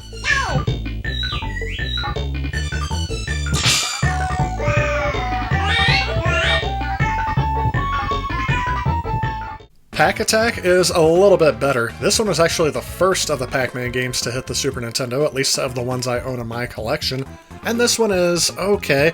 It can be compared to something like Tetris or Columns, but it's not exactly quite like either one of those. It is neat and I get a momentary thrill out of this, but again, I would rather be playing Tetris, or Columns for that matter, than playing the Pac-Man version of it. So I will only recommend this to fans of Pac-Man or to fans of this style of puzzle games.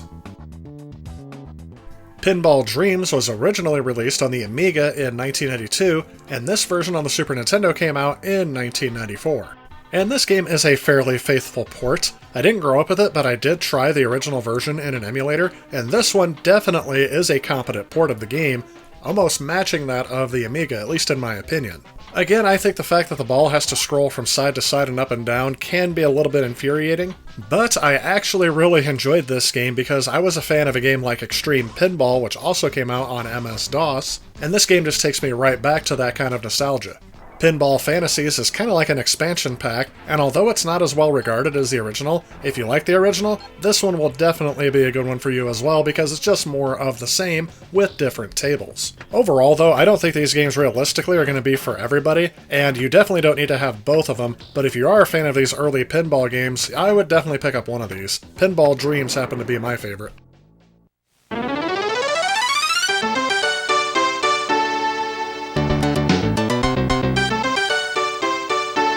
Super Bomberman was always a fun weekend rental for me, but the issue with me back in the day was that I wasn't very good at this game and couldn't figure out the strategy. In this game you play as Bomberman or as several Bombermen, and you go around a screen that doesn't scroll around through a Pac-Man style-like maze, placing bombs, blowing up obstacles, and enemies. The single-player mode is fun and will definitely get you prepared for when you do multiplayer battle, but multiplayer is where this game really shines. Back before we had LAN parties, this is one of the biggest games I remember playing with other people when we would have like game nights or get-togethers to play video games.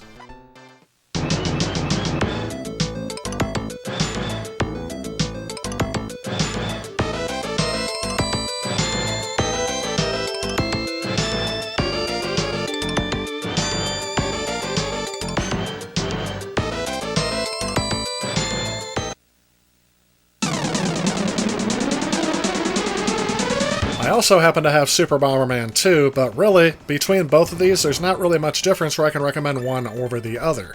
There were several more that got released in Japan for the Super Famicom, but these were the only two I'm aware of that came out in the US. This one is a definite recommend if you plan on doing multiplayer for the Super Nintendo.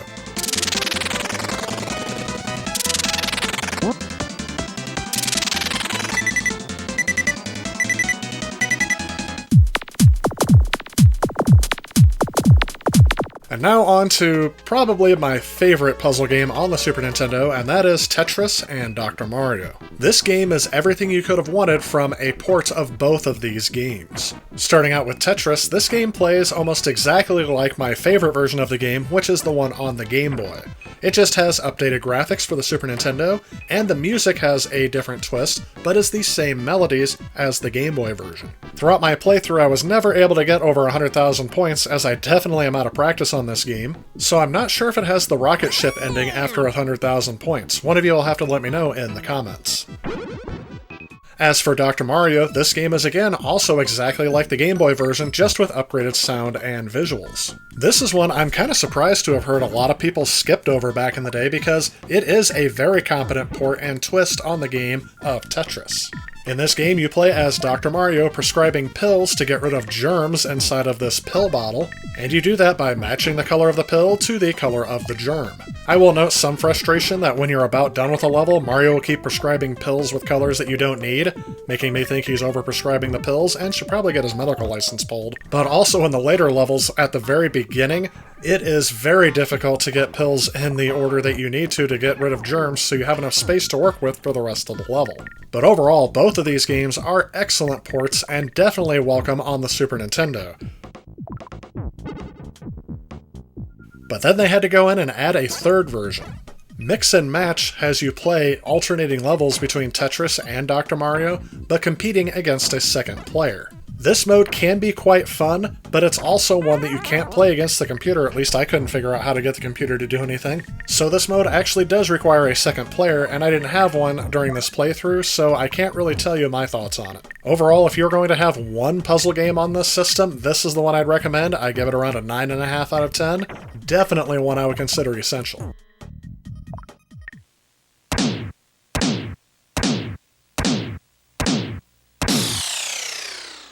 Apparently we didn't have to wait as long to get a sequel to Tetris than we did to get a sequel to Pac-Man. But this game was actually developed by Tosei Software and Nintendo themselves. In Tetris 2, instead of having the objective to just fill up a line so that they'll disappear, you also have to match the colors of the tetrominos that descend from the top of the playfield. The shapes that these come in are also varied more than the original game of Tetris, and just like in Dr. Mario, you have to match up the colors to the blocks that are already available at the bottom of the screen, with the objective to clear out the screen. This game is done very well, and I did get addicted to it a little bit, but not as much as the original Tetris game, so I'm only obliged to recommend this to people who are really big fans of Tetris.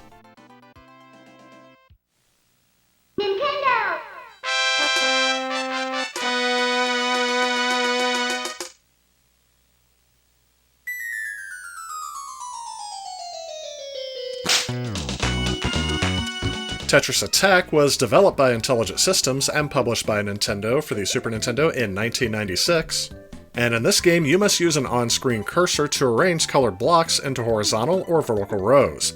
Matching 3 or more blocks together of the same color will destroy them, and again your goal is to wipe out all of the blocks on the screen.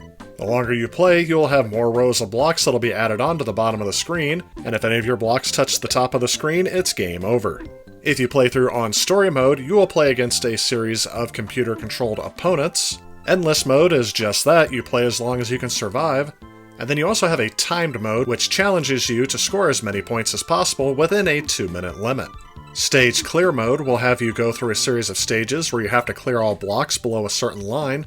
And finally, in puzzle mode, you must clear all the blocks in a preset block arrangement in a limited number of moves. But of course, this game is also fun to play multiplayer as well. Upon its release, this game was very well received, eventually being named Electronic Gaming Monthly's Super Nintendo Game of the Year. Again, I really think you have to be a fan of Tetris to begin with to get this game, but it also offers a unique enough twist to where I think newcomers can also enjoy this one as well. Timon and Pumbaa's Jungle Games is a game that I had a lot of fun playing as a kid on the PC. The game, I remember, had a whole bunch of cutscenes and a lot of voice excerpts from the voice actors that voiced Timon and Pumbaa in the movie, and in this game you just play a lot of variations of games such as Pinball, Frogger, Space Invaders, or probably more accurately, Astro Smash for the Intellivision, and then there's a slingshot shooting game. The PC version also included a version of Puyo Puyo, which I assume they had to cut either due to cartridge space or due to licensing issues. The problem with this game is that due to the limited cartridge space, they had to cut out all the voice dialogue, so I really feel like the game lost out on a lot of charm because of that. And also, I don't really feel like this game is well optimized. The pinball game, the physics are really screwed up, and the ball always gravitates towards the bottom of the screen a lot more than it did in the PC version. The Frogger game has a real big delay between when you press the button to move and when he actually moves across the river. The slingshot game is a bear to try to get through with the D-pad instead of having a mouse, which the PC version would have had. In fact, the only game I really enjoyed on here was the burping game, but Pumbaa moves way too slowly. Slower than he did in the PC version. So I would like to recommend this due to it being one of my favorite PC games of the time period. I have to say you should skip this one because it's just not well optimized for the Super Nintendo.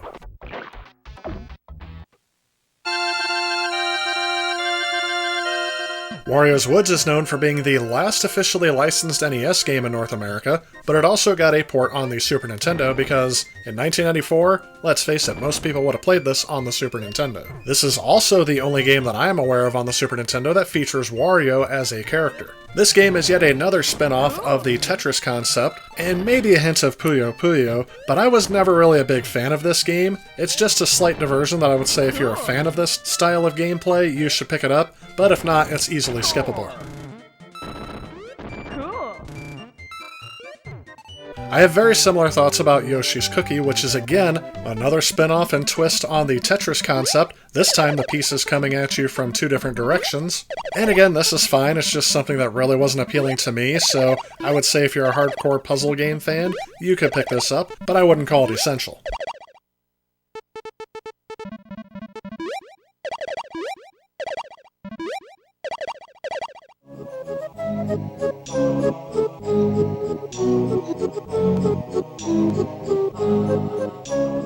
And if you haven't gotten tired of Tetris yet, have you tried Wordtris? This is Tetris, but with letters to make words instead of pieces that you just create a solid line with. This one is again one that I actually have kind of found fun and I would definitely come back to, but I can't recommend it as essential because you not only have to be a fan of puzzle games, but also a fan of word games like crosswords and Scrabble and stuff like that. When Computer Gaming World reviewed this game, they said that Wordtris is as infuriating as it is incredibly addictive, and I 100% agree with that.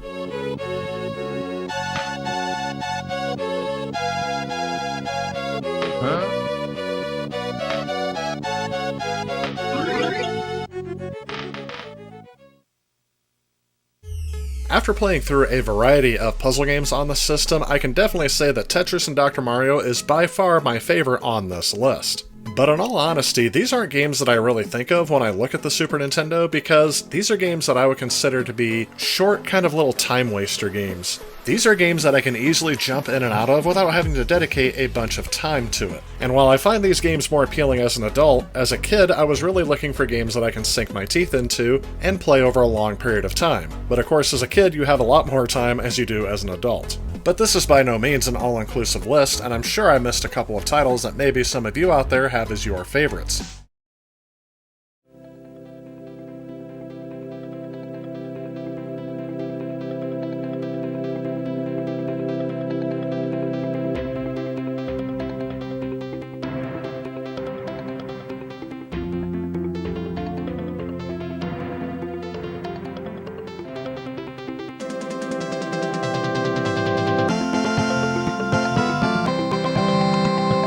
Moving on to some of the simulation games on here, the first one I picked up was Sim Ant, and bear with me here as I try to explain this because it is a bit more complicated than it looks.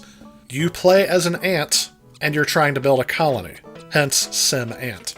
This game is okay, and I could have seen myself getting very much into this back in the day, but as an adult with adult problems, I could care less about ants.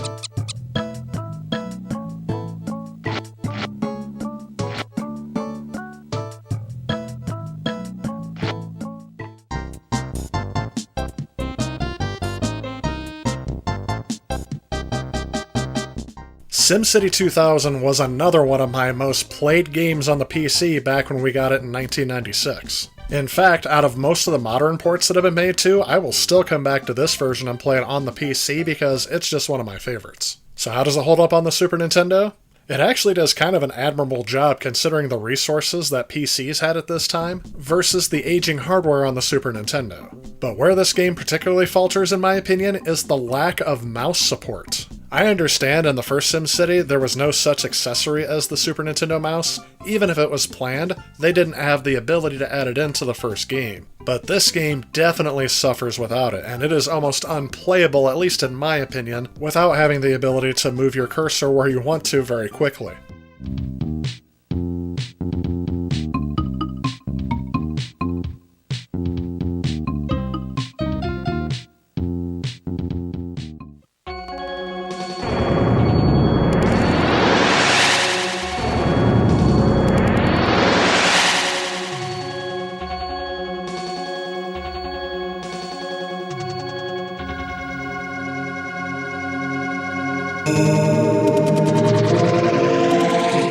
Sim Earth is a game where you're given an entire planet to terraform and then encourage life forms to grow, such as vegetation, animals, and even people. To keep the planet going, you are given control over the planet's atmosphere, temperatures, land masses, and then you can place different forms of life on the planet and watch them evolve. This one is very hard for me to get into these days because you definitely need some sort of guide to help you know what button means what to click, and you will definitely have a bit of a learning curve at the beginning. But once you get the hang of it, the game is kind of fun. It's not up there on the level of SimCity style of fun, but it's not as bad as something like Sim Ant or SimCity 2000 for controls, but I wouldn't recommend it as essential either.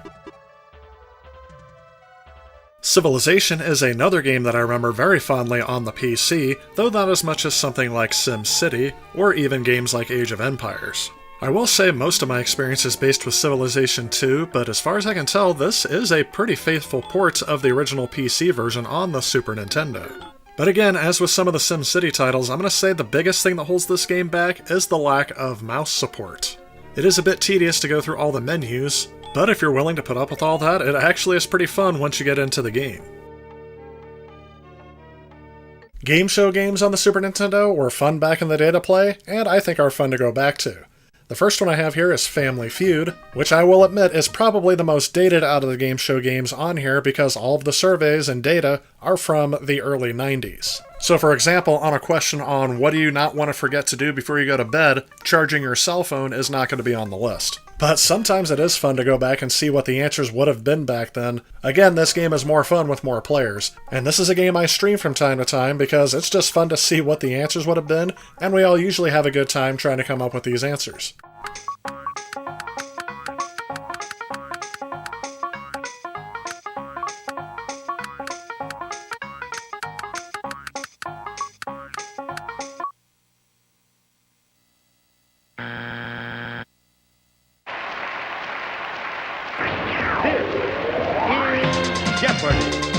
Jeopardy is another game that is fun. There's a deluxe edition, which is what I'm playing, but there's also a couple other games, the original Jeopardy and the sports edition one. This game is also fun, but the only thing I don't like is that you have to try to spell out your answers, and it can be pretty picky about your spelling. Also, the same rule applies that these questions obviously date from the early 90s, so you're not going to find questions about iPods, iPads, or even anything about the internet on here.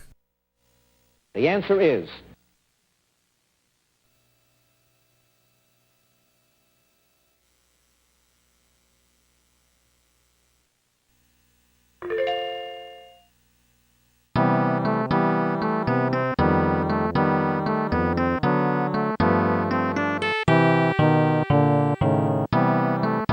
My favorite game show game that exists on here is Wheel of Fortune.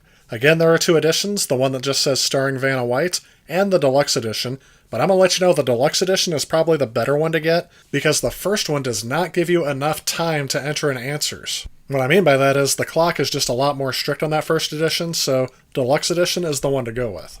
And sometimes it doesn't even matter how dated the puzzles are, unless you just can't remember who that important celebrity was from 1992.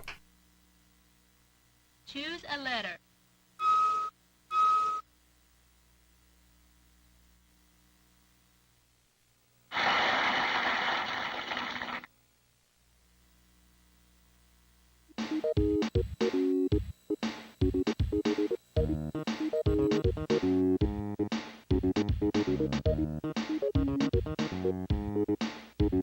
And believe it or not, one of my favorite games on the Super Nintendo growing up was Super Caesar's Palace. I'm not sure which one of us in our family would have been the one that wanted to get this game. I assume maybe it was one of my parents, because who wants to teach kids how to gamble? But I remember spending hours in this game just playing slot machines, roulette, learning what Keno is, and writing down the lengthy passwords so I can continue if I had any money left when I was done. I admit this is not an essential you should have in your collection, but if you grow up with it, this is one that'll definitely be nostalgic.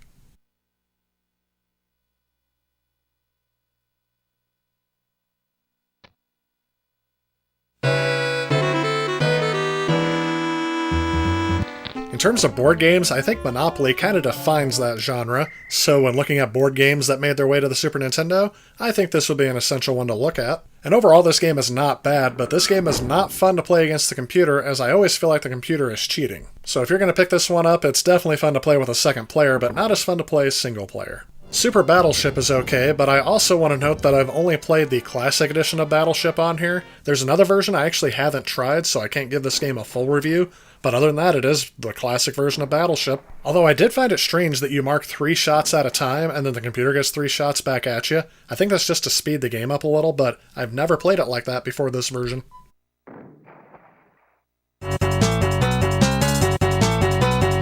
In terms of edutainment games, Where in the World is Carmen Sandiego was one I really loved playing on like the Macintosh and early Windows computers during this time, and this game performs very well on the Super Nintendo. This is actually a pretty solid port. If you've never heard of this title because you didn't grow up with the TV show back in the day, you play as a detective that is trying to figure out which one of Carmen Sandiego's henchmen has committed some sort of crime, and you have to know geography and some history to be able to find where this person is at. My playthrough ended abruptly because I actually got to where the criminal was, but I forgot to fill out the warrant, so whoops, he got away.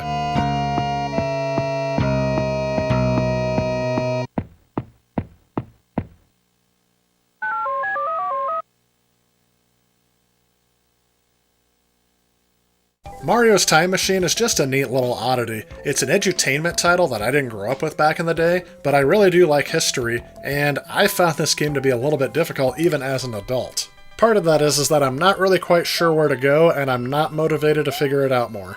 But it's a Mario game on a Nintendo platform, and I feel like a lot of people would feel that this is an essential to have for their system, but you're not going to play it. It's just going to be a display piece.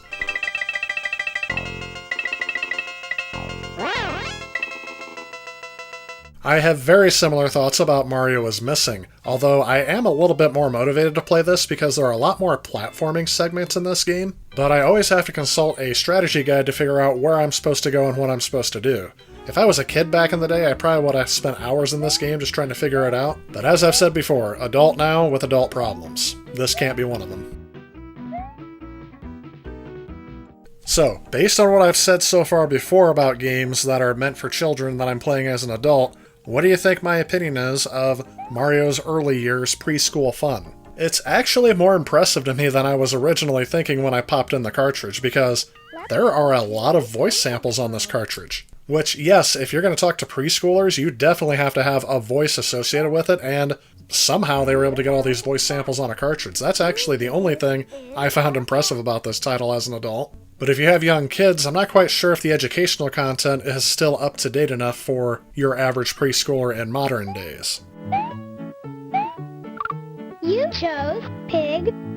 The pig is wet.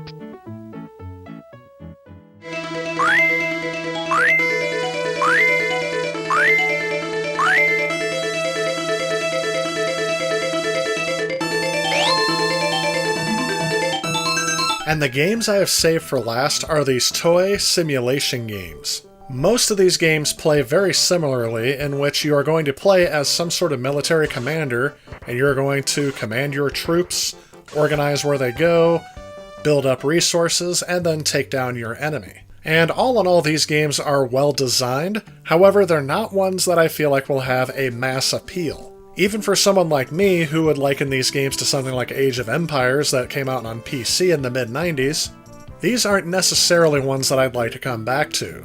And part of that is due to the fact that you have to know a lot about the game's controls, as well as what their menu icons mean. I actually had to look up the game manual so I'd know exactly what I was doing in each game, but eventually gave up and just let the computer play itself. I really don't think any of these are bad games, but I definitely think these are the ones that are going to be the least popular out of this category, because this game is mostly strategy and less about the actual battles. Some of these games, like Liberty or Death, is actually based on real events.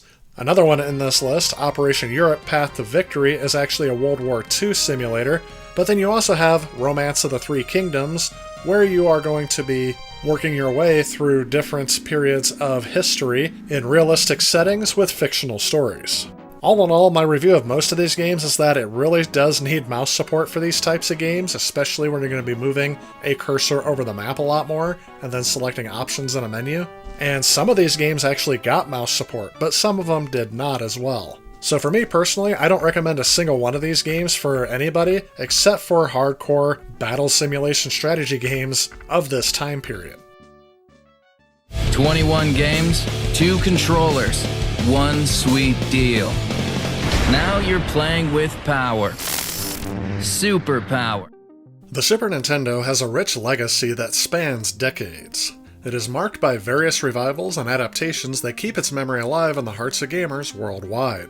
But before we go into the details of the legacy of the Super Nintendo, we should first rewind the clock back to 1994, which is seen as a pivotal year in the system's life.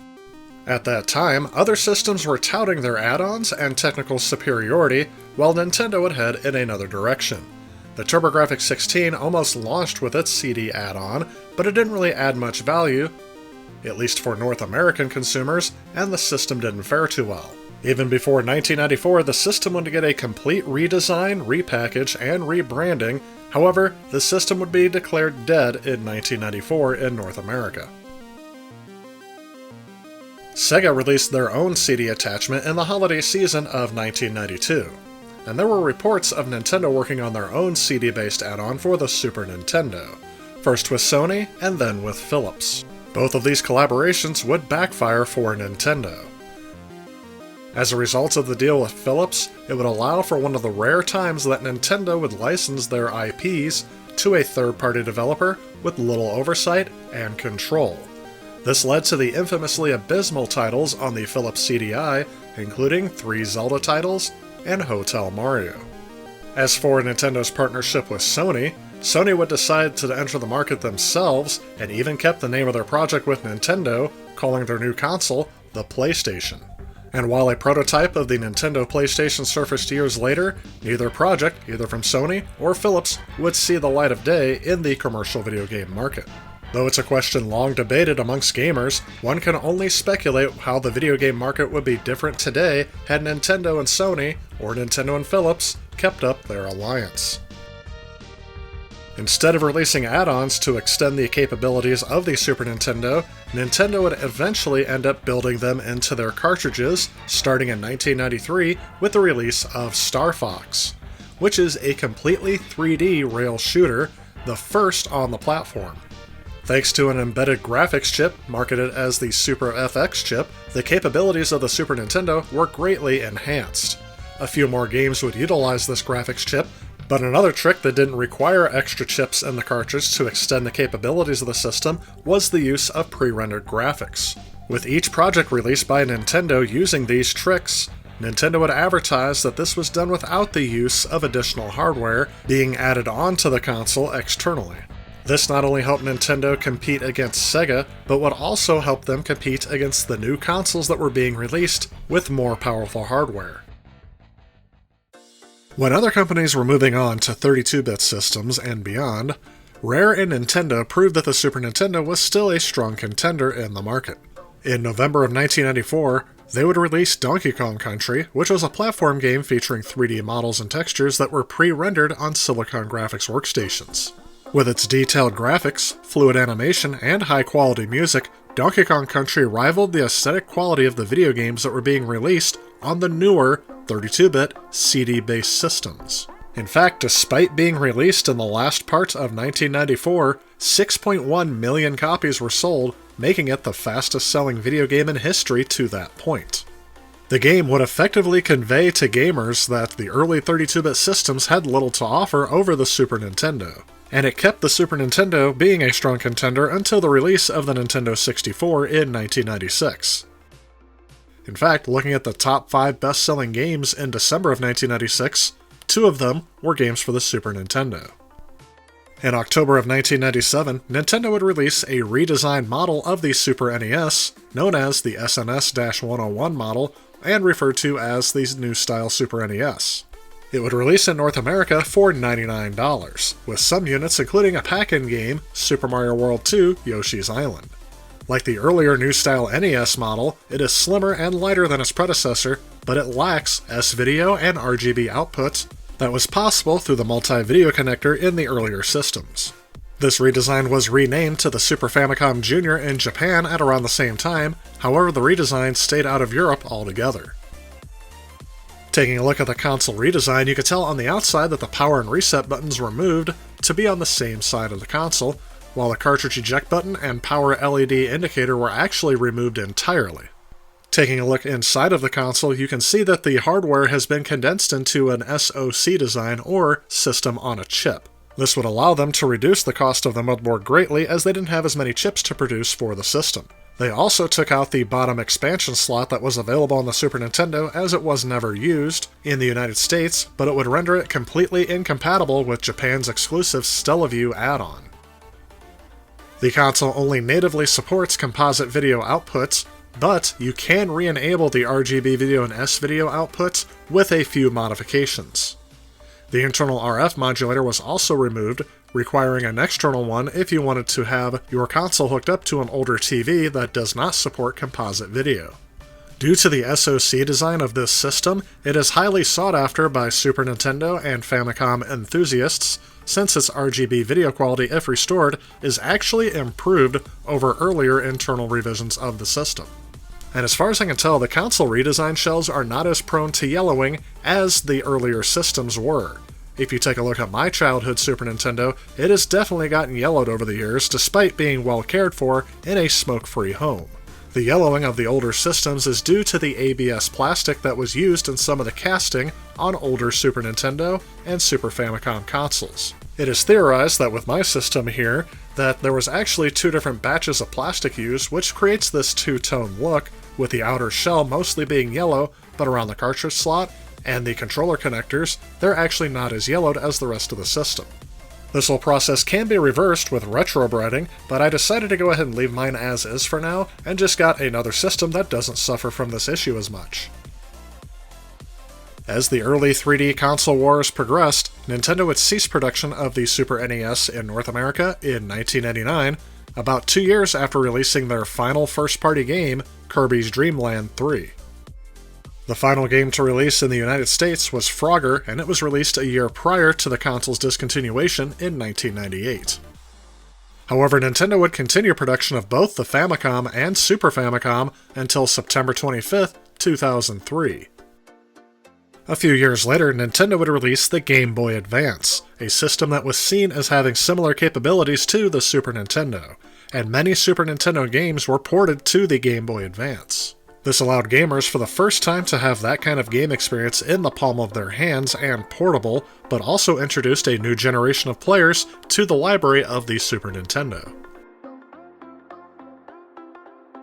Around the time of the release of the Nintendo Wii in 2005, it was made known that Super Nintendo games would be made available for download via the Wii's Virtual Console service. Super Nintendo games would go portable once again, with Nintendo announcing that they would be bringing their Super Nintendo game library on the new Nintendo 3DS, 3DS XL, and later the Nintendo 2DS XL, via the eShop download service. On September 29th of 2017, Nintendo released something called the Super NES Classic Edition, which is a dedicated home video game system released by Nintendo which emulates the Super Nintendo Entertainment System. It comes with 21 games pre-installed and cannot be added onto unless you mod the system.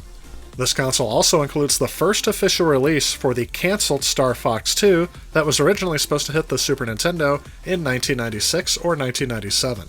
This game console's appearance varies based on the region you bought your system in, as each system was designed to match what the Super Nintendo looked like in their region. On the inside of the system, this console uses an all-winner R16 system on a chip that has 4 ARM Cortex-A7 processing units, with a customized ARM 400 MP2 graphics processing unit, along with 512 megabytes of flash storage and 256 megabytes of DDR3 memory. As they use emulation on this system, it might not be surprising that this is the same exact hardware they used in their previous NES Classic Edition product. This system features a 720p running at 60Hz HDMI display output with 2 controller ports that had 2 wired Super Nintendo controllers being bundled with the system, and those use the same style of connector that was used on Wii remotes.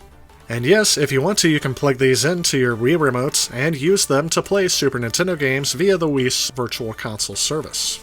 You can even plug in a Wii Classic controller and use that as well on your Super Nintendo Classic. Addressing a complaint that was common on the Nintendo Entertainment System Classic is that the cords for the controllers are a bit longer, being about 4.5 feet long, or 1.4 meters, compared to the 2.5 foot ones on the NES Classic, or 0.76 meters. The games that are built into the system are titles that were critically acclaimed on the system, including a good mix of those from Nintendo's first party, as well as some from Square Enix, Konami, and Capcom. One of the biggest criticisms of this console was the availability. Nintendo was often accused of shorting the units intentionally to create a higher demand. However, Nintendo has always maintained that they were simply caught off guard with how popular the system ended up being, with at one point Nintendo of America's CEO Reggie stating in September of 2017 that people should refrain from buying SNES Classics from scalpers and suggested that SNES Classic systems would be readily available when they launched.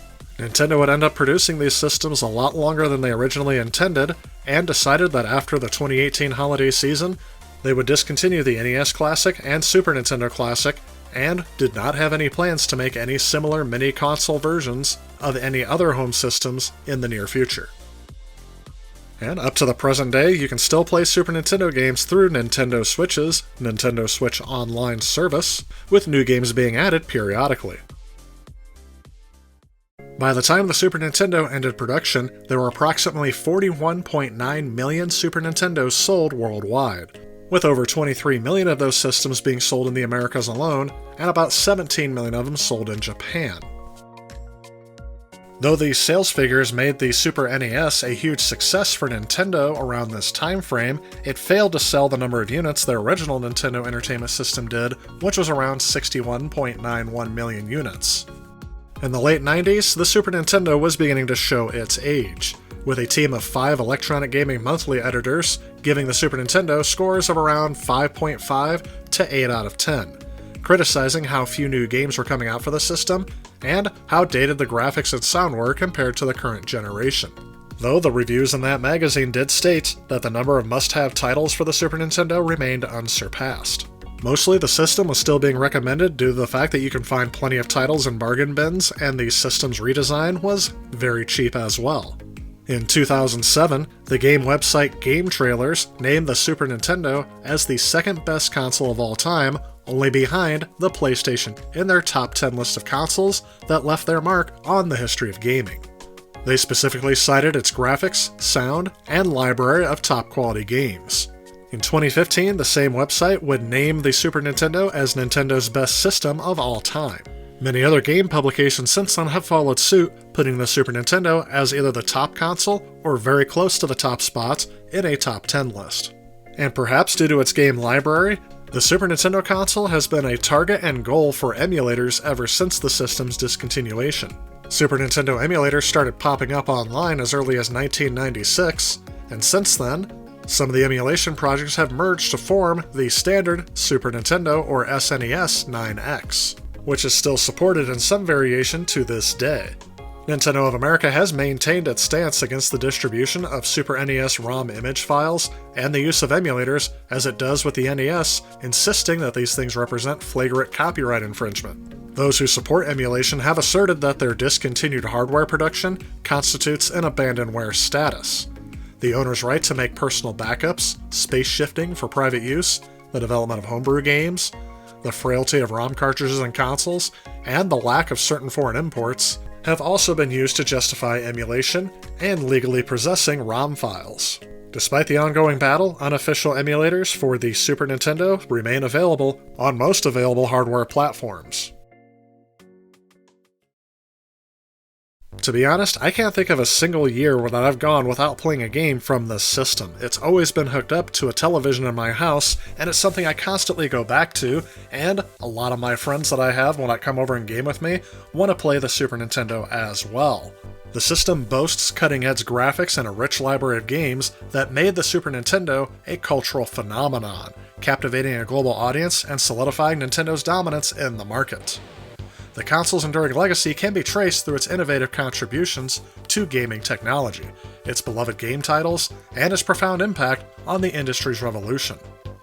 At the heart of the Super Nintendo's legacy lies its technological prowess. The console would continue to push the boundaries of what home gaming could be. With their innovation of the Super FX chip, they were able to bring 3D graphics, although basic by today's standards, into the home for the first time for many. The magic of Mode 7 being built into the system allowed for some unique gameplay concepts that was not possible on previous gen hardware and pushed the industry forward. The Super Nintendo's emphasis on superior hardware paved the way for what subsequent generations of consoles would try to prioritize in its technical advancements. But while graphics are great on the Super Nintendo, I think the biggest legacy of the Super Nintendo is its game library. Featuring its timeless classic released at launch, Super Mario World, and The Legend of Zelda: A Link to the Past, and then keep going with games like Super Metroid and Donkey Kong Country, the console would deliver an unparalleled gaming experience. Those titles not only captivated players with their engaging gameplay, but also set the standard for narrative depth and character development in the medium. The fact that over 30 years later we're still playing these games has to say something about the enduring legacy of this system. The Super Nintendo also saw the emergence of some of Nintendo's most successful franchises, including Mario Kart making its first appearance on this system, but the system also helped see the rise of some of Nintendo's most popular characters, as Link from Link to the Past, Mario, and Samus would become cultural symbols transcending the gaming world. Nintendo's commitment to quality and innovation with the Super Nintendo laid the foundation for the future success of the company and cemented its reputation as a leading force in the industry.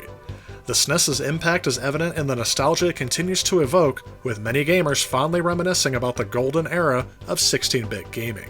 At the end of all this, I can only say that the Super Nintendo Entertainment System's legacy extends far beyond its initial release, resonating with gamers and industry professionals alike.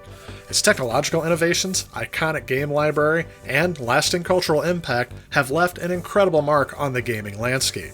The SNES not only defined an era of gaming, but also set the stage for future generations of consoles, influencing the medium's evolution and ensuring its place in the pantheon of gaming history.